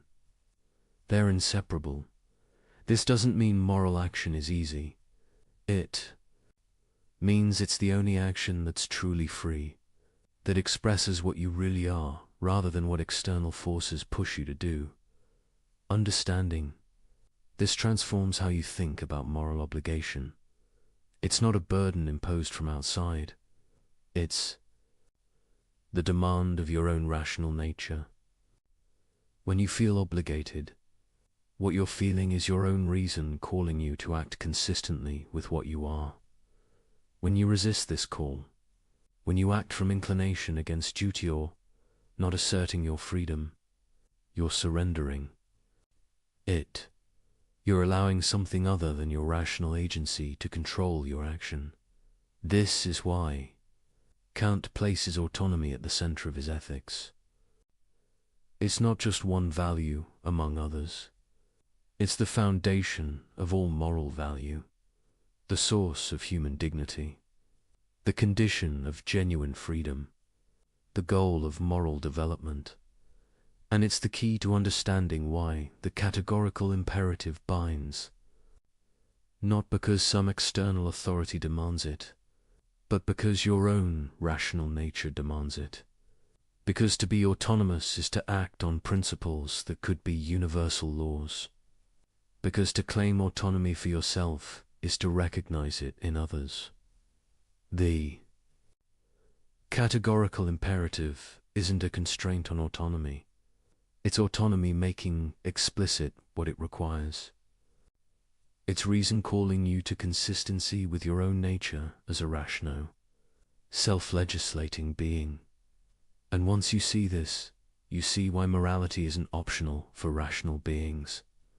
not because they'll be punished for immorality, but because immorality is incompatible with what they essentially are. To be rational is to be autonomous. To be autonomous is to be moral. There's no way to be fully human, fully realizing your nature as a rational being, while consistently violating the categorical imperative. This is autonomy's central place in Kant's ethics. Not just important, but foundational. Not just a value, but the condition of all value. Not just relevant to morality, but identical with it. Understanding this unlocks everything else we've explored. Why bad maxims self-destruct, why manipulation fails universalization, why moral violations are irrational, why human dignity is unconditional. All of it flows from the nature of autonomy, from what it means to be a rational being capable of giving law to yourself through reason, from the recognition that this capacity is what makes morality possible and what morality must protect. Kant gave us a third formulation of the categorical imperative, one that synthesizes the insights of the first two while pointing towards something aspirational. He called it the formula of the kingdom of ends. Act according to maxims of a universally legislating member of a merely possible kingdom of ends. This formulation is more complex, but it captures something beautiful about what morality aims toward. A vision of human community at its best. A kingdom is a systematic union under common laws. But this isn't a political kingdom ruled by a monarch. It's a moral kingdom where all members are both legislators and subjects. Each member legislates universal laws through their rational nature, but each is also subject to the very laws they legislate. You make moral law through your reason, but you're also bound by it. This dual status, legislator and subject, simultaneously is what distinguishes the kingdom of ends from hierarchical structures. There's no ruler imposing law on subordinates. Everyone participates equally in moral legislation. The kingdom consists of ends, rational beings who are valuable in themselves, not merely as means. Each member recognizes every other member as an end. Each treats everyone else with the respect due to autonomous agents. This creates a moral community, where everyone relates to everyone else as fellow rational beings, where no one is used as a mere tool, where each person's dignity is recognized and respected by all. Kant describes this as a merely possible kingdom because it's an ideal rather than a current reality. No actual human society fully realizes it, but it represents the goal toward which moral action tends when you act according to the categorical imperative. You're legislating for this kingdom. You're acting as if it already existed. You're treating others as ends, following only maxims. That could be universal laws, recognizing the dignity of all rational beings. Each moral action is like a vote for the kingdom of ends, a contribution toward making it real, a refusal to treat the current state of imperfection as justification for further violation. The beauty of this vision is how it combines equality with respect. Everyone is equal as a legislator, each person's rational nature has the same status and authority, but this equality grounds respect rather than uniformity. Each person's unique ends, projects, and choices deserve respect precisely because they're exercises of autonomous, rational agency. The kingdom of ends isn't a place where everyone does the same things or pursues identical goals.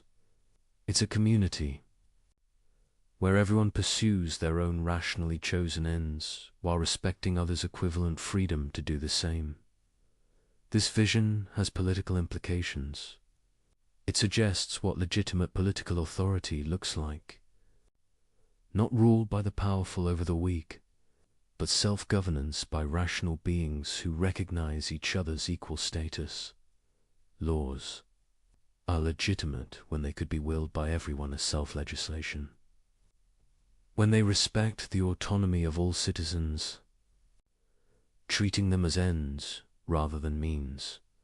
When they create conditions for each person to develop and exercise their rational capacities. But the kingdom of ends goes beyond politics. It's a moral ideal that applies to all human relationships, to families, friendships, businesses, institutions, any context where rational beings interact. In each context, the question is, are people treating each other as ends in themselves, as autonomous agents whose dignity deserves respect? Or are they treating each other as mere tools, as means to their own ends? A family that respects the kingdom of ends would recognize each member's rational agency. Parents would guide children toward autonomy rather than merely controlling them. Adults would respect each other's choices, even when disagreeing. Relationships would be structured by mutual respect rather than domination. A business that respected the kingdom of ends would treat workers as agents, not resources. Customers as persons, not revenue sources. Communities as partners, not externalities. Profit would be pursued within constraints, set by respect for human dignity. An institution that respected the kingdom of ends would empower rather than subordinate. It would create space for people to exercise autonomy rather than merely following orders. It would be accountable to those it affects rather than imposing decisions on them. None of this means conflict disappears. Rational beings with different ends will sometimes clash, but in the kingdom of ends, these conflicts are resolved through reason, dialogue, and respect rather than through power, manipulation, or violation of dignity. The ideal might seem impossibly distant. Human societies are full of hierarchy, exploitation, and violation. Most relationships involve some degree of using others as means. Perfect respect for autonomy seems utopian, but Kant would say this doesn't undermine the ideal. It just means we have work to do. Each action that respects dignity moves us closer. Each refusal to treat people as mere means contributes to realizing the kingdom. And importantly, you can act as a member of the kingdom of ends regardless of whether others do. You can treat people as ends even when they treat you as means. You can follow universal laws even in an unjust world. This is what acting from duty means. Not waiting until conditions are perfect, but acting morally now. Treating the kingdom of ends as already existing through your own behavior, even when others haven't caught up. This is hard. It means respecting people's dignity even when they don't respect yours. Maintaining moral principles even when others violate them. Acting as if rational nature deserves unconditional respect even in circumstances that make this costly. But it's the only way the ideal can ever be realized. Not through some sudden transformation, but through individuals choosing to act morally despite imperfect conditions. Through each person taking responsibility for their own maxims, their own treatment of others, their own contribution to moral community. The kingdom of ends represents Kant's answer to cynicism. Yes, people often act badly. Yes, the world is full of exploitation and violation. Yes, perfect justice seems impossibly distant. But this doesn't mean moral action is pointless. Every moral action is a contribution. Every respect for dignity creates a small instance of the kingdom. Every universalizable maxim legislates for the ideal, and gradually, through accumulation of individual moral choices, human community can approximate the ideal more closely. Not perfectly. Human nature is flawed, circumstances are difficult, conflicts are inevitable, but better than before, more respectful of dignity, more consistent with what rational beings deserve. This is Kant's vision. Not naive optimism about human goodness, but realistic hope based on what autonomy makes possible. Not fantasy about perfection, but commitment to progress through moral action. The kingdom of ends is the goal. The categorical imperative is the path. Each individual's choice to act morally is a step forward. And while no one can create the kingdom alone, everyone can refuse to act as if dignity doesn't matter. This refusal, this commitment to treating rational nature as an end regardless of circumstances is what moral action means. And it's available to everyone, always, regardless of what others do. You cannot create the kingdom of ends by yourself, but you can be its representative in every action. You can legislate its laws through your maxims. You can treat everyone you encounter as the fellow member of a moral community. They deserve to be recognized as. This is what the formula of the kingdom of ends asks. Not that you wait for perfect conditions, but that you act now as if those conditions existed. Not that you create utopia, but that you refuse to let imperfection justify violations.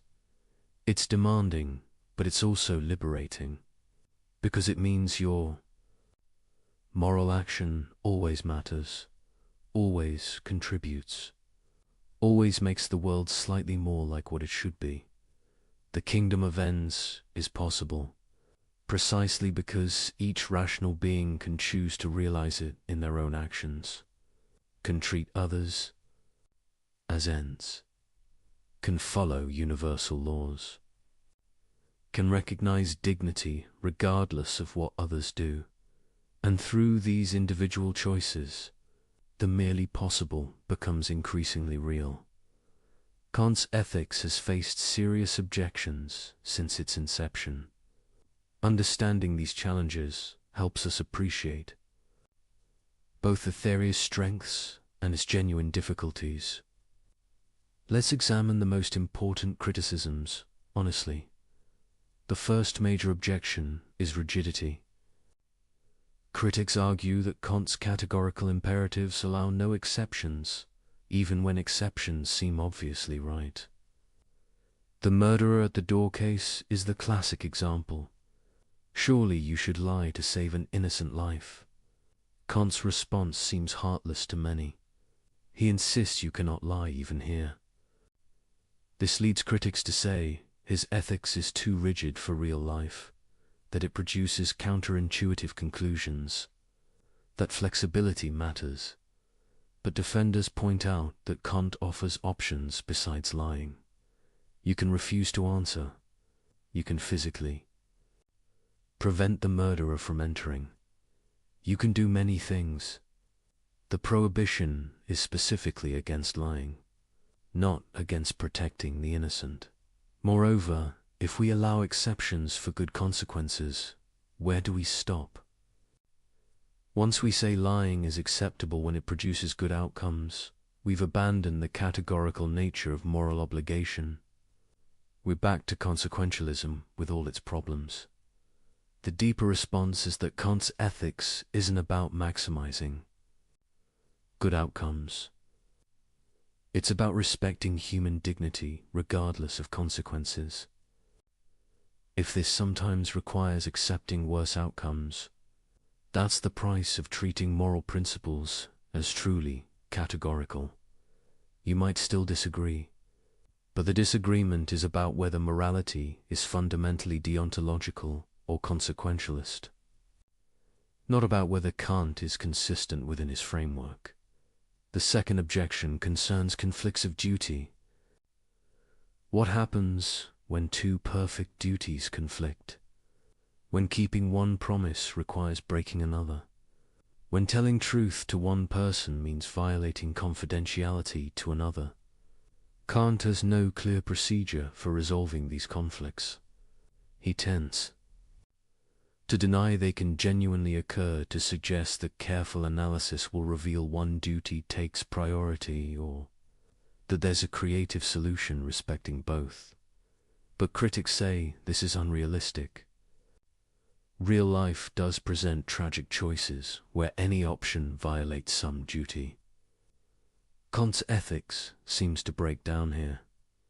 Defenders argue this objection misunderstands the theory. Kant isn't claiming moral life is easy or that dilemmas never occur. He's claiming that moral principles are categorical. When you face a genuine dilemma, you do your best to reason through which obligation is stronger, then accept responsibility for the choice. The theory doesn't provide mechanical answers, but it does provide a framework for thinking through difficult cases. And it prohibits certain easy outs like sacrificing others' dignity for your convenience. The third objection involves moral motivation. Kant says actions have moral worth only when done from duty rather than inclination. But this seems to devalue natural sympathy, love, and compassion. Surely the person who helps others from genuine care is more praiseworthy than someone who helps grudgingly from duty alone. Doesn't Kant's ethics make morality cold and mechanical? Kant's response is often misunderstood. He's not saying emotions are bad or that you should help people without caring about them. He's saying moral worth comes from acting on principle, not from acting on feeling alone, when duty and inclination align. That's wonderful. When you help someone you care about, you're acting from both duty and love. But the moral worth specifically comes from the recognition that you would have obligations even if you didn't feel like helping. The person who helps only when they feel like it isn't genuinely moral. They're just following their feelings. Moral character requires helping even when you don't feel like it, because duty requires it. The fourth objection concerns application. How do you determine the right level of specificity for maxims? How do you know which features of your situation are morally relevant? The theory seems to require perfect judgment while providing limited guidance. This is a fair concern. Kant's ethics requires practical wisdom to apply correctly.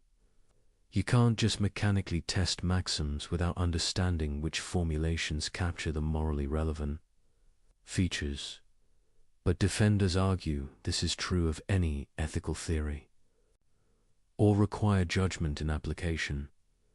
Kant at least provides clear principles to guide that judgment, the tests of universalization and respect for humanity.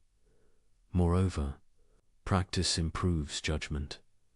As you apply the categorical imperative over time, you develop better intuitions about which maxims accurately describe your actions and which features matter morally. The fifth objection involves scope.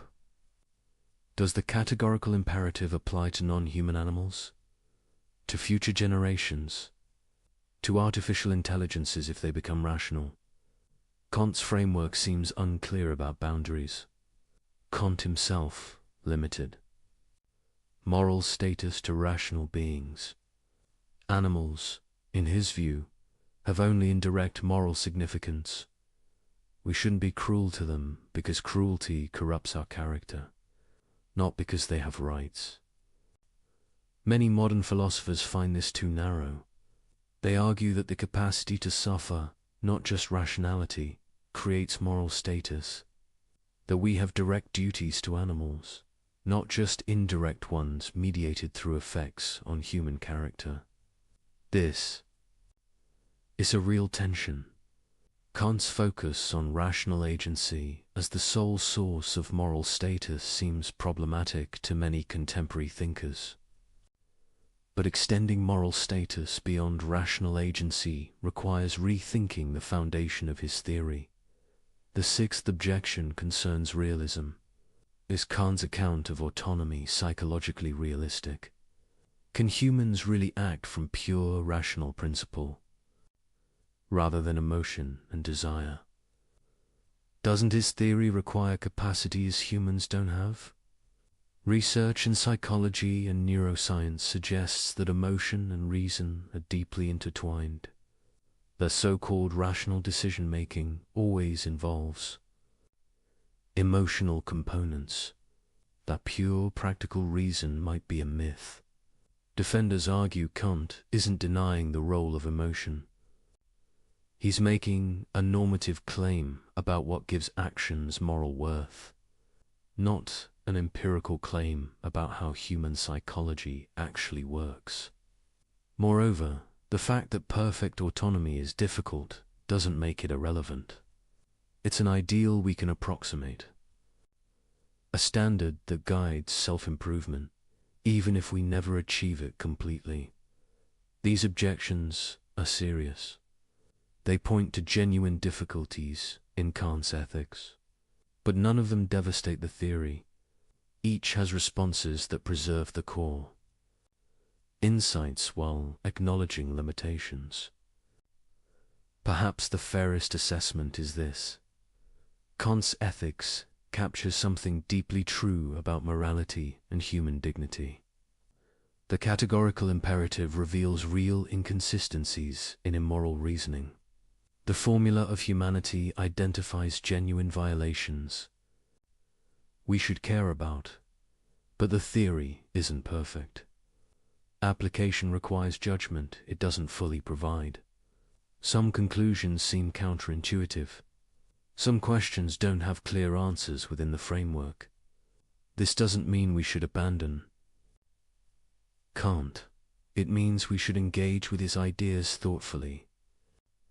Take what works, grapple with what doesn't, and recognize that ethical thinking is an ongoing project without final answers.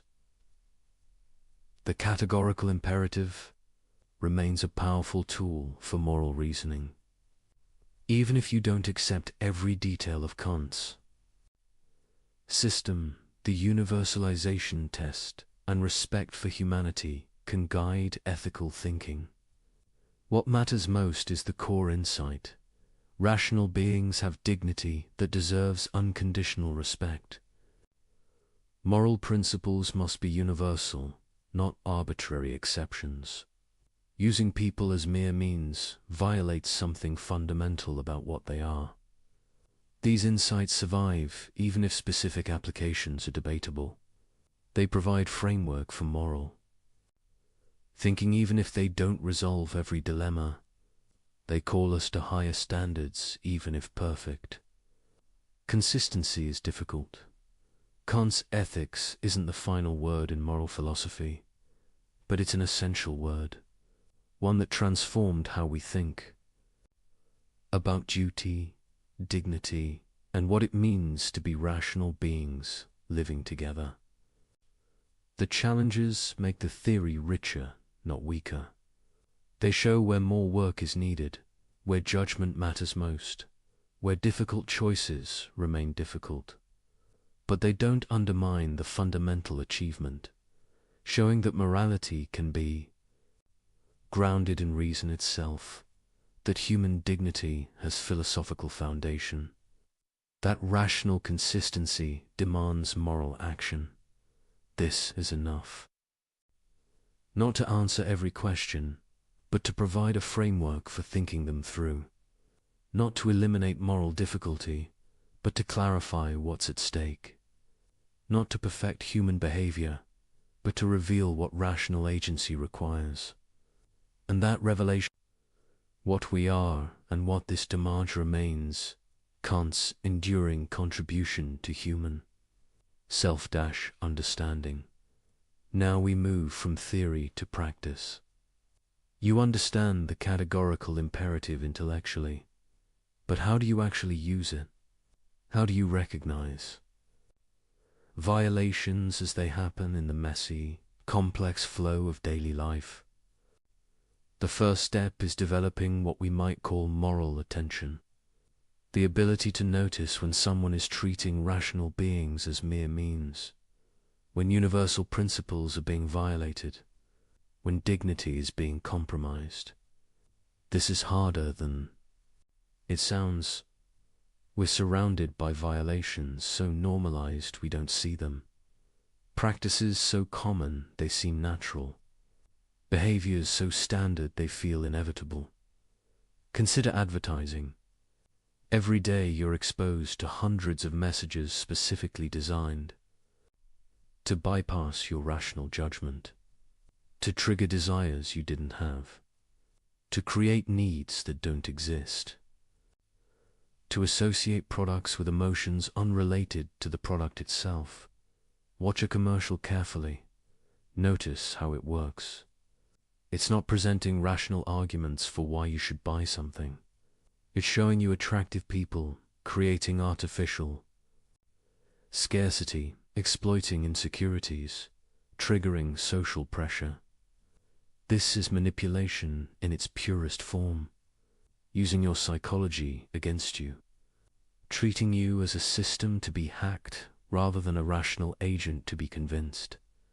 Once you see it, you can't unsee it. The entire commercial landscape reveals itself a systematic violation of the formula of humanity. Every ad is trying to use you as a means to someone else's profit, without engaging your rational agency honestly. Does this mean all advertising is immoral? Perhaps not every instance, but the dominant model certainly violates Kantian principles. And recognizing this changes how you relate to commercial messages or consider workplace dynamics. How many conversations involve people treating each other as obstacles rather than persons, as functions rather than agents, as means to productivity rather than ends in themselves? A manager who sees employees only as resources to be optimized, a colleague who views others only as competition or tools, a system that measures human worth by output and treats dignity as overhead cost. These aren't dramatic violations. No one is shouting about their contempt for human dignity. But the structure of how people relate treats rational agency as secondary to organizational goals, treats persons as occupying roles rather than as beings whose autonomy deserves respect.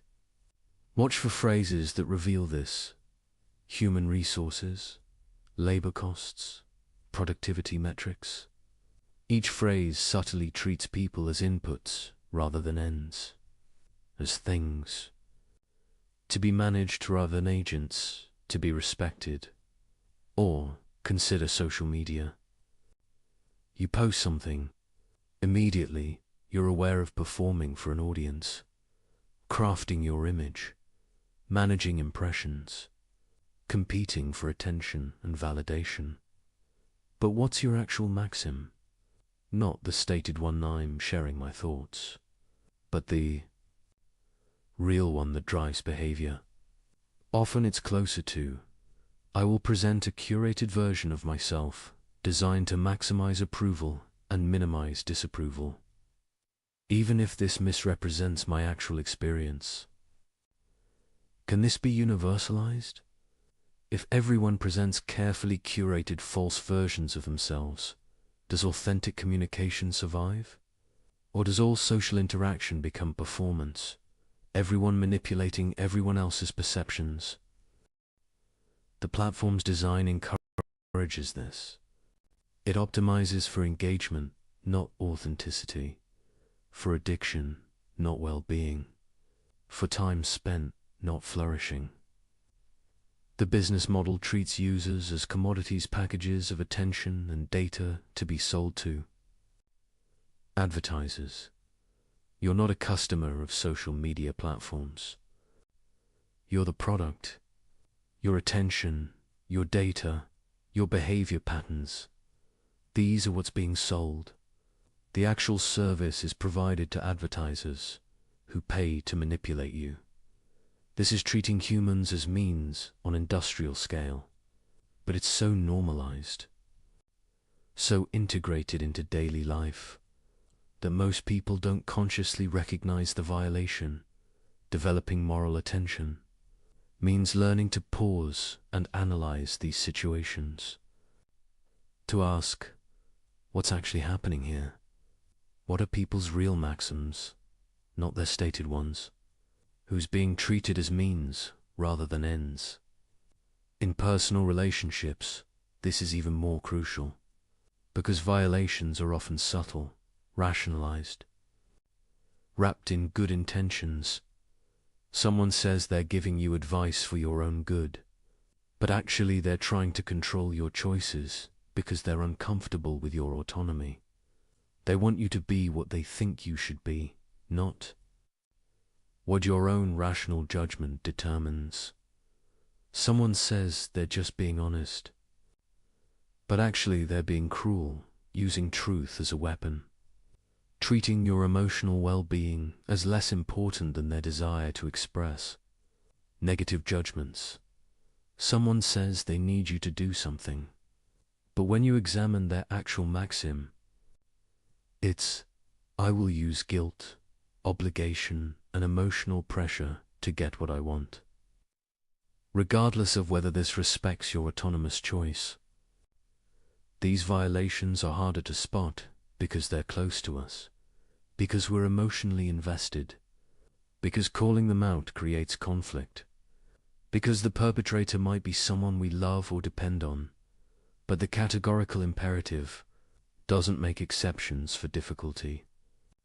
If your parent, spouse, friend, or colleague is treating you as a means rather than an end, that's a violation regardless of their intentions, regardless of how much you care about them. Recognizing this isn't about becoming judgmental. It's about seeing clearly, about understanding what's actually happening beneath the surface of social interaction. And once you develop this attention, you notice patterns. Certain types of people consistently violate.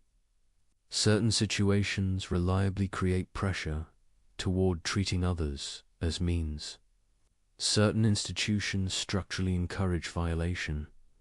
The salesperson who builds rapport just to close a deal, the date who uses strategic ambiguity to maintain multiple options, the colleague who shares information selectively to maintain power, the institution that creates rules that serve administrative convenience rather than human flourishing.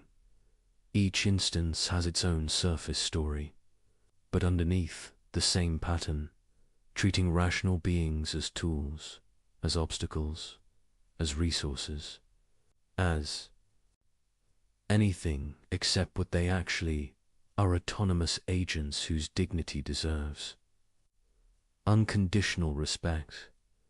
Learning to recognize this in others is valuable, but it's even more important to recognize it in yourself, because you do it too. Everyone does. The question isn't whether you ever treat people as means, but whether you notice when you're doing it and commit to doing better. You're late to meet someone. Your maxim isn't I prioritize punctuality. It's closer to my time is more valuable than others' time, so they should wait when convenient for me. Can you universalize that? You tell a story that makes you look good but omits details that would complicate the narrative. Your maxim isn't I'm sharing my experience. It's I will manipulate others' perceptions of me by selectively presenting information. Can you universalize that? You've promised to do something with no real intention of following through. Your maxim isn't I'm making a commitment. It's I will say whatever is convenient now, regardless of whether I'll honor it later. Can you universalize? That these casual, everyday violations are where most moral failure happens. Not in dramatic confrontations with evil, but in small compromises. In treating people as slightly less important than you. In making minor exceptions for yourself. In allowing convenience to override principle. The categorical imperative, properly applied, catches all of it. Every rationalization, every excuse, every comfortable compromise with treating people as less than ends in themselves. This can feel overwhelming. If you look carefully at daily life through Kantian lens, violations are everywhere. In yourself, in others, in institutions, in culture. But the point isn't to become paralyzed by guilt or rage. It's to develop clarity, to see what's actually happening, to recognize patterns of violation so you can begin addressing them. Start small. Pick one area of life and apply moral attention consistently. Maybe it's how you interact with service workers, checking whether you're really treating them as persons or just as functions. Maybe it's how you present yourself online, examining whether you're being authentic or performing. Maybe it's how you handle workplace relationships, noticing when you treat colleagues as obstacles versus agents. Apply the tests. When you're about to act, pause and ask, what's my actual maxim?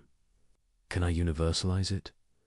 Am I treating people as ends or as means? Initially, this feels unnatural. You're interrupting the flow of habitual behavior to inject conscious, ethical analysis. It's slow and awkward, but with practice, it becomes more automatic. You develop intuitions.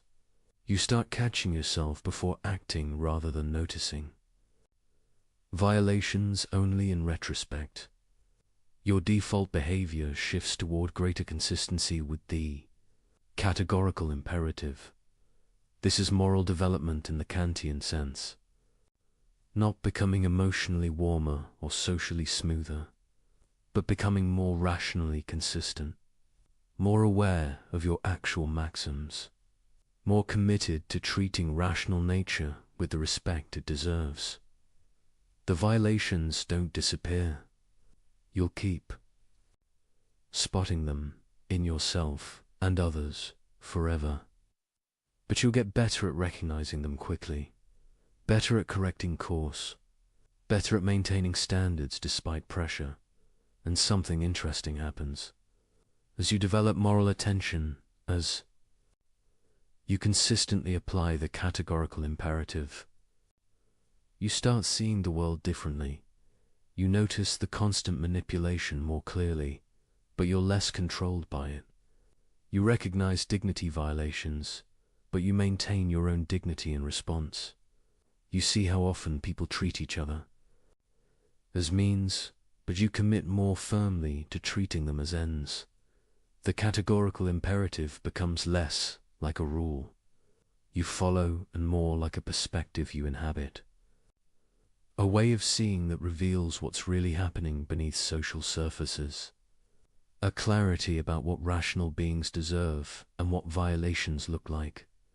This clarity is liberating, because once you see clearly, you can choose consciously. You're no longer just floating through social interactions, unconsciously participating in mutual instrumentalization. You're an agent, making real choices about how to relate to other agents. Sometimes you'll compromise. Sometimes you'll fail. Sometimes you'll choose convenience over principle. But at least you'll know what you're doing. You'll be conscious rather than habitual, responsible rather than reactive, and increasingly you'll choose the harder path. Not because you're morally superior, but because you've developed the clarity to see what's at stake. You understand that every violation, however small, is a failure to respect what makes humans special. Every exception you make for yourself erodes your own rational integrity. The categorical imperative, properly understood and consistently applied, transforms how you navigate daily life. It gives you tools to see clearly, standards to aspire toward, and principles that don't bend when things get difficult. This is what living the imperative means. Not perfection, but attention. Not freedom from all violation, but commitment to recognizing and reducing it. Not moral heroism, but rational consistency. And it starts with simply noticing, with paying attention to actual maxims rather than stated intentions, with asking whether actions can be universalized, with checking whether people are being treated as ends or as means. Once you start noticing, you can't stop. The violations are everywhere, but so are the opportunities to do better. Recognizing violations in others is easier than addressing them in yourself, because in yourself you see all the complexity, all the reasons, all the circumstances that make your violations seem necessary or justified. But the categorical imperative doesn't care about your special circumstances. It asks only, can your maxim be universalized? Are you treating rational nature with the respect it deserves? Personal application starts with brutal honesty about your actual maxims, not the principles you claim to follow, but the rules you actually act on. Not your ideals, but your practices. This is harder than it sounds. We're experts at self-deception, at describing our behavior in flattering terms while acting on entirely different principles. You say you value honesty, but your actual maxim might be, I will be honest when convenient, but lie when truth would create significant awkwardness or cost. You say you respect others' autonomy, but your actual maxim might be, I will respect others' choices when I agree with them, but pressure and manipulate when I think I know better. You say you keep commitments, but your actual maxim might be, I will honor promises when easy, but feel free to break them when circumstances change or when I find something better to do. The gap between stated values and actual maxims is where all moral failure lives. Closing that gap is what personal application means. Start by picking specific situations and reconstructing your maxims honestly. A recent interaction where you felt uncomfortable afterward. A choice you rationalize but now question. A moment when you treated someone as less important than yourself. Write out what you actually did and why. Not the charitable interpretation, but the real reason. The maxim you actually followed, even if it's embarrassing to admit. Then test it. Can this maxim be universalized? If everyone followed this principle, would the world still function? Would it create the kind of community you want to live in? Often the answer is obviously no. Your maxim was selfish, short-sighted, or inconsistent. You were making an exception for yourself that you wouldn't grant others. This recognition is uncomfortable. It reveals that you're not living up to your own standards, that the gap between your ideals and your actions is real and significant. But discomfort is useful. It's your own rational nature calling attention to inconsistency, your own reason, pointing out that you're not being what you claim to be. The next step is commitment. Not vague resolution to do better, but specific commitment to changed maxims. 2 principles you'll actually follow, not just endorse. If your maxim has been treating your time as more valuable than others, commit to punctuality. Not someday, but now. Not when convenient, but categorically. If your maxim has been lying when truth is awkward, commit to honesty. Accept the discomfort. Face the consequences. Stop treating communication as strategic rather than authentic. If your maxim has been breaking promises when circumstances change, commit to keeping them. Or don't make promises you're uncertain about. But stop treating commitments as provisional. This will be costly. That's the point. Moral action requires sacrifice. Not because sacrifice is valuable in itself, but because respecting dignity often conflicts with convenience. You'll be late sometimes, but you'll respect others' time. You'll face awkward conversations, but you'll respect truth. You'll honor inconvenient commitments, but you'll respect the institution of promising, and you'll discover something interesting. The costs, while real, are smaller than you imagined. The world doesn't collapse when you stop lying. Relationships survive honesty. People respect punctuality. Kept promises create trust. What felt like necessary violations often turn out to be convenient excuses. What seemed like impossible demands often turn out to be difficult but manageable. This doesn't mean personal application is easy. It means your initial resistance was often exaggerated, that your fears about the cost of morality were partly projection, but sometimes the costs are real and significant. Sometimes respecting dignity genuinely requires major sacrifice. Sometimes the right action genuinely hurts. This is where moral character is tested. Not in easy cases where duty and inclination align, but in hard cases where they conflict sharply. Your friend betrays you. Your inclination is to retaliate, to hurt them back, to treat them as they treated you. But the categorical imperative requires maintaining respect for their dignity, even when they've violated yours. This doesn't mean accepting abuse. You can protect yourself, set boundaries, end the relationship, but you cannot treat their wrongdoing as license for your own, cannot respond to their violation with equivalent violation. A colleague gets credit for your work. Your inclination is to expose them, to damage their reputation, to make them suffer. But the categorical imperative requires treating them with the respect their rational nature deserves regardless of whether they reciprocate. This doesn't mean silence. You can address the injustice, correct the record, protect your interests, but you cannot treat their wrongdoing as permission to violate their dignity in return. Someone causes you serious harm. Your inclination is to see them as less than human, to deny their moral status, to respond with cruelty. But the categorical imperative recognizes their dignity even in their worst actions. This is perhaps the hardest application. To maintain moral principles when someone has forfeited all claim to your sympathy.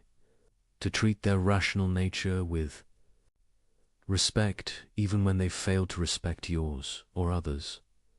But this is what categorical means. Not binding when convenient. Not applicable when others deserve it. But absolute, unconditional, non-negotiable. The temptation is always to make exceptions, to say this case is special, this person is different. These circumstances justify violation, but every exception undermines the categorical nature of moral obligation. Every justice once becomes a pattern. Every justified violation becomes a precedent for future violations. Personal application requires catching yourself making exceptions, noticing when you're treating moral principles as provisional, recognizing when you're claiming special circumstances that don't actually matter morally. This is ongoing work. You never reach a point where you've mastered it, where violations stop tempting you, where consistency becomes automatic, because you're a finite being with desires that often conflict with duty, with pressures that push toward violation, with circumstances that make moral action costly. Moral development isn't about eliminating these conflicts. It's about choosing rightly despite them, about strengthening your commitment to principle through repeated practice.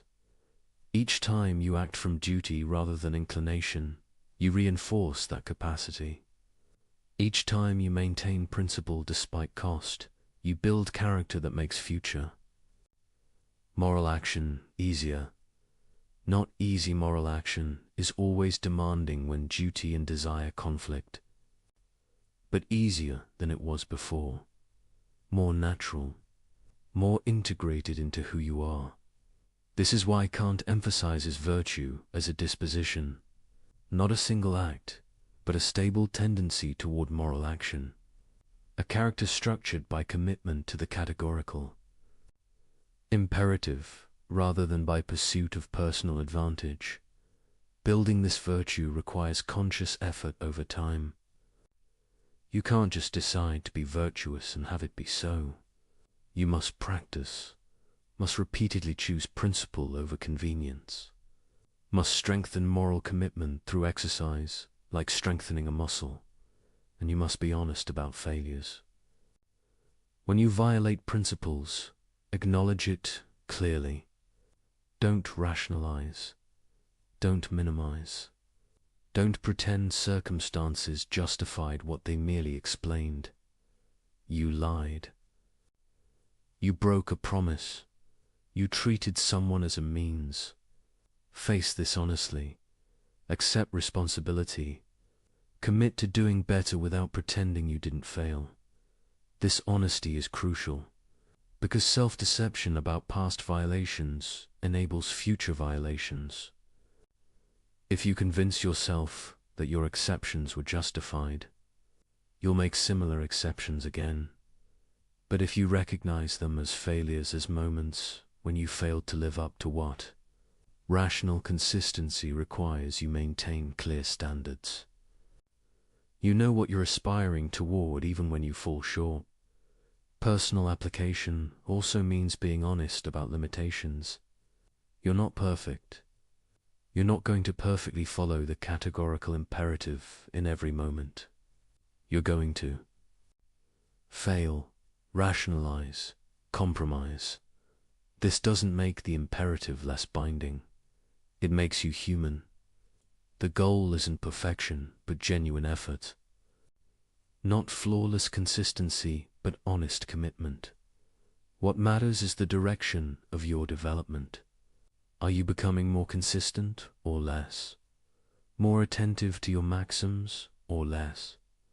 More committed to treating rational nature with respect or more willing to make exceptions? If the direction is positive, if you're genuinely trying to close the gap between your ideals and your actions, then you're developing morally even when you still have far to go. If the direction is negative, if you're increasingly rationalizing violations, making more exceptions, treating principles as optional, then you're regressing morally even if you maintain appearances. The categorical imperative provides the standard. Personal application provides the practice. Character development provides the goal. An honest self-assessment provides feedback on whether you're moving in the right direction. This is demanding work. It requires constant attention to your actual behavior, willingness to face uncomfortable truths about yourself, commitment to changing patterns that are deeply ingrained. But it's also liberating, because moral clarity about your own behavior eliminates the constant, low-level guilt that comes from knowing you're not living up to your standards while refusing to examine why. When you're honest about violations, you can address them directly. When you commit to genuine principles rather than convenient ideals, you know what you're actually aspiring toward. When you take responsibility for your choices, you become genuinely autonomous rather than just reactive. Personal application isn't about becoming perfect. It's about becoming real, about closing the gap between who you claim to be and who you actually are, about living with integrity in the deepest sense, being whole rather than divided between stated values and actual practices. And this integration, this alignment of claimed principles with lived reality, is what moral development means. Not achieving perfection, but achieving honesty. Not becoming flawless, but becoming genuine. The categorical imperative asks you to be what you claim to be, to follow the principles you assert, to treat rational nature with the respect you demand for yourself. Personal application is accepting this challenge, examining your actual maxims, testing them for universality, changing them when they fail, and building character through repeated practice of principled action. It's hard work. It never ends. But it's the only way to truly respect your own rational nature by living consistently with what rational agency requires. Personal moral development matters, but humans don't live in isolation. We exist in communities, institutions, and relationships. The categorical imperative has implications for how we structure these social contexts. The first question is whether you can maintain moral principles in immoral environments. If everyone around you violates dignity, treats people as means, and follows self-interest rather than duty, can you be different? Kant's answer is yes, you must be. Because the categorical imperative binds you regardless of what others do. You're responsible for your own maxims, not for whether others respect theirs. This is both empowering and isolating. Empowering because you're not dependent on others' moral behavior to act morally yourself. Isolating because maintaining principles when others don't creates friction. When everyone lies, your truthfulness makes you seem naive or rigid. When everyone manipulates, your honest communication seems ineffective. When everyone treats relationships transactionally, your respect for persons seems foolish. But the categorical imperative doesn't promise ease. It promises rational consistency, and rational consistency requires maintaining principles even when costly. This doesn't mean withdrawing from society. It means participating while refusing to adopt society's violations. Being in the world, but not of it, in the sense of maintaining moral clarity, despite surrounding compromise.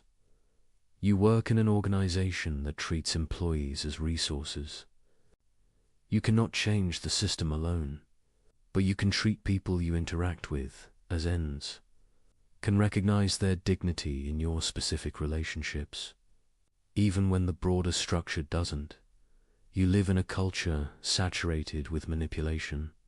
You cannot eliminate advertising or social media mechanics, but you can refuse to manipulate in your own communications, can be authentic in your presentations of self, even when everyone else is performing. These individual acts of integrity might seem small. What difference does one person's moral behavior make in vast systems of violation? But this question misses the point. You're not responsible for fixing everything. You're responsible for your maxims, for whether your actions can be universalized, for how you treat the rational beings you encounter, and your example matters more than you might think. Because most people participate in violations without examining them.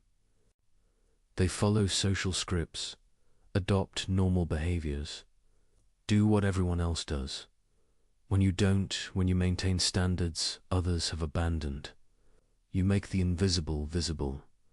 You reveal that alternatives exist, that dignity can be respected, even when it's not standard practice. This influence works subtly. You're not preaching or judging, you're simply being consistent, treating people with respect they're not used to receiving, communicating honestly in contexts of routine manipulation, keeping commitments in environments of casual breach. Others notice, maybe not consciously, maybe not immediately, but your behavior creates contrast, makes others aware of violations they'd stopped seeing, reminds them that integrity is possible. Some will resist this. Your moral consistency threatens their rationalizations. If you can maintain principles they've decided are impracticable, their excuses look weaker. Your integrity indicts their compromise. Expect pushback. You think you're better than everyone. You're being rigid. That's not realistic. These responses reveal discomfort with moral clarity they've avoided. Don't defend yourself by claiming moral superiority. You're not better than them. You're just trying to be consistent with what rational agency requires. But also don't abandon standards to make others comfortable with their violations. This is delicate navigation.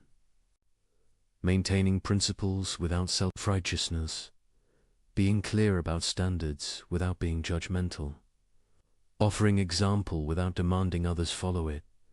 The key is recognizing that you can only control your maxims. You can be clear about principles. You can explain why you act as you do if asked. But you cannot force others to adopt the categorical imperative. Each person must recognize moral requirements through their own reason. You can't argue someone into genuine moral commitment. You can only demonstrate what it looks like and hope the example resonates with their own rational nature. But you can do more than just model individual behavior. You can also advocate for structural changes that reduce systematic violations, for institutional designs that respect rather than violate dignity, for policies that treat people as ends rather than means. This is where personal morality meets social reform. Kant wasn't naive about institutions. He recognized that structures shape behavior, that environments can make moral action easier or harder. A workplace designed around respect for autonomy makes treating people as ends more natural. A marketplace regulated to prevent exploitation reduces systematic violations. A political system structured to protect dignity creates conditions for moral community.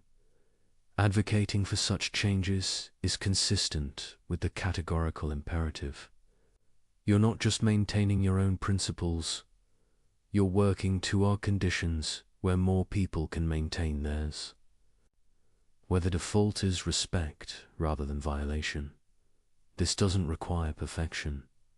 You can work for better institutions while acknowledging they'll never eliminate moral challenge. You can advocate for structural improvements while recognizing that individual character still matters. The goal isn't creating conditions where morality is automatic. That would eliminate autonomy. It's creating conditions where moral action is possible, where dignity is protected rather than systematically violated, where the categorical imperative can be followed without heroic resistance to overwhelming pressure. Education plays a crucial role here, not moralizing lectures or rote memorization of rules, but cultivation of capacities for moral reasoning, teaching people to examine their maxims, to test for universality, to recognize when they're treating others as mere means. This kind of education empowers autonomy rather than replacing it with external authority. It develops people's ability to think morally rather than just enforcing compliance with rules. Kant believed enlightenment meant learning to think for yourself, to examine received wisdom rather than accepting it blindly, to use your own reason rather than depending on others to tell you what to think. This applies to moral education. The goal isn't producing people who obey. It's producing people who can think through moral questions themselves, who understand why dignity matters and how to recognize violations. Such education requires patience. You cannot shortcut moral development, cannot make people understand through force or manipulation, can only create conditions where understanding becomes possible and hope individuals choose to develop it. In relationships, the social dimension of the categorical imperative means recognizing that treating individuals as ends requires respecting their connections. Their families, communities, and relationships matter to them. Your actions toward them affect these broader networks. You cannot treat someone's welfare as irrelevant while claiming to respect them as an end. Cannot destroy their relationships, harm their communities, or damage their social connections while maintaining that you respect their dignity. This doesn't mean never disagreeing or opposing, but it means recognizing that persons exist in webs of relationship, that respecting them requires some regard for what they care about, even when you don't share their values. The categorical imperative applies to communities as well as individuals. A genuine moral community would be structured by mutual recognition of dignity, by practices that respect autonomy, by institutions that treat rational nature as an end rather than a means. Building such communities requires collective effort. No individual can create them alone, but each person can contribute through their choices about how to relate to others, through refusing to participate in systematic violations, through advocating for better structures. This is the social dimension of living the imperative, not withdrawing into private virtue while society crumbles, not compromising principles to fit in, but maintaining integrity while engaging constructively, being clear about standards while working to help others meet them. It's harder than pure individual morality because you must navigate complexity, must balance principle with practical engagement, must maintain standards while avoiding self-righteous withdrawal. But it's necessary because humans are social beings, because isolation isn't autonomy, because the kingdom of ends is a community, not a collection of hermits. The categorical imperative calls you to be a moral agent in social contexts, to treat the people you encounter as ends, to advocate for structures that respect dignity, to contribute to building communities where rational beings can flourish, not by force, not by manipulation, not by imposing your vision on unwilling others, but by example, by advocacy, by persistent commitment to principles others have abandoned. This is how moral progress happens, not through sudden transformation, but through gradual accumulation of individuals choosing integrity, through slow construction of institutions that respect rather than violate, through patient education that develops moral capacities. Your contribution might seem small, but small contributions accumulate. Each person who maintains principles despite pressure makes it easier for the next person. Each instance of integrity creates space for others to follow. This is the social dimension. Not replacing personal morality with structural change, but complementing it. Not abandoning individual responsibility for collective action, but recognizing both matter. You're responsible for your maxims, but you also live in community with others. The categorical imperative applies to both dimensions, to how you treat individuals and how you work toward better collective conditions. Both matter. Both require attention. Both demand commitment to treating rational nature with the respect it deserves. We've explored the categorical imperative as if it resolves all moral questions. But honesty requires acknowledging its limits alongside its possibilities. The first limit is determinacy. The categorical imperative provides a test for maxims, but it doesn't tell you which maxim describes your action. You must supply that interpretation, and sincere people can disagree about the right formulation. Consider helping someone. Is your maxim, I will help this person because they need assistance? Or I will help this person to feel good about myself? Or I will help people I like, but not those I dislike? The moral evaluation depends entirely on which maxim you're actually following. Kant provides no mechanical procedure for determining true maxims. You must examine your motivations honestly, and self-knowledge is difficult. You can deceive yourself about why you act as you do. This doesn't make the categorical imperative useless, but it means applying it requires judgment, honesty, and self-awareness that the formula itself doesn't provide. The second limit is conflict resolution. When perfect duties seem to conflict, the categorical imperative doesn't clearly specify which takes priority. Should you keep a promise or tell the truth when they conflict? Should you respect one person's autonomy or another's when both can't be fully respected? Kant often denied such conflicts are genuine. He suggested careful analysis would reveal creative solutions respecting both duties. But this seems optimistic. Life does present tragic choices, where any option violates some principle. The categorical imperative tells you to respect all perfect duties, but when circumstances force choice between them, it provides limited guidance. You must use practical wisdom the theory doesn't fully explain. The third limit is scope. The categorical imperative clearly applies to rational beings.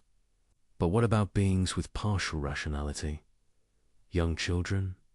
People with cognitive impairments? Non-human animals with some cognitive capacities?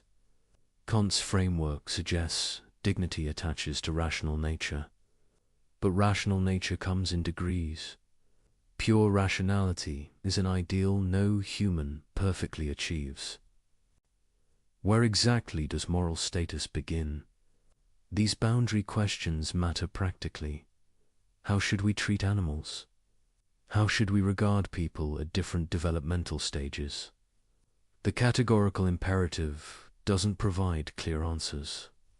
The fourth limit is motivation. Kant argues that acting from duty has moral worth, but he acknowledges humans are not purely rational. We have desires, emotions, inclinations that influence behavior. Can humans really act from pure duty rather than mixed? Motives. Psychological research suggests reason and emotion are deeply intertwined. That pure rational motivation might be a philosophical fiction.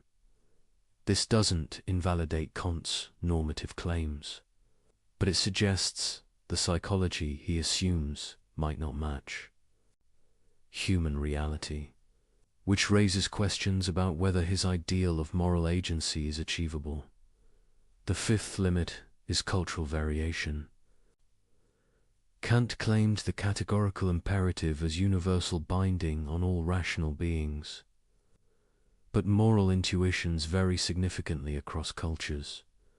What seems obviously universalizable in one context seems obviously non-universalizable in another. Does this mean the categorical imperative is culturally relative? Or does it mean some cultures have false moral beliefs? Kant would choose the latter, but this seems problematically dismissive of moral diversity. These limits are real. The categorical imperative doesn't answer every question, resolve every dilemma, or work exactly as Kant described. But recognizing limits doesn't require abandoning the theory, because alongside limits, there are genuine possibilities. Things the categorical imperative accomplishes that no other framework matches first. It grounds morality in reason rather than authority. You don't need to believe in God, accept tradition, or defer to experts. You can discover moral principles through your own rational reflection. This is enormously empowering. It makes moral knowledge accessible to everyone with rational capacity, creates philosophical foundation for human rights, provides basis for moral critique of unjust traditions. Second, it protects human dignity unconditionally. Not based on usefulness, not contingent on good behavior, not dependent on someone liking you, but simply because you're a rational being capable of autonomy. This protection is robust. It doesn't disappear when protecting dignity becomes inconvenient. Doesn't depend on calculating good outcomes. Doesn't require that you deserve it through virtue. Third, it exposes sophistical reasoning. When someone tries to justify bad behavior, the universalization test reveals inconsistency immediately. No more clever rationalizations that sound plausible but don't survive scrutiny. This is practical power. You can evaluate any moral claim by asking whether it can be universalized. Can cut through complexity to core questions about consistency and respect for rational nature. Fourth, it connects individual morality to broader social ideals. The kingdom of ends isn't just personal virtue. It's a vision of human community where everyone respects everyone's dignity, where institutions protect rather than violate autonomy. This connection between personal ethics and social justice is powerful. Your individual moral choices contribute to larger transformation. Your respect for dignity isn't isolated virtue, but participation in building better community. Fifth, it explains why morality feels binding, not through external enforcement, but through internal recognition. When you grasp that violating the categorical imperative is rationally inconsistent, you understand why you should be moral without needing threats or rewards. This makes moral obligations self-enforcing for rational beings. You cannot coherently deny it without denying your own rational nature. The bindingness is internal, not imposed. These possibilities are significant. They provide what Kant promised, foundation for morality based on reason itself, protection for human dignity, tools for moral reasoning, connection between personal virtue and social justice. The theory isn't perfect. No theory is. But its strengths are genuine and its limits are navigable. You can use the categorical imperative effectually while acknowledging questions it doesn't fully answer. The key is holding limitations and possibilities together, neither dismissing the theory because of its limits nor ignoring limits because of its strengths, but engaging honestly with both. Use the categorical imperative for what it does well, testing maxims for universalizability, identifying violations of dignity, providing principled foundation for moral reasoning. Don't demand it resolve every edge case or answer every boundary question, supplemented with practical wisdom for situations requiring judgment it doesn't fully provide. Combine it with honest self-examination to identify actual maxims. Integrate it with understanding of human psychology to make ideals realistic, but don't abandon its core insights. That rational beings have unconditional dignity, that moral principles must be universal, that treating people as mere means violates something fundamental. That rational consistency demands moral action. These insights survive the theory's limitations. They provide genuine guidance even when application requires additional judgment. They ground human rights even when boundary cases remain unclear. The categorical imperative is a tool, powerful but not omnipotent, clarifying but not automatic, principled but requiring wise application.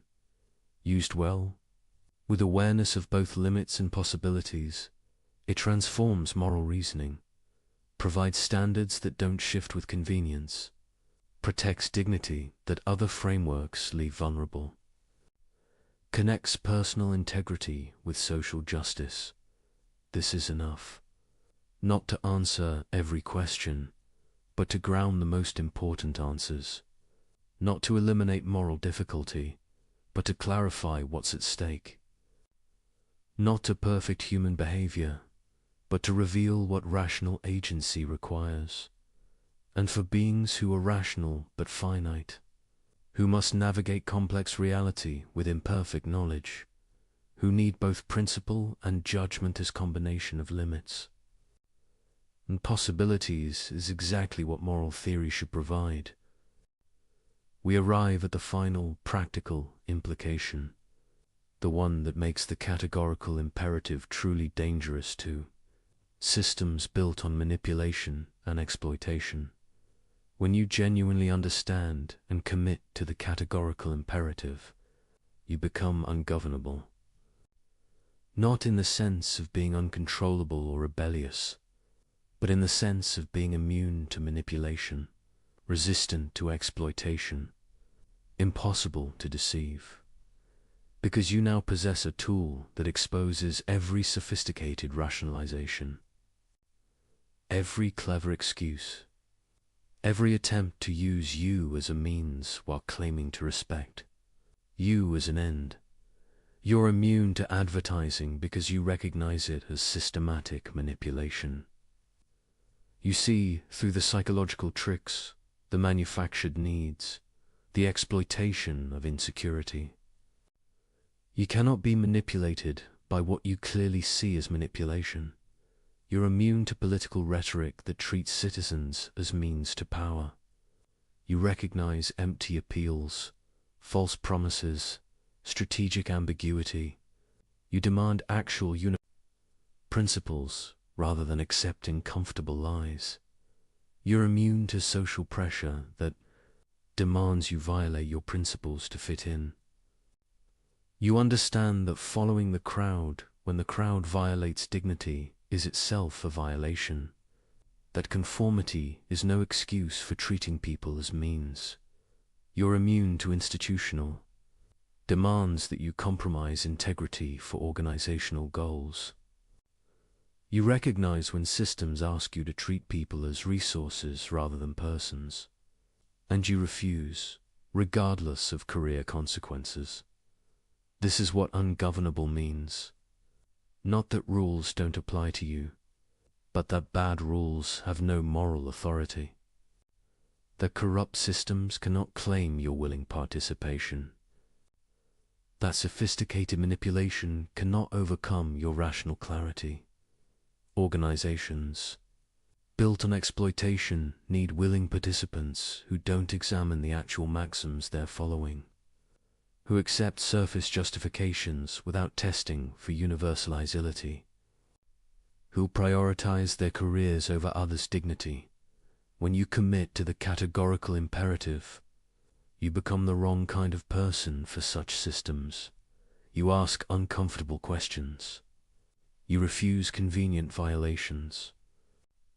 You maintain standards others have abandoned.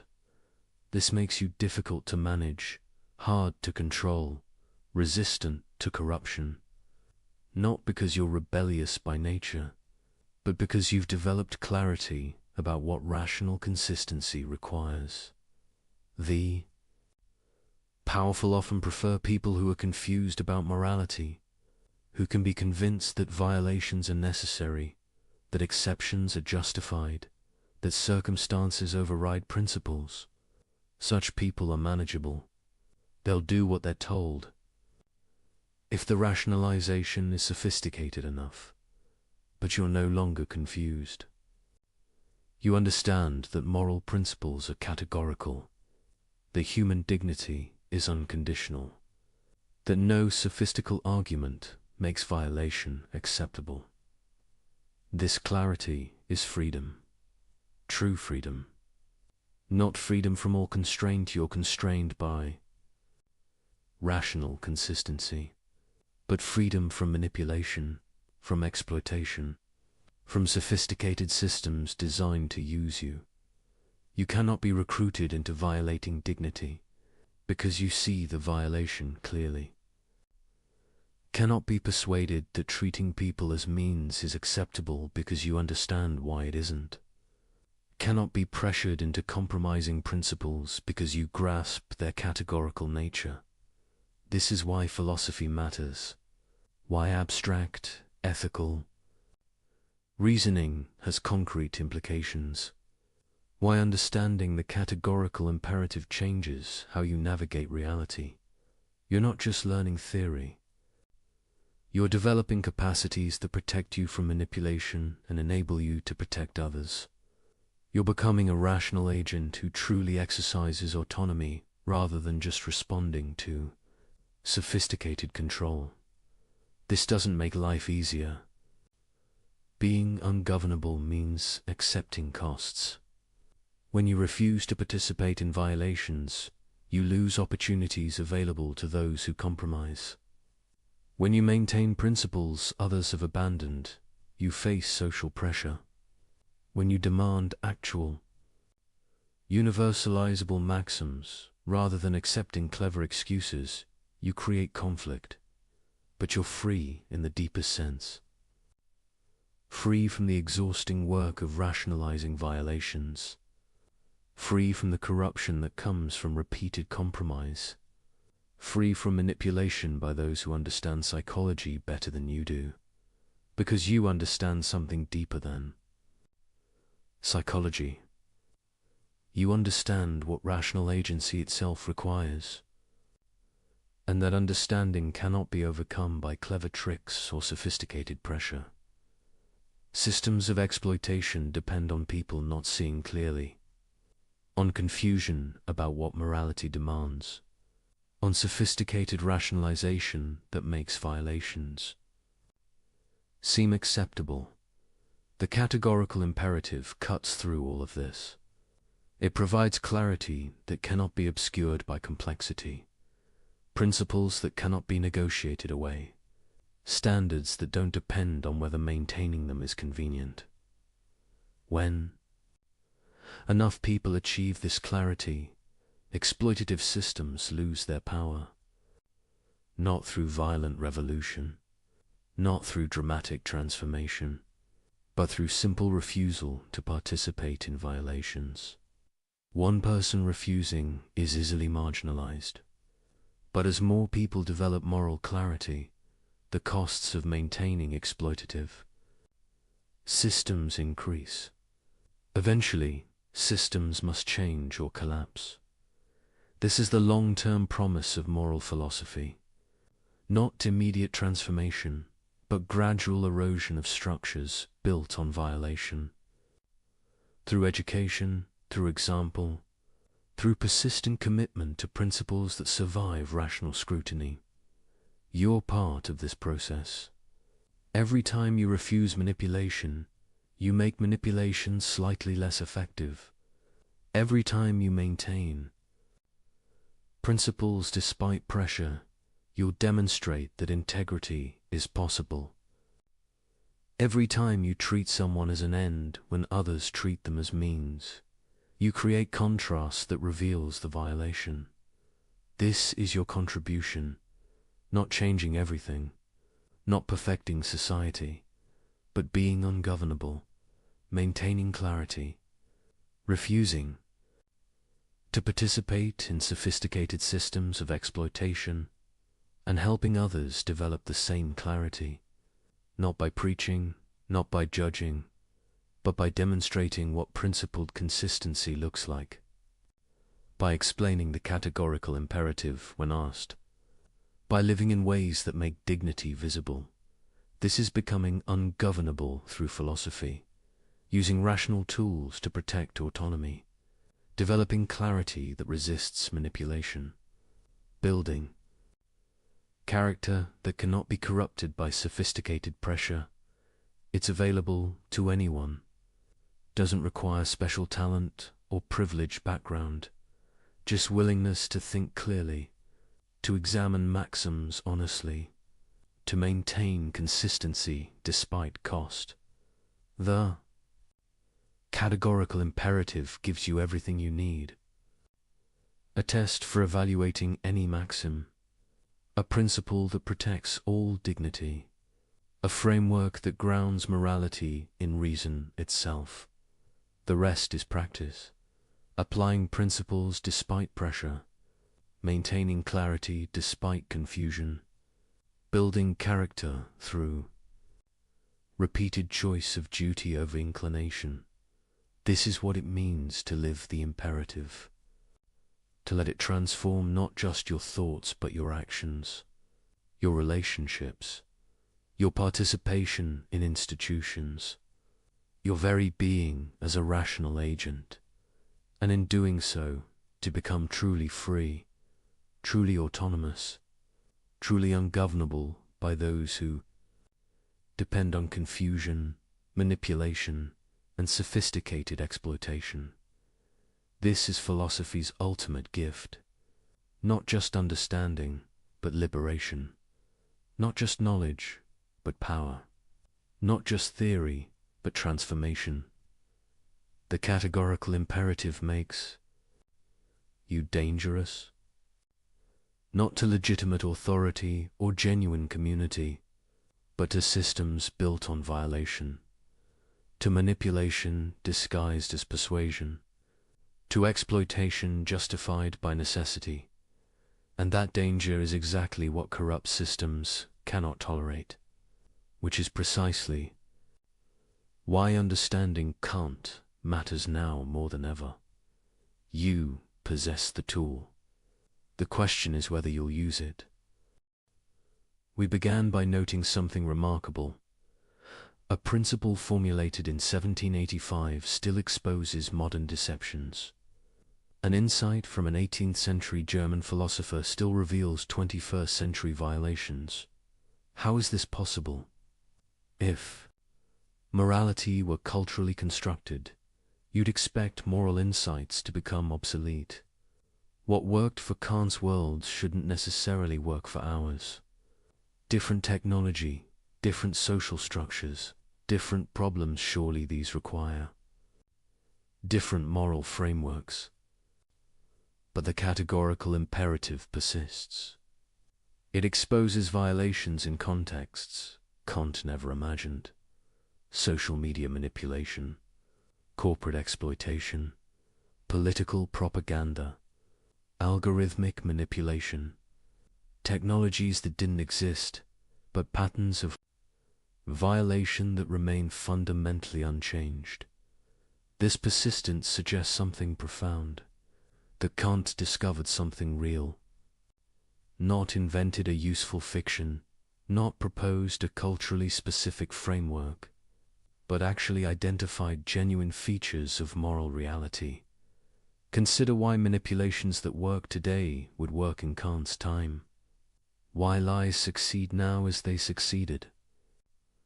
Then, why exploitation follows. Similar patterns across centuries and cultures. It's because human rational nature hasn't changed. We're still beings who communicate through language, who form expectations about others' behavior, who require trust for cooperation, who possess dignity that can be violated. The categorical imperative works because it's keyed to this stable. Nature, it identifies what rational agency itself requires, not what any particular culture happens to value. It reveals violations of dignity that don't depend on historical circumstance. This is why the universalization test still catches rationalizations, why the formula of humanity still identifies violations, why the kingdom of ends still represents a meaningful ideal. The sophistication of manipulation has increased enormously. Modern psychology provides tools for exploitation Kant couldn't have imagined. Technology enables violations at scales he never conceived. Systems of control have become vastly more complex and subtle, but the fundamental pattern remains unchanged. The manipulator depends on others not manipulating. The liar depends on others telling truth. The exploiter depends on others maintaining cooperative order. The person claiming exception depends on others not claiming equivalent exceptions. Every attempt to violate dignity while enjoying its protections faces the same logical incoherence. Every rationalization that can't be universalized fails the same test. Every treatment of persons as mere means violates the same fundamental principle. This structural consistency is what makes Kant's insights timeless. He wasn't describing features of his particular moment. He was identifying what rational agency itself requires. And rational agency has the same requirements whether you're in 18th century Prussia or 21st century anywhere. The details change. The contexts evolve. These specific forms violations take very enormously, but the underlying logic of violation and the test for detecting it remain constant. This suggests something about moral truth, that it's not arbitrary or constructed, that discovering it is possible, that reason can identify principles that really bind, not just conventions that happen to work. Kant believed this. He thought moral philosophy could be objective truths about what rationality requires, rather than inventing useful fictions. And the persistence of his insights across radical historical transformations supports this belief. If the categorical imperative were just a product of Enlightenment culture, it would have become dated.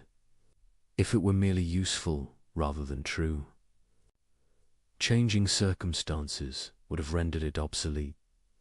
If it were an invention rather than a discovery, it wouldn't continue exposing violations in radically different contexts. But it does continue working. The same test that revealed inconsistency in 18th century rationalization reveals inconsistency in 21st century sophistication.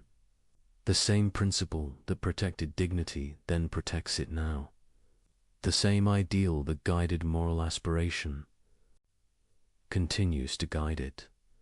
This is the persistence of truth. Not because people keep choosing to believe Kant, but because he identified something real about what rational beings are, and what this requires. You can reject his specific conclusions, you can question his applications, you can identify limitations in his framework, but the core insights survive scrutiny across centuries, precisely because they're not time-bound. Rational beings have dignity. This dignity doesn't depend on utility or majority preference. Moral principles must be universal, or they're not really moral. Using people as mere means violates something fundamental. Rational consistency demands acting on principles you could. Will as universal law. These aren't claims about Kant's historical moment. They're claims about rational nature itself, and rational nature persists across historical change. This persistence has implications. It means moral progress is possible, not just changing moral beliefs, but actually approaching truth. It means moral knowledge can accumulate later thinkers, building on genuine insights rather than just replacing old fashions with new ones. It means that when you commit to the categorical imperative, you're not choosing one ethical system among many equivalent options. You're aligning yourself with requirements that genuinely bind rational beings, with truths that don't depend on anyone believing them. This is both comforting and demanding. Comforting because moral truth exists to be discovered, not invented. Because principles that survive rational scrutiny really do apply. Because dignity has objective foundation. Demanding because these truths don't adjust to circumstances, don't become less binding when inconvenient, don't care whether you like them or find them comfortable. The persistence of truth means you cannot escape moral requirements by claiming they're outdated, cannot dismiss principles because they're old, cannot reject obligations because circumstances have changed. If treating people as ends was required in 1785, it's required now. If universalization exposed rationalization then, it exposes it today. If dignity deserved respect in Kant's world, it deserves respect in yours. The sophistication of your violations doesn't change their character. The complexity of your rationalization doesn't survive scrutiny any better than simpler excuses. The novelty of your circumstances doesn't create exceptions to principles that apply to all rational beings. This is what persistence means. Not that nothing changes, but that what matters most, the requirements of rational agency, the demands of dignity, the logic of moral consistency remains constant, beneath surface variation, and recognizing this changes how you relate to moral principles. They're not suggestions from the past. They're requirements of the present. They're not historically situated opinions, but timeless truths about what rational nature demands. This doesn't mean Kant was right about everything. Doesn't mean his specific applications were perfect. Doesn't mean his framework has no limitations. But it means he discovered something that persists because it's true. That continues revealing violations because violations really are violations, regardless of how skillfully they're disguised or how much circumstances have changed.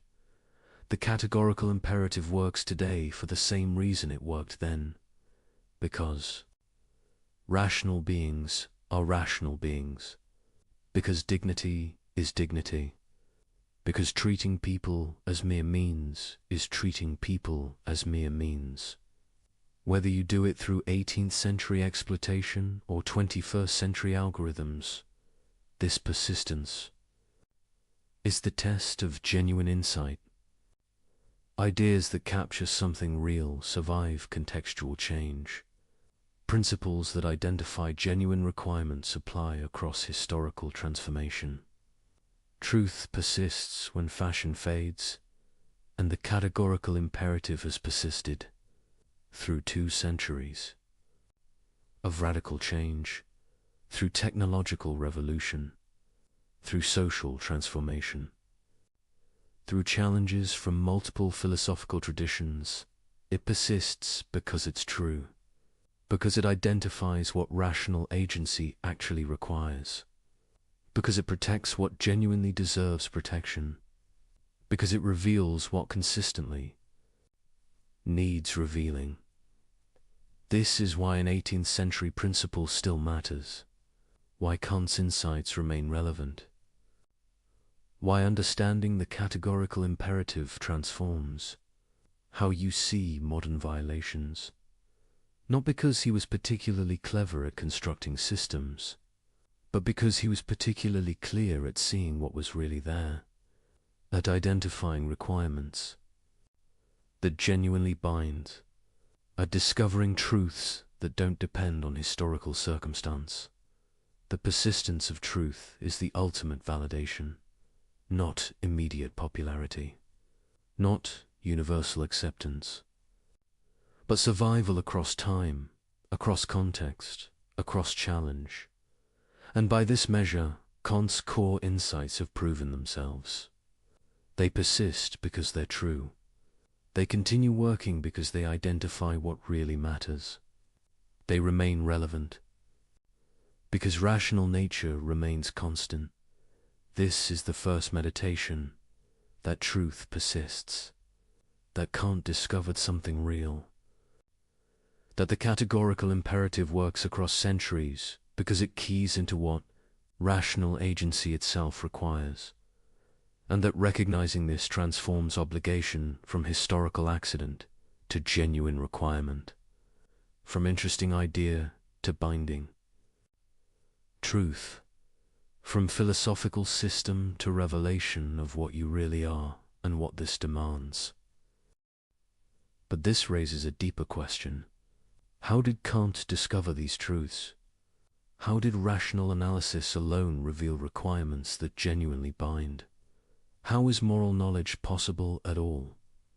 This is the mystery at the heart of ethics. Not just what's right, but how we can know what's right. Not just what obligations exist, but how we access them through thought. Kant's answer is simultaneously elegant and mysterious. Moral knowledge is possible through the same rational faculty that makes any knowledge possible. Through reason examining its own requirements, through rational self-reflection revealing what rational agency itself demands. But this seems almost magical. How can thinking about thinking reveal genuine obligations? How can examining the structure of rationality uncover duties that really bind? Consider what Kant actually did. He analyzed what's involved in making any moral judgment at all, what you're implicitly claiming when you say something is right or wrong, what rational agency requires when you act for reasons rather than mere impulse. And from this analysis, he derived the categorical imperative, not from external authority, not from empirical observation, not from surveying what people happen to believe, but from examining what's involved in being a rational agent at all. This is the crucial move. Morality emerges from rational agency itself, from what you must presuppose to act rationally, from requirements that come with claiming to be a reasoning being. When you assert your own dignity, demand respect, make claims against others, you're implicitly affirming that rational nature deserves respect. But rational nature is universal, so you're committed to respecting it wherever it appears. When you justify your actions by citing reasons, you're implicitly claiming your reasons could justify similar actions by others. But then you cannot coherently reject others acting on equivalent reasons in relevantly similar circumstances. When you treat certain things as binding on others, you're implicitly granting that principles bind. But principles, by their nature, apply universally, so you're committed to being bound by the same principles. You assert bind others. Each of these moves reveals that rational agency comes with commitments. Not commitments you choose, but commitments built into what rational agency is. Requirements that come with thinking and acting rationally at all. This is how moral knowledge is possible. Not through mystical intuition or divine revelation or empirical observation, but through analyzing what rational agency itself requires, through reason examining itself and discovering what it demands. The mystery is how this works. How examination of rational structure reveals genuine obligations. How thinking produces knowledge of what you ought to do. Part of the answer is that rationality has intrinsic norms. To be rational isn't just to follow any patterns of thought whatsoever. It's to conform to standards of consistency, coherence, and universality. These standards aren't imposed from outside. They're what makes thought rational rather than arbitrary. Moral norms emerge from applying these standards of rationality to action.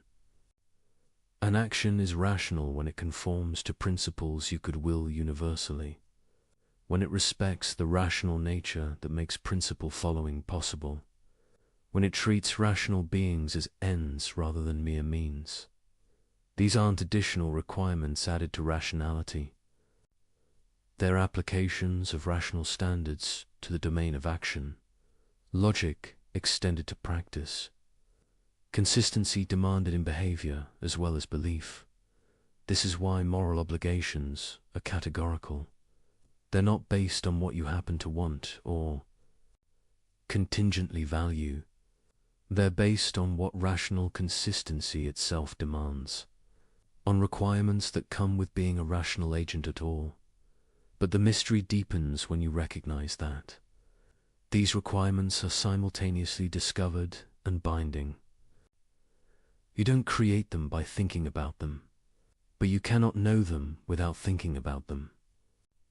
They're objective, but accessible only through subjective, rational reflection. This is the paradox at the heart of moral knowledge. The requirements are real, they bind, whether or not you recognize them. But knowing them requires rational self-examination. They're accessible only through your own thinking. Can't resolve this by arguing that rational nature is both empirical and noumenal. As empirical beings in time, we discover moral requirements through reflection. As noumenal beings, we're subject to those requirements independently of whether we discover them. The moral law is both in us and above us. We give it to ourselves through reason, yet it binds us unconditionally. We're simultaneously the legislators and the subjects of moral law. This might sound paradoxical, but it captures something important about moral knowledge. You cannot delegate it to others. Cannot accept moral truth on authority. Cannot know what you ought to do except through your own rational reflection. Yet what you discover through reflection isn't arbitrary or invented. It's genuine knowledge of requirements that really bind, of truths about what rational agency demands. This is the mystery. How examination of your own rational nature reveals requirements that apply to all rational beings. How subjective reflection produces objective knowledge. How thinking discovers rather than invents moral truth. Perhaps a mystery can never be fully resolved. Perhaps there's something irreducibly puzzling about how rational self-examination produces moral knowledge, about how we can know through pure thought what we genuinely ought to do. But the mystery is productive. It reveals that moral knowledge is unique, not like empirical knowledge of external facts, not like mathematical knowledge of abstract structures, but something distinct knowledge of requirements that emerge from what we are as rational agents. This uniqueness is important. It means moral truth can't be reduced to other kinds of truth, can't be discovered through the same methods that work for science or logic. Requires its own form of rational reflection, and it means moral education must cultivate this capacity for reflection, must teach people to examine their own rational commitments, to discover through their own thinking what rational consistency demands. You cannot be told what your moral obligations are and genuinely understand them.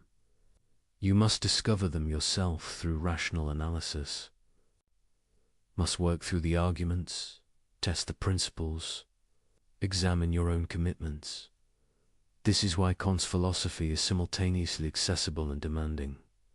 The insights are available to any rational being, but accessing them requires work, requires thinking carefully about what rational agency involves, requires honest examination of your own principles and their implications. The mystery of moral knowledge is that it's both profoundly personal and completely universal. Personal because you must discover it yourself through your own reason. Universal because what you discover applies to all rational beings. This combination makes moral truth unique, neither purely subjective nor purely objective, neither invented nor simply found, but discovered through rational self-examination and binding on all who share rational nature. The mystery remains, but it's a productive mystery, one that reveals something important about what we are and how we know what matters most, about the strange gift of rational agency that examining ourselves reveals truths that bind everyone, that thinking produces knowledge of what we ought to do. Kant didn't fully resolve this mystery, but he showed us its contours, revealed how moral knowledge is possible even if we can't completely explain why, demonstrated that rational reflection produces genuine insight into what really binds, and in doing so, he opened a path, not to certainty about every moral question, but to confidence that moral knowledge is possible, that examining rational requirements reveals real truths, that thinking carefully about what rational agency involves produces understanding of what rational agents ought to do. This is the second meditation. That moral knowledge is mysterious but real, that rational self-examination reveals genuine requirements, that we can know through thought what we ought to do, even if we cannot fully explain how this knowledge is possible. The mystery remains. But it's a mystery that enables rather than prevents moral understanding, a productive puzzle rather than an insurmountable obstacle, a reminder that we are mysterious to ourselves, capable of discovering through thought what we genuinely owe, to ourselves and others.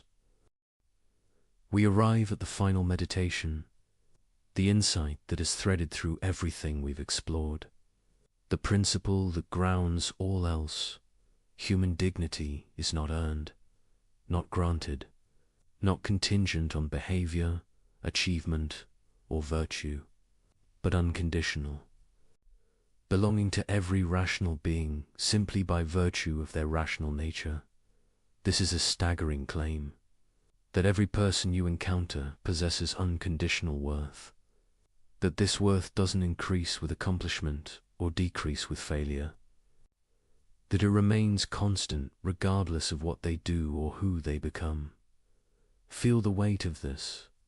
Every person, the stranger who annoyed you today, the colleague you disliked, the person whose politics you despise, the criminal whose actions you find abhorrent, everyone possesses the same fundamental dignity you claim for yourself, not because they've earned it, not because they deserve it, but because they share the capacity that makes any valuing possible rational agency, the ability to set ends, make choices, act from principle.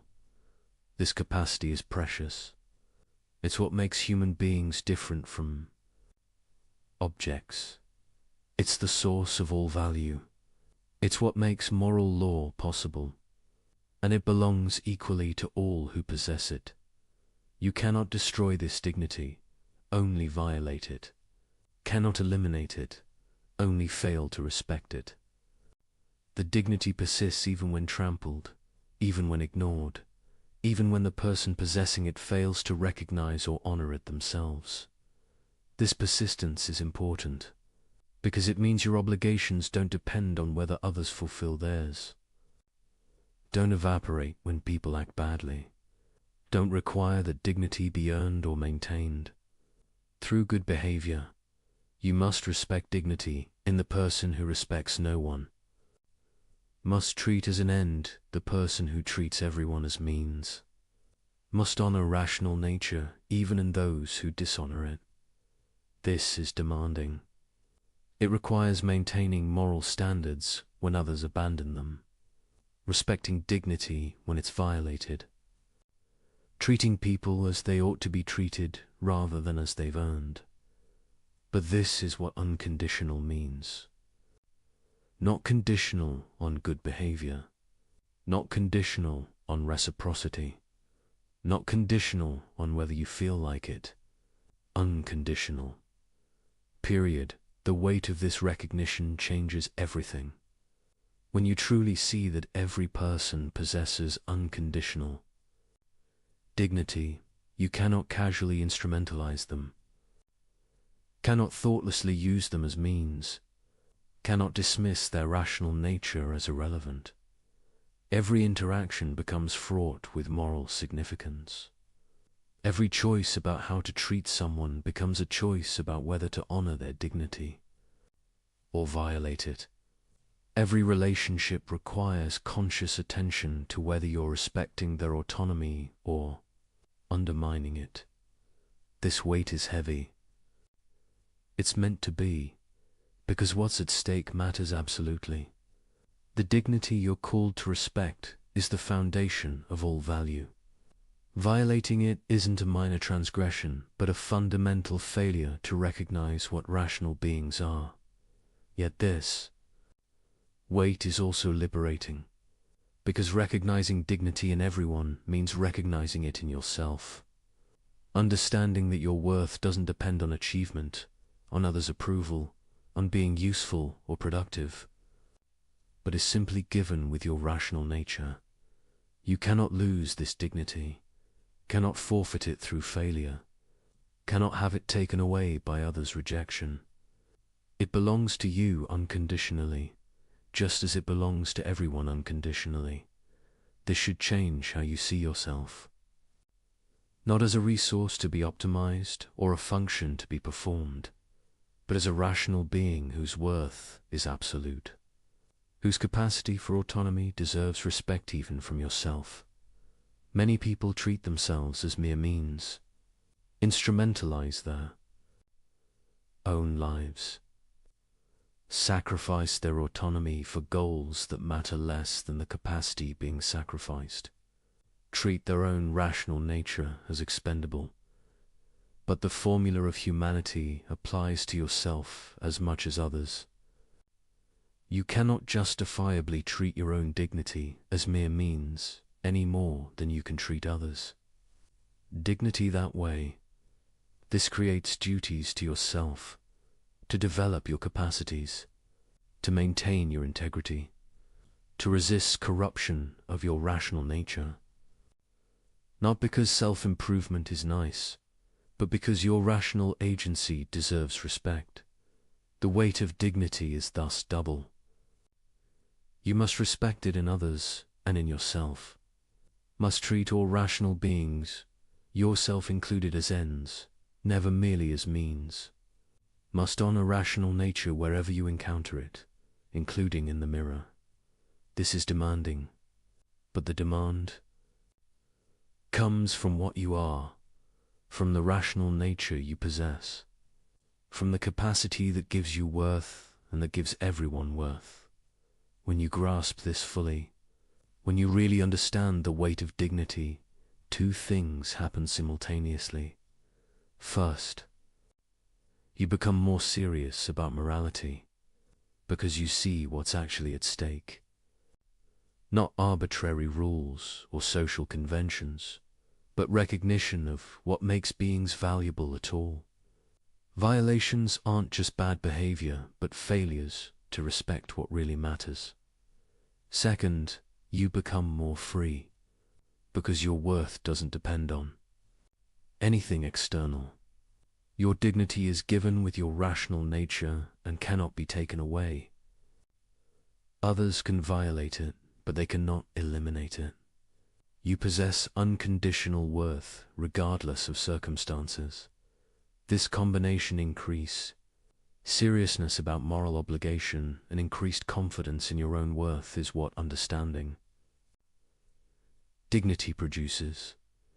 You're called to more because you recognize what's at stake, but you're also liberated because you understand that your value is secure, that nothing can diminish your fundamental worth as a rational being.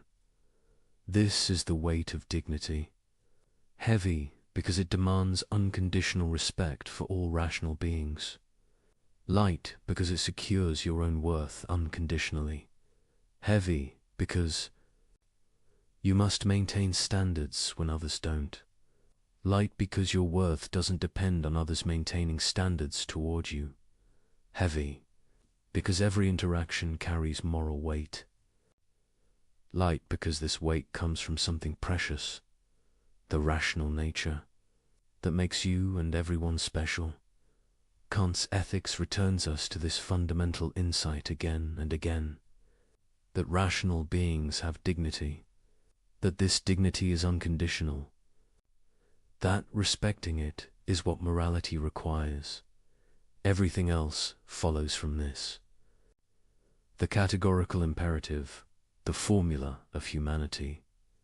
The kingdom of Enzol are applications and elaborations of this basic recognition.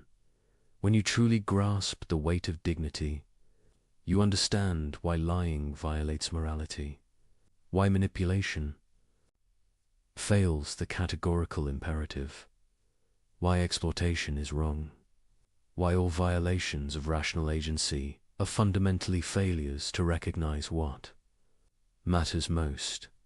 You understand because you see clearly, not through moral intuition or cultural conditioning or divine revelation, but through recognizing what you are and what this means, a rational being capable of autonomy, possessing dignity that deserves unconditional respect, worthy not because of what you achieve, but because of what you are.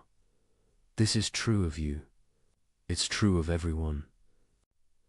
And recognizing this truth, recognizing it, letting it transform how you see yourself and others is what moral enlightenment means. The weight of dignity, both burden and gift, demand and liberation, obligation and assurance.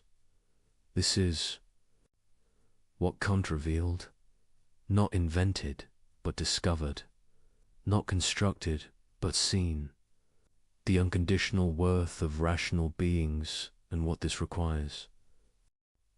We end where we began, with a question that exposes every lie, every manipulation, every excuse for treating people as less than they are. But having traveled through Kant's ethics, having examined its implications and applications, having understood why it works and what it demands, a deeper question emerges. What does it mean that one 18th century principle still exposes modern evil? Not just that it works, we've seen why it works. Not just that it persists, we understand its persistence. But what does this persistence reveal about human nature, about moral reality, about what we are? It reveals that beneath all surface change, something essential remains constant. That rational beings in the 21st century face the same fundamental choice as rational beings in any century, whether to respect dignity or violate it, whether to treat people as ends or as means, whether to act from principle or from mere inclination. The technology changes. The sophistication of manipulation increases. The complexity of social systems grows. But the basic structure of moral choice remains the same, because rational agency remains the same. the capacity that makes humans special, that gives them dignity, that creates moral obligations. This hasn't evolved. It's as present now as it was in Kant's time, as it has been throughout human history, and the violations remain the same in Marès. Structure, new methods, new contexts, new rationalizations, but the same fundamental pattern, treating rational beings as mere tools. Making exceptions for yourself, you won't grant others. Claiming dignity while denying it to those you exploit. The categorical imperative exposes all of it, not because Kant was uniquely clever, but because he identified something real and permanent about what rational beings are, and what this demands. This reveals something sobering about human nature, that the same violations keep recurring, that each generation must rediscover moral truth, that clarity about dignity is constantly threatened by convenient rationalization, but it also reveals something hopeful, that moral truth persists to be rediscovered. That reason can still identify what really matters. That understanding is possible even when convenient forgetting is tempting. The question that remains is thus not about Kant or his principle. It's about you and your choice. Will you use the tool you've been given? Will you apply the categorical imperative to your own maxims? Will you examine your behavior honestly and change what fails the test? Will you recognize dignity in everyone you encounter? Will you treat rational beings as ends rather than means? Will you maintain standards when others abandon them? Will you become ungovernable through clarity? Will you resist manipulation that you now recognize? Will you refuse to participate in violations you now see clearly? These aren't theoretical questions. They're practical demands. The categorical imperative doesn't just describe moral truth. It calls you to live by it.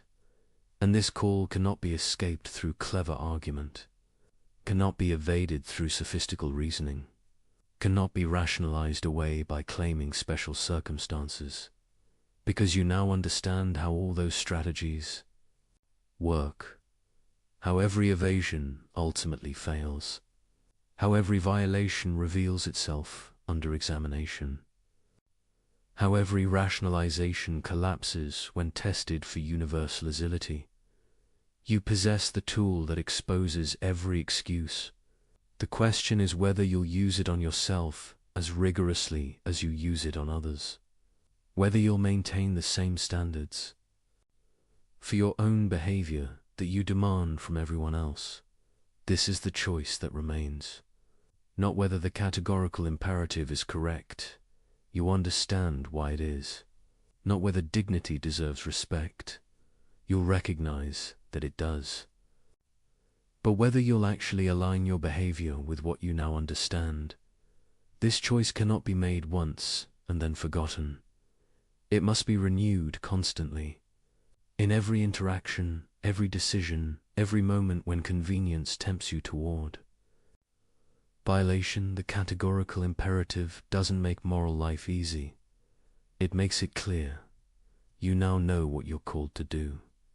Whether you'll do it is up to you. But understand what's at stake. Not just your personal virtue, though that matters. Not just your relationships, though they'll be affected. But your very nature as a rational being. To consistently violate the categorical imperative is to live in contradiction with your own rational nature.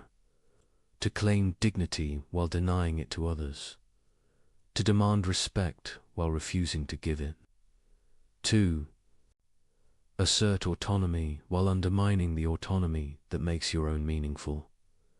This contradiction corrupts from within, not through external punishment, but through internal incoherence, through the slow erosion of moral clarity, through gradual Acceptance of rationalization as reason, but to live by the categorical imperative is to achieve integrity in the deepest sense. To align your behavior with what rational consistency requires, to respect in practice what you affirm in principle, to be whole rather than divided. This wholeness is its own reward. Not the only reason to be moral, should be moral, because dignity deserves respect, regardless of benefits to you, but a natural consequence of rational consistency. When you live by principles, you can universalize. When you treat all rational beings as ends, when you maintain the standards that rational agency requires, you become what you essentially are. A rational being fully realizing its nature through autonomous moral action. This is what Kant offers. Not an impossible ideal, but a clear standard. Not a burden to bear, but a nature to realize. Not a constraint on freedom, but freedom's fullest expression. The question remains. The tool is in your hands. The violations are visible. The principles are clear. The choice is yours. What will you do with what you now understand? This is where philosophy meets life, where understanding demands decision, where knowledge calls for action. The categorical imperative has exposed every justification for evil. It has revealed what rational beings owe each other and themselves. It has shown you what dignity means and why it matters. Absolutely now, you must decide. Will you honor what you've discovered? Will you live by what you know? The question remains, and only you can answer it. The world opens in silence. A street after rain. A child's shoe left on the steps. A candle flickers beside a hospital bed. Everywhere, the same question whispers through the noise of living. If there is a good and powerful God, why does the world suffer?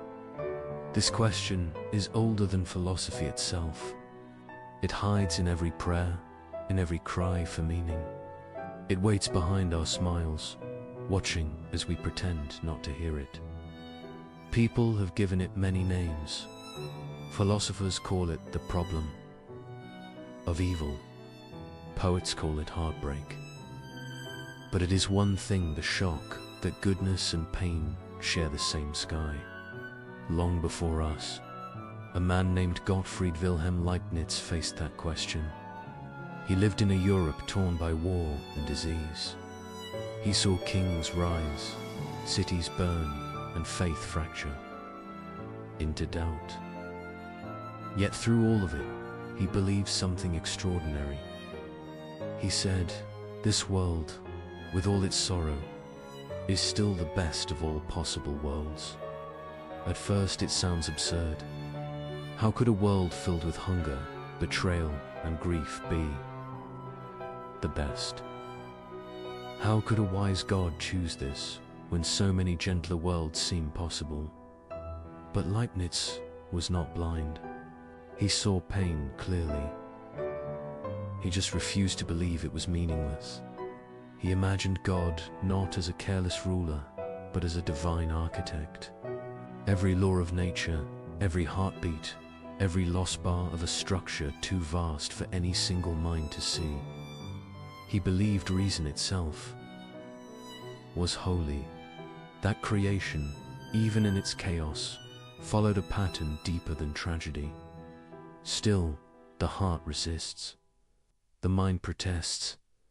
If this is the best world, what does the worst look like? Look at war. Look at children lost before they grow. Look at the innocent crushed by the greed of the strong. Surely, no amount of hidden harmony can justify that.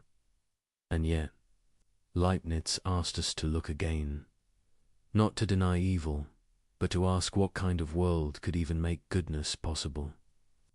He said the question itself hides the clue. If we can name evil, it means we know good. If we know good, it means reality contains standards that do not come from chaos. So the question, painful as it is, already points toward order. Leibniz believed creation had limits, not limits on God's power, but limits of logic itself. Even God cannot make a circle with corners. Even God cannot make freedom exist without the risk of misuse. He compared creation to a composer writing under rules. The composer cannot play every note at once. Harmony requires contrast. So does life. Some goods exist only if certain dangers are real. Courage needs fear. Forgiveness needs wrongdoing. Growth needs loss. Take away the risk, and those goods disappear. Perhaps. Leibniz said, the best world is not the one without pain, but the one where pain makes goodness possible. He called his explanation theodicy, the defense of divine goodness in the face of evil. He never said this world was perfect. He said it was complete, a world balanced between freedom and law, reason and love. The ideas spread, and so did misunderstanding. Many heard only the optimism, not the reasoning. They thought Leibniz believed everything was fine as it was, but he never said that. He believed progress mattered, compassion mattered, justice mattered, because they are the ways goodness unfolds inside imperfection. To him, creation was like a vast tapestry seen from behind. From our side, we see only knots and dark threads. From the front, seen by God, every twist joins a greater picture.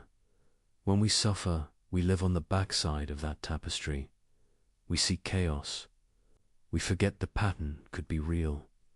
There is a quiet strength in his view. He does not ask us to enjoy pain.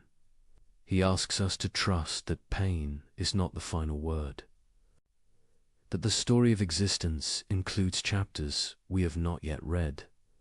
Many have mocked that faith. Voltaire would later turn it into satire. He wrote Candide, a tale where every tragedy is excused by foolish optimism. People laughed at Leibniz's idea for centuries after that. But laughter does not erase a question. What if Leibniz was not naive? What if he was trying to protect meaning itself from despair? He believed the universe follows the principle of sufficient reason, that nothing happens without a reason, even when the reason is beyond us. Not everything is good in itself, but every event connects to a greater good that reason would reveal if we could see far enough. Imagine a vast equation. Every term, every variable, balances in a harmony we cannot solve. We see fragments. We see our small corner of the sum. The full pattern belongs to a mind greater than ours. To live with that awareness is not blind faith. It is humility before mystery. It is the courage to say, I do not understand, but I believe there is understanding.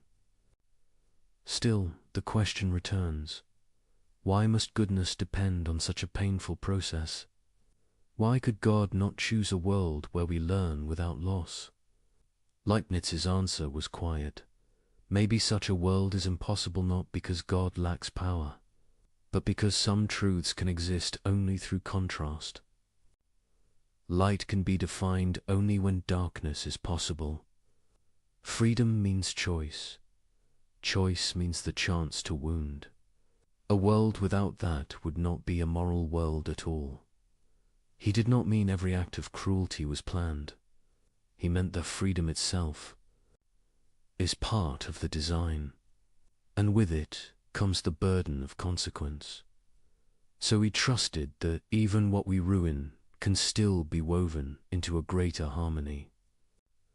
The universe, he thought, bends toward balance slowly, painfully, but inevitably, when we see evil, we see a note out of tune. But to the composer, the discord belongs to a larger movement that ends in resolution.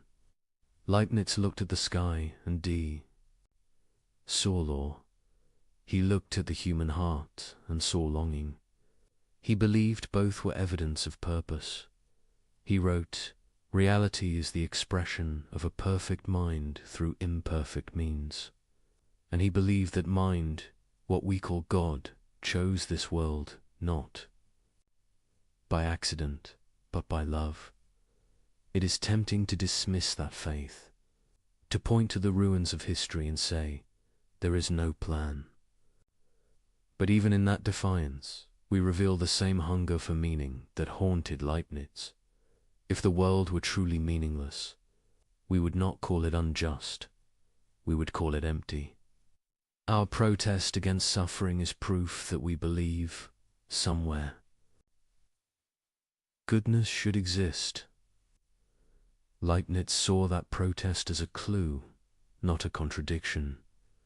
Perhaps the best world is not comfortable, but fertile, capable of growing souls that can love, reason, forgive, and rebuild.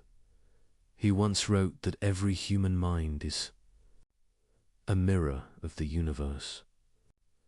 If that is true, then our grief and our wonder both reflect the same divine logic. Every tear, every act of kindness, every discovery all threads in one living design. We do not have to understand it to belong to it. We only have to keep asking. The question, because asking, is part of what makes us human. The world will keep suffering, but so long as we keep searching for meaning, the light remains. And maybe that is what it means when we say, this is the best possible world. Not that it is painless, but that within it goodness refuses to die. Even in darkness, it learns to shine. He was born where borders shifted like weather. Gottfried Wilhelm Leibniz grew up in a Europe that could not rest. Religious battles, scarred cities, plague thinned the brave and the afraid alike. Kings argued with scholars, scholars argued with nature. Every map looked temporary. He walked into that world with a book under each arm. His father died when he was young. A library became his shelter. Shelves did not shout. They offered questions in orderly rows. He learned Latin before most. Boys learned work. He took comfort in patterns. Patterns promised that chaos could be read. He studied law. He studied theology. He studied mathematics because numbers did not take sides. He studied history because people always did. He wrote quickly, yet he listened longer. He believed that truth formed a single river, even when our minds drank from different streams. Europe shook.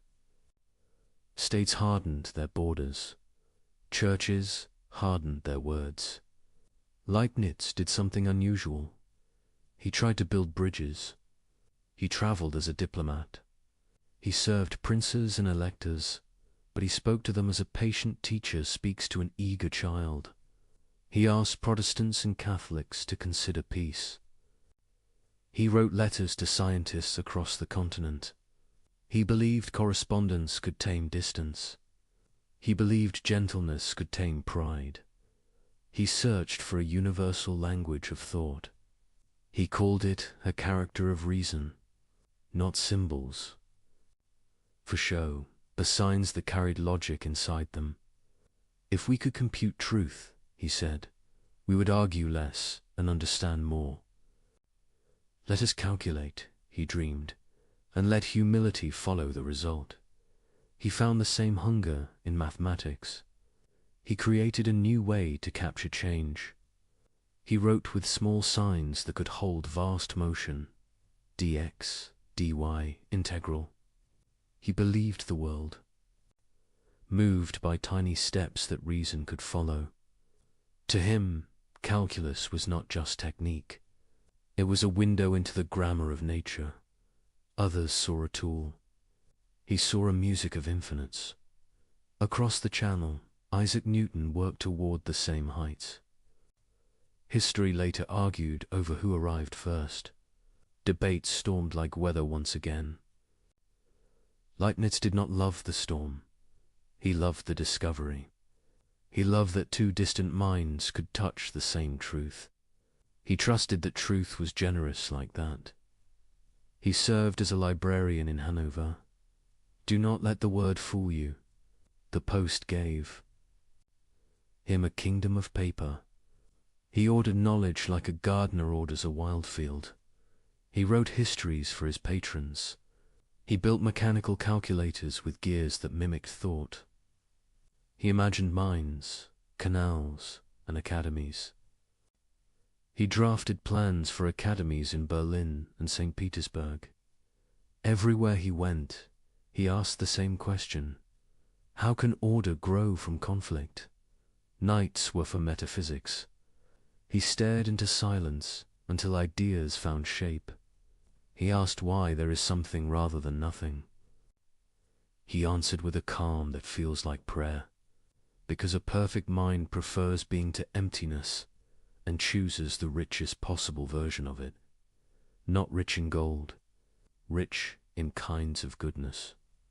Rich in minds that can love and learn. He held to a principle that anchored him.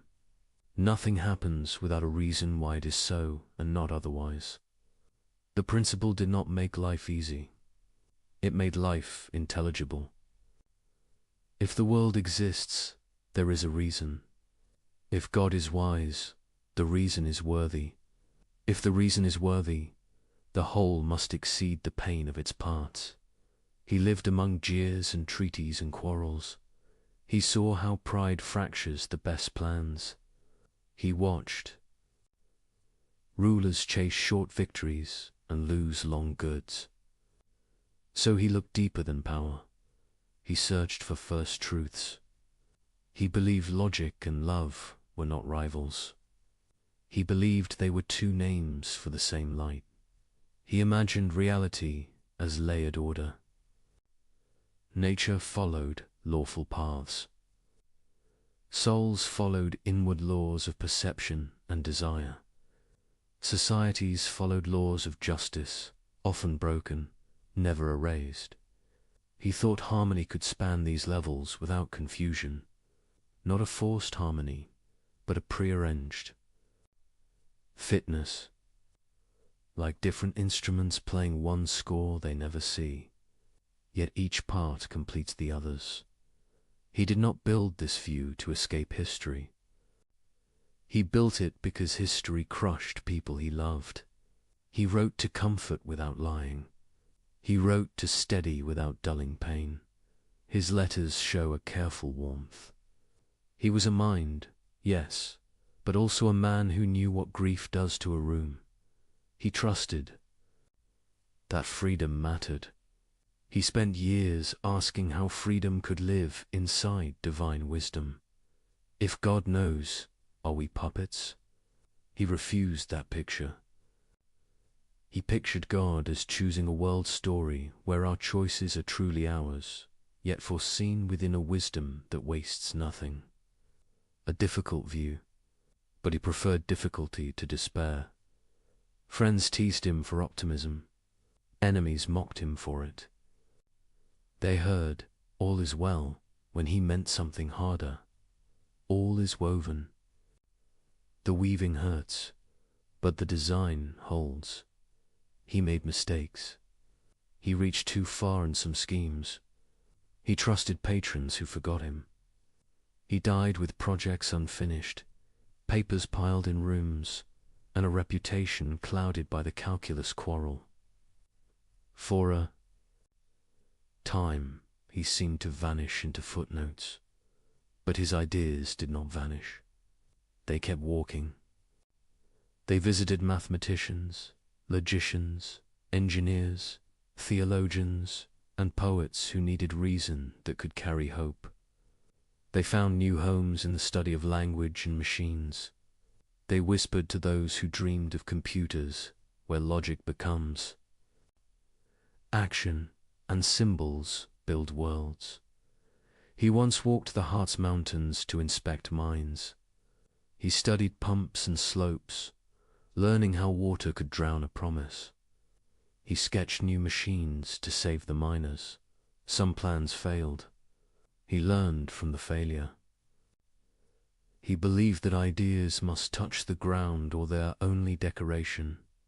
He designed a stepped calculator, the stepped reckoner, to turn thought into motion by brass and wheel.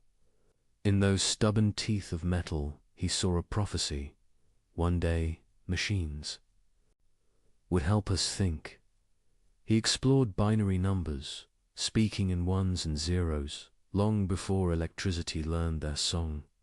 He smiled to see that emptiness and stroke could build any number, that simplicity could carry endless complexity. He dreamed of an encyclopedia that never slept, a network of facts and proofs that anyone could search. He wrote proposals for rulers who did not always understand. Still he tried. He believed knowledge should not hoard itself. It should serve the common good. He met princesses who loved learning, especially Sophia and Sophia Charlotte, and he spoke to them with the same respect he gave to scholars.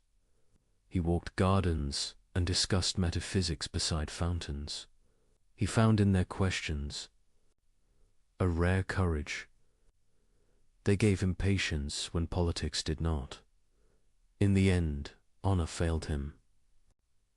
When he died, few mourned in public. Some patrons had turned away. Court ceremony passed without his name.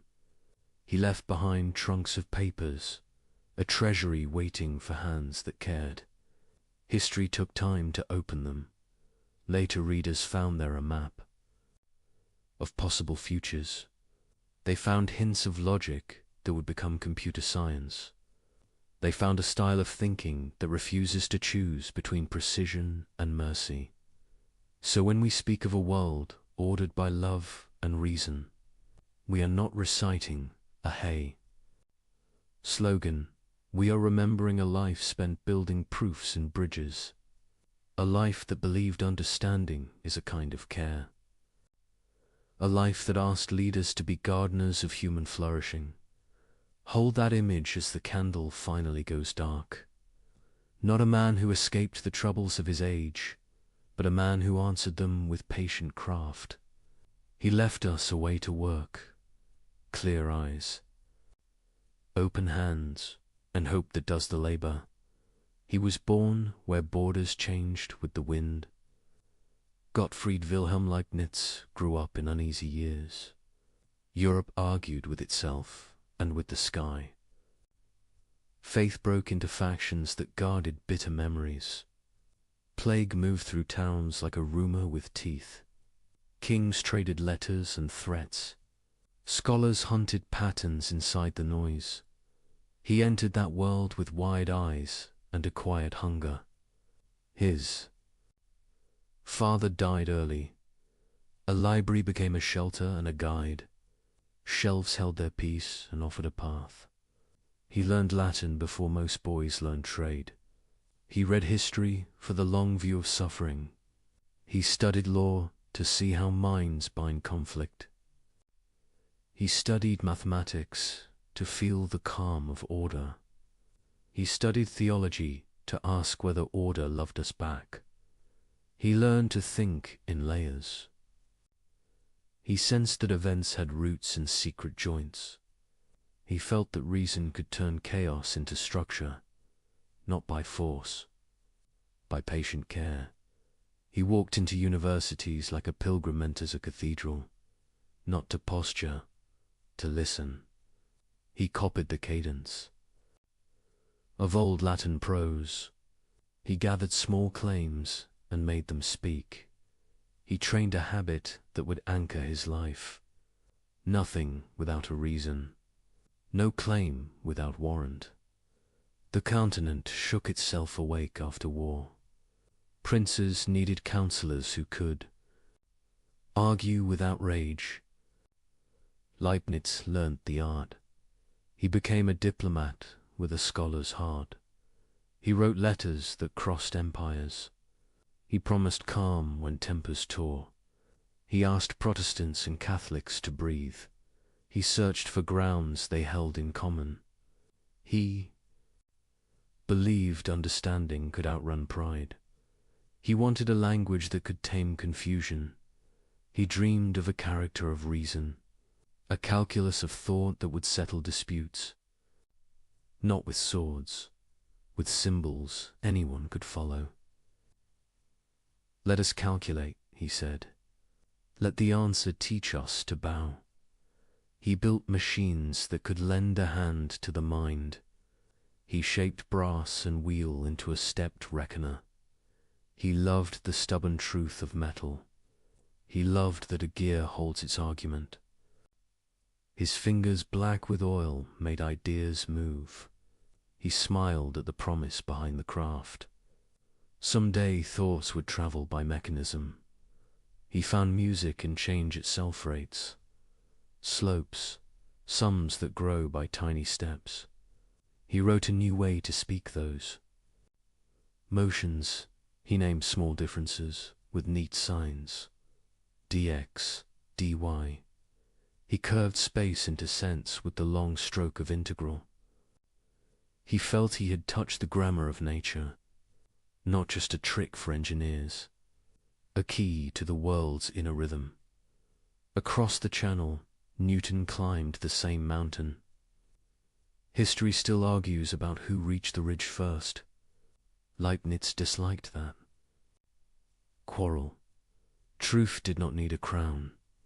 Two minds could touch the same light from different paths. The light would not mind Doc-cord life, pulled him into Hanover. The word librarian hides the scale of the task. He took custody of a kingdom of paper. He tamed chaos with catalogues and summaries. He drafted histories that made patrons feel ancient and secure. He designed waterways and mines. He drew plans for academies that would train a gentler power. Berlin listened. So did St. Petersburg.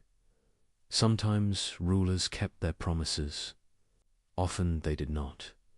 He met Sophia and Sophia Schala. They loved ideas and asked hard questions with a steady gaze. He answered with patience and warmth. He did not flatter. He invited them into the work. Gardens became classrooms. Walks became seminars on being and justice. He found courage in their curiosity.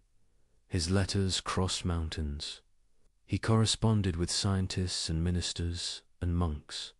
He asked for reports on tides and minerals and words. He sent designs for pumps and tax codes and libraries. He tried to bind Europe with paper bridges. He thought courtesies could rescue truth from vanity. Night made room for first principles.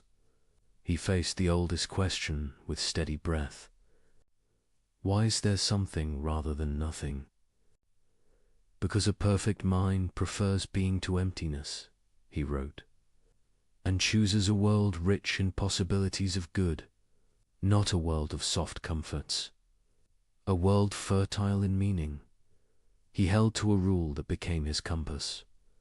For every fact, a reason why it is so.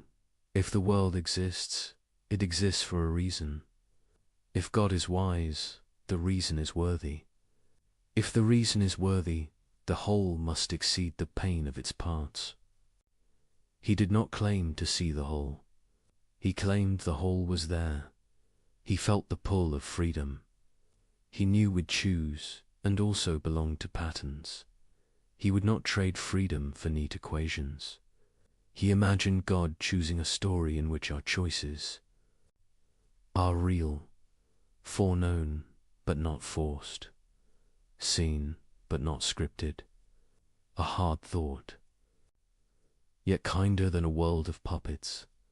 He spoke often of harmony, not a soft word, a strict art. Different lines can meet without collision. Different goods can coexist without theft. He imagined creation as lines of melody written to fit, no instrument. Here's the whole score, yet the music holds. He drew comfort from the lawfulness of nature. He saw law as a gift, not a prison. Law gives promise. Promise gives science its courage. What happens here and now can teach us there and then. Repeatable order is grace for finite minds. His mind moved toward synthesis. He hated false fights where both sides were partly right. He believed dispute. Hide a third view that honors what is best in both. So he looked for bridges between atom and soul, between number and mercy, between church and church, between chord and conscience. He also failed. He chased grand projects beyond the patience of patrons. He sent proposals too wide for narrow budgets. He trusted promises from men who counted only today. He watched doors close without ceremony. He kept writing anyway. He thought time nurses good seeds. He suffered neglect at the end. His name dimmed in halls, he once advised. He died without honors fit for his labor. Trunks of papers waited like sealed gardens. Readers came late and found the gates. What they saw changed their own plans. They found notes on a number system, built of yes and no. 1 and 0 could build any count. Simplicity could host infinity. He had seen the bones of future machines. They found a plan for a living encyclopedia. A book that never ended.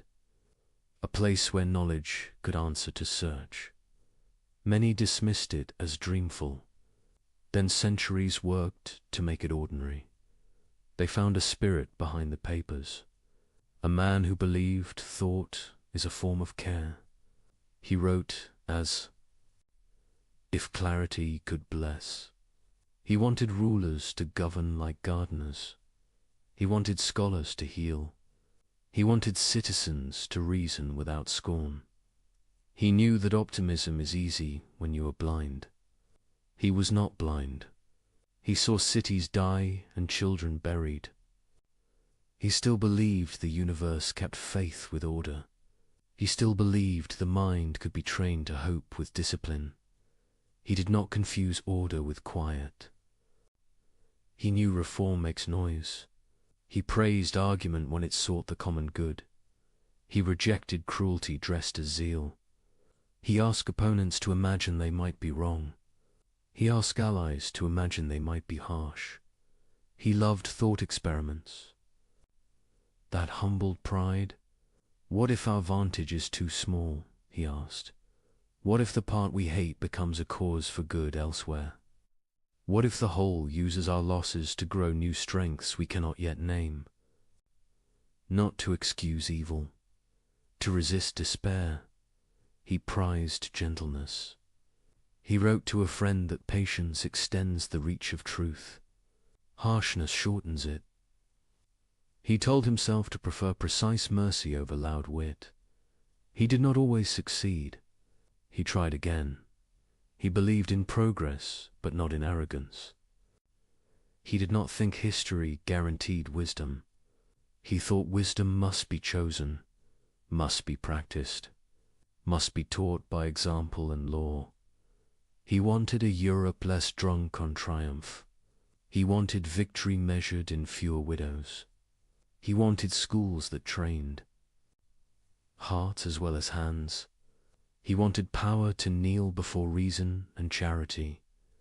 He took long walks after rain, streets where lamps made small circles of trust. He listened to the city and heard a low request. Make us livable, not merely strong. Make us decent, not merely clever. He would have smiled at a modern lab. He would have wept at a modern war. He would have urged us to write more letters and fewer insults, to fix what we can fix, to measure twice, to honor dissent that argues in good faith, to leave a clean desk and a kind note. His legacy is not only in theorems or machines, it is a way to hold mind and heart together, honor reasons, honor people, keep the world legible without sanding off its rough mercy. He believed God calculates, without cruelty. He believed creation sings in ratios and relations. He believed the best goods are relational and learned. He believed freedom is costly and sacred. He never stopped seeking a reconciled vision, a view in which faith, science, and politics exchange gifts, a view that calls rulers to wisdom and citizens to patience, a view that lets grief speak and still claims meaning. He teaches a style rather than a slogan. Move carefully, argue cleanly, repair what pride has broken, plan for the long future, hope without lying, think without sneer, love without panic. If you look for a single thread in his life, find this one. Order is not the enemy of mercy. Order is mercy extended across time. The task is to see it and join it. He left rooms full of paper and a world still learning his language. We owe him debts we pay by using them well. Every time a symbol does the work of a shout, we remember him. Every time a design makes life kinder, we remember him. Every time patience saves a marriage or a border, we remember him. He walked among engines and archives as if both were altars. He offered his days like a craftsman offers a tool to a neighbor. Use this, build with this, fix with this. Do not boast, do not despair. He believed reason could be devotion. He believed love could be precise. He believed the mind, trained by care, could help a broken age find balance. He believed, at last, that nothing is wasted in a wise universe. Even the pages we lose teach the hands that turn the rest. Even the dark hours become part of morning. A world full of pain still begged to make sense. Leibniz believed sense could be found, not imposed, but reasoned. He saw thought itself as sacred. If the mind is made by God, then to think clearly is a kind of prayer. He began with a rule that would shape his life. Nothing happens without a reason. Every truth must answer the question why this and not something else. It sounds simple. It builds everything. The air, the stars, the story of each soulich holds a reason, even if we do not see it. Leibniz looked around and saw confusion. He saw storms, wars, accidents, illness. He refused to believe these were random. He said reality is not a scatter of chance. It is a structure, a clockwork built by a perfect mind. Not perfect in stillness, but perfect in harmony.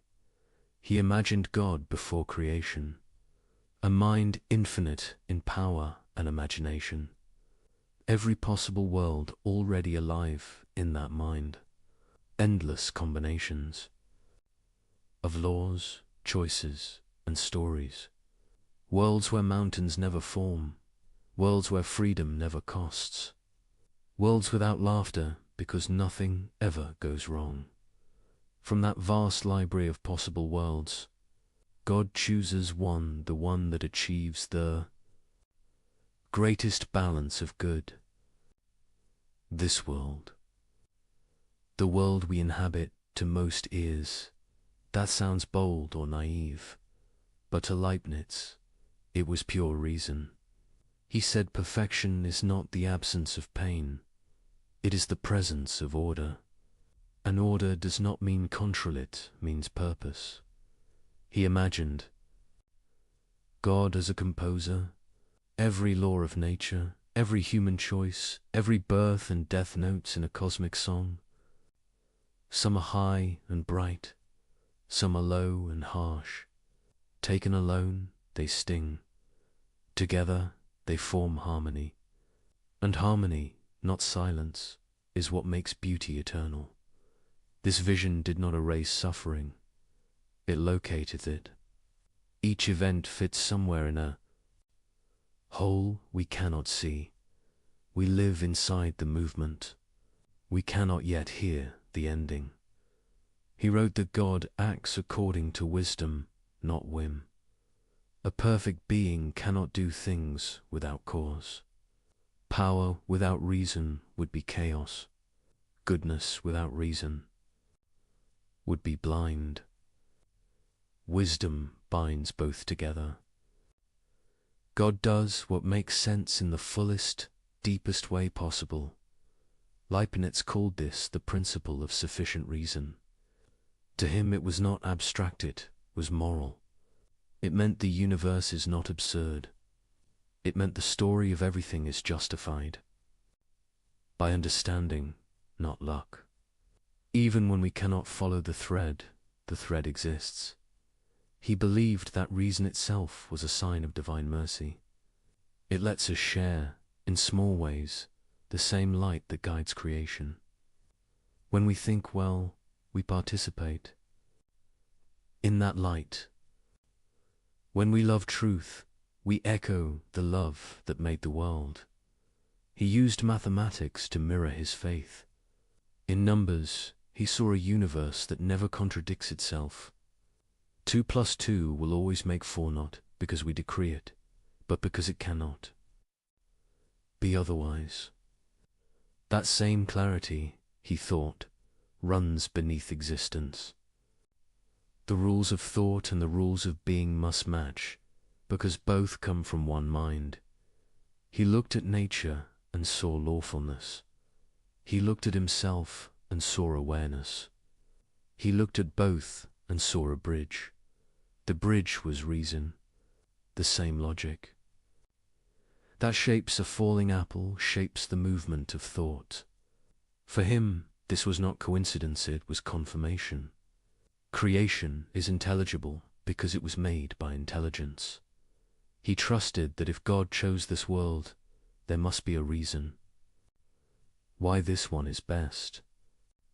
Not best for each moment, but best in the full design. If there is evil, it is allowed only because it serves a higher good that could not exist without it. Like shadow helping light to be seen, like discord teaching the ear to crave resolution, like heartbreak opening space for compassion. He did not speak from comfort. He lived through years of disease, famine, and fear. He saw death without glory. He saw the price of ignorance and greed, yet his faith in divine logic did not break. He thought understanding was a duty, not a decoration. He warned against lazy optimism. To say everything is fine is false. To say everything can find its place in meaning is faith.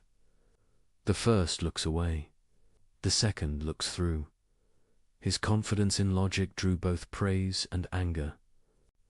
To the devout, it made God sound too human, too rational. To the skeptics, it made faith sound too clever, too tidy. Leibniz stood between them, refusing to abandon either side. He said faith without reason is superstition, and reason without faith is arrogance. He wrote that the universe is full of necessary connections. The sun rises not because God commands it each morning, but because his command is written into nature itself. Law is love expressed in permanence. A steady God makes a steady world. That steadiness is grace for creatures who must learn slowly. In his vision, miracles are not breaks in law.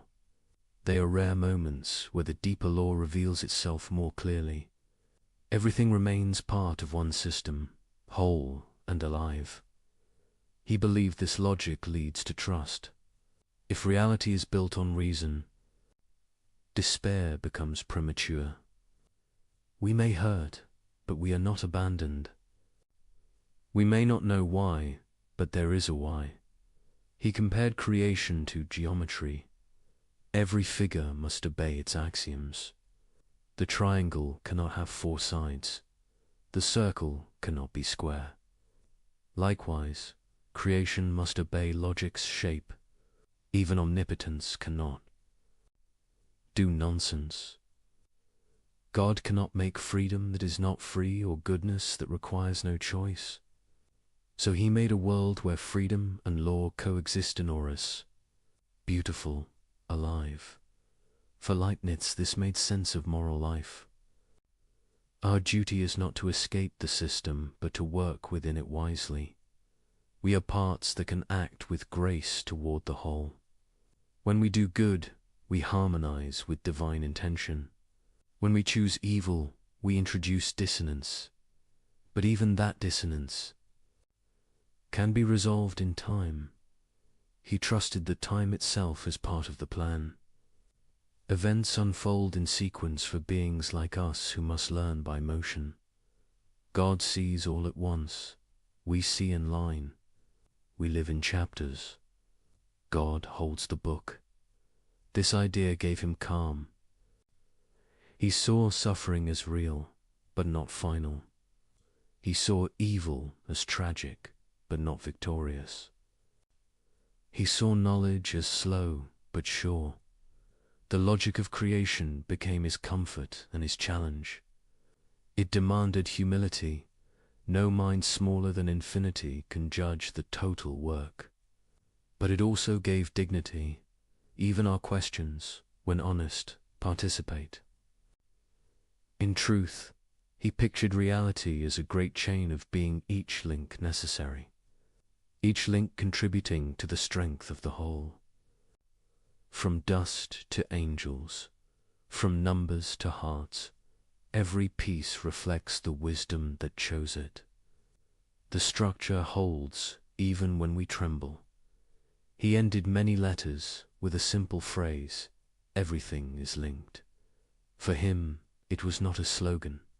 It was the quiet joy of someone who found reason deep enough to believe in. To understand Leibniz is to feel his gratitude. The world is not perfect, but it is intelligible. It is not painless, but it is purposeful. In every storm, he imagined a pattern, still intact.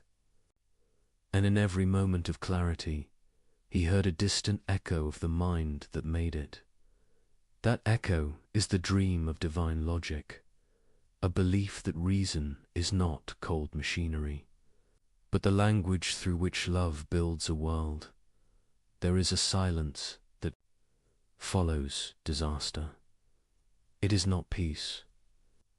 It is the stunned quiet of people asking why Leibniz never turned from that silence. He called it the hardest sound in the world. He said the question of suffering is the question that will not die. If this world is the best possible world, then how can it hold so much pain? Why earthquakes? Why disease? Why cruelty? If a perfect mind built the universe, why are its children broken? He faced these questions without flinching. He did not hide behind words. He looked straight at the horror that others ignored. He saw war. He saw famine. He saw sickness take people before they could finish a sentence. He felt the grief of nations and of single hearts. He said we cannot talk about goodness until we have faced evil. He wrote that to justify the world is not to deny its pain. It is to understand how pain fits into a larger law. He called that search the Adusia defense of divine justice. But the word cannot carry the weight of what he meant. He was not defending power. He was defending meaning. He believed the world was designed to be the fullest expression of possible good. But fullness includes freedom. Freedom allows choice. Choice allows error. Error opens the door to suffering. Remove the door and you also remove love, courage, and forgiveness. He saw this not as excuse, but as necessity. He said even God cannot create creatures who are free and yet incapable of harm. To do so would be to make nonsense real.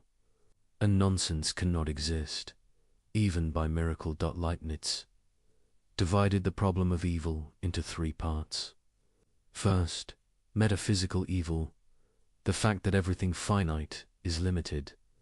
We are not infinite, so we lack.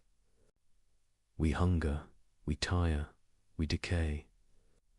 Second, physical evil, the pain and suffering found in nature.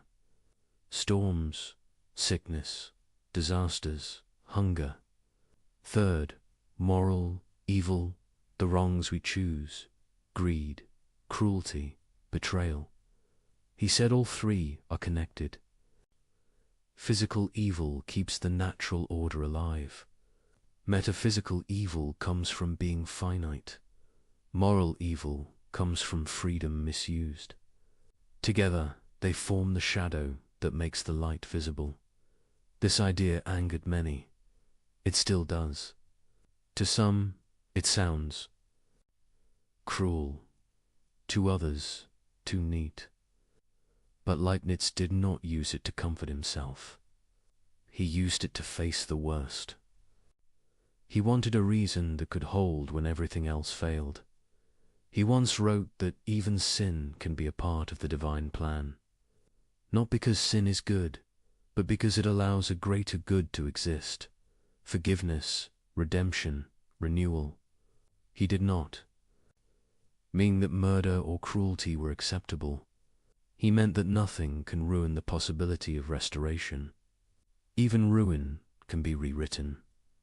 He said that in the long reach of time, justice is never absent, only delayed. Every wrong will meet its correction. Even if beyond our sight, that faith gave him peace. Not the easy peace of ignorance, but the stubborn peace of someone who refuses to call despair final. He compared life to a painting. Stand too close and you see only dark strokes. Step back and the shadows reveal shape and depth. Without shadow, there is no image. Without contrast, no harmony. In the same way, he believed pain gives depth to joy, loss gives weight to love, and limitation gives meaning to freedom. Still, he did not expect everyone to agree. He admitted that reason cannot erase grief. When tragedy strikes, logic feels like paper in the rain. He wrote that understanding must walk with compassion. To tell a mother her loss is part of a plan is to speak without wisdom. He urged gentleness. In philosophy, truth, he said, is strong enough to wait until tears are done. The Lisbon earthquake would come years after his death, but it would test every word he wrote. Tens of thousands crushed in seconds. Churches falling on worshippers. Children buried where they prayed. Later thinkers asked the same question again. If this is the best possible world, what does that mean? Leibniz's answer was not denial, but depth. He said the best world is the one that allows the greatest total harmony over all time. Not every moment must be pleasant for the whole to be perfect. Even music contains dissonance. Even storms feed the soil. Even death can renew life.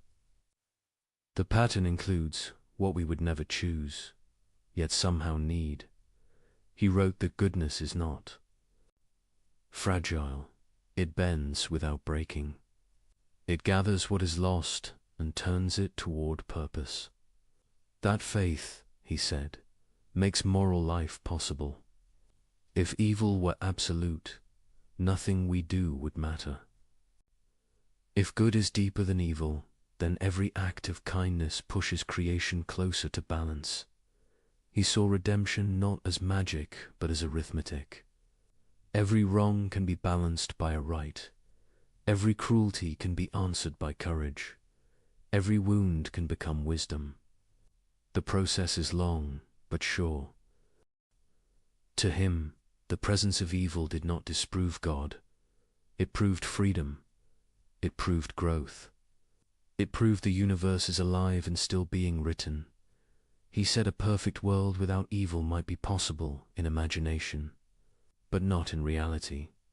It would be a world without struggle, without virtue, without change. It would be static, a picture, not a life. He preferred a living world with risk and redemption to a lifeless paradise.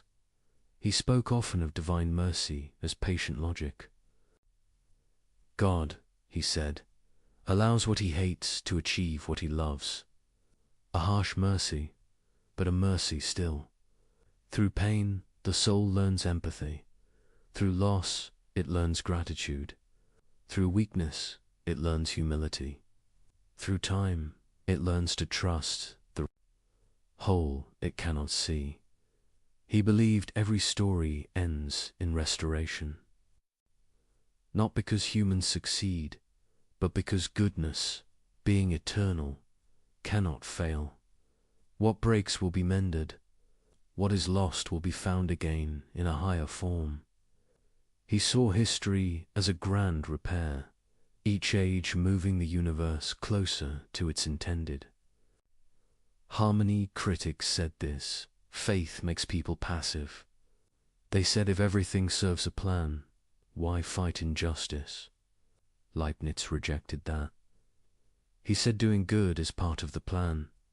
We are agents of correction, not spectators. We are threads chosen to repair what is torn. Every act of care completes a fragment of the design. He did not ask people to smile through pain. He asked them to work through it, to trust that effort has meaning, even if unseen, to act as though their courage joins something vast and holy. He believed suffering can purify love. When the self breaks, pride falls away. What remains is compassion. What remains is truth.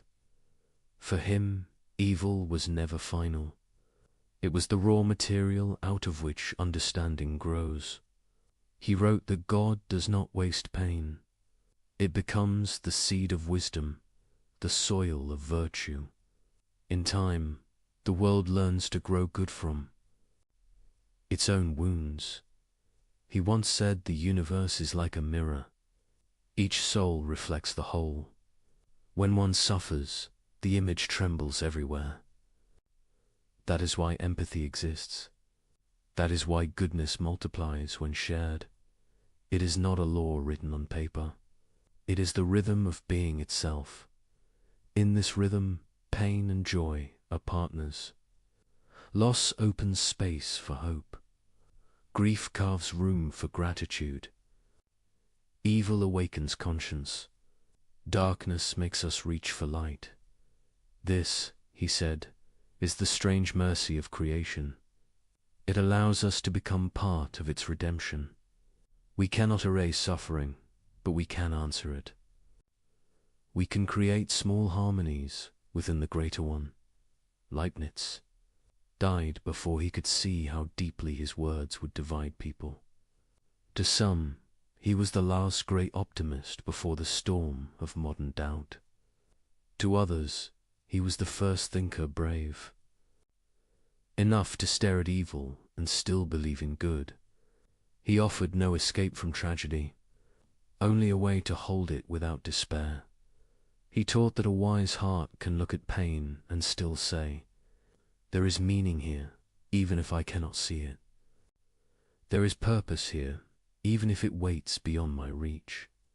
He trusted that one day the universe will reveal itself whole, and that every tear will have its place in that revelation.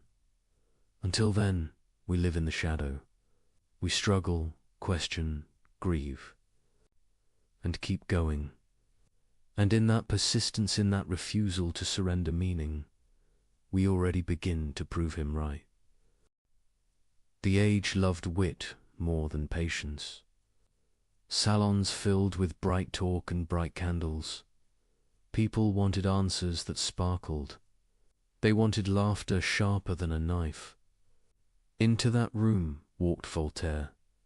He lived through exile, censorship, and danger. He hated cruelty and hated stupidity more. He wrote to wake the conscience with shock. He believed the pen should make tyrants tremble.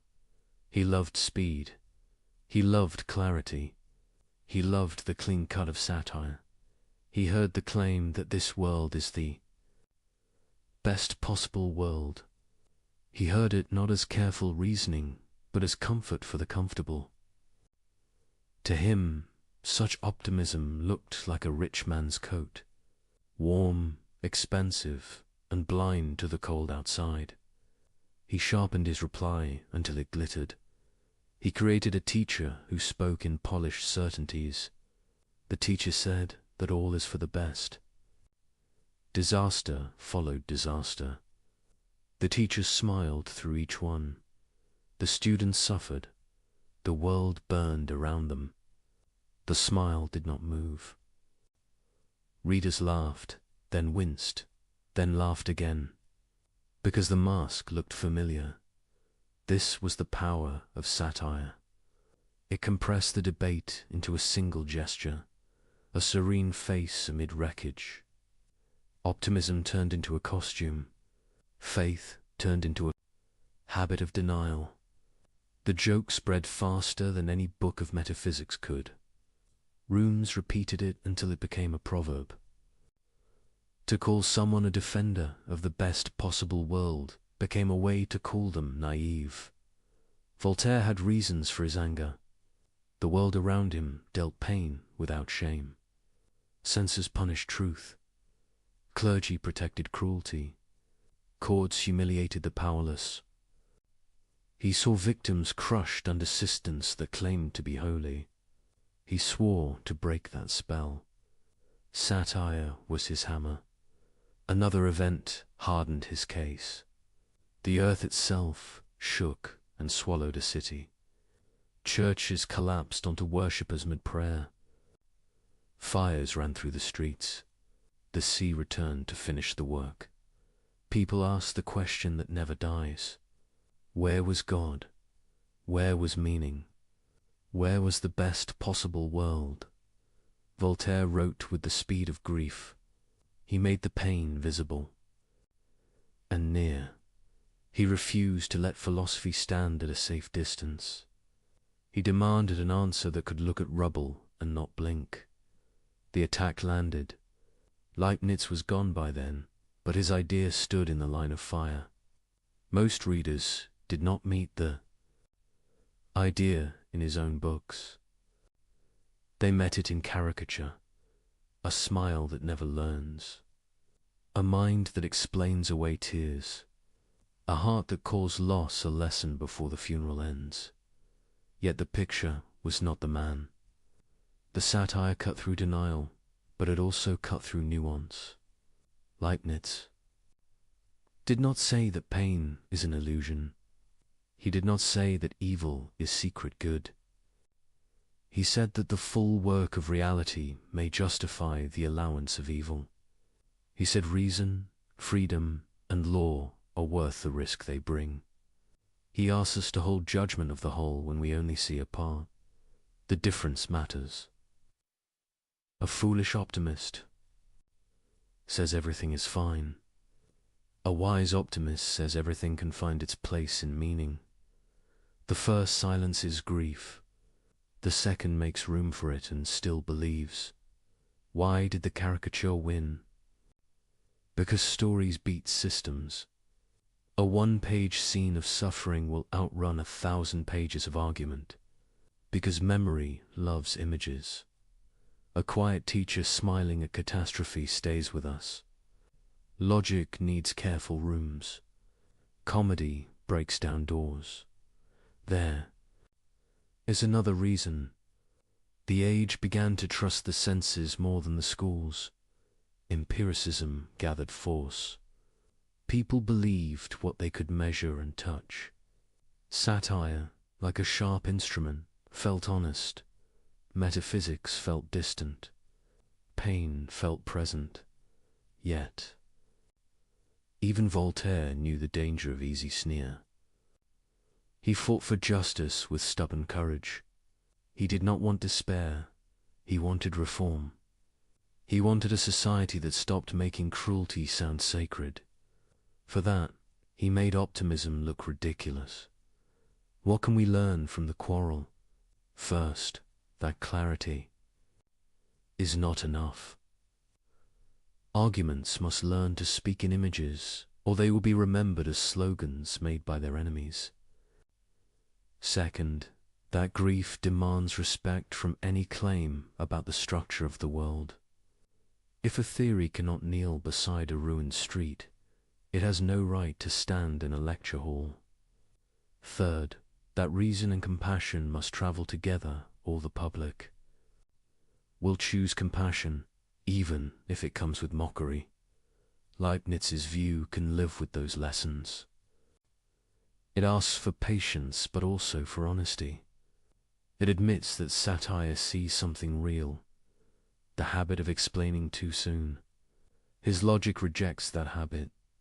He urged silence when silence is wise. He urged action when action is needed. To repair what can be repaired is not to deny providence. It is to participate in it. Consider the teacher in the satire. What if he had stopped smiling? What if he had helped dig survivors from the ruins? What if he had passed bread, wept with the grieving, and then whispered hope? The joke would have failed. Not because suffering ended, but because compassion changed the scene. Real optimism knows how to work.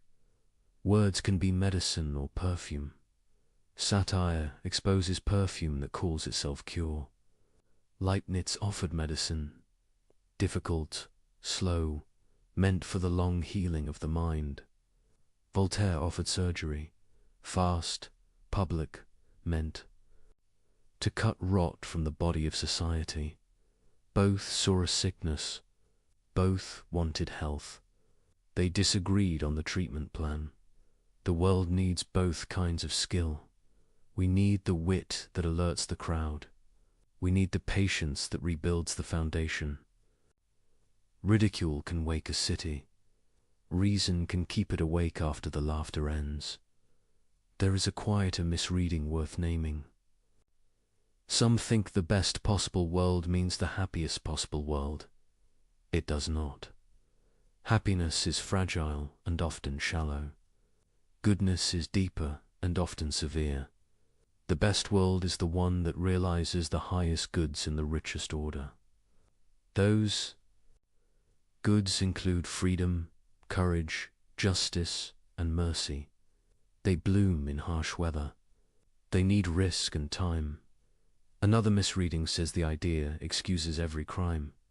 It does not. The claim is not that whatever happens is good. The claim is that goodness can make use of whatever happens without endorsing it. A surgeon may use a scar to save a life.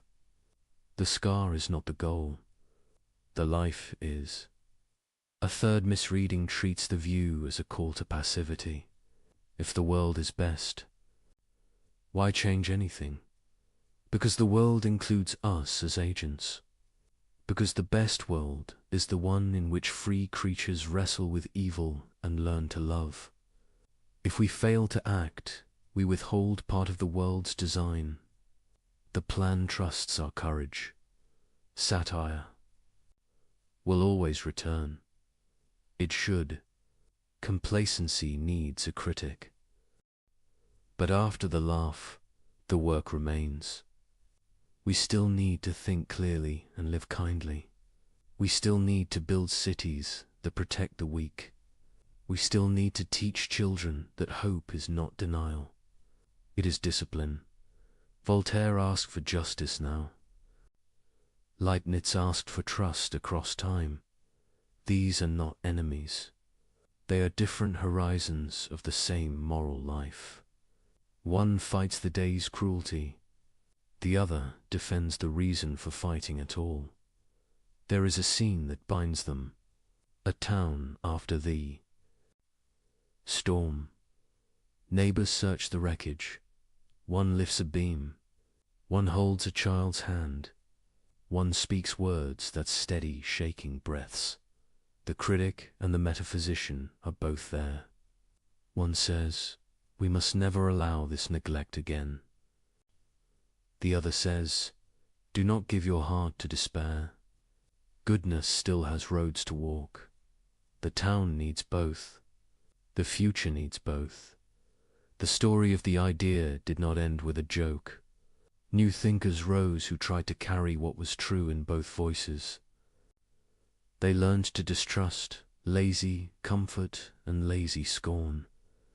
They asked for reasons that can face rubble and keep their dignity.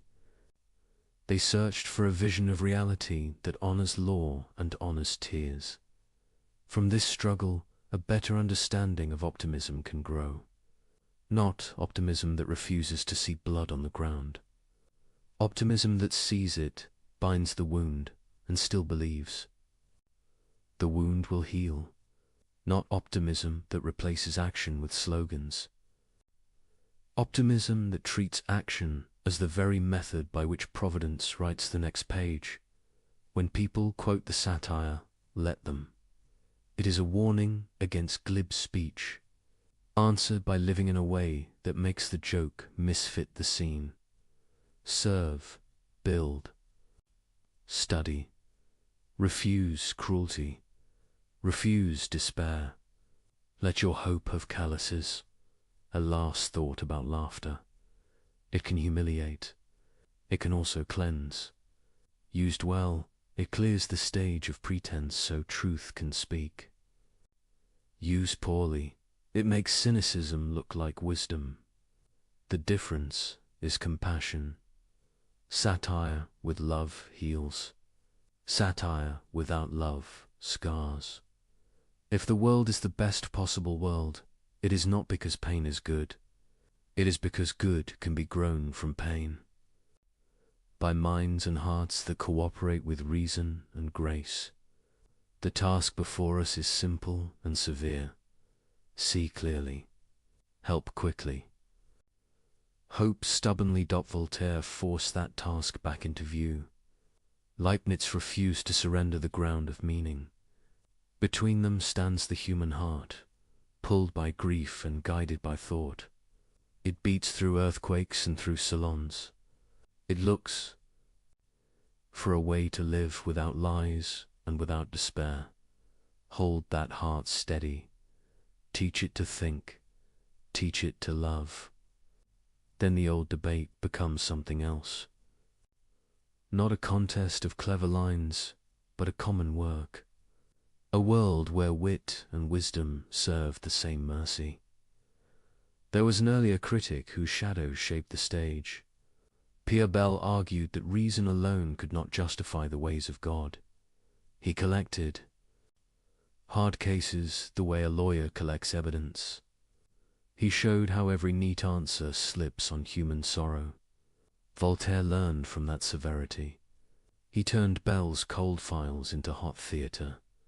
Some readers defend the satire by pointing to memory itself. Our minds keep pain longer than joy. We are built to notice threats. So a theory that asks us to trust long sums can feel false to nervous bodies. Leaning on reason is not natural when sirens are near. This is why the public story stayed with. The joke, it met the heart at its first reflex and did not ask it to wait. Leibniz dreamed of order even smaller than sight could reach. He believed that reality was not built from matter alone, but from something deeper, something alive with perception. He called these entities monads. To understand his vision, forget atoms as tiny pieces of stone. Think instead of mirrors, countless mirrors, each reflecting the universe in its own way. Every monad, he said, is a center of awareness. Each one sees the world from its own position. Each one holds the entire cosmos within a single point of view. There are no windows in a monad. Nothing enters it, nothing escapes it. Yet each unfolds its story according to divine order, like instruments playing separate parts of one song. They remain in perfect coordination without ever touching. He called this coordination pre-established harmony. When one monad changes, others seem to respond, but no message passes between them. Instead, all move together because all were designed to move together. A universe composed like music, not machinery. This idea looks strange now, but in Leibniz's time it was bold and clear. He lived when philosophers still argued whether the soul could move the body or the body could move the soul. He refused the puzzle. He said there is no exchange, only harmony. Mind and matter are two faces of one plan. He saw monads everywhere. A human soul, a blade of grass, a grain of dust, each a tiny world of perception and striving. No being is completely dead. Each has some spark of awareness, some inner pulse of relation to the whole. He ranked them by clarity. Simple monads barely sense. Animals perceive and remember. Humans reflect and reason. Above all stands God, the supreme monad, whose perception is perfect and complete. Through this ladder, he stitched together all creation. Nothing stands isolated. Nothing is wasted. The faintest flicker of being still belongs to the grand order of perception. He compared the body to a living city. Every organ is made of smaller lives. Each cell works according to its own pattern, yet the harmony keeps the body whole.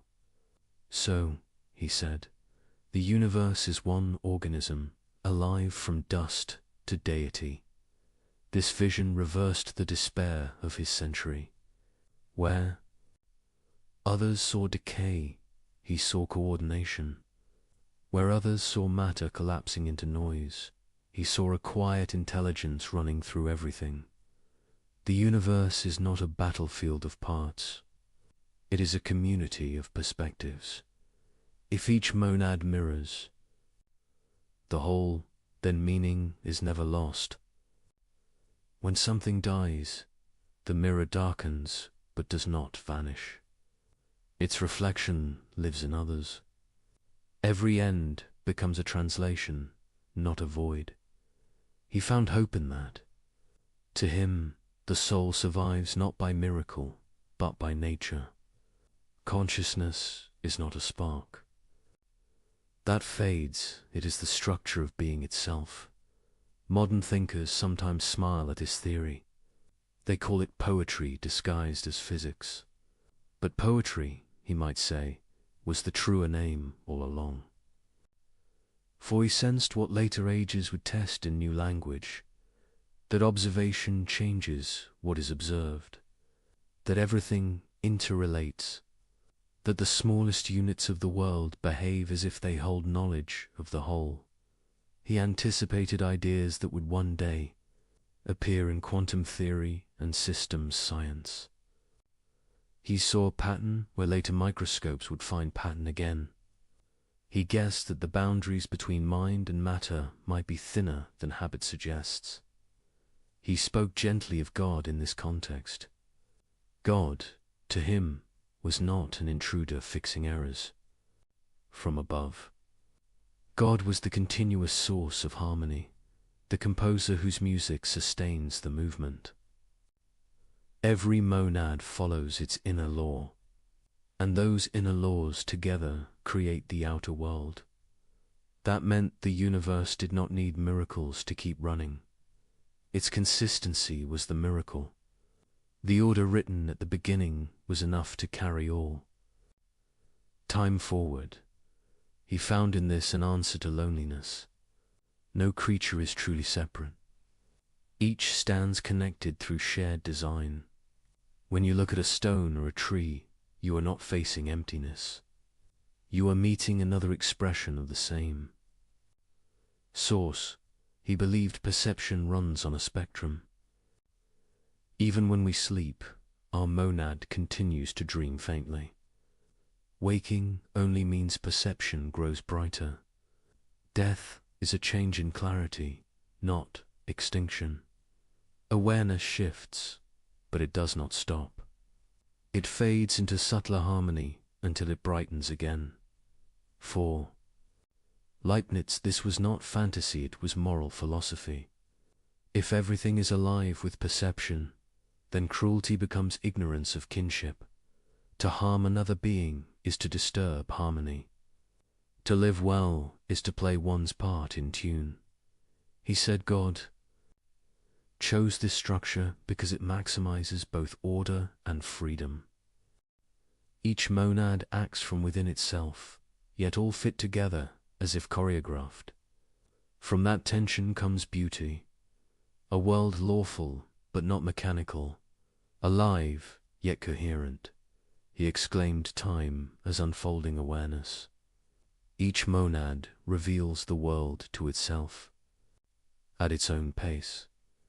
Moments are measures of perception, not ticks of a clock.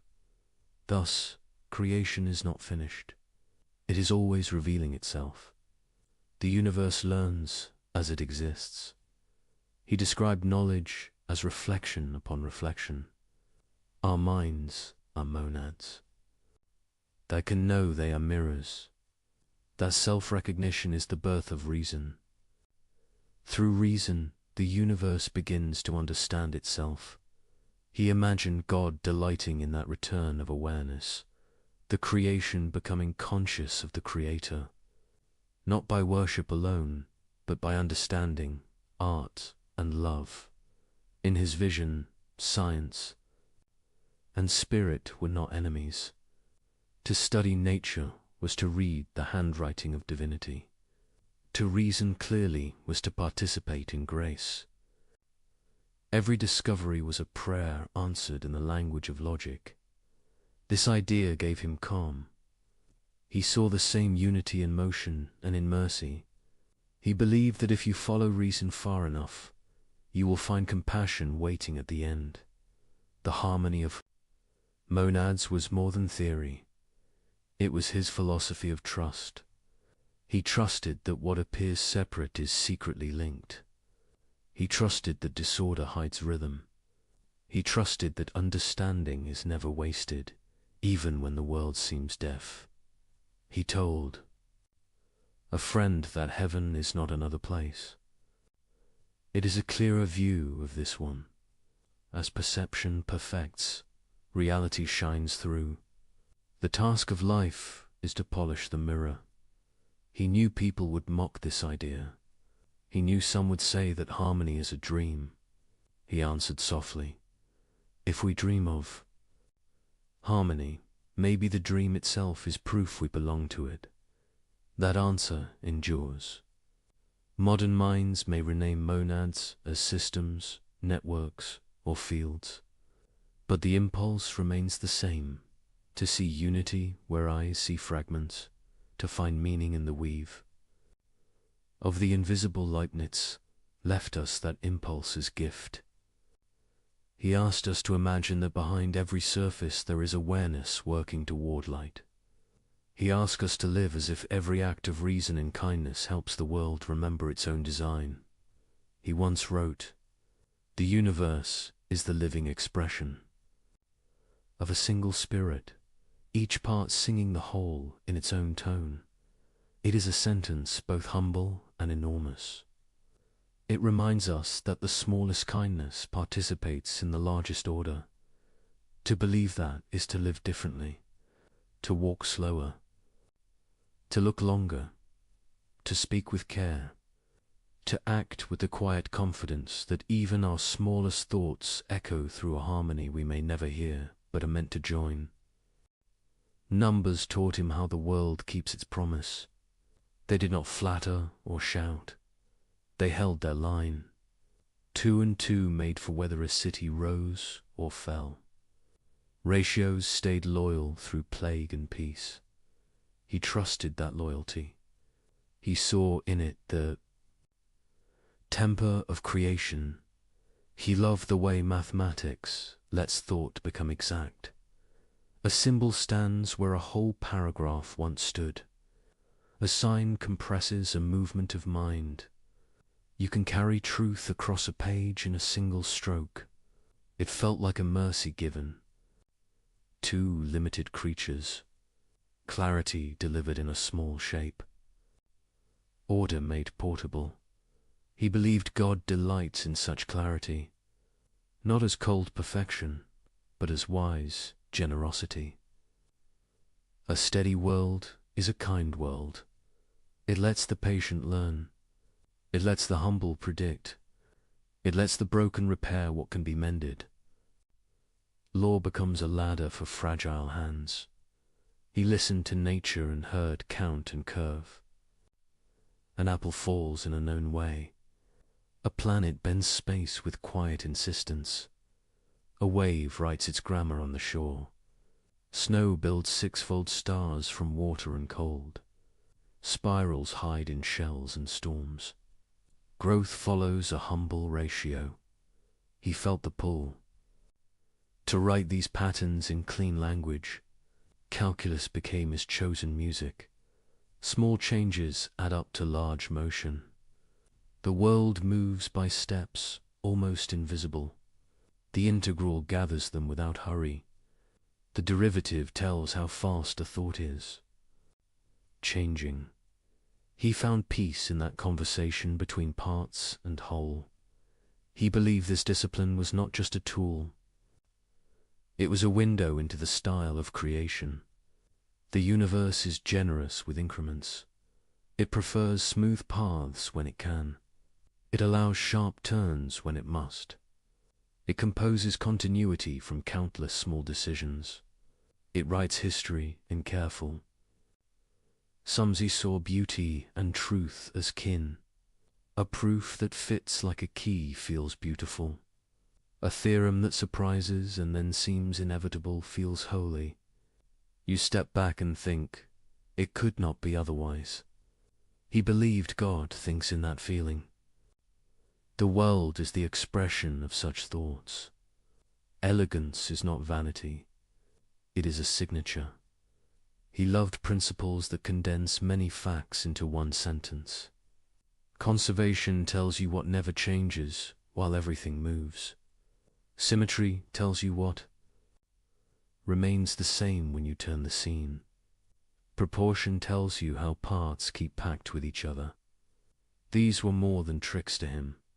They were hints about the mind behind the world. Unity without dullness. Variety without chaos. He shaped an ethic from those hints. Choose the argument that explains the most with the least strain. Prefer a model that wastes nothing. Accept complication only when reality demands it. He called this respect for reason a kind of devotion. To think carefully is to honor the giver of order. To speak precisely is to love your neighbor, he trusted. That divine choice follows similar lines. From all the worlds God could create, the chosen one is not the simplest by count, but the richest by relation. It wastes nothing. It carries the largest goods with the leanest laws. It folds freedom into law without tearing either. He once hinted that God calculates, not as an accountant counting coins, but as a composer balancing voices. You can feel the restraint inside abundance. You can feel the thrift inside glory. That double feeling marks wisdom. It marks this world. He kept returning to harmony. Musicians know a chord can hold tension and still resolve. Mathematicians know an identity can look unlikely and still be true. Farmers know seasons can be harsh and still keep faith. He believed creation holds all three kinds of trust. Time resolves what thought cannot yet reconcile. Reason reveals what feeling could not yet accept. Patience ripens what action could not yet secure. He loved the identity that bears his name. If two things share every feature, there are not two. There is one. The world is not padded with copies. It disdains waste. Even sameness hides a difference in place or relation. Difference is how meaning breathes. He thought continuity is mercy. Change that jumps without bridge breaks, finite minds. Creation walks instead of vanishing and reappearing. That walk gives learning a chance. It gives regret a chance. It gives forgiveness a road to travel. He treasured the link between symmetry and conservation. If a law looks the same tomorrow as today, something will be conserved through time. If a law looks the same here as there, something will be conserved through space. These insights came later in full dress, but he felt their outline. A steady God writes steady invariance. Steadiness feeds trust. He found a serene heroism in measurement. To measure is to refuse despair. It says the world can be known enough to serve. A bridge can stand. A well can reach water. A fever can be counted and cooled. Math becomes charity in action. He warned against arrogance, dressed as certainty. Mathematics is exact, but our models are not the world. They are lanterns, not the sun. We test them and we revise. We honor truth by letting it correct us. Humility is the cost of accuracy. Accuracy is the gift of humility. He looked at least effort with interest. Many systems seem to choose paths that minimize waste. Light takes a route that saves time. Rivers widen until resistance balances flow. A pendulum answers to a hidden economy. He saw a moral picture in this physics. Goodness does not puff itself up. It finds the clean line through trouble. He thought mercy works the same way. It cuts extravagant anger. It saves time by forgiving. It spends where help is needed, and saves where pride would waste. He liked virtues that felt like conservation laws for the soul. Constancy, temperance, courage that spends only what duty demands. He linked mathematics and music. Both live by ratio. Both turn repetition into meaning. Both teach the ear to hear structure inside motion. He imagined creation as a score too grand to hold at once. We learn our line and trust the rest. Faith becomes a musician's discipline. He loved binary because it showed how little you need to say much. 1 and 0 can build every number. Presence and absence can speak any count. It made him smile that simplicity births abundance. He thought the universe likes that joke. Small rules, wide worlds. Simple laws, rich lives. He drew ethics from that smile. Be simple where you can.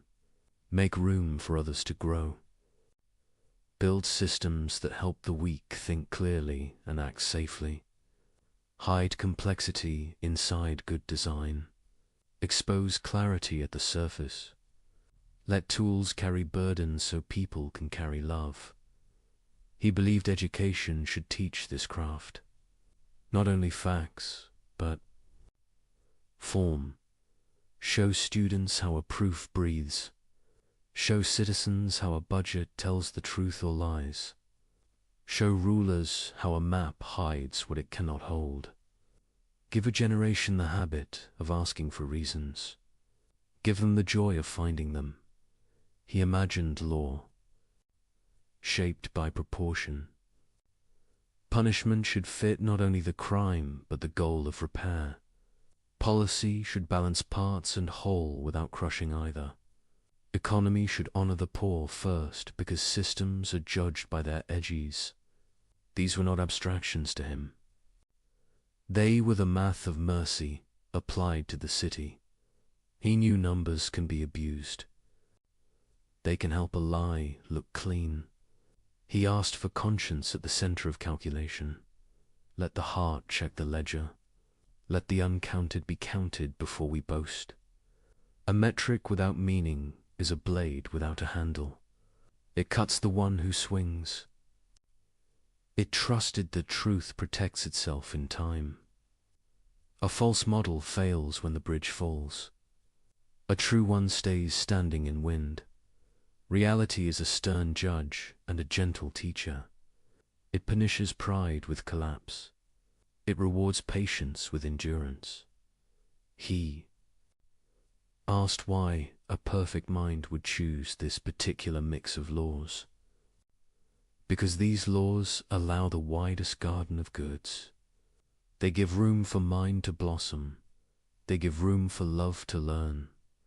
They give room for freedom to mean something real. Other laws might have made us safe and small. These make us risky and great. He saw prayer and proof as cousins. Both aim at what is most real. Both ask for light and accept correction. Both require silence between steps. Both end in gratitude when the answer comes. He loved that kinship. It reconciled study and devotion. He did not think mathematics could save a soul, but he thought it could train one. It could teach patience, honesty, and courage. It could teach how to lose an error without losing face. It could teach how to stand for a result without becoming hard. It could teach how to admire a better idea when it arrives. He liked the word fit. A good theorem fits like a well-made joint. A good life fits the shape of the good it seeks. A good society fits its people like a careful garment. Fit is not tightness. It is ease without slack. It is purpose without strain. He saw identity as relation, not possession. A self grows by entering worthy patterns. Friendship is a shared ratio. Marriage is a harmony in changing time. Citizenship is a cadence between duty and right. None of this reduces people to numbers. It lets numbers teach us steadiness. He offered a way to navigate uncertainty. When facts are thin, keep hypotheses light. When facts arrive, adjust without panic. Hold principles, not prejudices. Use models as scaffolds, not prisons. Let love set the objective. Let reason choose the route. He loved limits because they guide. Creativity. A sonnet frees thought by binding it. A law frees commerce by stabilizing it. A budget frees conscience by revealing consequence. He saw creation as a sonnet of laws written by joy. Inside that sonnet, freedom writes its own story. The rhyme is real, so is the choice. He believed the deepest goods are relational and learned. Justice learned in courts and homes. Mercy learnt in loss and return. Wisdom learnt in mistakes that were not final. Numbers could help such goods flourish by restraining folly. They could not replace them. They could serve them. He taught that truth loves company. Different disciplines carry pieces of one answer. Invite them to the same table. Let physics and ethics speak. Let poetry and policy argue without contempt. The best solutions will feel musical, not mechanical. They will hum with coherence. He ended many reflections with a calm trust. The world will not break its own rules, and the rules, being wise, will not break the world. We may break ourselves against them, or we may learn to move with them. That learning is the work of a life. That movement is the dignity of a mind. If you want to feel his faith, try a small experiment. Prove a simple identity by two methods. See them meet like friends at a bridge. The meeting brings a quiet joy. That joy is what he felt when he looked at existence. Different paths, same truth. Different laws, same mercy. He believed God delights in such convergences. They show that the many can become one without losing their names. They show that freedom can keep rhythm with law. They show that beauty is how truth looks when it is loved. Numbers taught him this. They still teach us. They do not erase grief. They give it a place inside meaning. They do not remove risk. They measure it so courage can be wise. They do not make us gods. They make us better creatures. He left a way to think that steadies the heart. Look for the pattern that wastes least and serves most. Seek explanations that honor both detail and whole. Let elegance guide you, but let compassion rule. Prefer clarity to cleverness. Prefer repair to victory. Prefer truth to pride.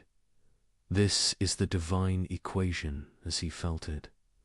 Not a single formula, but a posture. A way of seeing the world as a work of careful art. A way of living that joins precision to kindness.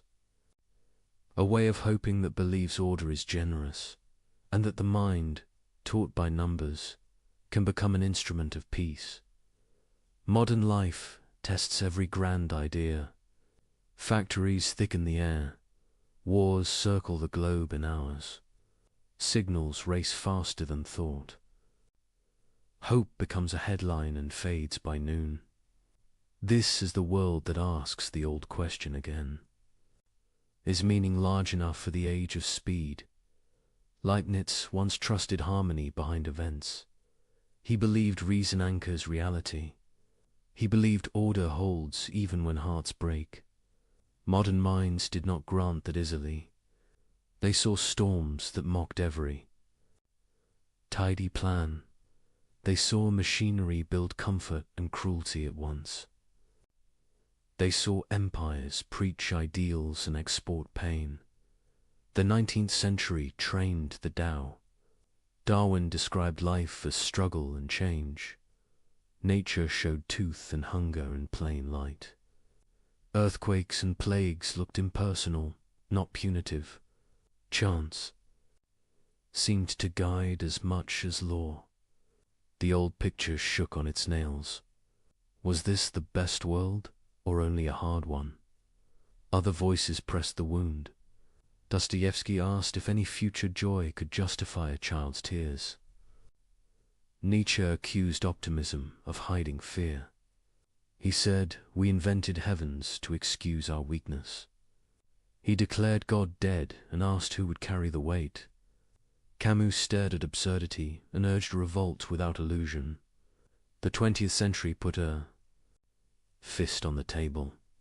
It demanded reasons that could look into an open grave and still speak. 2 world wars answered with smoke. Cities burned from the sky. Camps turned people into ash and numbers. Tyrants marched under banners of progress. The word best felt obscene.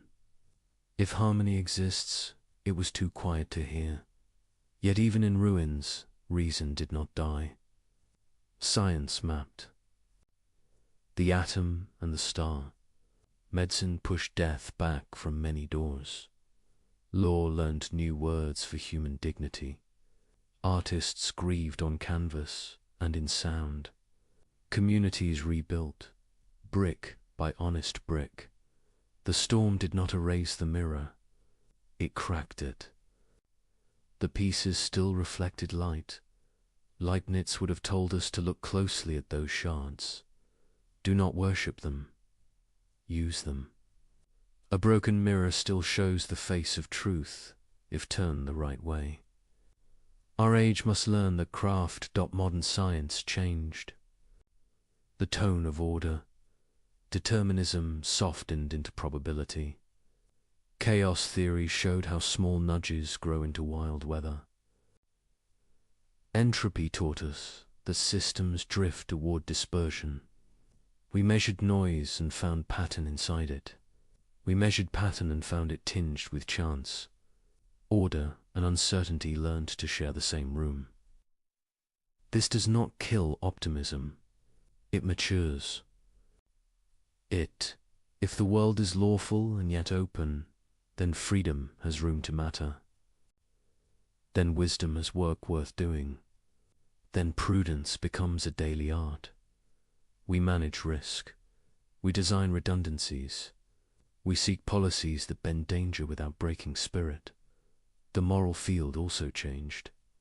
Colonialism taught bitter lessons about pride. Dressed as purpose, movements for civil rights named evils that law had blessed. Voices long silenced learned to speak and to lead. Optimism now must choose humility. It must listen before it claims to understand. It must prove itself by service, not by slogans. This is where Leibniz can still help. He never argued for denial. He argued for structure. He taught that meaning can run deeper than the storms on the surface. He asked us to look for reasons wide enough to hold grief without breaking. He asked for patience fit for centuries. Consider. Technology, we taught silicon to mimic thought. We wired billions into one trembling web. Tool and weapon share the same code. We need a vision that keeps courage steady, a vision that respects limits and still invites invention. Leibniz would ask for design that serves persons, not markets alone. He would ask for clarity, audit, and a restraint. He would ask us to build systems that protect the small and check the strong. He would tell us to place conscience in the loop. Consider climate. We learned that prosperity can poison its own future. We must measure, plan, and change habits at scale. An optimistic ethic here is not cheer. It is duty. It says the whole can be repaired if the parts act together. It says truth and sacrifice can be taught without despair. It says the garden still answers to patient hands. Consider meaning in a secular home. Many now live without prayer. They still feel the ache for order and mercy. They still long for justice to make sense. Leibniz offers a language that welcomes them. He lets reason carry hope without forcing doctrine. He invites faith to speak softly in the cadence of explanations that work. He lets the universe be intelligible without becoming small. A deep challenge remains. Can we say best after Auschwitz? Can any harmony answer that dark choir? The only honest way forward is through labor, care for survivors, guard against repetition, teach the habits that Prevent cruelty when fear reases. Any philosophy that does not serve this work has no place here. Leibniz would agree. He would ask optimism to earn its name by protection of the vulnerable. The old debate about evil now includes scale. One person can harm millions with machines and lies. Freedom therefore needs form. We must bind power with law and law with transparency. We must design defaults that protect even when leaders fail. This is structure as mercy. It is exactly the kind of wisdom he praised. The modern mind also wrestles with self. We are flooded with images and opinions. We confuse performance with character. We confuse speed with meaning. Leibniz would counsel slowness of thought. Begin with first principles. Ask what a human person is for. Ask how goods fit rather than compete. Ask what can be measured and what must be loved without measure. He would praise small communities that practice truth, schools that teach reasoning with kindness, courts that value restoration over spectacle, churches and civic groups that protect conscience and neighbor alike.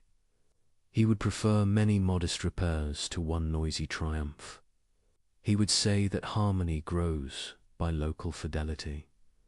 He would also invite courage, not loud courage, the steady kind, the kind that keeps its promises under pressure, the kind that returns the wallet and refuses the bribe, the kind that speaks for the unseen worker and the silent child. This courage is the rhythm of a best world. It makes free order a daily. Modern philosophy explored despair with skill. It mapped the absurd. It measured nausea in honest sentences. It deserves respect. But despair cannot build. It cannot raise children or bury dead with hope. It cannot design a bridge or a constitution that lasts. Optimism, rightly shaped, can. It does not promise ease. It promises purpose that survives. What about randomness? Quantum events look lawless to untrained eyes. Yet we use them to build tools with perfect reliability. We average uncertainties into stable effects. We draw strength from statistics. This is harmony by large numbers. The world allows trust to rise from noise. That is not far from Leibniz at all. What about pain that teaches nothing? There is plenty. Accidents without lesson. Loss without growth. We must be honest about this remainder.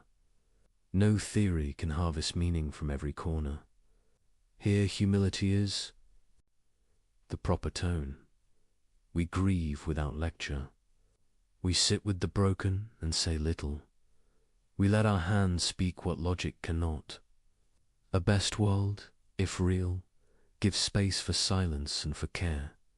Many today practice hidden goodness. Nurses in long corridors, teachers in tired rooms, programmers writing code that prevents harm, parents holding the line for a child's dignity. These are harmonies in plain clothes. They do not erase evil. They limit it. They do not complete. Just as they prepare its way, a fair reading of our time finds both failure and fruit. We have become efficient at harm. We have also become better at rescue. We discovered vaccines in record time. We built networks of aid after storms. We learned to name trauma and treat it. We wrote new laws when old habits broke lives. It is not enough. It is not nothing. Leibniz would call this the work of the middle. We live between promise and completion. We carry pieces of the whole without seeing it. We serve goods whose full harvest we may never witness. That service is not wasted. It becomes part of the calculation that only love can finish. The storm still speaks. It says power corrupts. It says suffering spreads.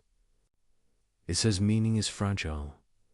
The mirror answers with a quieter voice. It says order persists. It says goodness gathers.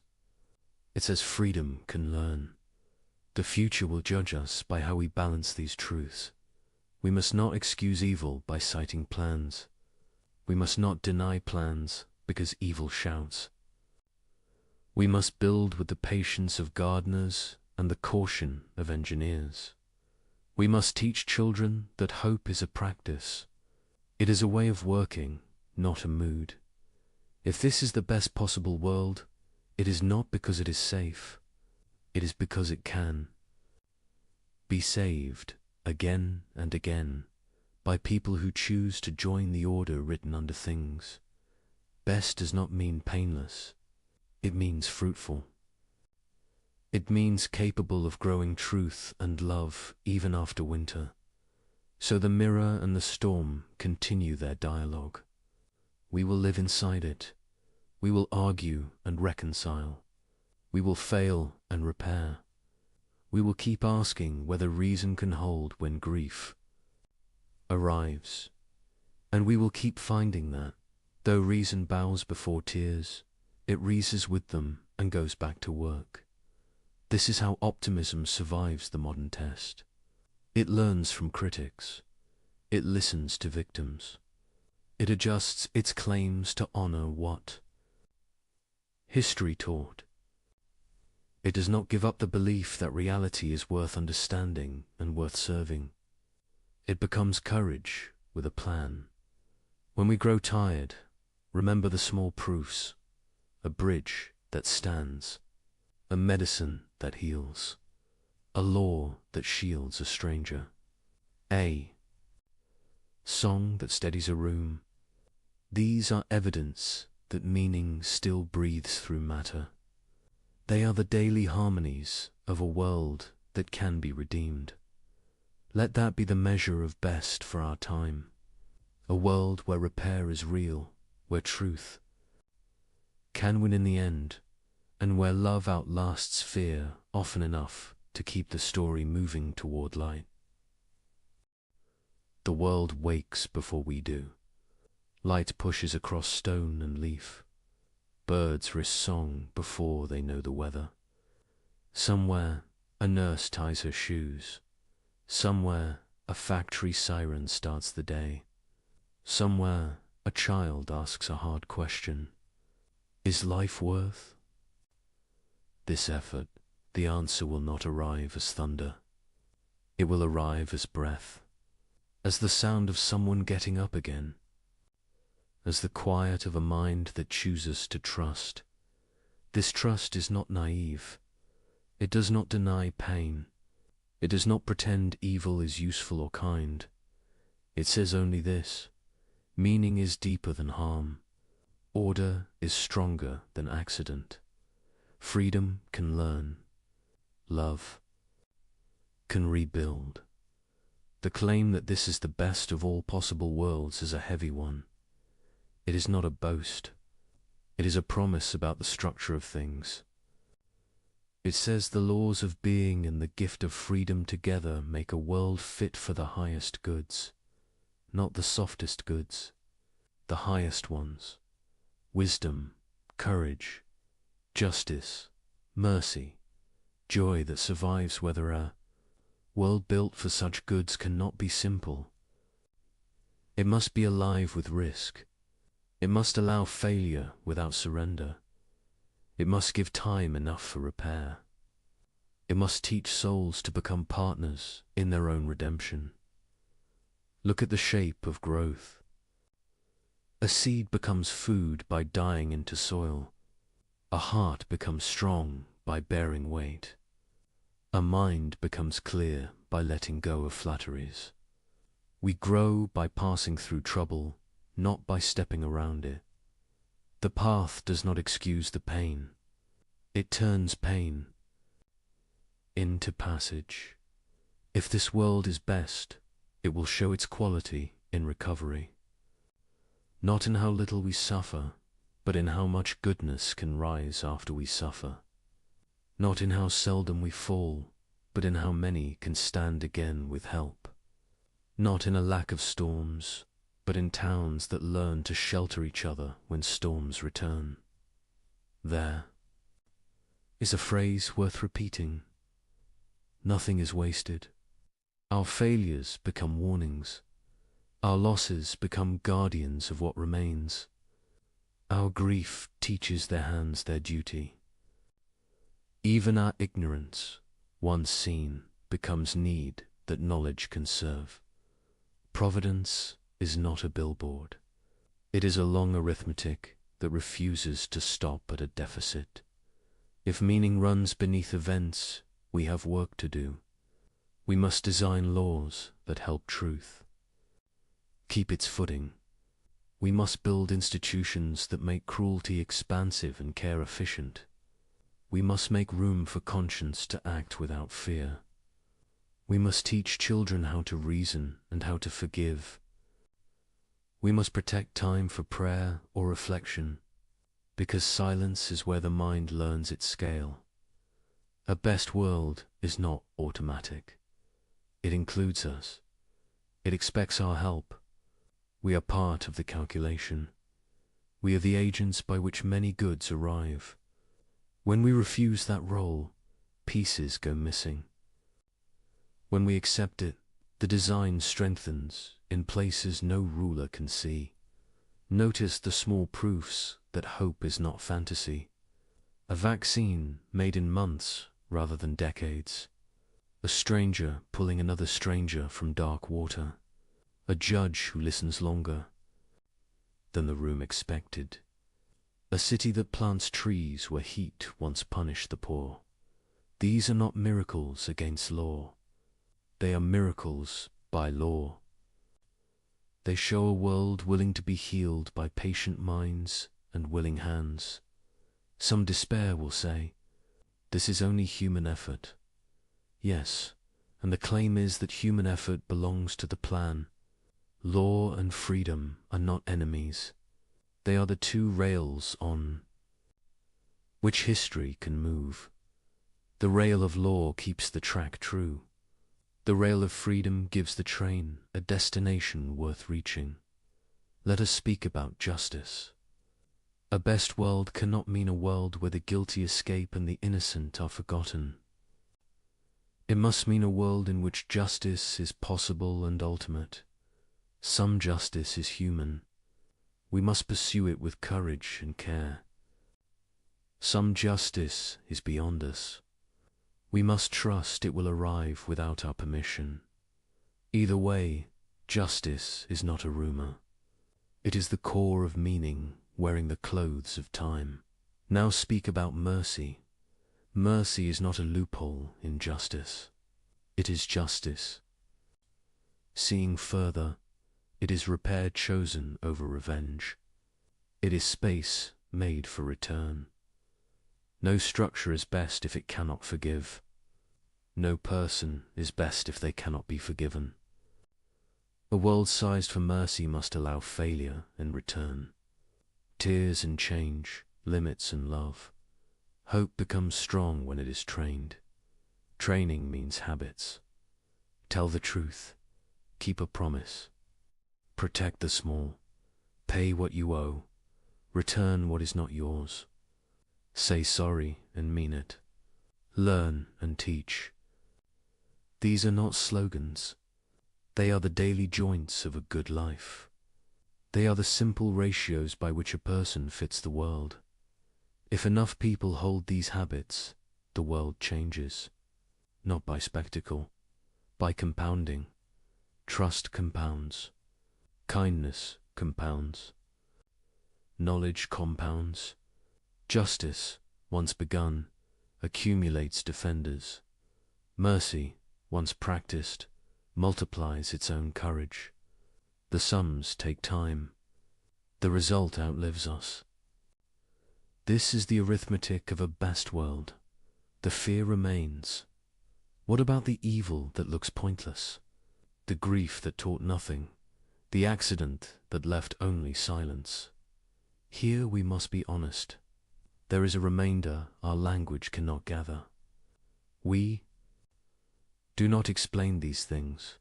We witness them. We hold one another through them.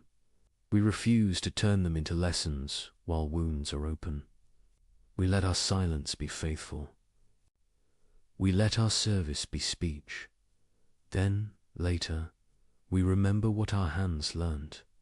We build guardrails where there were none. We change a rule, a road, a ritual.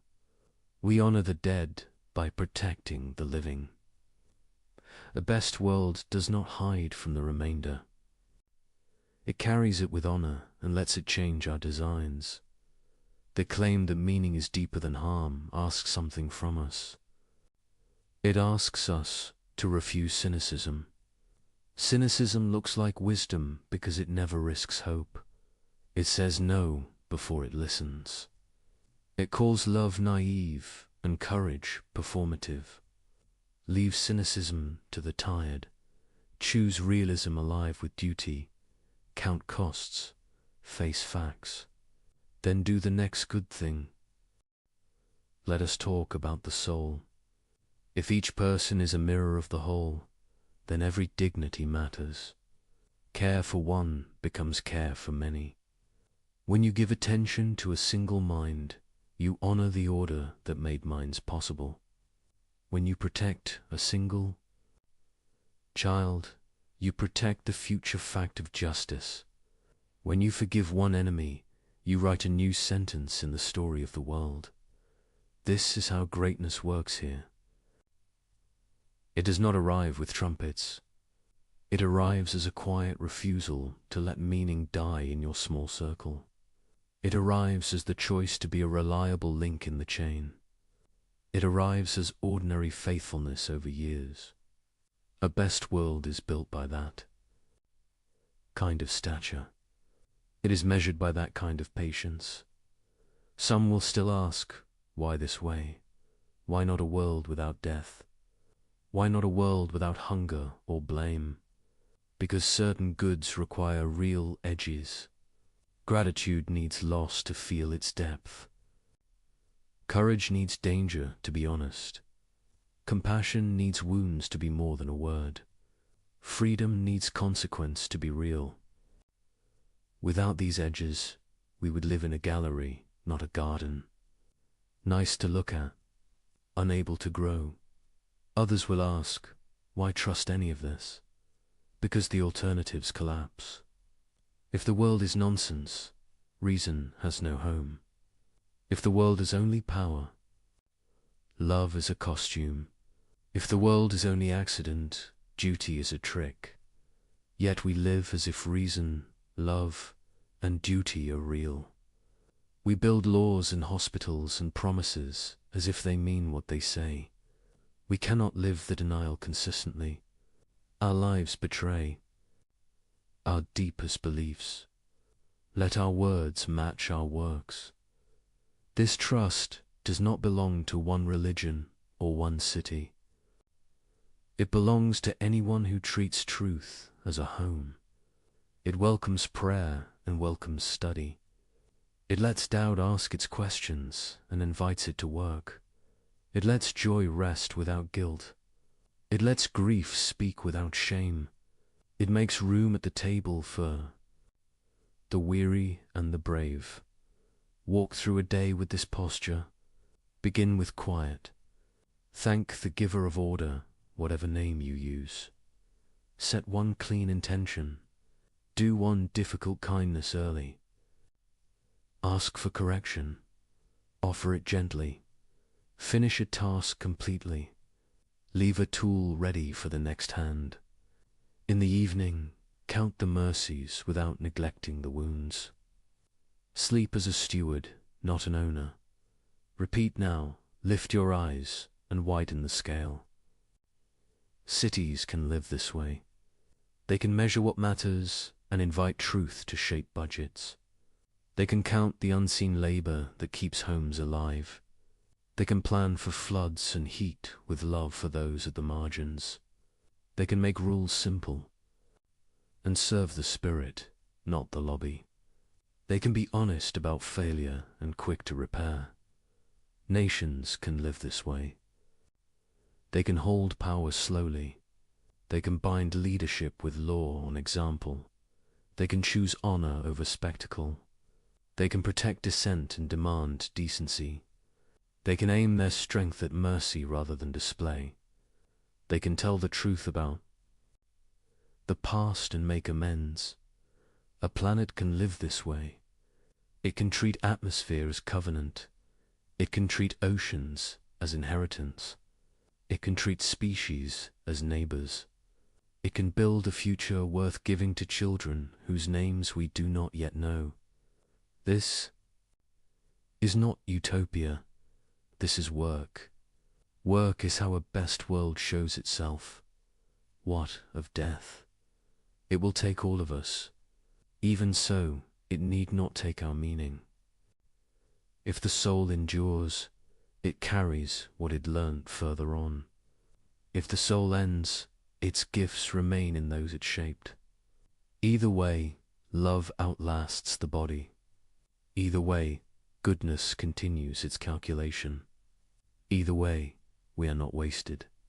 Stand for a moment. At the window, watch a late bus stop. Watch someone run to make it. They catch the door. A stranger steadies their step. A small cheer rises inside you, though no one hears it. That is hope, remembering its reasons. That is meaning proving it still knows the route. The phrase best of all possible worlds is easy to mock. Leave the slogan to the careless. Keep the substance. The substance is a way of seeing and a way of living. It is the decision to treat. Reality is intelligible and worthy of fidelity. It is the courage to answer evil with repair. It is the discipline to prefer justice to victory.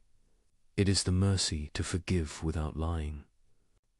It is the patience to plant trees whose shade will bless people you will never meet. There is a promise humming under all of this. We are not alone. We belong to an order that cannot be broken, only resisted. We can join it in thought and in action. When we do, we feel the world receive our effort. Sometimes with quick fruit, often with slow change. Always with the quiet rightness of a key turning true. The final word is not argument, it is invitation. Build something that lasts. Reconcile where you can. Protect someone who will never know your name. Learn until your pride melts into gratitude. Love until your fear learns to rest. Trust that the goodness under things is not fragile. Trust that your smallest faithful act is part of a vast design. Trust that, beyond our sight, the story closes in joy. If the world is truly best, it is because goodness wanted partners. It is because freedom deserved a worthy stage. It is because love asked for a world that could answer back. Here we are. Answer well. Trust begins small. It begins with a kept promise. It begins with a door held open and a bill paid on time. It begins with honest numbers in a quiet ledger. From there, it grows. It builds the shape of a life that other people can lean on. It turns strangers into neighbors and neighbors into friends. This is how meaning becomes daily.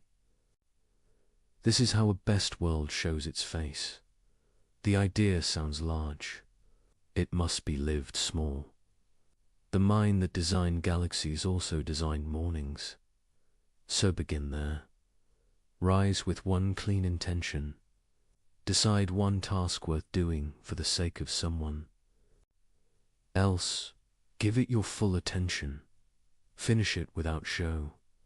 When the day closes, test your heart for peace. Then begin again. Repair is the heart of the work. We are not asked to erase history. we are asked to mend. Mending is humble. It respects the shape of what was. It listens for how parts want to meet. It does not force. It persuades. It uses patience.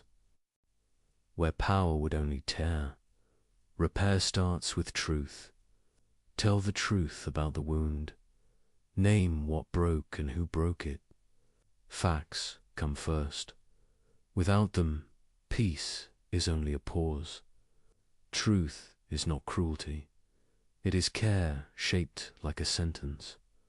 It says, "Here is what happened. Now let us see what justice asks." Justice is not a slogan. It is a craft.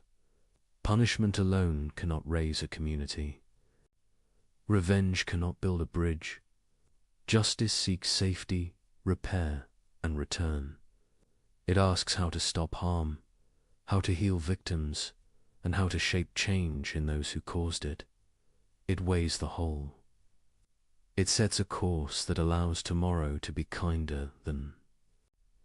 Today, mercy walks beside justice.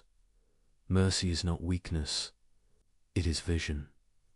It looks beyond the moment and sees what a soul can still become. It leaves a door unlocked when wisdom permits. It gives a chance that pride would not give. It is not blind. It is brave. Build habits that make repair likely. Keep records that tell the truth. Design processes that invite accountability without humiliation. Teach meetings to begin with listening. Write policies that a fair mind can respect. Keep rules short enough to remember and clear enough to apply. Make exceptions rare and transparent. Let people know what will happen before it happens. Predictability is respect in practice. Care for time. Calendars decide what matters. If love is always scheduled last, it will never begin. Choose margins. Wide enough for thought and for rest. Use them to read, to walk, to hold a child, to write a clean line of code, to cook a meal that warms more than one person. Time given to what is good returns as strength. Guard attention. You are not a furnace for other people's noise. News can inform or consume. Know the difference. Limit the flood. Choose deep sources. Check claims. Let silence wash your inner room each day. Clarity enters only when the room is clean. Practice speech that leaves dignity intact. Say less when anger swells. Ask questions that lean toward understanding. If a debate makes you clever and cruel, step back. Reread your aim. A win that hardens. Your heart is a loss. A loss that teaches you respect is a gain. Choose the gain. Make work that lasts. Build for maintenance, not for display. Name things plainly. Write comments that teach. Design for the next pair of hands. Return tools to their place. Leave a map. Someone will bless your name when you are gone. Treat money as a moral material. Every budget tells the truth about a soul. Spend on what protects and repairs. Cut what flatters and wastes. Pay the invisible labor that makes public success possible. Reward patience and honesty more than drama and speed. You will lose applause and gain sleep. Honor the edgiers. Systems are judged by how they treat those at their margins. Design with the elderly, the child, the stranger, and the poor in mind. If a rule harms them, rewrite it. If a road isolates them, reroute it. If a form confuses them, simplify it. If a fee excludes them, remove it. That is what best requires. Practice restitution. When you break something, repair it. When you cannot repair, replace. When you cannot replace, serve. Apology without action is only sound. Action turns sorrow into promise. Learn a craft. A craft trains patience inside the fingers. It teaches you to measure twice and cut once. It teaches you to accept the limits of the material. It trains respect for reality. When the joint does not fit, the wood is not wrong. Your cut was, try again. Craft makes virtue tactile. Study something that humbles you. Mathematics will do. So, will a language you do not yet speak? So will music played slowly and true. Humility learned in one domain follows you into others. It protects you from the lie that certainty and contempt are kin. Practice gratitude as discipline. Name 3 mercies each night. Let them be small. The cup that did not spill. The bus you barely caught. The message that arrived with a kind tone. Gratitude trains the eye to notice order still at work. It does not blind you. It steadies you. Teach the young. Teach them to think, to doubt, to test, and to love. Train their eyes to see patterns and their hearts to prefer mercy. Give them stories where courage is quiet and real. Let them practice responsibility while the price of failure is small. Set examples that make virtue look like freedom, not prison. Practice forgiveness and distinguish it from permission. Forgiveness releases a debt. It does not erase a boundary. You can bless and still say no. You can love and still leave. Let your boundaries protect what you are called to guard. Keep faith with the dead. Tell their stories fairly. Honor their achievements without hiding their flaws. Let the truth be whole. Memory without honesty becomes propaganda. Honesty without memory becomes neglect. Hold both. Walk toward the suffering that is yours to meet. You cannot carry every cry. Carry the ones assigned to your reach. Bring water. Bring bread. Bring a plan. Bring a second plan. Stay until the work is handed safely to another. Practice civic hope. Vote with care. Volunteer where the city leaks dignity. Run for a small office if you can. Study the budget. Attend the meeting. Champion clear laws. Demand fair enforcement. Be patient with the pace of the possible and stubborn against cruelty. Choose clean pleasures. They leave no debt in the soul. A long walk. A page that lights the mind. A song that brings back courage. A table with friends. A well-cooked meal. These make room for conscience to breathe. Welcome correction. Invite it. Make it safe for others to tell you the truth. Reward the person who saves you from a mistake. Say thank you with more than words. Return the favor. Let your work on a scale. Some tasks fit a day. Some require a decade. Know the difference. Do not demand the thrill of the urgent from the patient labor of the important. Protect long projects from the hunger of applause. Quiet custody achieves what noise cannot. Keep promises to yourself that improve your capacity to serve. Sleep enough. Move your body. Eat food that gives tomorrow strength. Leave screens before they steal your morning. You are a steward of a mind and a body on loan. Care for them as you would care for a tool trusted by many hands. Practice clean. Exates. End meetings on time. End arguments when they stop yielding light. End roles when your gifts no longer fit the need. End days with a small ritual that thanks and releases. Good endings protect good beginnings. Make room for art. Art trains attention to notice and to cherish. It keeps cynicism from sealing over. The heart. It lets grief speak without harming. It lets joy rise without gloating. It renews imagination, which is foresight in tender clothes. Let mystery stand where it must. Not every why will bow to you. There are rooms you may enter only by reverence. Stand there without hurry. Say little. Call the moment holy if the word fits your mouth. Then go back to work with a clearer mind. Keep your circle honest. Choose friends who will not sell your conscience for your comfort. Choose partners who can be trusted with your silence. Choose colleagues who prize truth over tribe. If you lead, build a room where the quiet speak first. Protect dissent that seeks the good of the whole. Give away credit.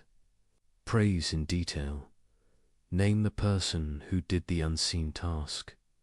This is how trust multiplies. This is how teams become more than the sum of their parts. This is leadership without theatre. Steady your spirit against despair. Despair likes to sound like realism. It is not. It is a shrinking of the map. It hides resources and partners and second chances. When it speaks, ask. For evidence, when it cannot provide it, return to the work. Be ready to start over. Plans fail. Lives break. Markets turn. Begin again with what remains. Begin again with who remains. Begin again with lessons learned. A best world is a school built for many new starts. Keep an altar of remembrance in your mind. Not to worship pain, but to honor what it taught. Let the altar hold names, dates, and debts you will not forget. Visit it when pride reases. Visit it when fear reases. Let it return you to gratitude and resolve. Prepare a legacy that can be carried by ordinary hands. Write clear notes. Make guides. Record passwords for the right people. Teach someone younger how to do what you do. Make yourself replaceable. It is a gift to those who come after and a guard against your own vanity. Live as if small faithfulness is the unit of meaning, because it is. The world is not saved by crescendos alone. It is saved by steady rhythm, by the repeated act of care, by the daily choice to add one stitch where the fabric thins. If the world is truly the best possible world, it is not because it saves us from duty. It is because it trusts us with it. It hands us tools and a pattern and says, join. The pattern is large. We will never see it whole, but our section can be clean. Our seam can hold. Let the final measure be simple. Did you tell the truth? Did you keep your word? Did you protect the small? Did you forgive and seek forgiveness? Did you build something that made goodness easier for those after you? If so, you stood with the order under things. You helped the world choose its better name. Go on then, work with hope, rest with gratitude, begin again. This is repair. This is how love becomes structure. This is how structure becomes mercy. This is how mercy becomes a world worth waking to. Night settles over familiar streets. Windows hold small islands of light. Somewhere a train passes, steady as a pulse. Someone washes a single cup and sets it to dry. Someone turns off a lamp and waits for sleep to come. In these plain moments, the question returns without ceremony. Was any of this worth the day it cost? We answer not with thunder, but with choices. We answer by the work our hands remember. We answer by the care that outlived our mood. Meaning reveals itself in the keeping of small promises. It shows itself when no audience is near. It grows in silence and greets us like a friend. Leibniz believed a perfect mind chose this world. He said the choice honored reason and honored love. He said the choice made room for freedom to matter. He trusted that nothing real is finally wasted. He trusted that justice is slow and exact. He trusted that mercy is strong enough to rebuild. We have walked through his vision with open eyes. We have seen war and famine and grief. We have seen laughter used as a blade. We have watched satire mock what it half understood. We have watched faith speak too soon and be rightly rebuked. We have tried to keep what is true in both voices. Now the film grows quiet and returns to one life. Yours, the world will not ask. You for speeches. It will ask for attention and for steadiness. It will ask for honest words and clean work. It will ask for the courage to stay kind when anger is cheap. The best world, if real, is not a luxury. It is a discipline that begins. At the edge of your reach, help where you stand. Repair what you can touch. Protect whoever is within your power to protect. Let that be your prayer in the language of action. You do not need certainty to start. You need a reason strong enough to move your feet. Begin with the person in front of you.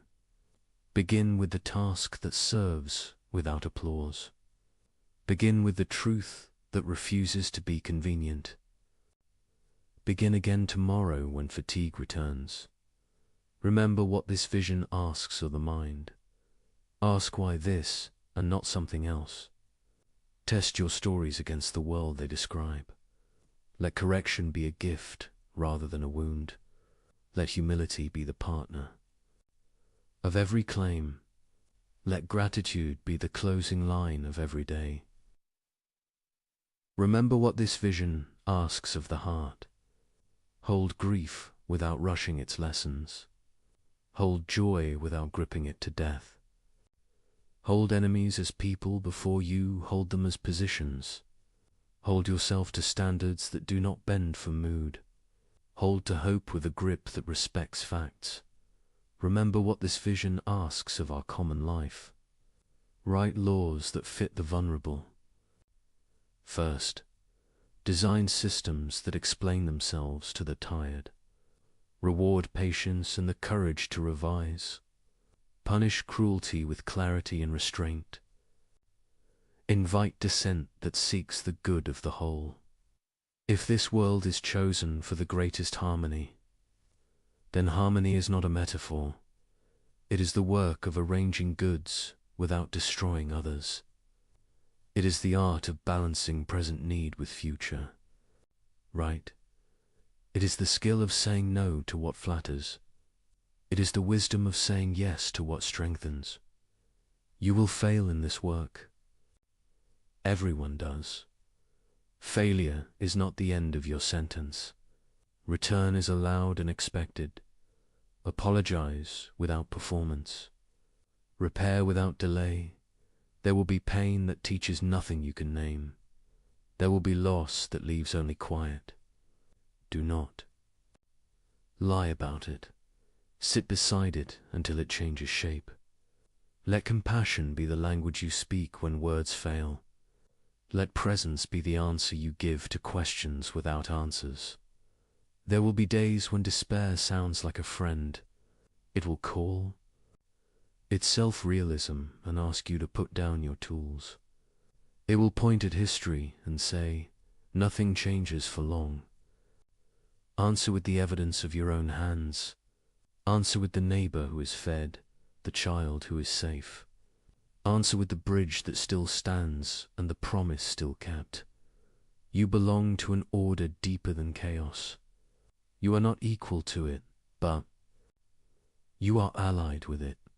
Each time you choose truth over ease, you join it. Each time you forgive a debt with wisdom, you join it. Each time you think clearly in the service of love, you join it. Each time you build what future strangers will trust, you join it. Perhaps this is what it means to live inside a best world. Not to float above sorrow, but to put sorrow to work for good. Not to escape risk, but to spend it well. Not to demand certainty, but to keep faith with reason and with mercy. Not to seek control, but to cultivate consent and care. Not to chase spectacle, but to finish the quiet task. Look again at the ordinary scene. A streetlight burns over an empty corner. A nurse finishes her shift and walks into grey dawn. A janitor locks a school and hums a tired hymn. A coder closes a ticket no one will notice but the next shift. A parent checks on a sleeping child and remembers to breathe. These are not background. They are the foreground of meaning. They are the hinges upon which the large doors turn. They keep decay from calling itself fate. They keep cruelty from deciding the story alone. They are the grammar of hope. Leibniz would smile at such grammar. He would see law and freedom cooperate in small rooms. He would see order write mercy into policy and habit. He would see intelligence choose restraint and design for repair. He would call it reason doing what it was made to do. He would call it love, teaching reason its aim. You will not know in this life how your efforts sum. The ledger belongs to a sight you do not have. Do not wait for that sight to begin. Act as if meaning is real because you cannot live the opposite. Act as if love matters because it already has. Act as if tomorrow needs you because it does. If faith fits your mouth, use it. If prayer steadies your hands, pray. If study steadies your mind, study. If service steadies your heart, serve. The tools differ, the work is the same. Bring order, guard, dignity. Leave beauty where you can. Learn to bless without permission. Bless the engineer who built the quiet bridge. Bless the farmer whose field feeds your city. Bless the teacher who answers the stubborn question again. Bless the clerk who knows your name when the line is long. Bless the friend who tells you the truth before you fall. Learn also to resist without hate. Resist the lie that numbers excuse. Harm. Resist the pose that cynicism is wisdom. Resist the habit of turning people into categories. Resist the speed that ruins judgment. Resist the appetite that treats others as scenery. Keep an eye for signs that the world receives your work. Watch for the meeting that ends with understanding. Watch for the process that becomes kinder and more exact. Watch for the child who trusts. The room enough to ask harder questions. Watch for the elder who rests easier because a policy changed. These are quiet proofs that the deep order remains. You will stand at graves. Bring flowers and silence and time. Let the names be spoken with care. Let the stories be told without embellishment. Let the tears fall without apology. Then walk away. Slowly and return to the work. The dead do not ask us to stop. They ask us to carry what they loved. One day you will be the one carried in story. Make it easy to tell the truth about you. Leave debts settled and kindness owed to many. Leave a journal someone can learn from. Leave a room in better order than you found it. Leave a trail of people who became more honest because you were near. If you doubt your place in any grand design, Remember the scale of the small. Ants move forests one grain at a time. Rivets hold ships against oceans. Votes turn empires with paper and ink. Words mend marriages when they are simple and sincere. Hands save lives that statistics cannot name. So choose your handful of grains. Choose your rivets and your words.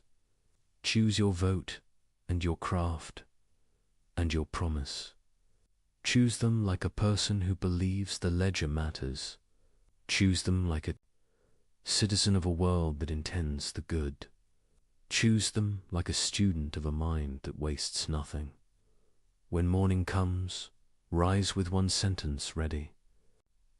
Today I will join the order under things. Let that be your vow. Keep it as best you can. Forgive yourself when you fail and begin again. Teach it to others without pride.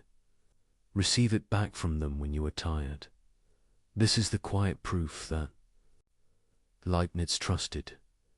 Not a theorem written on marble, but a life that answers despair with patient structure. A home put in order for guests. A budget that tells the truth and protects the poor. A law that binds the strong and frees the weak. A habit of attention that notices the person left out.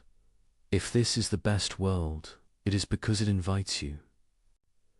It invites you to think with care and to love with discipline. It invites you to build, forgive, and try again. It invites you to hold both reason and mercy in the same hands. It invites you to be the kind of person for whom the phrase best world is not a boast, but a responsibility gladly assumed. Night deepens. The windows darken one by one. You turn out your light and keep one promise more. You will begin again. Tomorrow, you will keep faith with the living and the dead. You will serve meaning without spectacle. You will honor the order that lets love endure. Sleep now. The world keeps its watch. The harmony does not stop when you rest. It waits for you to join it again. And when you do, it will meet you where you stand, with work enough for your hands and grace enough for your heart. The cell was silent, except for the faint echo of dripping water. Stone walls pressed inward, the air thick and cold, the kind that seeps into bone and thought alike. Somewhere beneath Paris, a young man named Francois-Marie Arout sat in the A. Darkness, waiting for the next sound. Perhaps the turning of a key, perhaps the beginning of another long night. He had been arrested for writing words. Not for wielding a weapon or leading a revolt, but for arranging sentences that mocked those who'd claimed absolute power. In the 18th century, that was enough to make you dangerous. And so the Bastille took him in, as it had taken so many. Beforeman whose only crime was daring to think out loud. Tonight we begin with him in that silence. The flicker of a candle barely touches the walls. He presses his palm against the rough stone, measuring time by the beating of his heart. What kind of person risks everything for the freedom to speak? What faith drives a human being to believe that a single sentence could shake a kingdom? This is the story of the man the world came to call Voltaire, a man whose pen frightened kings more than armies, whose laughter wounded tyrants, and whose wisdom still whispers in the quiet hours when the world feels heavy. But before he became Voltaire, before the salons and the fame and the thunder of applause, he was simply a young writer locked away for a few lines of satire. It is there, in the darkness of his imprisonment, that the seed of rebellion took root. He once wrote that to hold a pen is to be at war. The Bastille taught him what that war truly meant. The Paris of 1694, the year of his birth, was a city of contradiction brilliance, wrapped in decay. Candlelight spilled from palaces, while beggars froze outside their gates. The king was the sun, and all others revolved around his glory. Words were meant to praise, not to question. Yet even as a boy, Francois felt the weight of obedience and quietly tested its edges. His father wished him to be a lawyer. His teachers wished him to be devout. He wished only to be free. At the Jesuit college, he absorbed the classics, not as lessons in obedience, but as invitations to rebel. Cicero, Horace. The bold laughter of ancient satire, they stirred something restless within him. By the time he reached his 20s, he had learned the language of wit as others learn the language of prayer. He could pierce hypocrisy with a phrase. And in a society built on appearances, that gift was dangerous indeed. One evening at a gathering, he recited verses mocking the powerful Duke of Orleans. The laughter that followed carried farther than he intended. Within days, the verses were repeated across Paris, each retelling sharpening the insult. The Duke heard, and the young poet soon found himself taken by night to the Bastille. There, surrounded by damp stone and silence, he began to shed his old name. Francois Riarude would not survive the walls. Voltaire was born from them. The name itself was a riddle, part anagram, part rebirth, entirely defiance. It sounded crisp, sharp, and free of the weight of ancestry. A new identity for a man who refused to bow. Imagine the rhythm of days inside that cell. Hours blurred into one another. He wrote verses in his head because ink and paper were forbidden. He rehearsed conversations with imaginary opponents, refining his logic, polishing his irony. When the guards mocked him, he smiled, a small act of rebellion that no punishment could erase. They could confine his body, but not his thought. And thought, once set free, spreads quietly through time. After nearly a year, he was released different. Harder, certain that words could move the world more surely than swords. He returned to Paris, a writer who understood the cost of expression, and he chose to pay it willingly. The years that followed were a storm of creation. Plays, poems, letters, essays, each line testing the limits of what could be said aloud. Each success brought applause and suspicion in equal measure. Yet Voltaire thrived on the tension. To live without danger, he believed, was to live without purpose. Tonight, as you drift deeper into thought, picture him at his desk in a small Paris apartment. A single candle, the quill moving swiftly, laughter in his eyes. Outside, the city murmurs with gossip and fear. Inside, sentences form like spark-steamy fires in the dark. He writes of love, of reason, of injustice. He mocks kings, disguised as gods, and priests, disguised as saints. He believes that humor is the sharpest blade, because it cuts without drawing. Blood yet leaves the deepest mark, and always there is that quiet resolve, never to stop writing, never to stop questioning. We begin to see why kings feared him. They could silence a man, but not an idea. They could burn a book, but not the laughter it inspired. Voltaire's words slipped through walls, crossed borders, hid in letters, whispered in cafes. They made people think, and once people think. They are no longer so easily ruled. But for all his wit and courage, he was still young, still learning where ideas met consequence. When the pressure became too great, exile followed. England welcomed him, and there he found a world unlike his own land, where Parliament debated openly, where newspapers mocked ministers, where scientists questioned even the heavens. To Voltaire, it was revelation. He attended plays that ridiculed authority, and no one was arrested. He met thinkers who spoke freely of God and nature without fear of the scaffold. He saw, perhaps for the first time, what freedom sounded like. Those English years shaped him. He studied Locke's philosophy, Newton's physics, the calm confidence of a nation unafraid of ideas. He began to understand that liberty was not chaos but discipline, the courage to let truth stand without chains.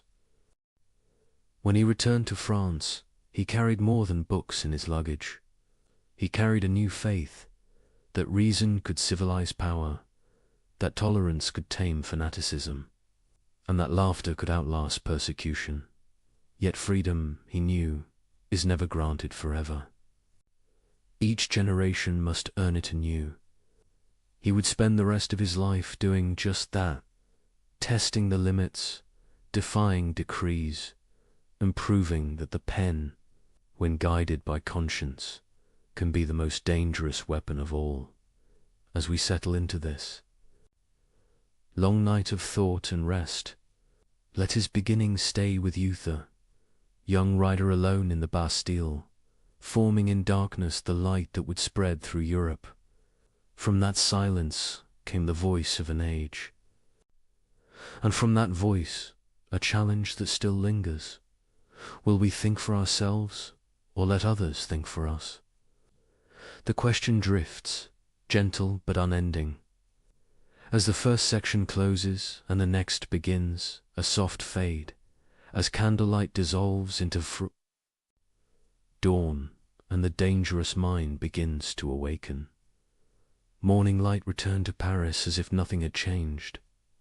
Carriages rattled, merchants opened their stalls, the church bells marked the hour. But within one apartment, a man who had known confinement now studied freedom as if it were a delicate instrument, beautiful but easily broken. Voltaire's release from the Bastille was not an ending. It was a beginning, sharpened by memory. An ambition, he walked through the streets with the quiet confidence of someone who had seen power at its most fragile. Behind the grandeur of palaces and cathedrals, he recognized fear, fear of thought, fear of laughter, fear of the mindset. Loose. And he smiled. For he had learned that laughter, once born, cannot be imprisoned. Voltaire began again, writing with the energy of one who owed the world an answer. The salons of Paris, glittering with chandeliers and conversation, soon welcomed him. He observed the courtiers, the nobles, the poets, each trapped within the rules of elegance and obedience. He mastered those rules, only to twist them. His verses sparkled, his epigrams travelled, and behind every clever line lay a subtle defiance. He understood something few others did. Ridicule could reveal truth more clearly than sermons. It stripped away pretense, leaving only what was absurd and unjust.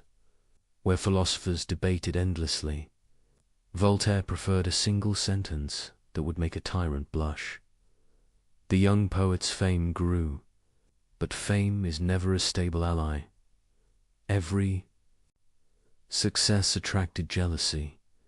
Every joke risked punishment. He learned to balance on that thin wire between admiration and arrest. Each letter he sent, each play he staged, carried both praise and danger. He began to live in anticipation of the knock on the door, and soon it came again. This time the quarrel was personaler. Noblemen insulted him, and Voltaire, unwilling to bow, answered with words so cutting that the man replied with violence. Voltaire demanded satisfaction. He requested a duel, believing in honor more than safety. But nobility in France was privilege, not virtue.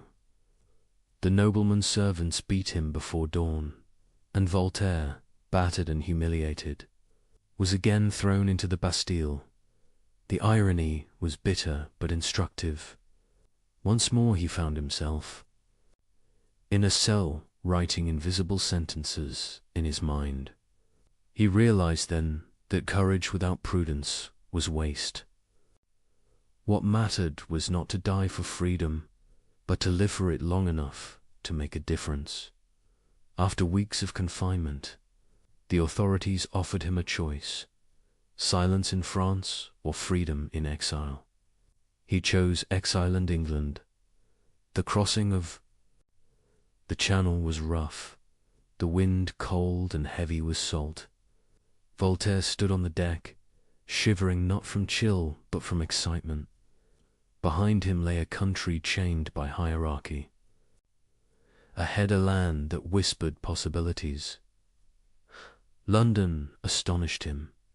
He saw newspapers arguing openly with ministers. He heard preachers contradict each other without fear of the scaffold. He visited the Royal Society, where scientists demonstrated experiments before audiences that included common citizens. He read Locke's essays, Newton's Principia, and was struck by a revelation that would guide him forever. That knowledge grows only where questioning is allowed. The contrast between Paris and London could not have been greater.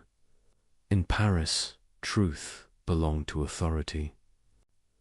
In England, authority trembled before truth. He began to write letters on England, a series of reflections that compared the two worlds. He praised English tolerance, admired its constitutional monarchy, and celebrated the free exchange of ideas. He was careful, witty, but unmistakably critical of his homeland's rigidity. When the letters eventually reached France, they were condemned and publicly burned. Voltaire, safely abroad, only smiled. Ideas, he knew, cannot be reduced to Ashdod. His English years refined him. He met thinkers who taught him moderation and skeptics who taught him humility. He studied commerce and saw how prosperity grew not from decrees, but from cooperation. He admired Quakers who refused violence, yet lived by conscience. He attended Newton's funeral and wrote, "He was the greatest man who ever lived." He proved the universe obeys laws, not caprice. To Voltaire, this was revelation. If nature itself was governed by reason, then reason must also govern mankind. Superstition, fanaticism, cruelty or were violations of the same harmony that move the stars. He began to dream of an enlightened France, one where education replaced dogma, where merit outweighed birth, where thought could breathe. But dreams are dangerous things, especially when written by hands known to mock the throne.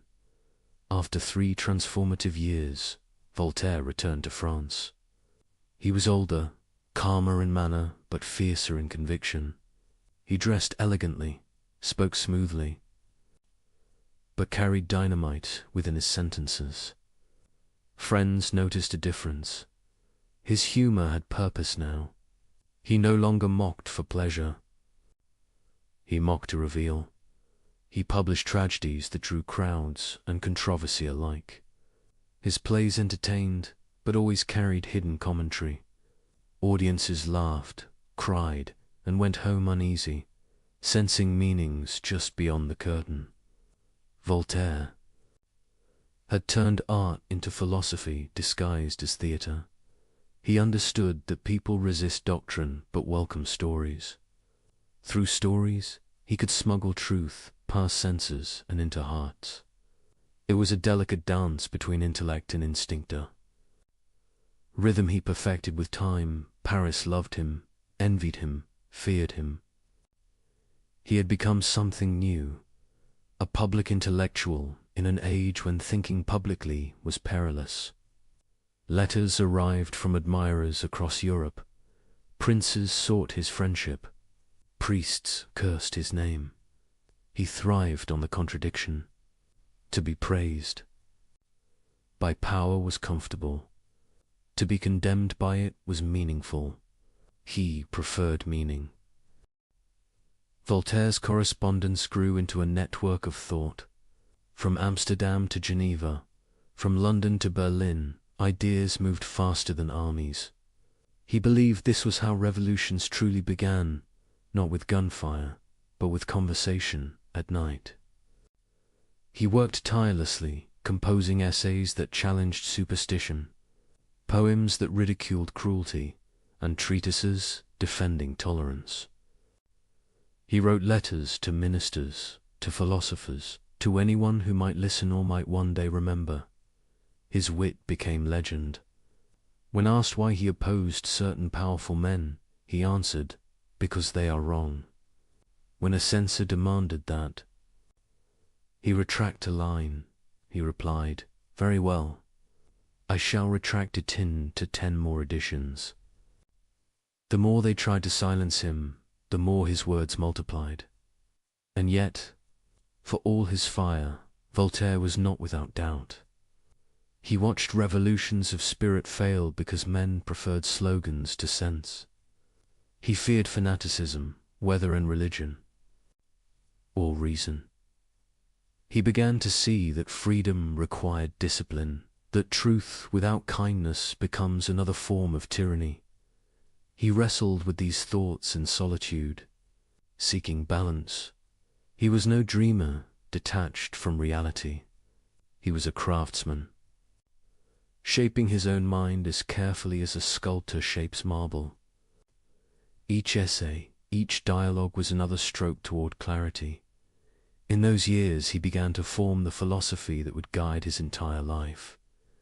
That tolerance is not weakness but strength, that happiness is found in usefulness, and that reason, though fragile, is the only true light. His private notebooks reveal a quiet as sight reflections on mortality, friendship, and the absurd theatre of human ambition. He wrote, "We are all made of weakness and error. Let us forgive each other's words. Follies, that is the first law of nature." It is in such lines that the revolutionary and the sage converge. The Paris he returned to was restless. The Enlightenment was dawning, but darkness still lingered in its corners. Censorship remained harsh. Faith and fear shared the same pulpit. Voltaire moved through it all with the grace of a survivor. He knew when to jest and when to hide, when to provoke and when to retreat. To wage war with words required patience. He often said, "The secret of being a bore is to tell everything." He learned instead to suggest to let readers draw the dangerous conclusion themselves. It was a form of intellectual aikido, turning censorship's weight back upon itself. Through this subtle rebellion, Voltaire matured into more than a writer. He became a mirror held up to his age. Those who looked into it saw either inspiration or insult, depending on their conscience. His reputation expanded beyond France. Across Europe, thinkers whispered his name with admiration. Governments whispered it with unease. He had become, in every sense, a revolutionary one who fought not with armies, but with enlightenment. By the time the 1730s arrived, Voltaire was no longer merely a provocateur. He was a symbol. People read his works secretly, discussed them. By candlelight, copied them by hand. Each reader found a different message. Skeptics found reason, believers found tolerance, reformers found courage. That multiplicity was his genius. He never imposed belief. He invited reflection, and yet fame carried danger. A single misstep could mean exile, or worse. He lived always half-packed, prepared to flee should a pamphlet offend the wrong bishop or minister.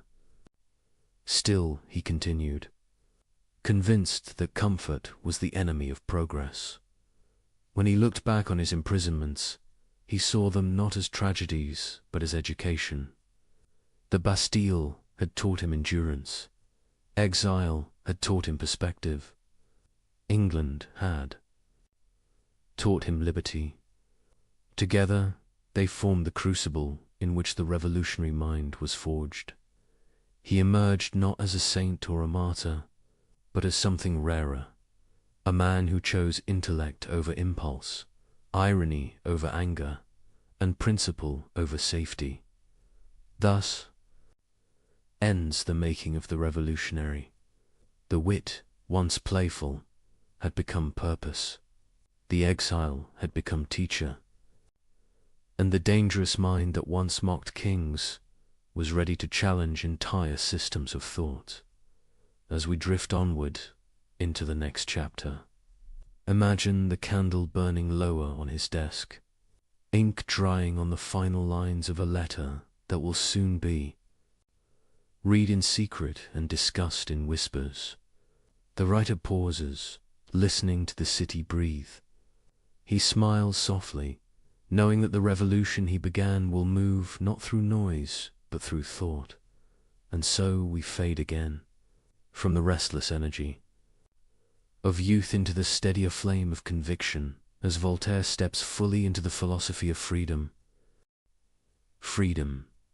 It is a word that glows brightly in the mind, yet feels fragile in the hands. In Voltaire's century, freedom was not a birthright, it was a suspicion. To question power was to endanger yourself, and yet he could not stop. He once said that thinking is disagreeing. To him, that disagreement was the highest form of respect for truth. The world around him, however, was built upon obedience. Kings ruled by divine right. Priests claimed heaven as their endorsement.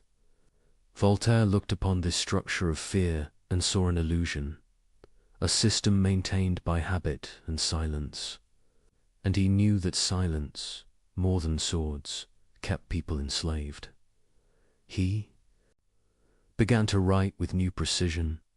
His essays became less ornamental and more direct. His purpose was clear, to awaken minds dulled by reverence. Reason, he argued, was the one authority that required no permission. It was not granted by kings, nor confined to scholars. It was the common property of every thinking being. He saw superstition as the oldest enemy of liberty. Superstition whispers that obedience is virtue, that ignorance is safety. But Voltaire had learned in prison that ignorance never protects, it merely delays punishment. He believed that to use one's reason was not rebellion, but duty. To think freely was the true act of gratitude toward existence itself. He expressed this belief through stories and dialogues, through the gentle art of seeming to entertain while teaching deeply. In philosophical letters, he praised the English for their tolerance of religion, not to flatter them, but to expose the narrowness of France. He compared nations like a physician compares fevers, noting which symptoms mark sickness, which mark recovery. The Church called him dangerous. They were right, though not for the reasons they claimed. He did not want to destroy belief. He wanted to strip it of cruelty. He respected faith that inspired kindness, but despised faith used to justify harm. When he wrote A Crocès l'Infame Crush, the infamy, he was not calling for violence, but for the end of oppression in sacred disguise. To him, fanaticism was the enemy of both God and man. He had seen too many wars fought in the name of salvation. He understood how easily faith can become a weapon once it ceases to question itself. So he preached tolerance not as a luxury, but as survival. If God did not exist, he once quipped, it would be necessary to invent him. He meant that humans crave meaning, but that meaning must never be imposed by force. The heart of his philosophy lay in three intertwined convictions. First, that reason is the highest virtue. Emotion without reflection leads to chaos. Belief without doubt leads to tyranny. He did not despise emotion. He wrote with warmth and laughter, but he insisted that feeling must bow to truth, not command it. Second, that freedom of speech is the guardian of all other freedoms. To silence a person, he argued, is to confess one's own weakness. He famously declared, though the words were later summarized by others, that he would defend to the death another's right to speak, even if he disagreed with what was said. He lived by that creed. When opponents mocked him, he replied with wit rather than vengeance. He believed debate was not a threat to truth, but its test. Third, that tolerance is not mere acceptance, but active compassion.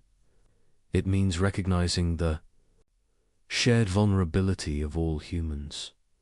It means refusing to punish difference, even when difference offends us. He urged rulers to govern as philosophers, not as priests. He urged citizens to think as humans, not as heretics or sects. Together, these three beliefs, reason, speech, tolerance, formed the core of his revolution. But these convictions did not come without struggle. Every word risked retaliation. Books were banned, printers arrested, and yet the word spread. Copies traveled hidden in barrels, disguised in false bindings, passed hand to hand like contraband light. Voltaire was relentless, but he was not naive. He knew that ridicule could be misused, that mockery without conscience could wound more than it healed. He wielded humor as a surgeon's knife, cutting away hypocrisy but leaving the patient alive. In a world addicted to certainty, he introduced the medicine of doubt. He wrote dialogues where priests and skeptics debated kindly, letters that began in courtesy and ended in revolution. His genius was not that he destroyed institutions, but that he revealed their absurdity so gently that they destroyed themselves. Voltaire understood the psychology of power, that it collapses not when attacked, but when laughed at by those it seeks to command. For tyranny feeds on solemnity, and laughter is its famine. His enemies often accused him of inconsistency. He was not purely rational, they said, not purely revolutionary, not purely anything. They were right again. He believed in complexity. He argued with priests, yet supported some monasteries for their charity. He mocked kings, yet corresponded with them. He was, as he admitted, a man of contradictions, because the world itself is a contradiction. This flexibility was not hypocrisy, it was wisdom born of observation. Voltaire understood that ideals, when frozen, become dogmas, and dogmas, however noble, soon demand victims. He therefore treated truth as a living thing, something to be cultivated, not worshipped. He often compared philosophy to gardening. Ideas, he said, must be tended, pruned, tested. A garden left wild becomes a jungle, just as liberty without discipline becomes chaos. He saw the mind itself as soil and reason, the gardener's hand. Voltaire's battles were many, and not only with theologians. He clashed with fellow philosophers, most famously with Jean-Jacques Rousseau. Rousseau believed in nature's innocence, that civilization corrupts and emotion redeems. Voltaire, pragmatic and scarred by experience, disagreed. He had seen too much cruelty to trust nature, and too much ignorance to worship reason blindly. Their debate was not hatred, it was the Enlightenment arguing with itself. Rousseau dreamed of utopia. Voltaire sought improvement. Rousseau prayed for virtue. Voltaire demanded justice. Both loved humanity, but one through ideals, the other through evidence. When Rousseau sent him The Social Contract, Voltaire replied with a smile and a dagger of wit, "I have received your new book against the human race, and thank you for it." Behind the sarcasm lay admiration and warning both. He knew that even noble theories could lead to tyranny when they forget the limits of human frailty. By midlife, Voltaire had become both famous and exiled, both celebrated and condemned. He lived under pseudonyms, moving from city to city, writing in the shadows of censorship. His letters, multiplied thousands upon thousands, a one-man network of resistance and inquiry. He defended scientists accused of heresy. He wrote treatises against torture and slavery. He offered financial help to widows ruined by injustice. Each act, small by itself, formed part of a greater movement, the belief that reason without compassion is sterile, and compassion without reason is blind. Voltaire's philosophy was therefore not abstract. It was lived. It was practiced daily, in patience, humor, and work. He did not retreat into solitude or seek divine certainty. He stayed among people, arguing, laughing, writing, cultivating the imperfect garden of humanity itself. His life became proof of his doctrine. He suffered illness, betrayal, censorship, exile. Unwind your body and let go of all the air within and prepare. In today's journey, we'll delve into the paradoxes of ancient Buddhist philosophy. We'll transform how you understand rest, peace, and letting go. Welcome to this exploration of ancient wisdom, a journey into what the Buddha understood about suffering, and how this understanding holds the key to the deep, restorative rest you seek. Tonight, we shall travel together through teachings that have brought peace to countless minds across 25 centuries. These are not mere words to help you sleep. They are truths that transform how you relate to your own mind, your own experience, and ultimately, how you find rest. You see, the Buddha made a remarkable discovery. He found that our inability to rest, our racing thoughts at night, our anxious minds that refuse to settle, these are not random afflictions. They arise from a fundamental misunderstanding about the nature of existence itself. Most sleep guiders tells you to quiet your mind, to push away thoughts, to force relaxation. But the Buddha taught something far more profound. He taught that true rest comes not from suppressing the mind, but from understanding it so deeply that it naturally settles, like mud gradually clearing. From disturbed water, the connection between suffering and sleeplessness is not metaphorical. It is direct, it is causal.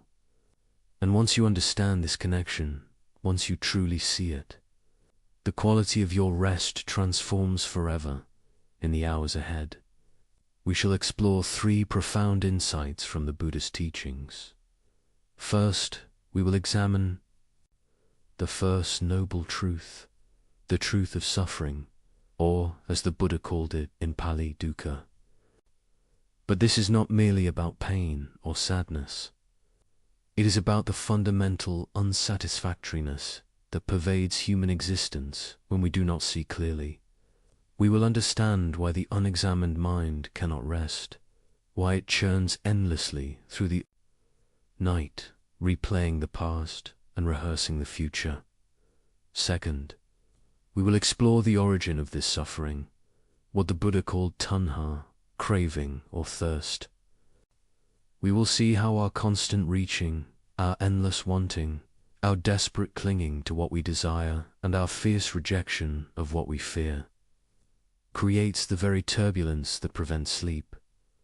The mind that grasps cannot settle. The mind that pushes away cannot rest. And third, we will discover the cessation of suffering, the path of letting go. We will understand anicca, impermanence, and how truly seeing the flowing, changing nature of all things allows the mind to release its grip. This is not philosophical theory.